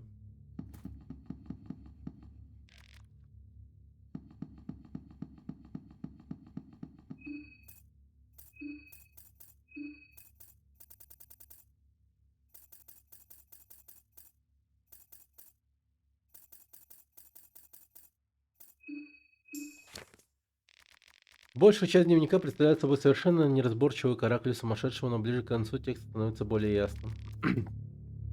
Сон на Луне. Знак. В городе беспорядки. Дураки, они не знают, что их ждет. Луна не представляет для меня никакой ценности, это всего лишь след от пускового крючка.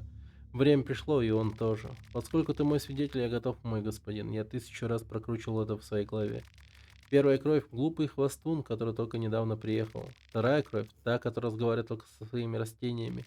Третья кровь — девушка, которая не дает мне спать по ночам. Певчая птица, которая издает свои последние всхлипы. Четвертая кровь и последнее жертвоприношение его марионетки будут свидетелями его кровопускания. Чтобы закончить ритуал, мне нужно время. Прачечная служит идеальным укрытием для принесенных жертв. Я поклянусь твоим именем, мой господин, нашим единственным истинным лидером, Серн. Написано становится слишком трудно для чтения этого момента.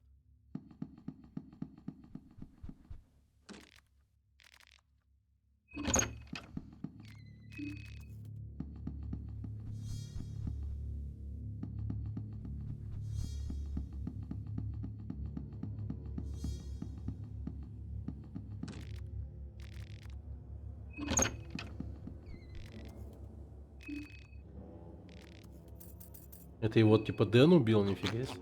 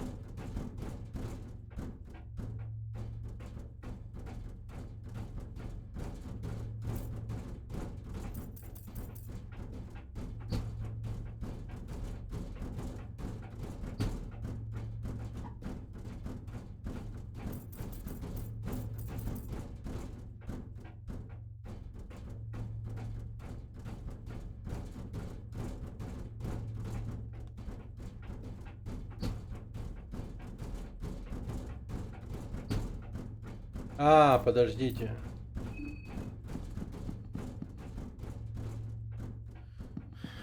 Ёб твою мать.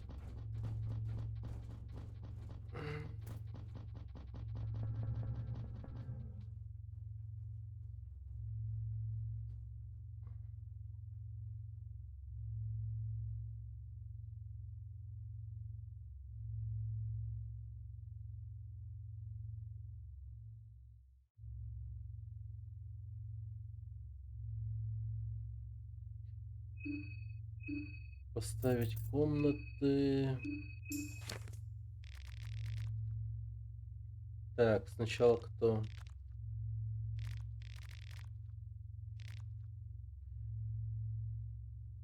Глупый хвостун, который недавно приехал. Хвостун.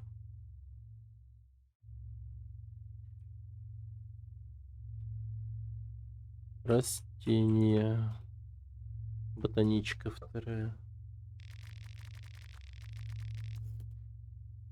Певица.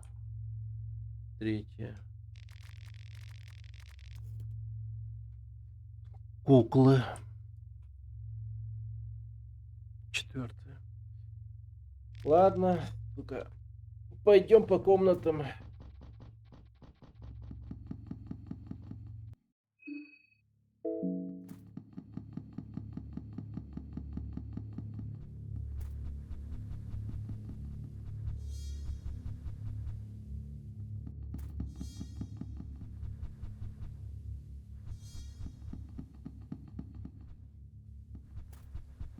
Так, растения, да? Получается... Так, запишем 2. Певица. Так, 6.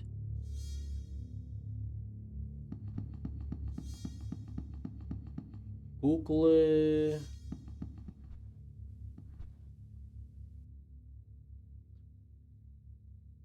5.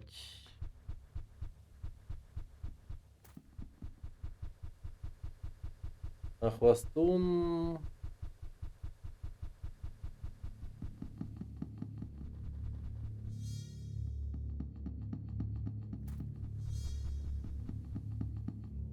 13. Который недавно переехал, же он сказал. Там коробки одни.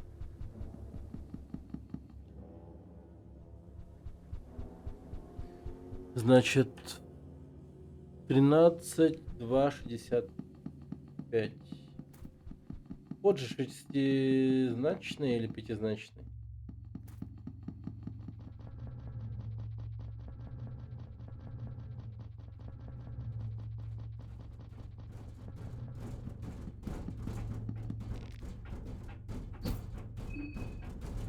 А, тогда типа 0,2. А, нет. Погоди. А как тогда считать? 2, 6, 5. Так?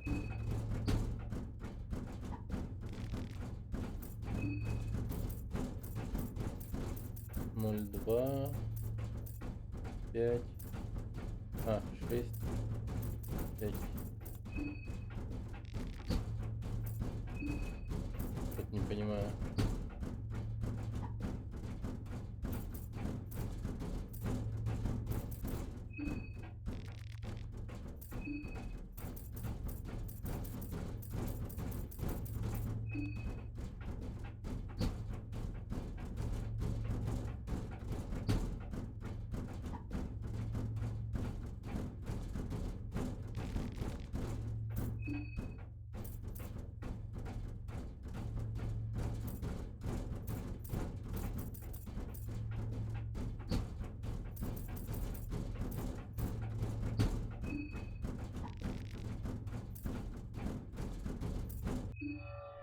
Ну, давайте откроем силой. Чё?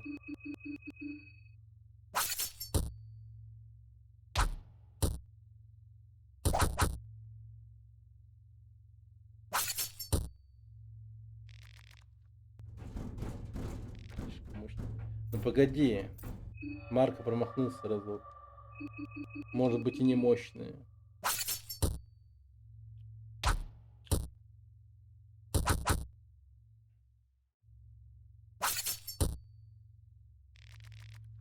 Да ладно.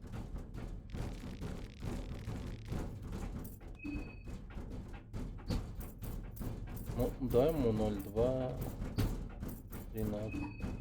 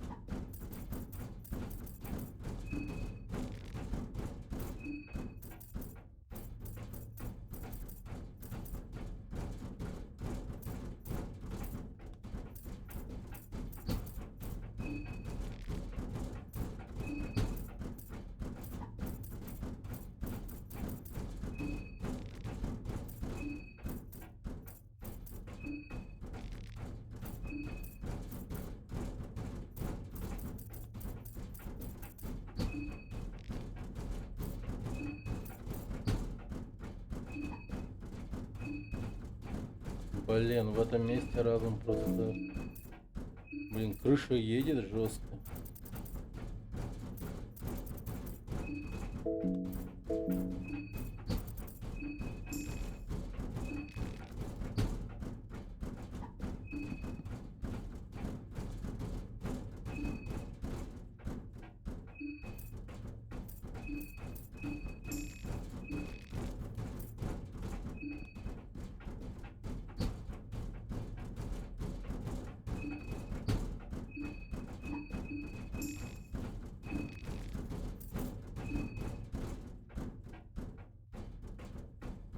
Стоим, курим.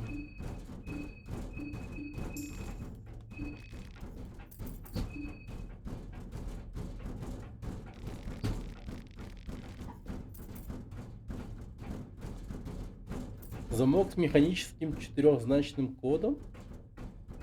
Четырехзначным?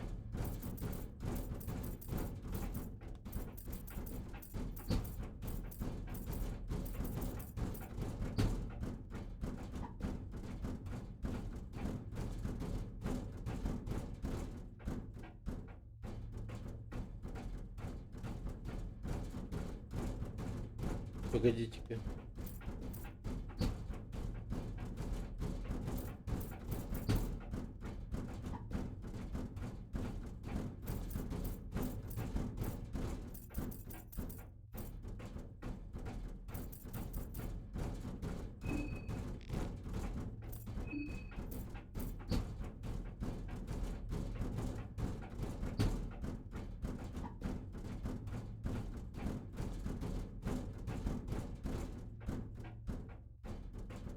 М,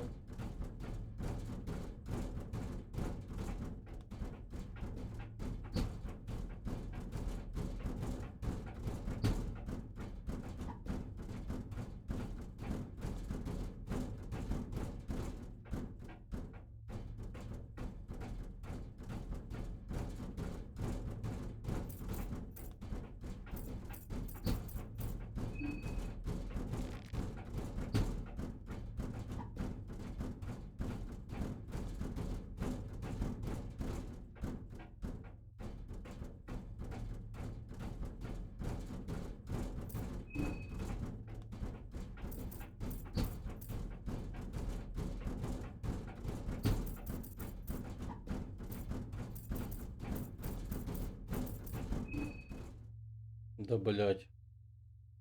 Почему? Я не понял.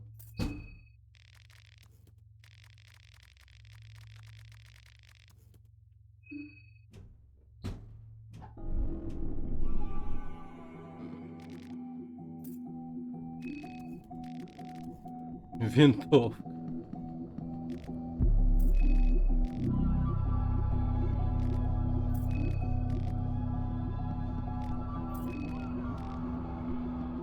Это моя 9-я винтовка, да, по-моему?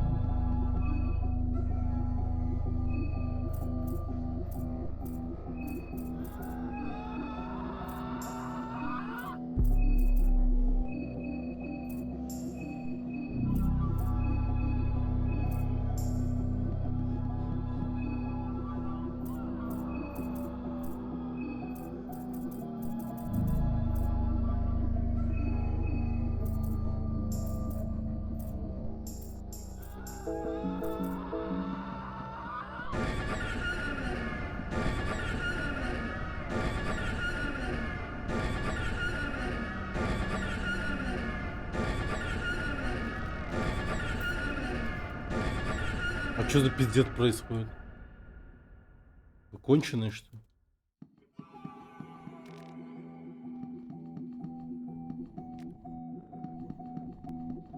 Еще музыка такая ублюдская.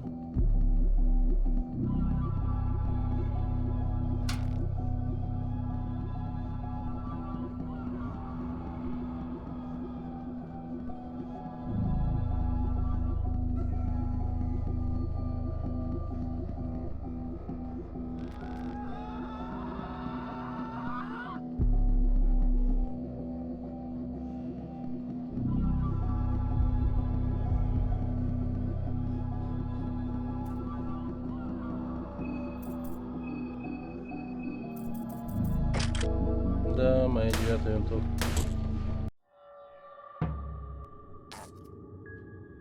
Ёб твою мать.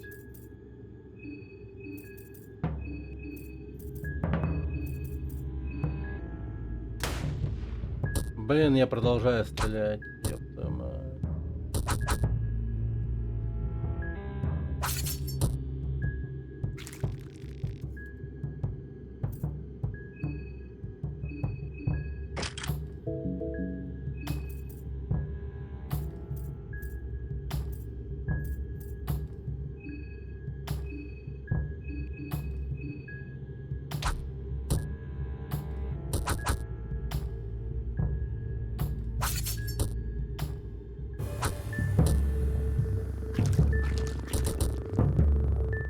Ни хрена себе.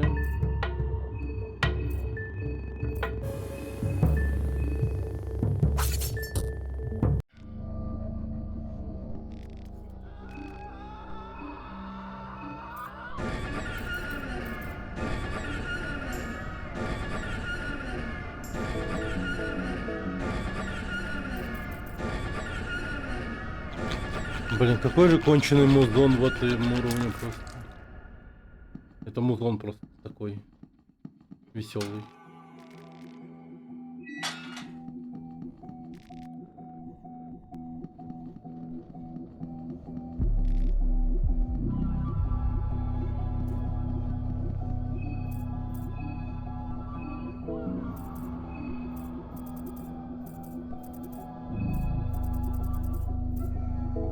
Блин, патронов мало.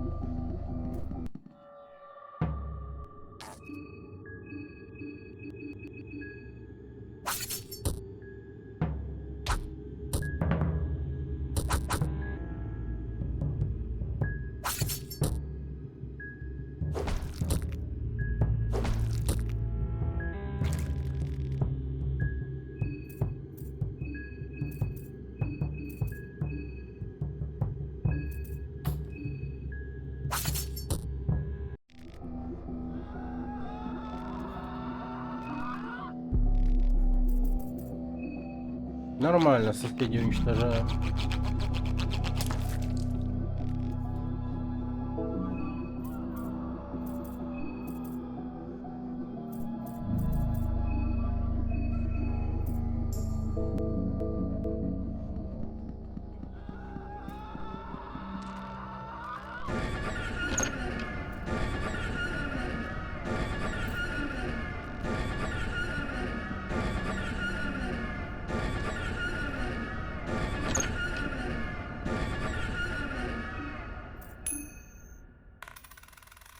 Да еб твою мать.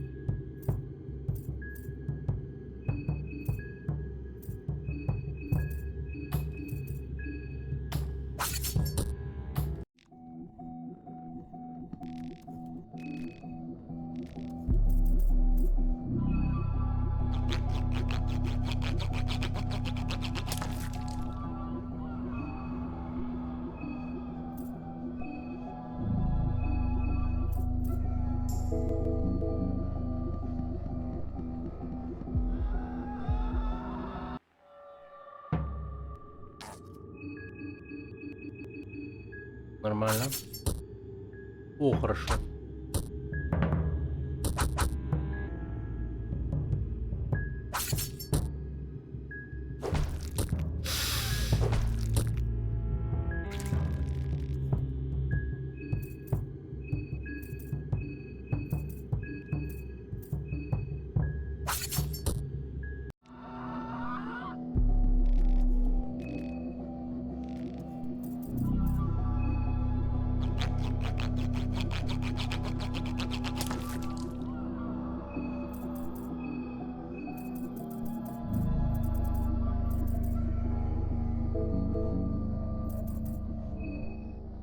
Ты сегодня до утра? Но, блин. Не знаю.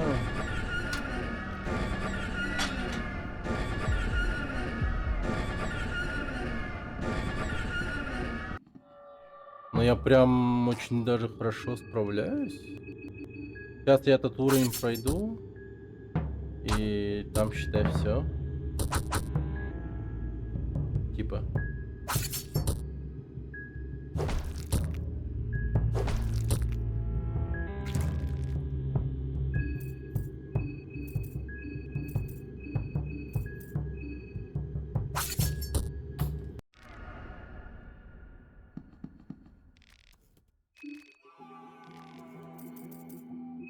Мгм.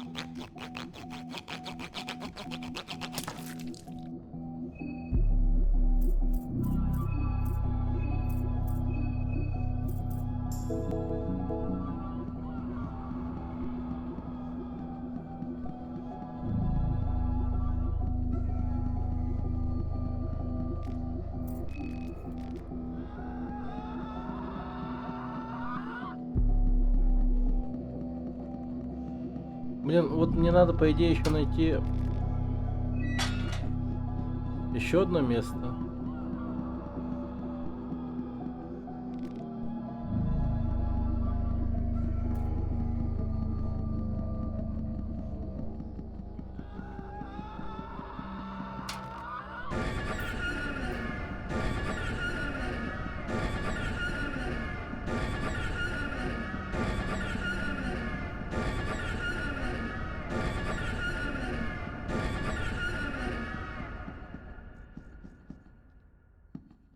Как будто бы.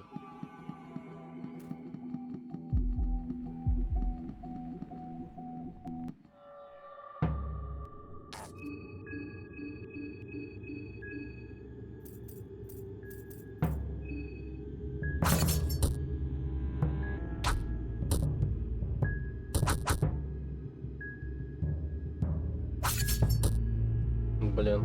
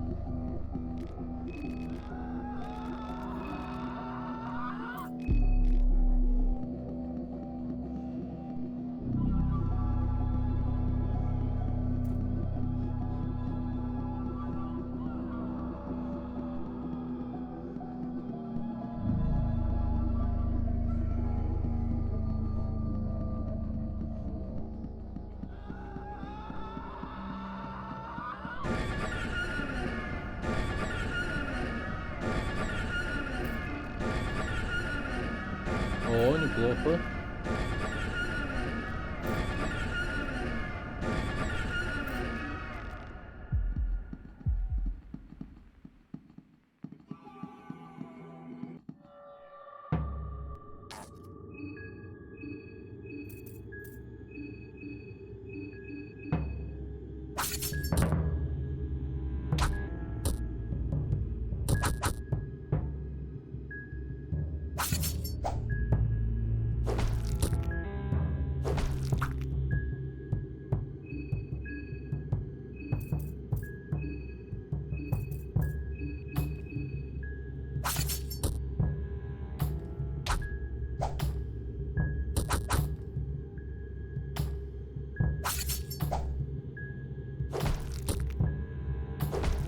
Дерьмово получилось.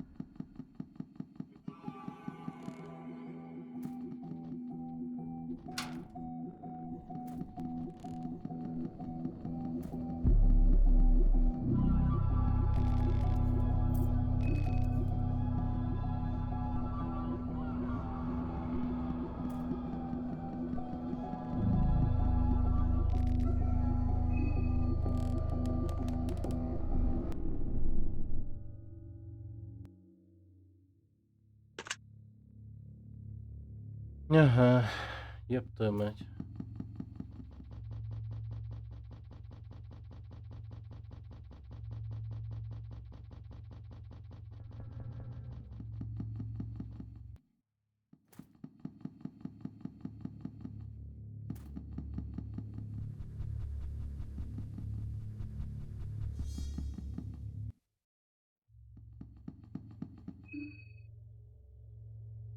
Фу.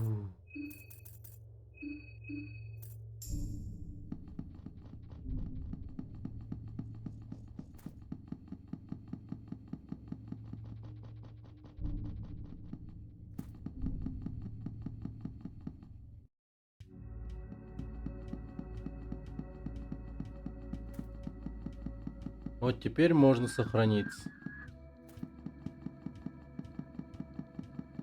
А, подожди.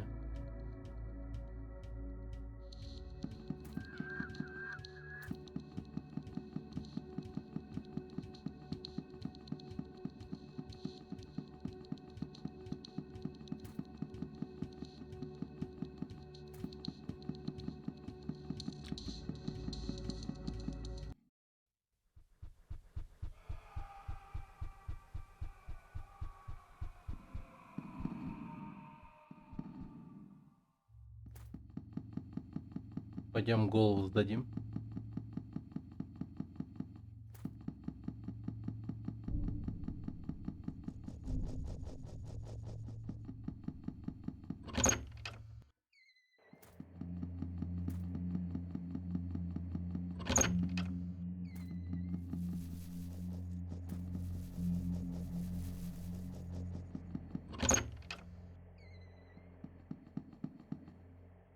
А.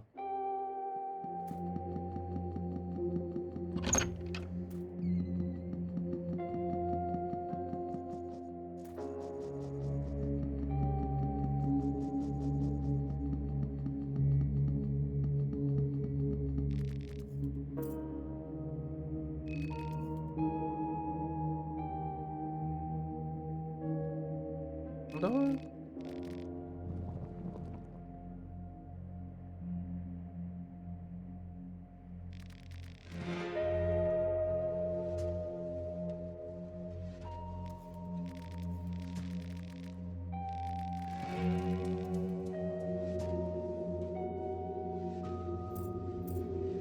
Блин, было 8.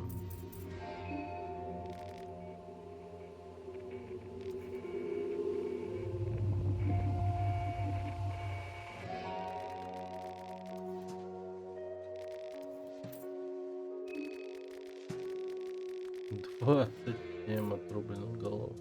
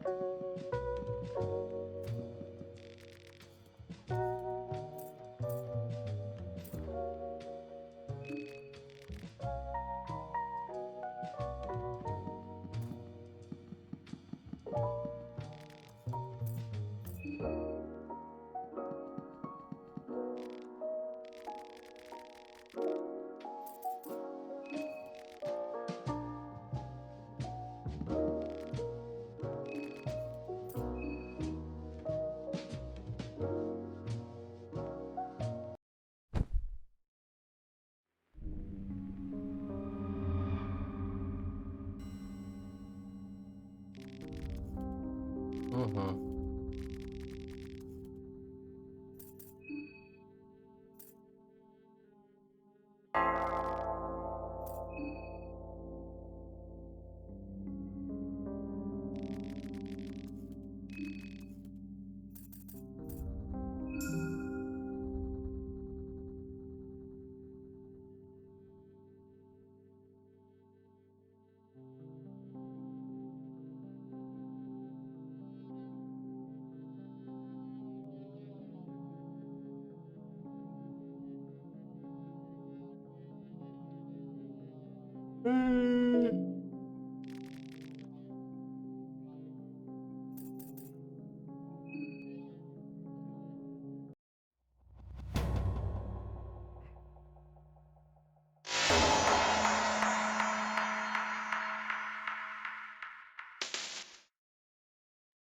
Боги, что танцуют в ночи?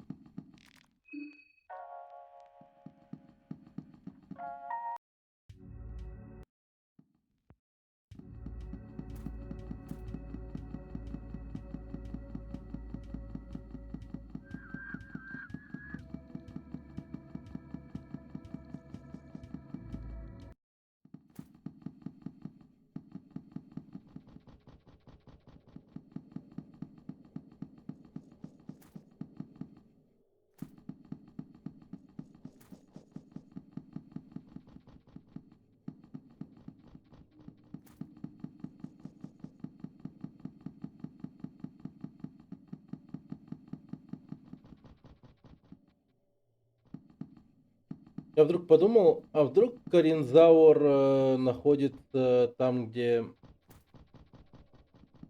газетная корреспонденция.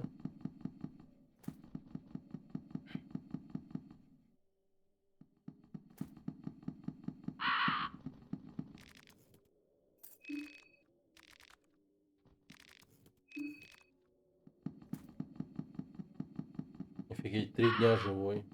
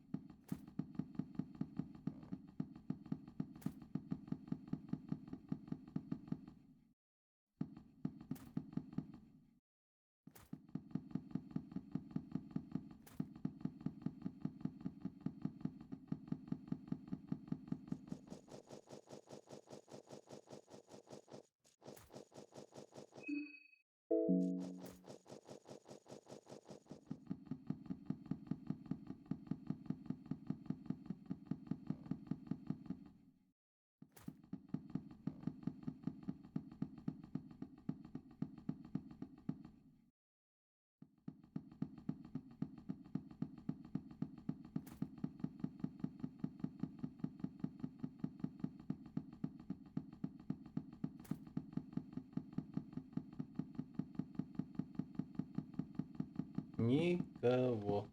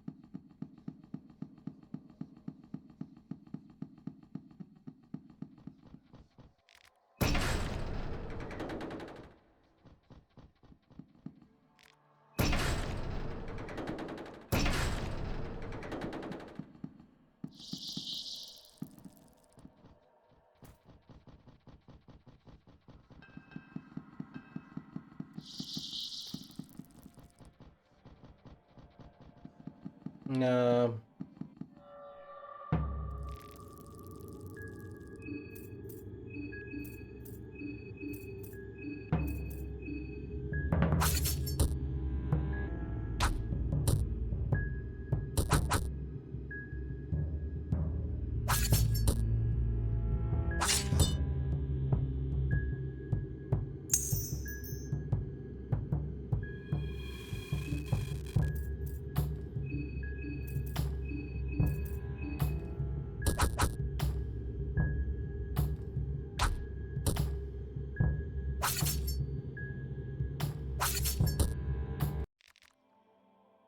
Ох.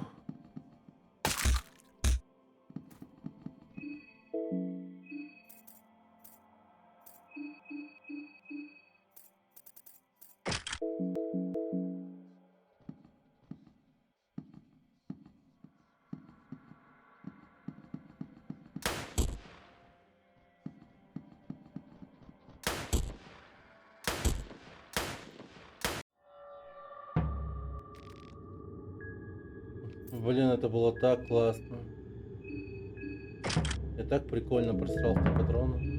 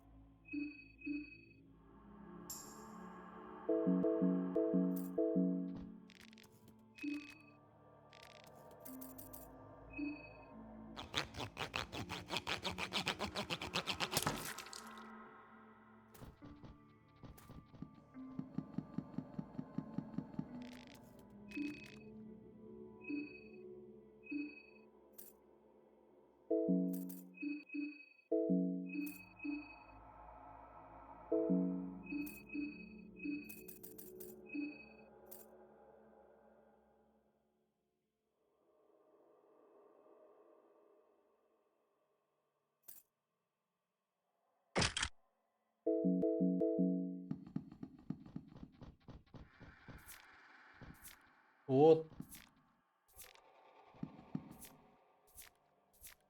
Нифига. Прикольно.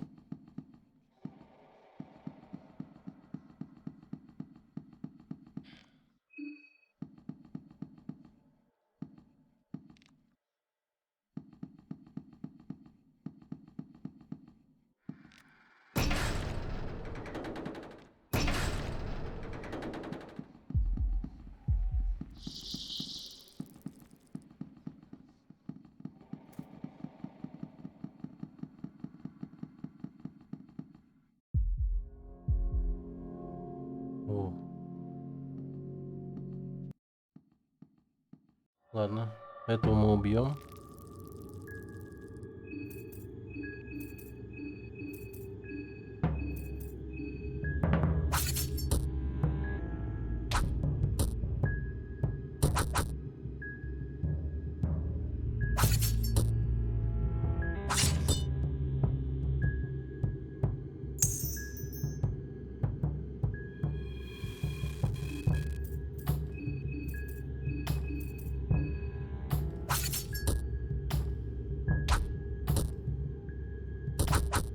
Блин.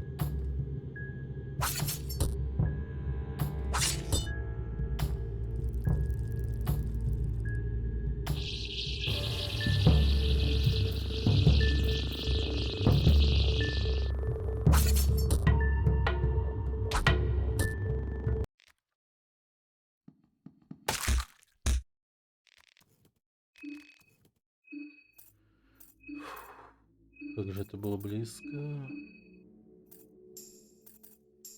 К провалу.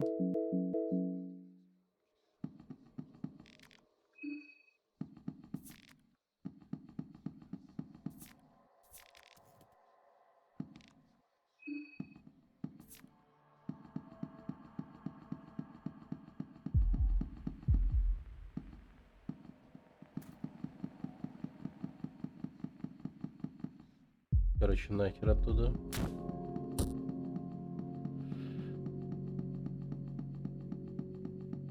Да.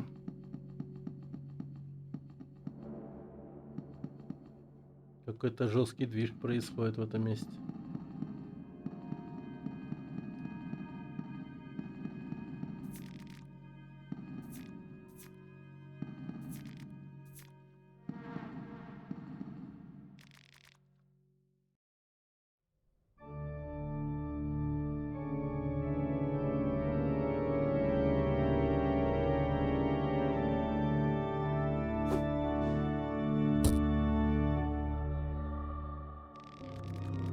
Матоне Кокона Магнификат. Это мое имя. Последнее имя, которое ты услышишь, прежде чем начнут лететь головы с плеч. Моя кровь бурлит неистово.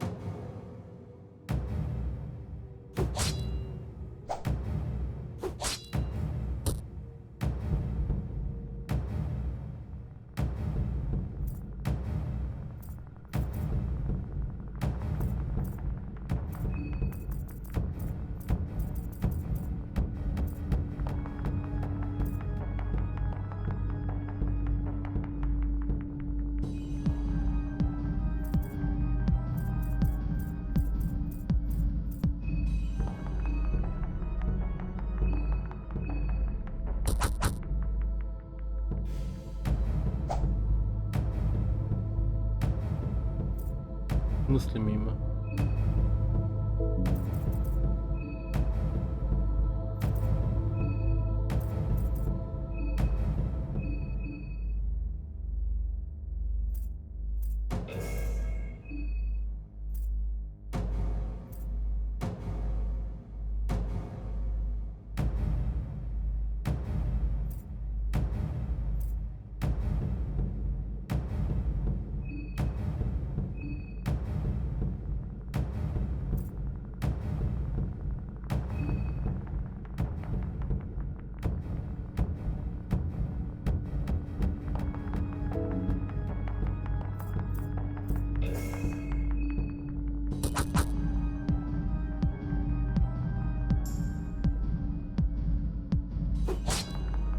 А, в группе не хватает мест, ничего себе. Ты ублюдок, я не имею дела с таким, как ты. Ты не тот, за кем я хочу что-то такое, ясно, ты один из тех идиотов. Тебе не стоит вмешиваться в то, что ты не понимаешь.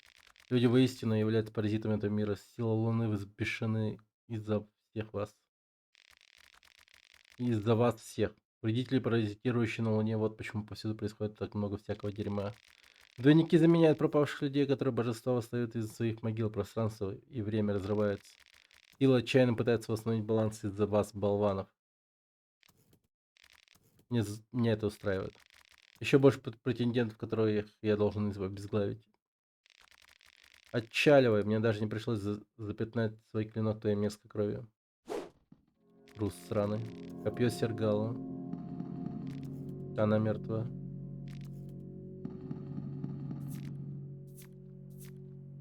А кто это вообще?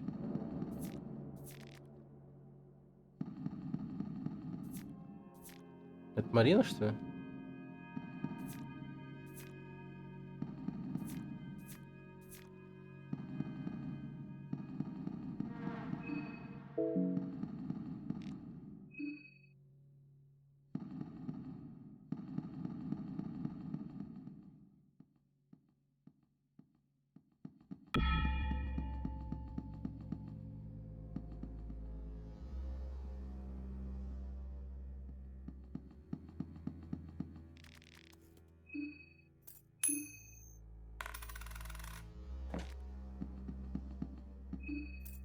А чё, кстати, дает копье Сергала? Посмотрим.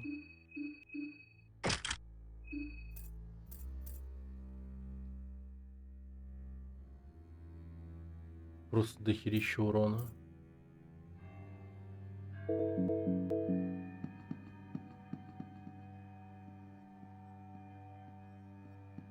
Да. А представьте, с оружием, если бы играл другим. Капец, я имбой был бы. Частично обугленное тело, кажется, у него на шее что-то висит. Тело переживало сильный физический травм, похоже, он получил сильный ожог. Ожерелье, побольше. Блин, господи. Музыка, она... Кто-то как будто уронил этот, я не знаю,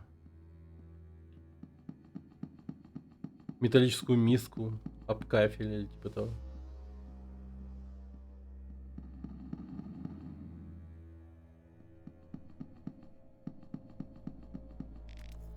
Грубый фонарь.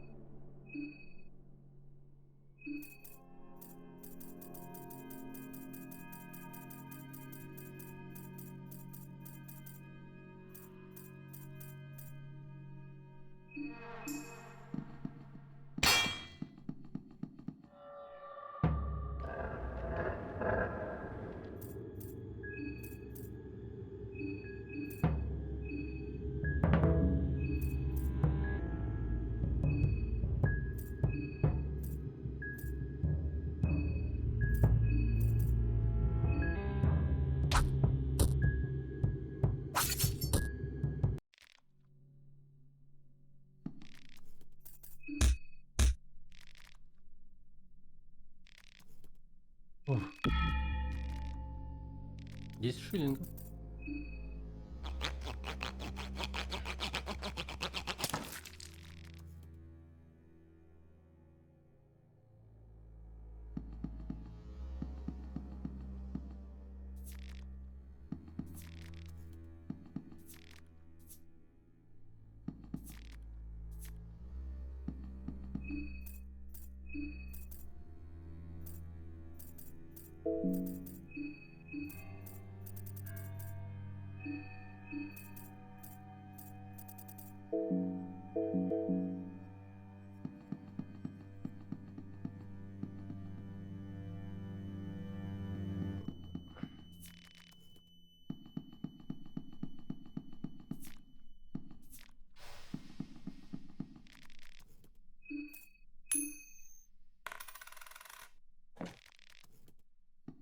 Самодельная броня.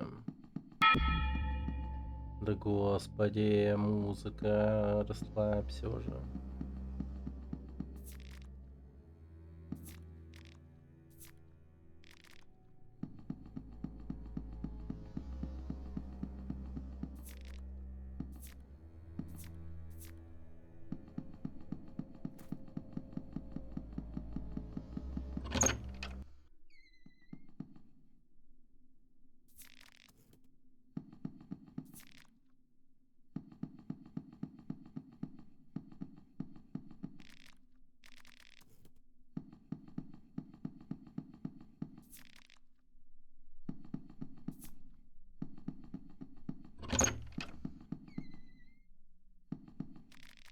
Вы даже не мерно на что смотрите.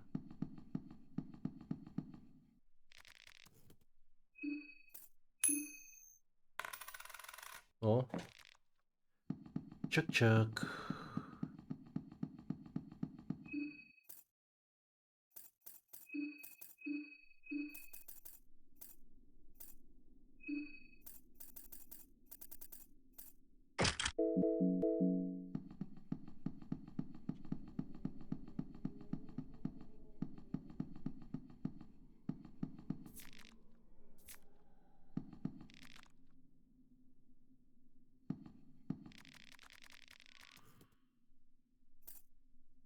Ну, блин.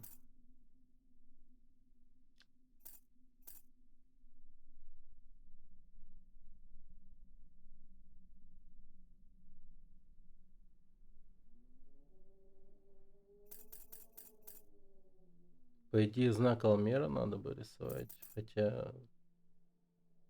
Ладно.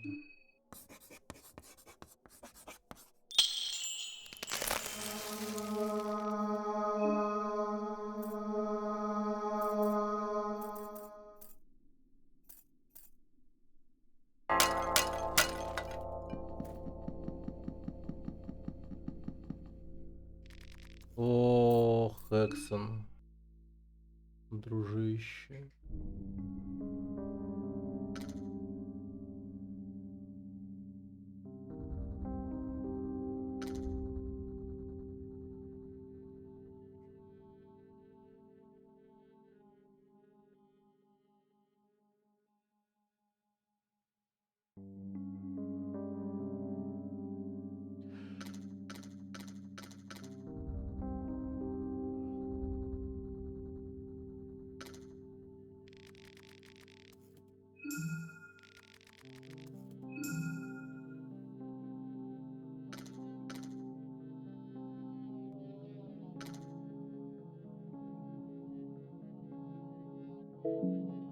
Блин, жалко.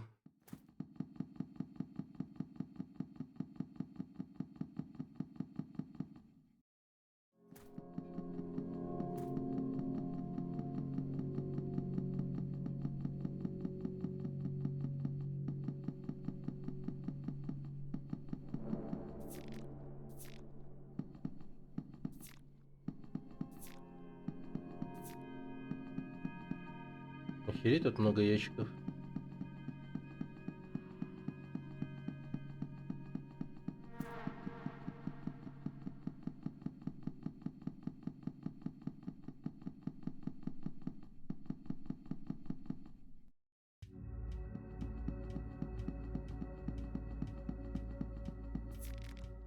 О, патроны.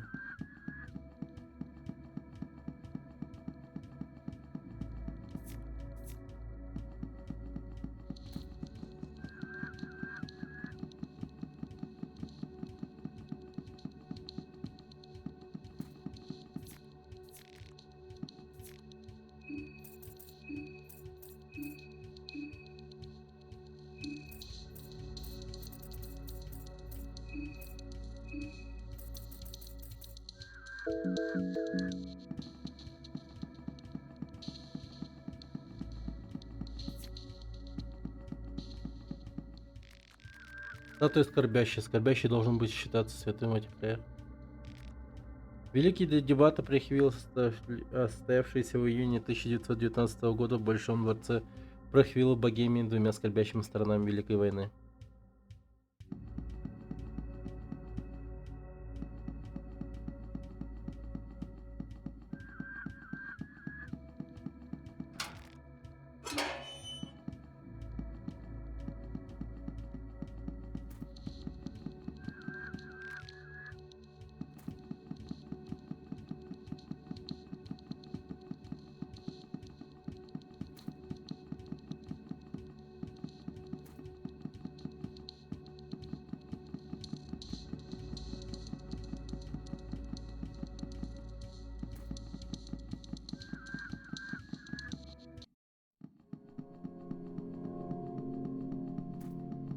А, блин!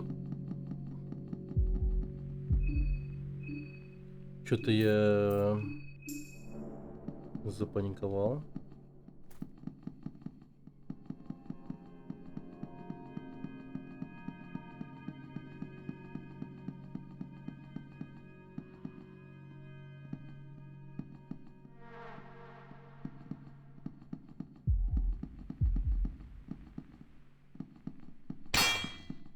Ага.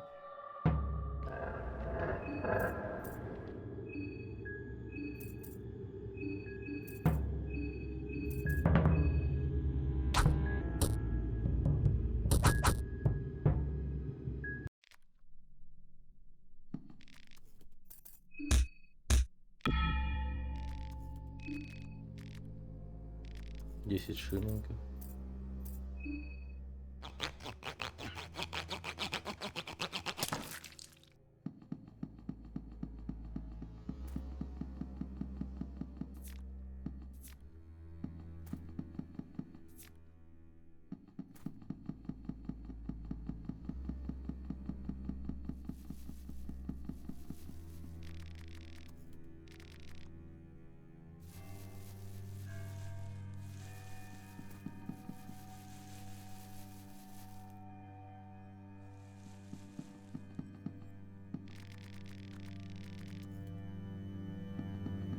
А, там башня.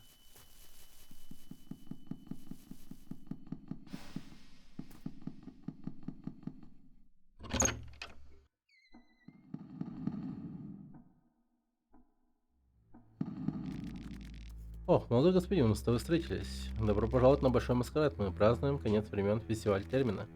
Я уверен, что вы уже знаете фестиваля. Ах, но вы... Увы, мы не вечно молоды, не так ли, мой господин? Я понимаю, что ваше время это деньги, и деньги не за горами. Если не ошибаюсь, вы ждете, когда зазвенят колокола, я прав. Но прежде чем это произойдет, я хотел представить вас некоторым из моих ближайших знакомых. Но кажется, что я не могу вспомнить, куда они подевались. Они должны быть еще где-то на балу. Если вы столкнетесь с ними, скажите, что я послал вас. Те, о ком я говорю, это Красный Дьявол, Жрица Солнца и счастливый продавец масок. Красный Дьявол, Жрица Солнца, продавец.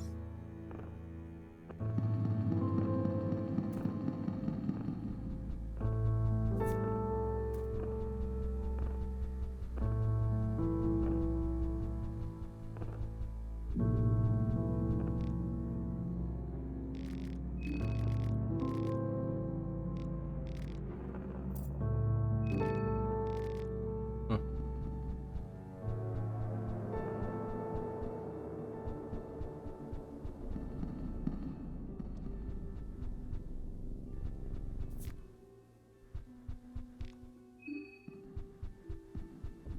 Девять часов.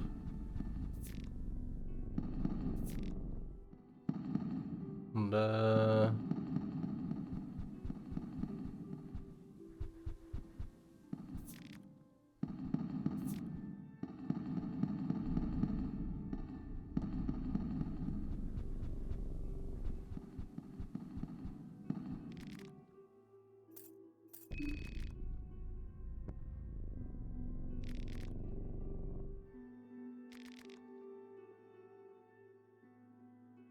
Хм. Они даже не живые, типа, что ли?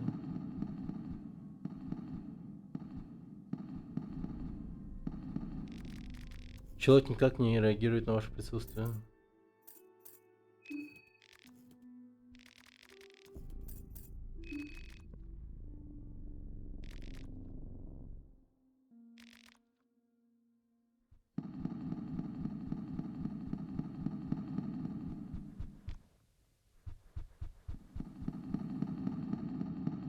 А, я офигенного кругаля дал.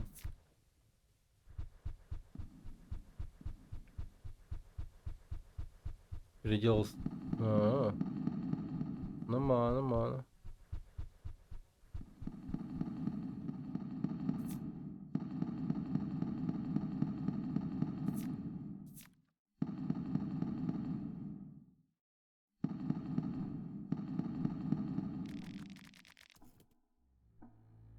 Это старая картина, похоже, что масса людей вместе воюет.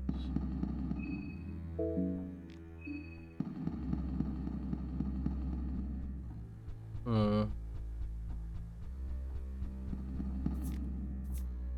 А сейчас нормально?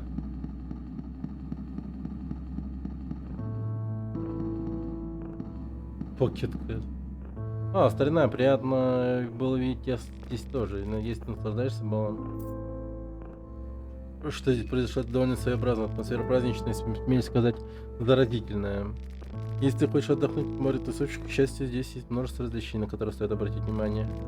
Я не могу побродить по этому прекрасному зданию, не полюбоваться произведением искусства, которое здесь отдано. Здесь действительно есть замечательные экспонаты. Искусство делится на две категории. Нет, не искусство, моя вина, художники делятся на две категории. Есть те, кто видит, что в мире что-то происходит. Может быть, это проступки их собратьев-пешеходов, может быть, это злоупотребление власти со стороны тех, кто сидит на вершине финансовой пирамиды. Что бы то ни было, оно питает их вдохновение и креативность и отчаянно хочет придать этому свой собственный оттенок. Я полагаю, это должно быть очень спонтанно. Рисуйте картину, вдохновленную преступлением, или сочиняйте музыкальное произведение, которое бьется синхронно с окружающим миром. Я называю этих людей художниками-экстравертами. Тогда есть другая половина бедолаг. Те, кто пребывает в своих собственных мыслях и проницательности. Они хотят нарисовать картину своего внутреннего мира. Может быть, в надежде, что кто-то другой поймет их немного лучше. Или, может быть, чтобы пообщаться с несколькими единомышленниками. Может быть, эти художники тоже хотели бы изобразить картину времен, но только в том случае, если происходящее событие задело бы за живое тот монолог, который они ведут с миром. Я называю этих людей художниками-интровертами. Оба звучат эгоистично сами по себе. Художники-экстраверты, которые извлекают выгоду из страданий других, в то время как художники-интроверты, с другой стороны, кажутся эгоцентричными, желающими говорить только о себе. Теперь, когда я думаю об этом, возможно, существует и третий вид. Вообще-то мой любимый сорт. Авторы, у которых даже нет четкой картины в голове, когда они начинают свой творческий процесс. Они позволяют истории писать самой. э, Позволяют мазкам кисти диктовать направление истории вместо того, чтобы пытаться навязать ей собственную волю. Такой хаотический процесс может привести к неизведанным направлениям. Вдохновение может быть хаотичным процессом, тебе не кажется? Скажи, старина, тот, кому все это снится, мечтатель, похороненный глубоко под землей. Как ты думаешь, к какому-то типу она относится?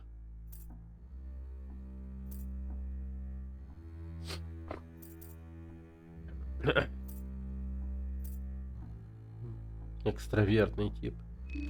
Интересно, возможно. Я не из тех, кто спорит или дает ответы, если уж на то пошло, но я действительно думаю, что в этом твоя правда. Ну, хоть, возможно, ты тут по делам.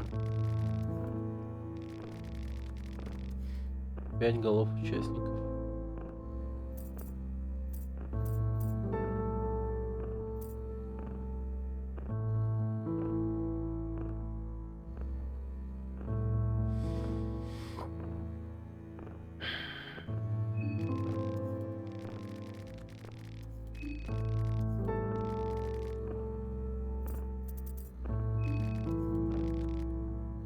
Прогуляйся вокруг немного, поболтай, никогда не знаешь, что научишься.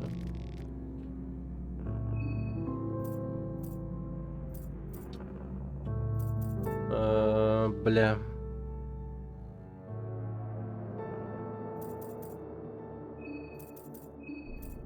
Рецепты том-1. Топ-2. Все есть, ага.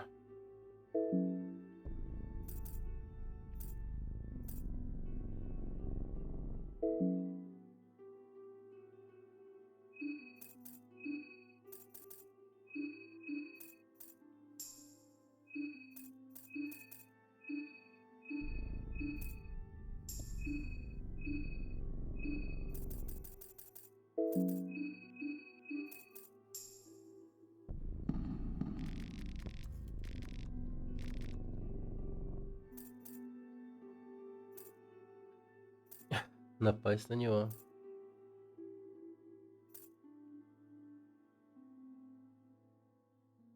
Да, можно. Ох, вдруг дело дошло до этого. Oh, hello there.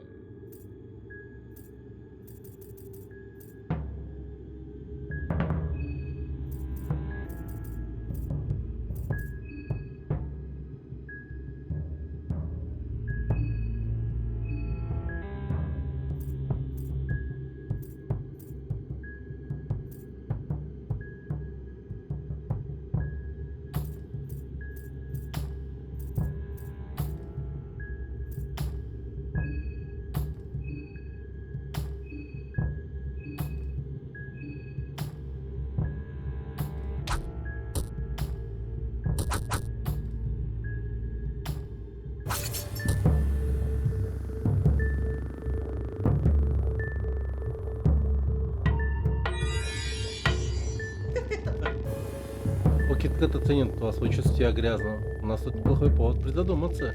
Видишь ли, мой хозяин очень ясно дал понять, что мне не позволено своими маленькими грязными лапками влиять на ход событий во время фестиваля. Но что за джентльменская дуэль без правил адреналина и волнения? Я не могу просто стоять здесь без дела, верно, старина? Итак, я придумал самое идеальное решение. Если ты говоришь мне, что делать, я просто следую твоим желаниям, согласен? Итак, скажи мне, какую конечность тебе бы хотелось, чтобы я удалил? Не волнуйся, мои прикосновения нежные и уверенные.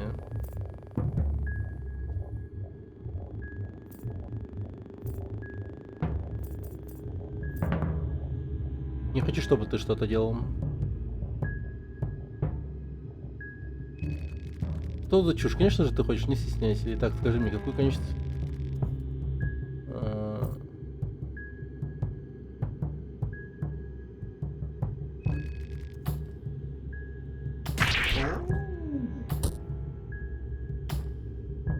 Слава богу, он не может этого сделать.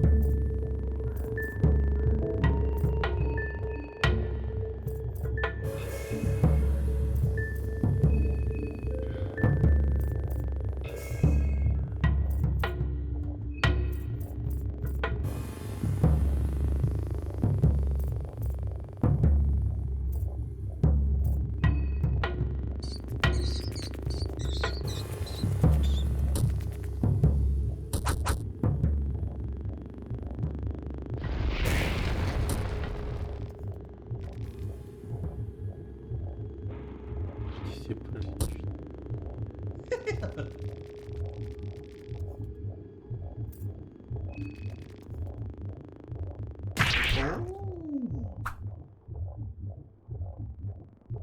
Блядь, он...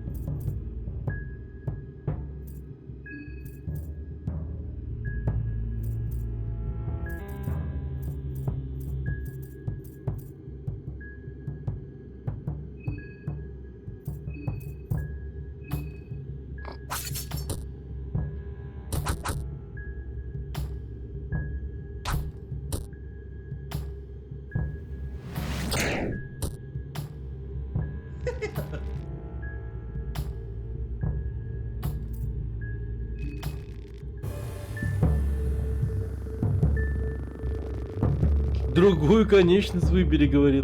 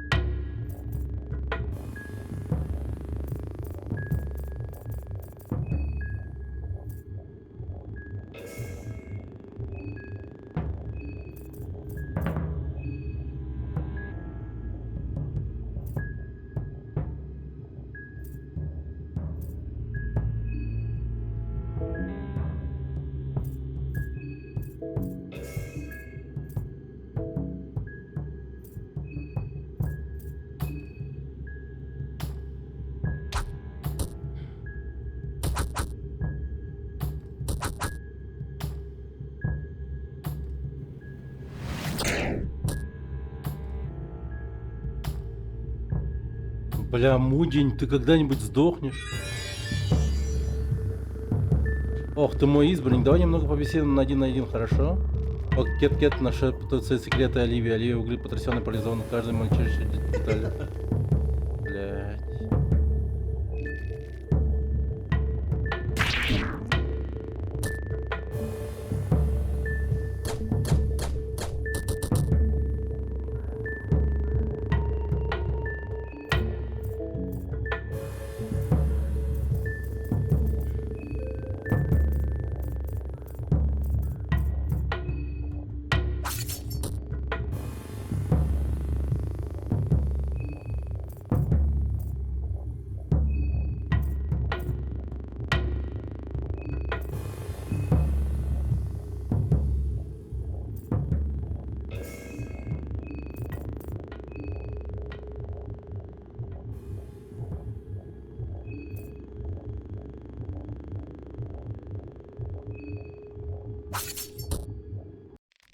Боже, ебать!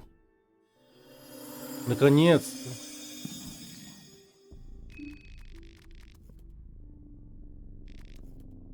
Это Дэн?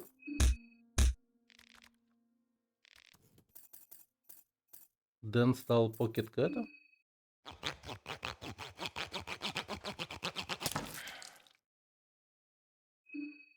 Обалдеть, я Покет Кэта убил.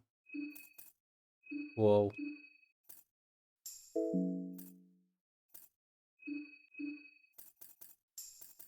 Это, между прочим, один из самых имбовых врагов. Мне еще нравится, как здесь автор нагнетает таинственность. Типа, хз, что у него на башке, то ли маска, то ли его голова. Типа, как можно понять. Видишь, как ты станет Покетхедом. Ну да, это Дэн, получается. Дэн стал Покетхедом. Покеткэтом.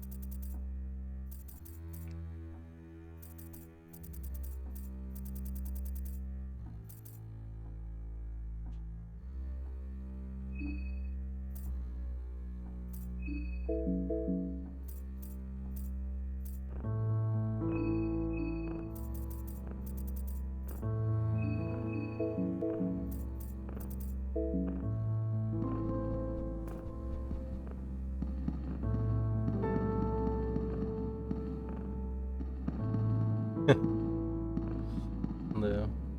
Ну что поделать, интересный стрим, ну вообще.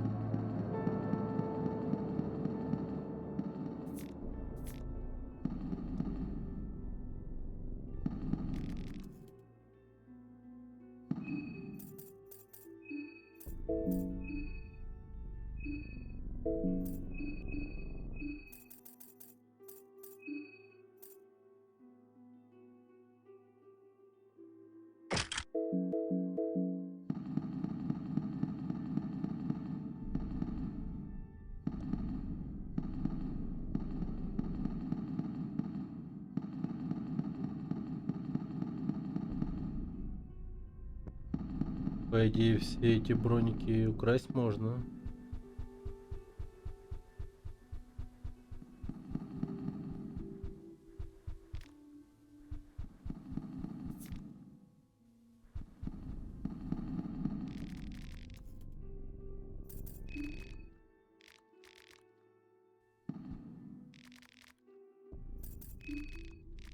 Мне понравилась кнопка лука отца. Это оптимизирует перед нажатием, игра сама выбирает инвентарь оптимальные вещи на героев.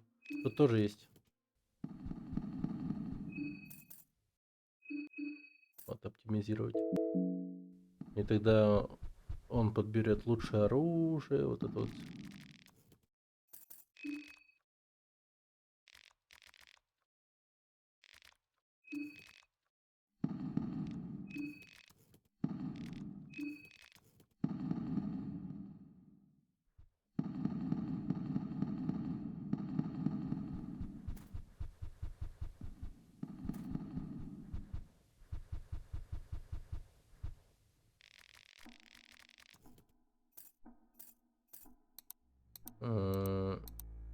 14:35.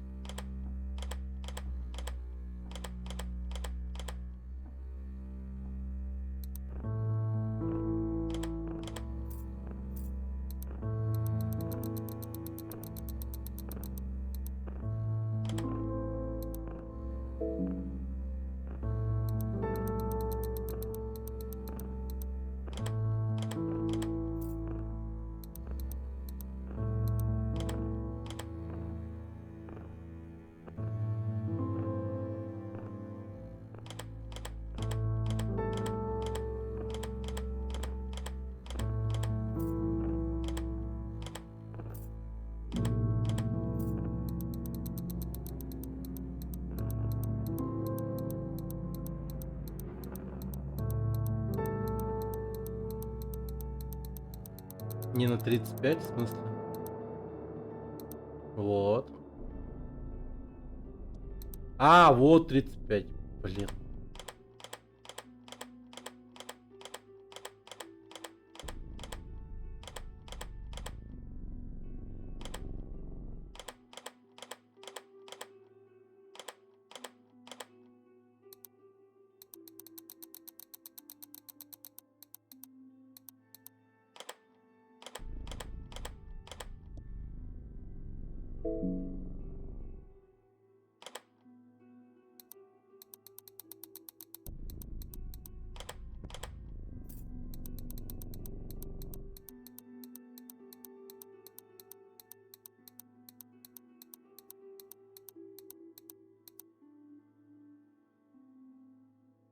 А, вот, да.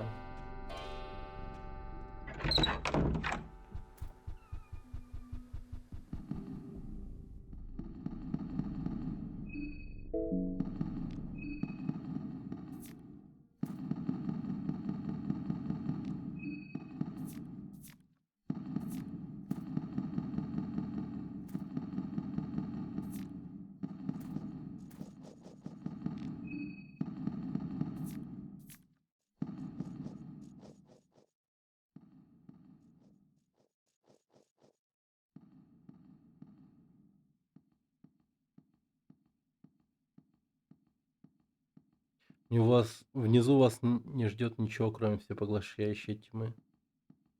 Жестко.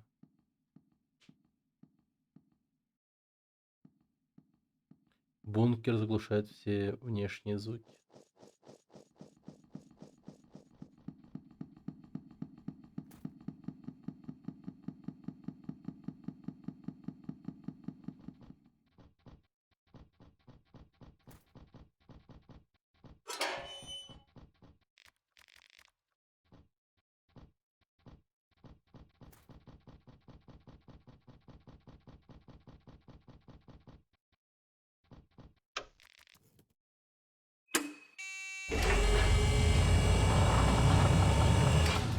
Да. Мы заходим, сучки.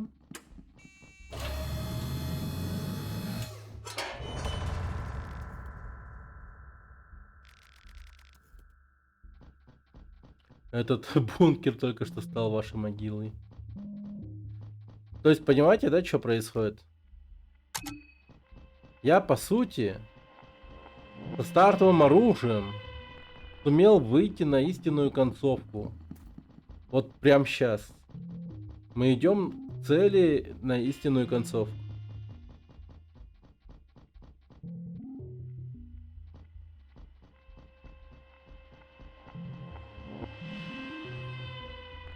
Да, мы близки.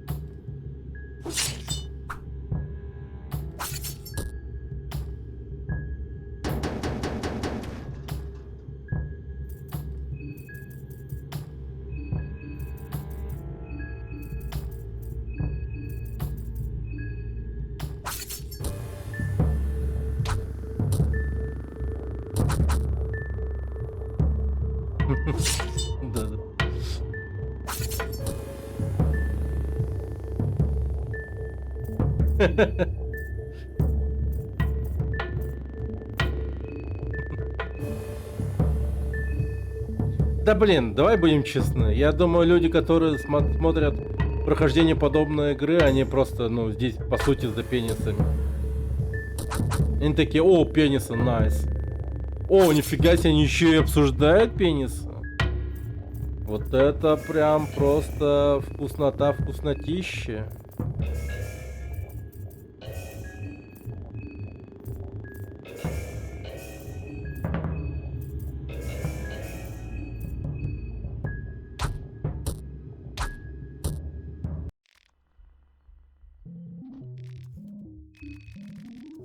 Три патрона. Обалденно.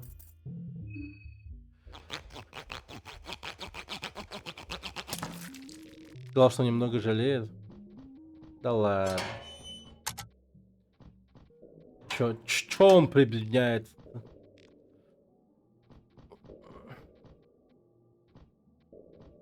А, ну будем честны, типа, если бы не нагота, ну, конечно, тут не только из-за этого игра годна, но в принципе вообще, если бы не нагота, игра не была бы на слуху. Игра от этого хуже не стала бы без отсутствия наготы, но просто о ней бы заговорили намного позже, то есть. Возможно, Fear and Hunger 1, ну, не снискал бы такой популярности. Вот именно благодаря своей вот провокативности она и выстрелила.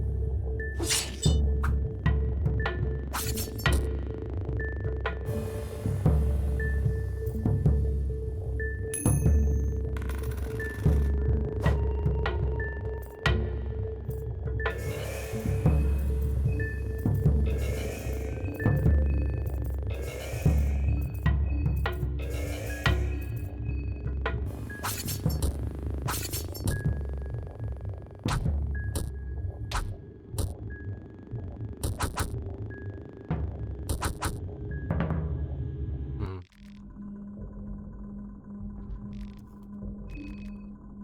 Найс. Жизнь у него много. В чем прикол?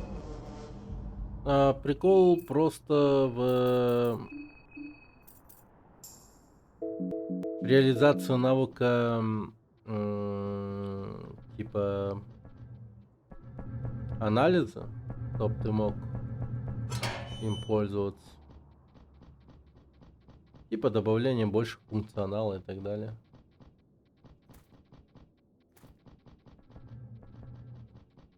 И потом, когда у тебя вот так вот, ну, видно лица, а точнее, ХП врагов сразу, да? Это как-то, ну, хз. Это все-таки, ну, прозвучит, может быть, странно, но влияет плохо на глубину, на ощущение от игры.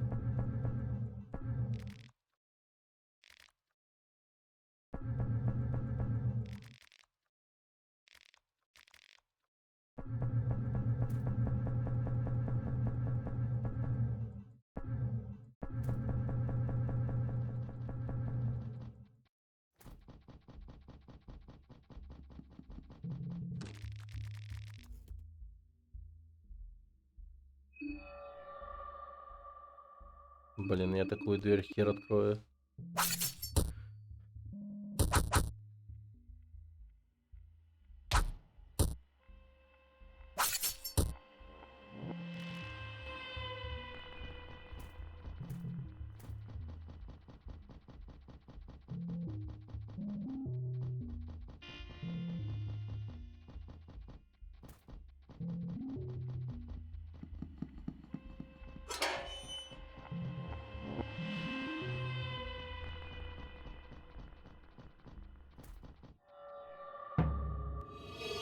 Ой, сука, зря я на него полез, походу.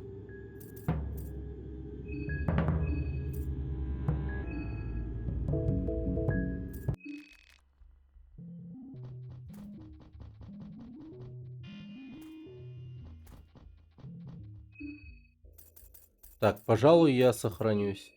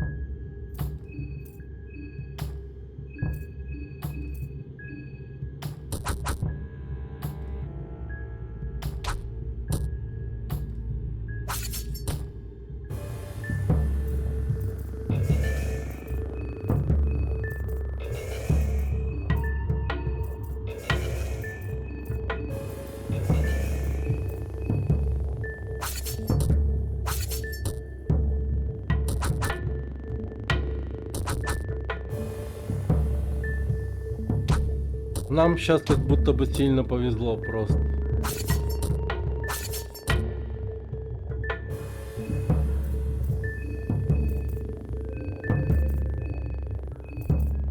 Ну типа, чё мы не сдохли?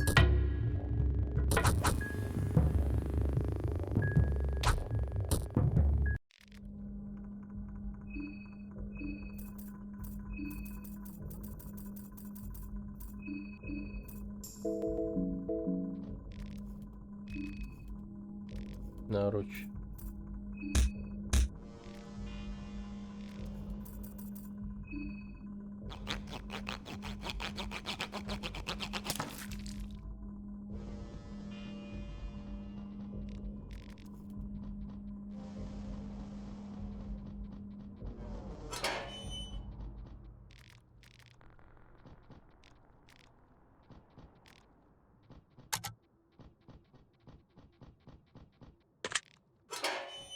А.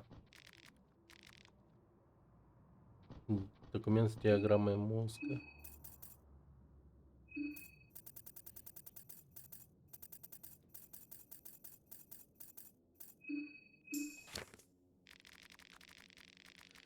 Эта страница лишь одна из многих. У вас нет предыдущих страниц, посему понять контекст документа невозможно. Современная наука и медицина все еще ограничены в этом вопросе. Ведутся споры о том, сможет ли наука когда-нибудь вычислить необходимые объемы информации. Человеческий разум и душа, в конце концов, настолько сложны, что это не поддается количественной оценке или одним компьютером. Не одним компьютером. Таким образом, возможно, заменить логику будет невозможно даже по мере развития технологий в ближайшие десятилетия. Точно так же человеческий разум также не сможет вычислить математические формулы в сознательном состоянии. Вот почему субъекту необходимо все время находиться в состоянии осознанного сновидения.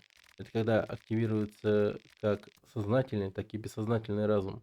Именно тогда вычислительная мощность человеческого разума достигает своего максимального потенциала. Объект будет подключен к телекроскопу, движок и объект вместе формируют логику. Электронные сигналы, которые возникают в мозгу испытуемого, преобразуются в единицы и нули, стирая грань между человеком и машиной.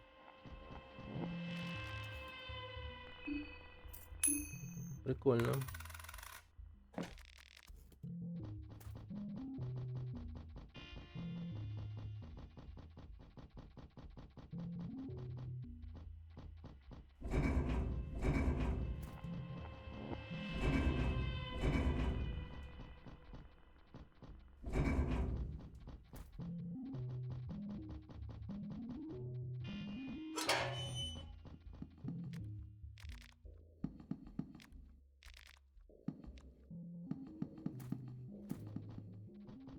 Хм.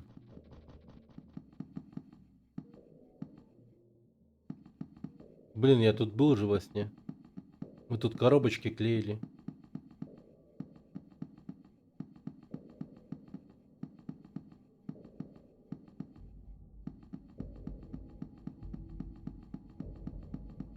А, я понял, в чем прикол.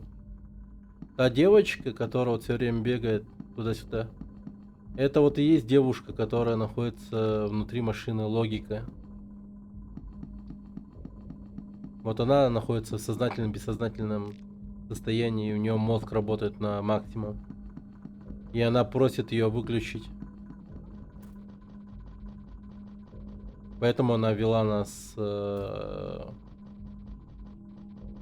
себе. Выключить ее.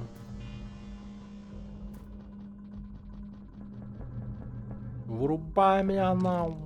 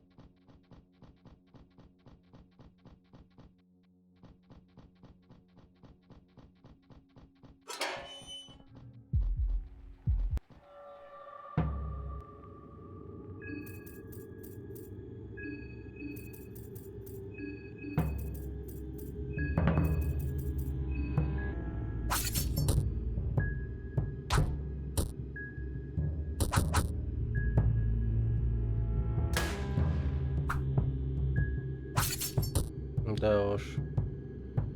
Элитный солдат, конечно, ага. Мгм. Да, да, да.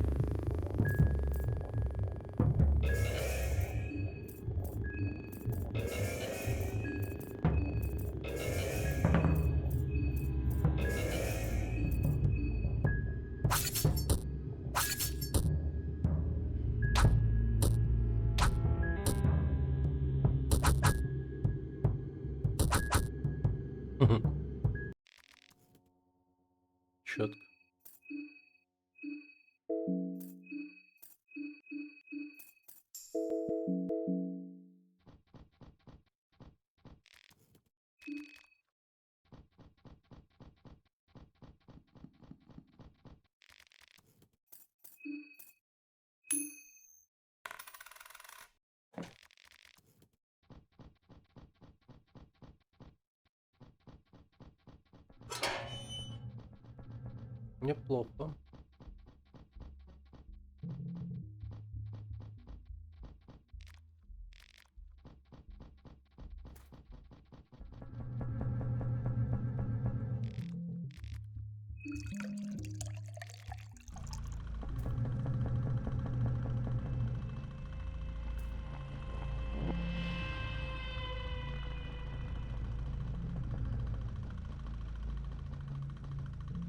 Да, я думаю, голову отрубать уже не имеет такого смысла.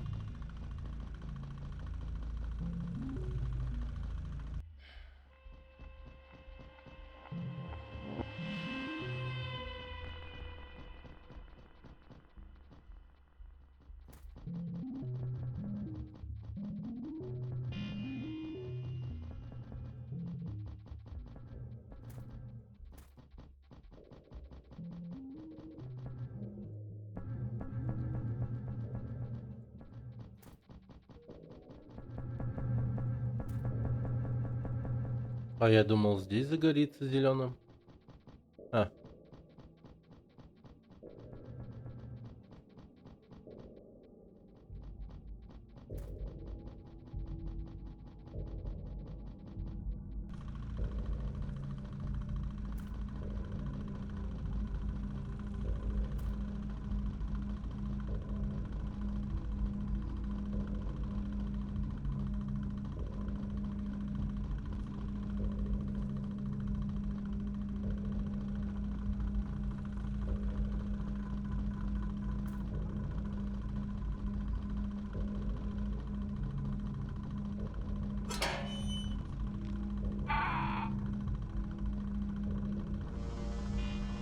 ворона.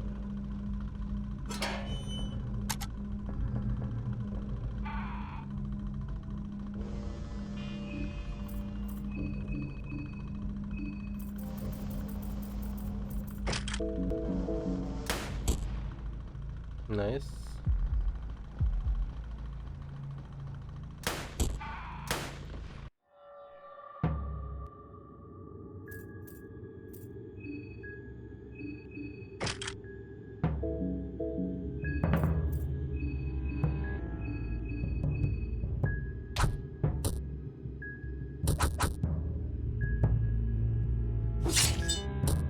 Ауч.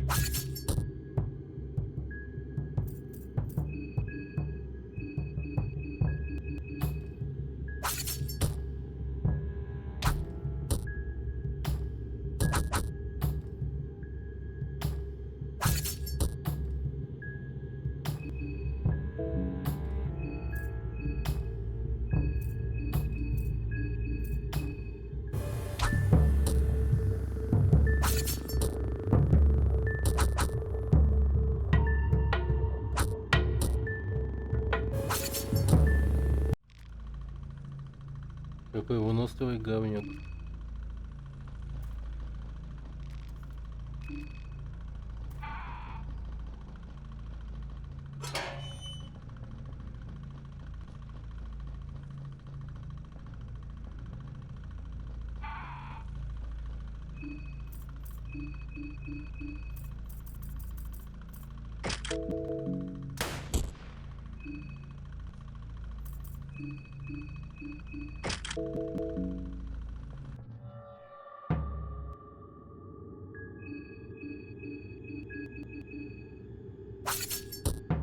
Ох.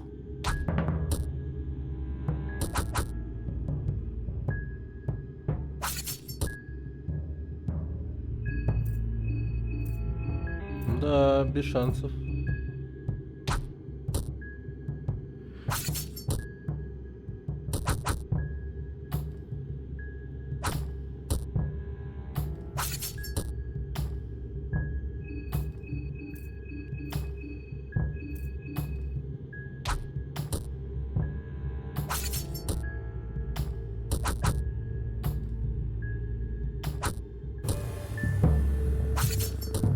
Ага.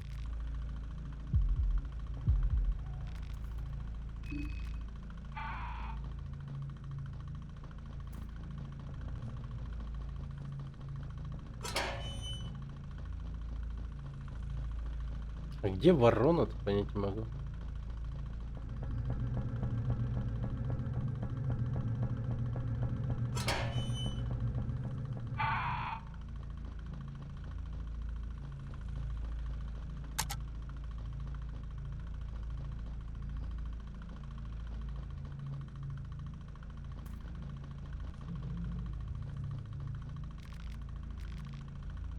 Электроскоп и логика.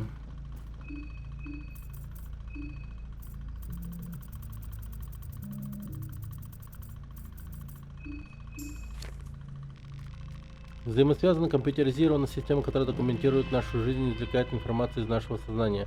Данные извлекаются из банков каждого человека во всей человеческой системе. Логика работает как центр электроскопа. Стержень в этом мире, откуда берутся и куда уходят все наши знания и вдохновения. Хранилище данных, которое обладает всеми знаниями, представляет людям указанную информацию по мере их необходимости. Будущее телеэлектроскопа люди становятся одержимыми этими фальшивыми друзьями, которые существуют в стенах. В конечном счете люди начинают избегать личных контактов, предпочитая взаимодействовать друг с другом с помощью машинных технологий. А, это наше время, это да, это телефоны типа. Люди скорее останутся в мире, созданном нашим общим сознанием. Логика спроектирована таким образом, чтобы каждый отдельный человек в системе будет влиять на окружающий мир. Таким образом создается общий рай, общий консенсус. Откуда, не знаю.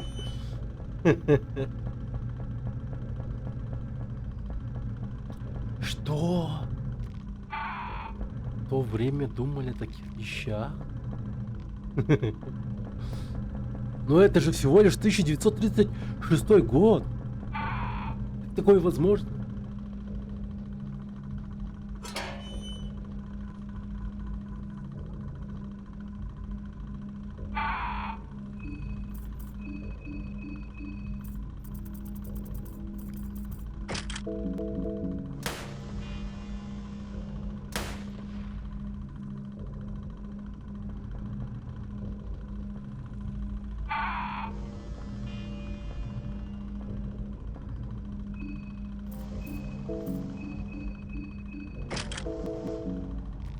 Это причудливое существо борется просто за то, чтобы жить, его дыхание кажется тяжелым.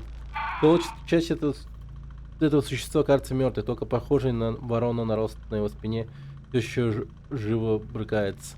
Если не будете достаточно осторожны, он может вас укусить.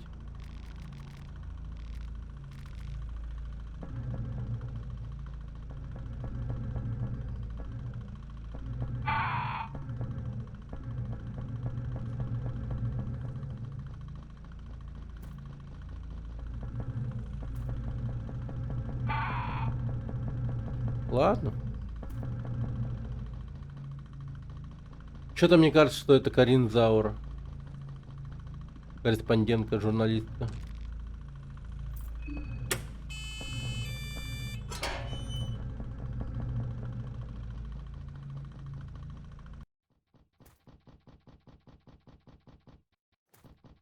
Огроменные ручища.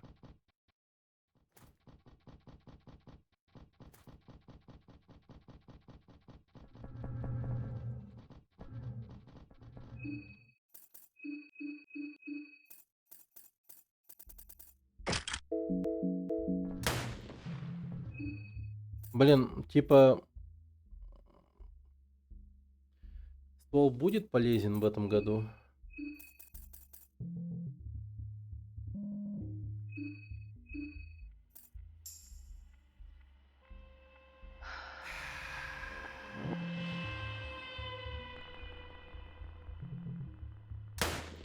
Да блять, заебал стрелять. Армейский офицер в маске кокетливо улыбается вам, соблазнительно машет рукой, чтобы вы следовали за ней.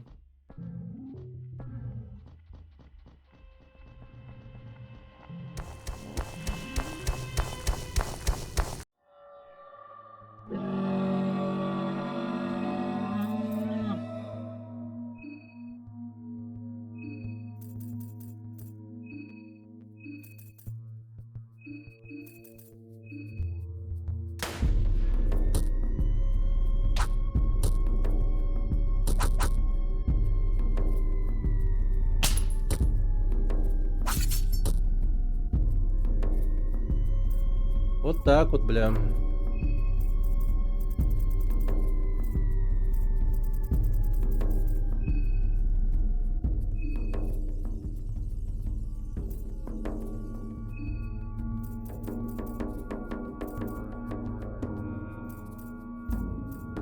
Наездница Сильвиан.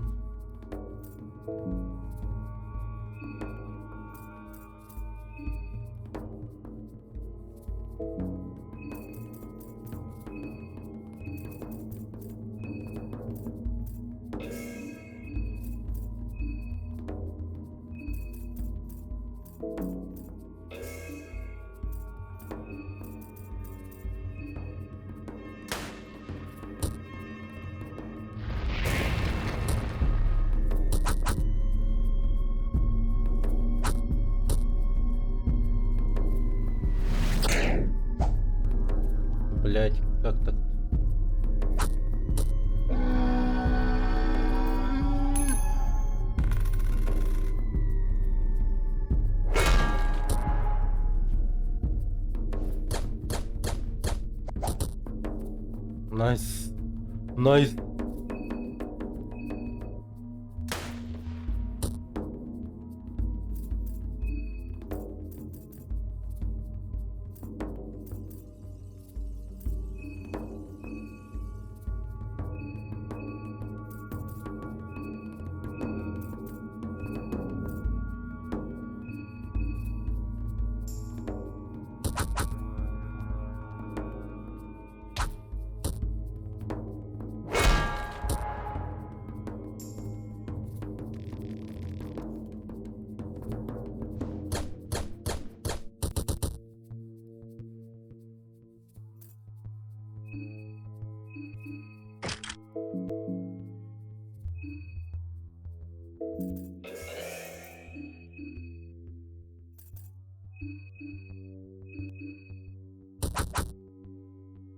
Редер изменился, да. И Крэнк уже не тот. Мать твою за ногу, тварь, господи нахуй.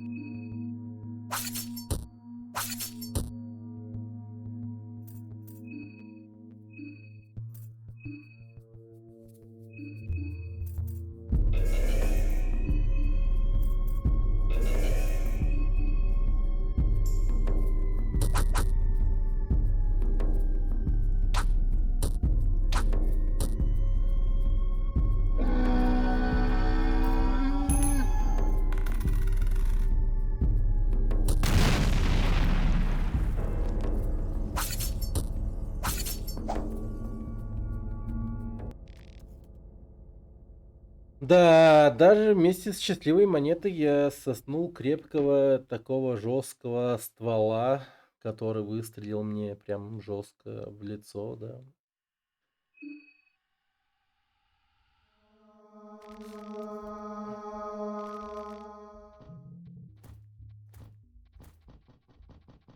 Не есть пробитие.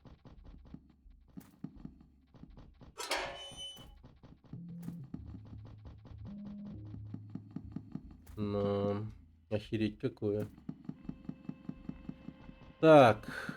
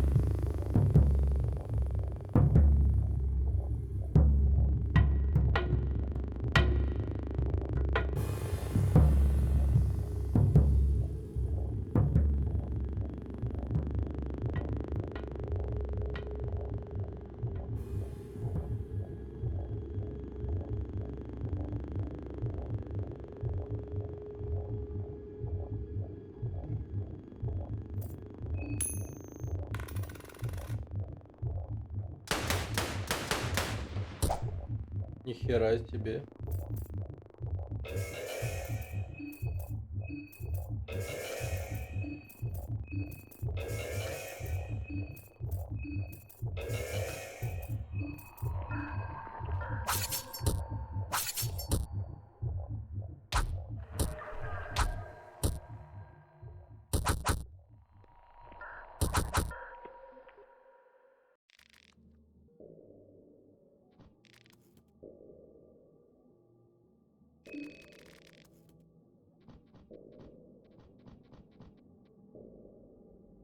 У меня чё, Вуйчич в команде?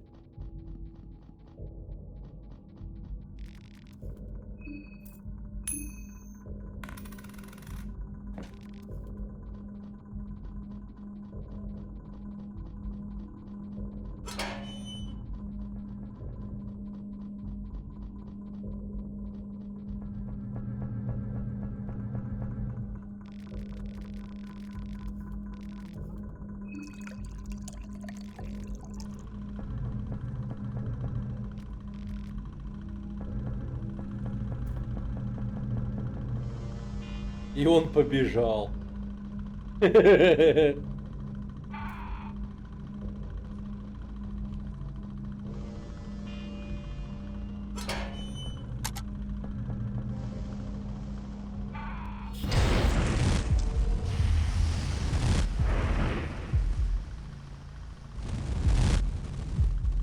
Ваша кожа сгорает до хрустящей корочки. Да. Вкуснота, вкуснотища.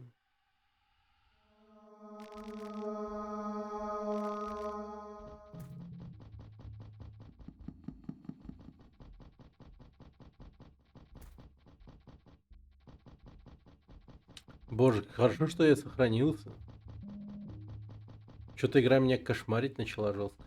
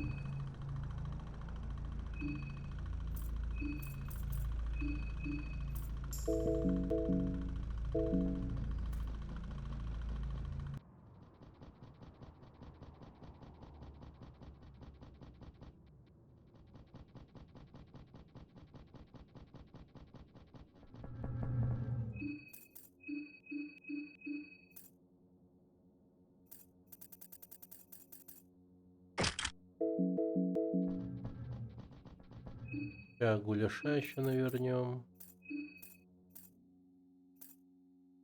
Рагу.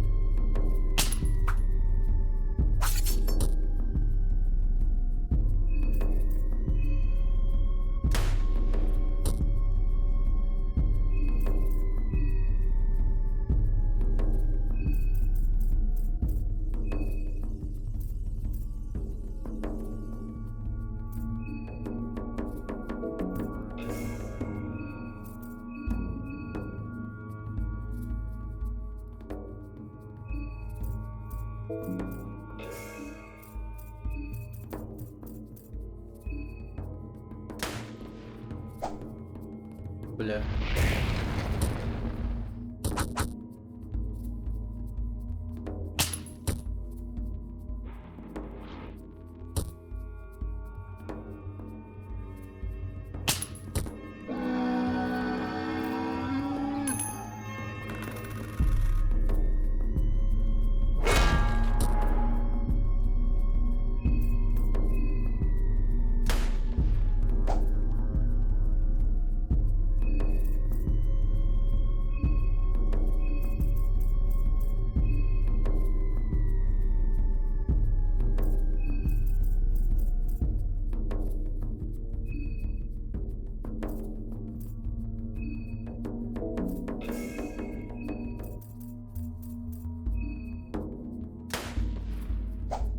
Да бля, попади.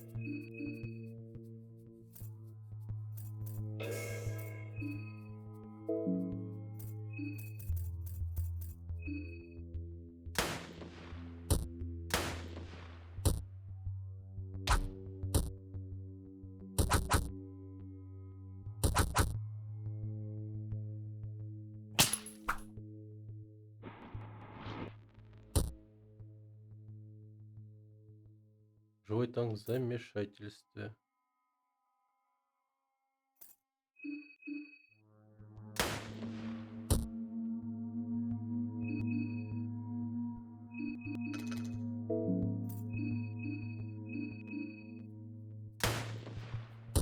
Охереть, сколько у меня патронов?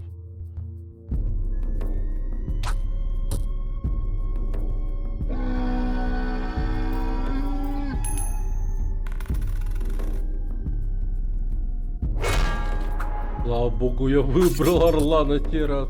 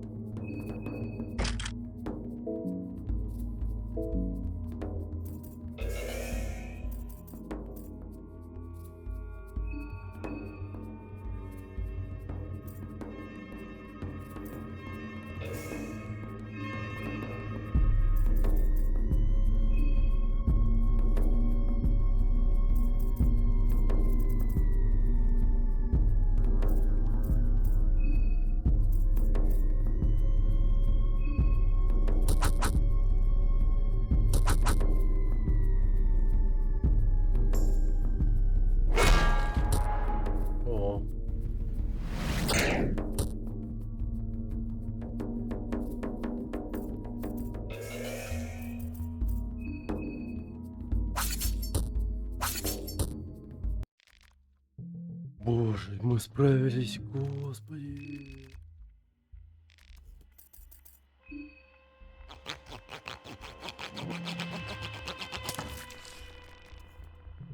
Как же мало мы урона наносили на самом деле.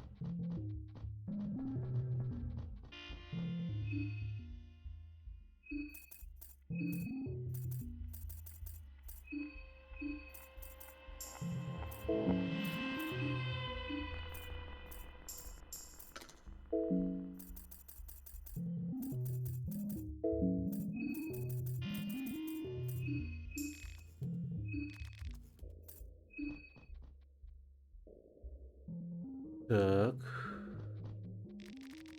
Тьма окружает вас со всех сторон.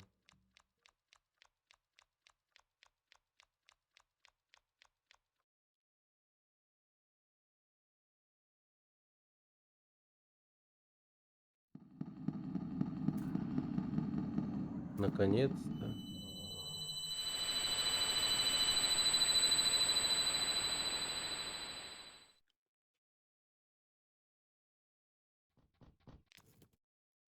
Сидит Кайзер. Ты опоздал, знаешь ли. Если ты здесь, чтобы засвидетельствовать рождение новой эры, рождение нового бога, логика, бог-машина запущена. Ну, давай, пускай расскажет. Бог-машина. С самого зарождения человечества мы стремились к могуществу, которое соперничало бы с теми самыми богами, которыми мы поклонялись. Всегда были короли-султаны, которые без конца стремились к этой силе. Даже я в какой-то момент попал в эту ловушку. Это всего лишь нескончаемый цикл, который только подпитывает сам себя, но ведет в никуда. Если мы гонимся за этой силой, мы всегда смотрим на общую картину со стороны, мы не можем видеть лес из-за деревьев. Вместо этого нам нужно было породить что-то новое. Это время наконец пришло. Истинное единство. Человечество находится перед нами. Истинный Бог, рожденный от человечества, а не от старого мира. Бог, который рождается не из заимствованных сил, а из нашей собственной силы. И это тот момент времени, к которому стремились все наши существования.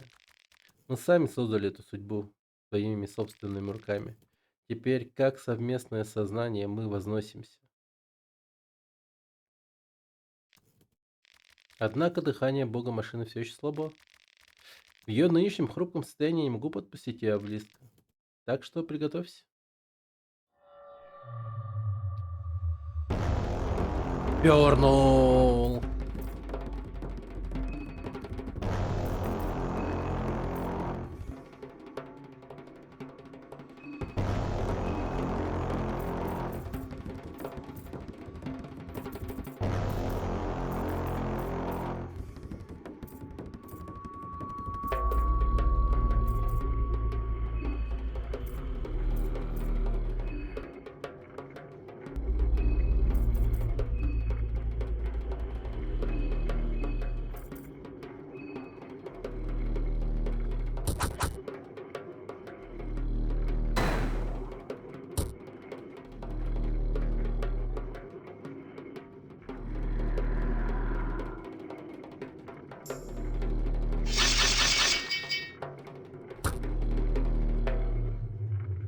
Подсечка.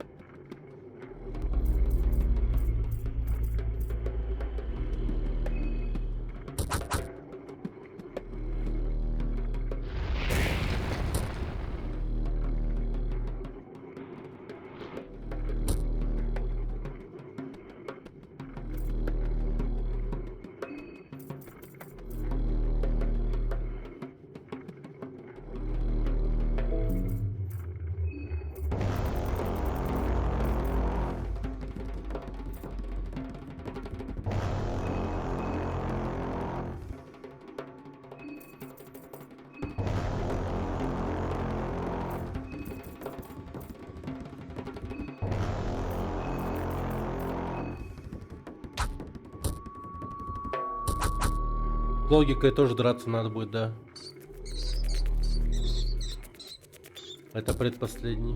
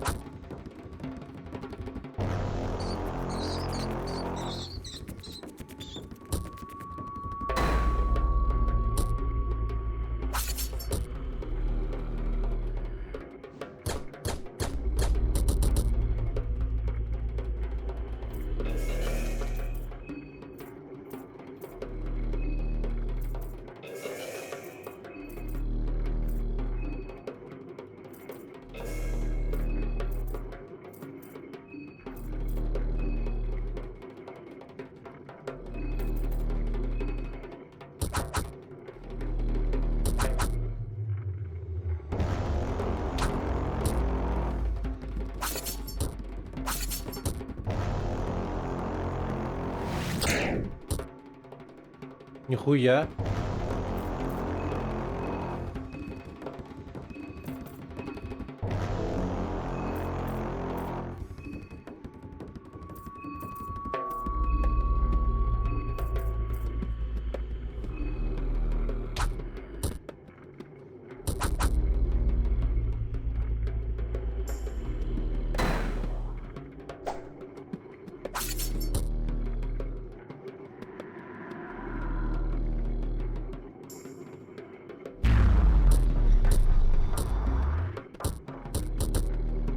Блять. Было близко.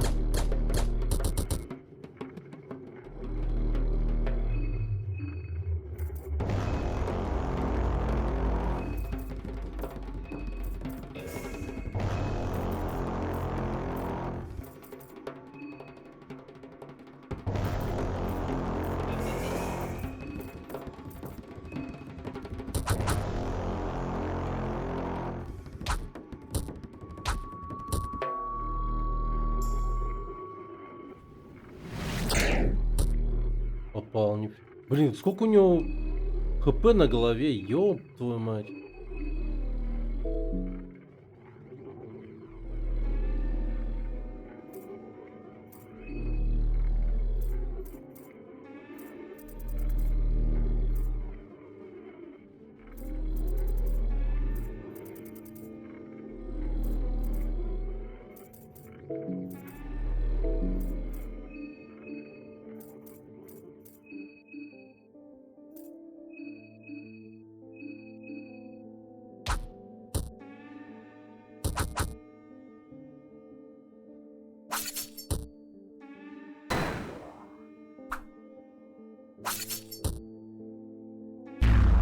Нет, нет, нет, нет, нет, нет, нет, нет, нет, нет, нет, нет, нет.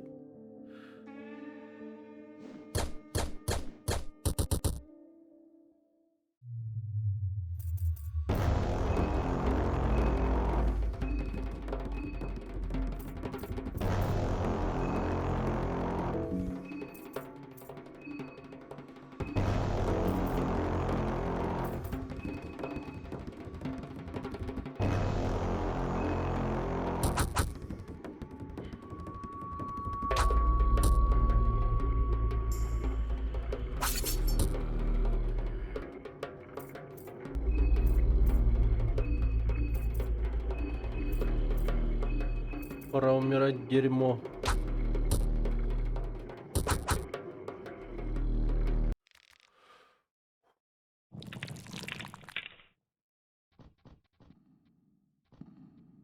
Ё-моё.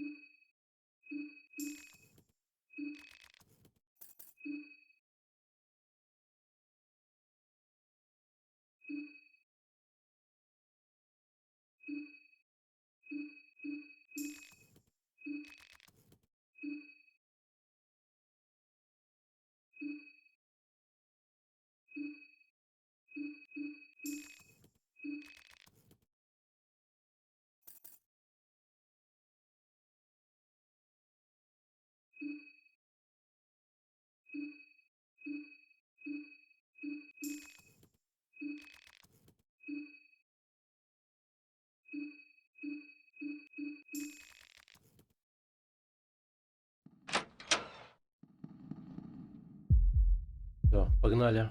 Финальный босс. О! Надеюсь, заферстраю его.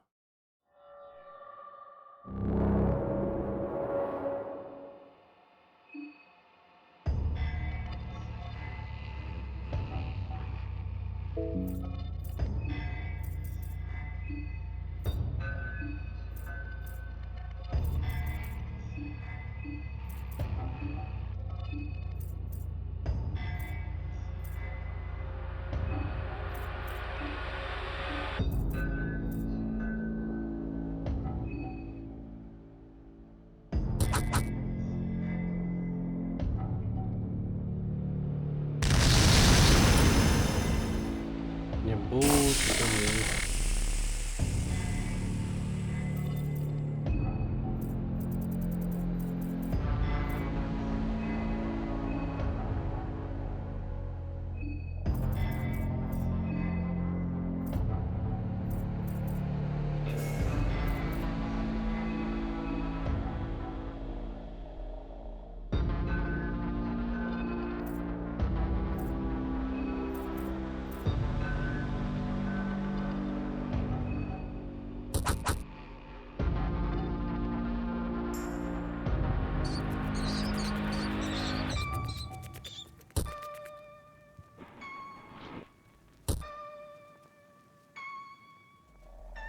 Спасибо.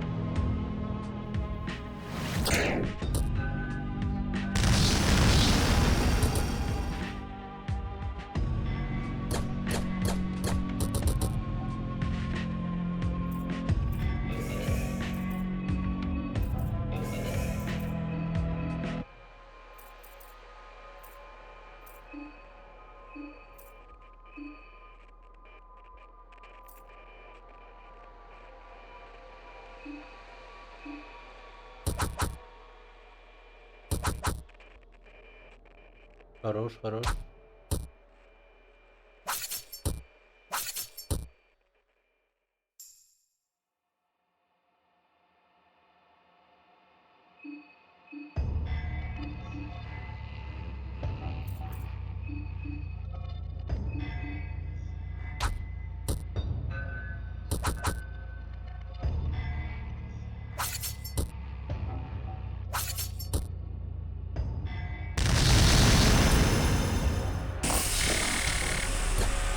Твою мать.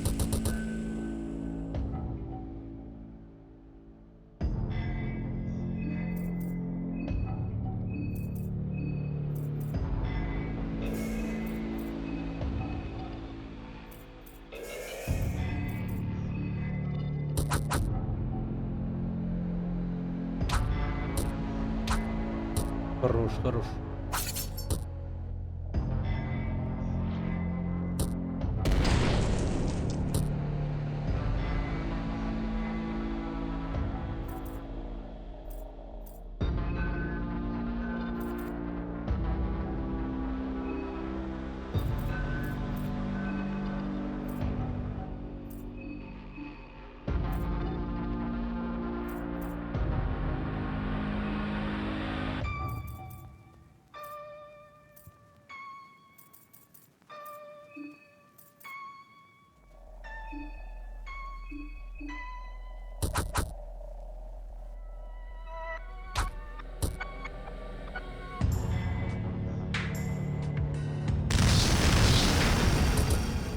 Господи.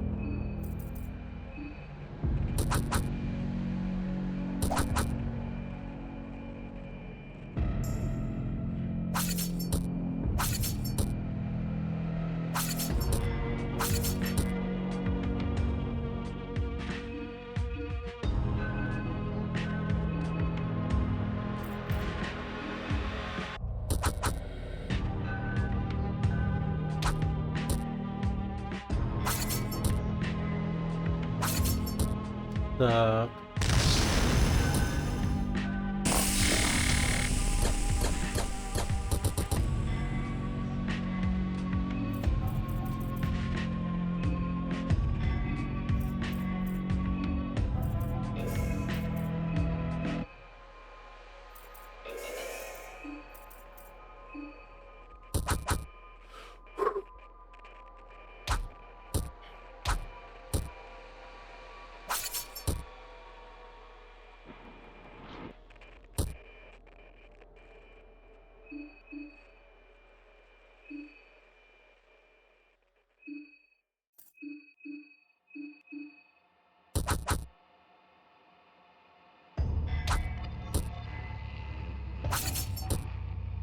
Блин, почему урон уменьшает?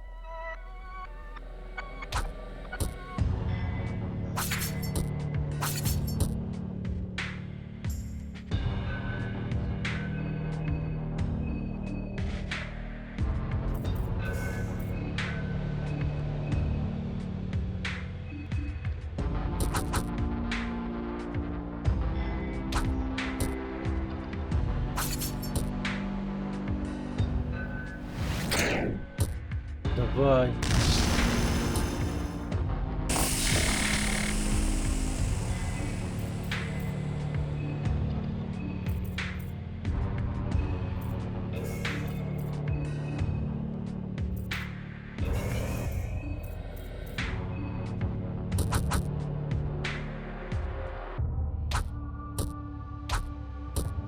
Бля, куда ты бьешь?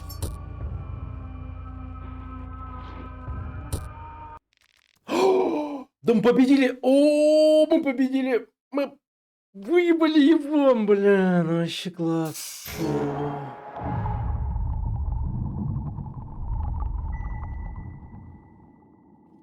Все, челлендж пройден. Единое сознание. Лишь аватар для потока мыслей. Следуй за мной в землю обетованную.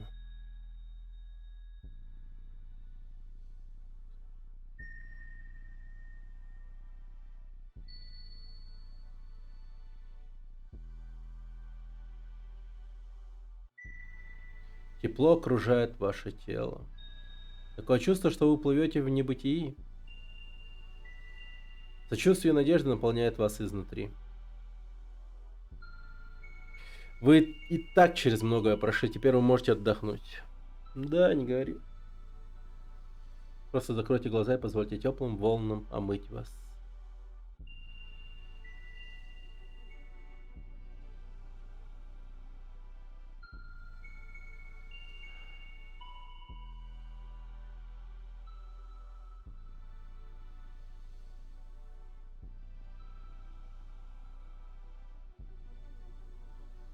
Походу еще. Блин, еще что ли? О, ну и опять еще. Концовка, а бог машина. А, нет. Все.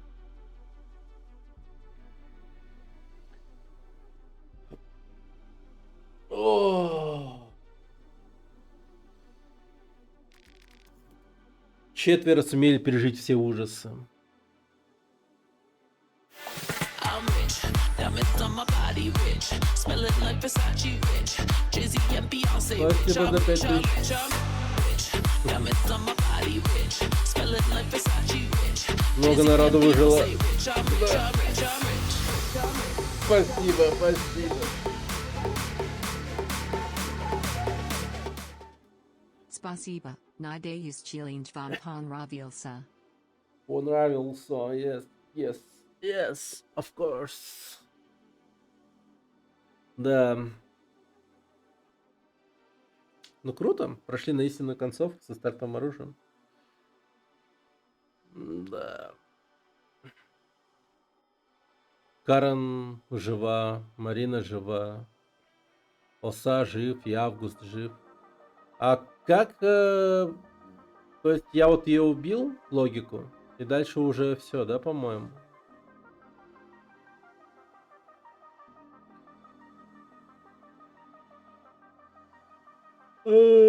Закончилось тем, что...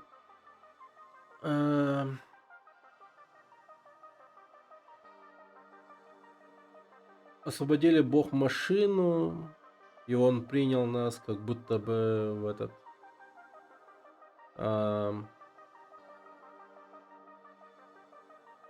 в единое сознание. И нам там, ну, тупо хорошо.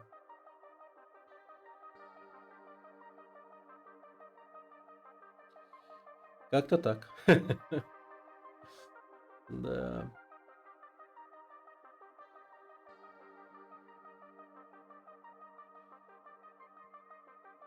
Ну, так я ожидал.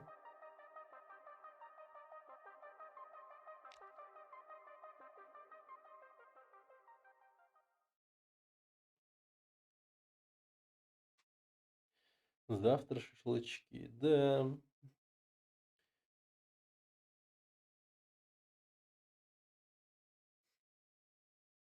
Что вы оденете кольцо восстановления разума и будете кастовать хил на всю пать.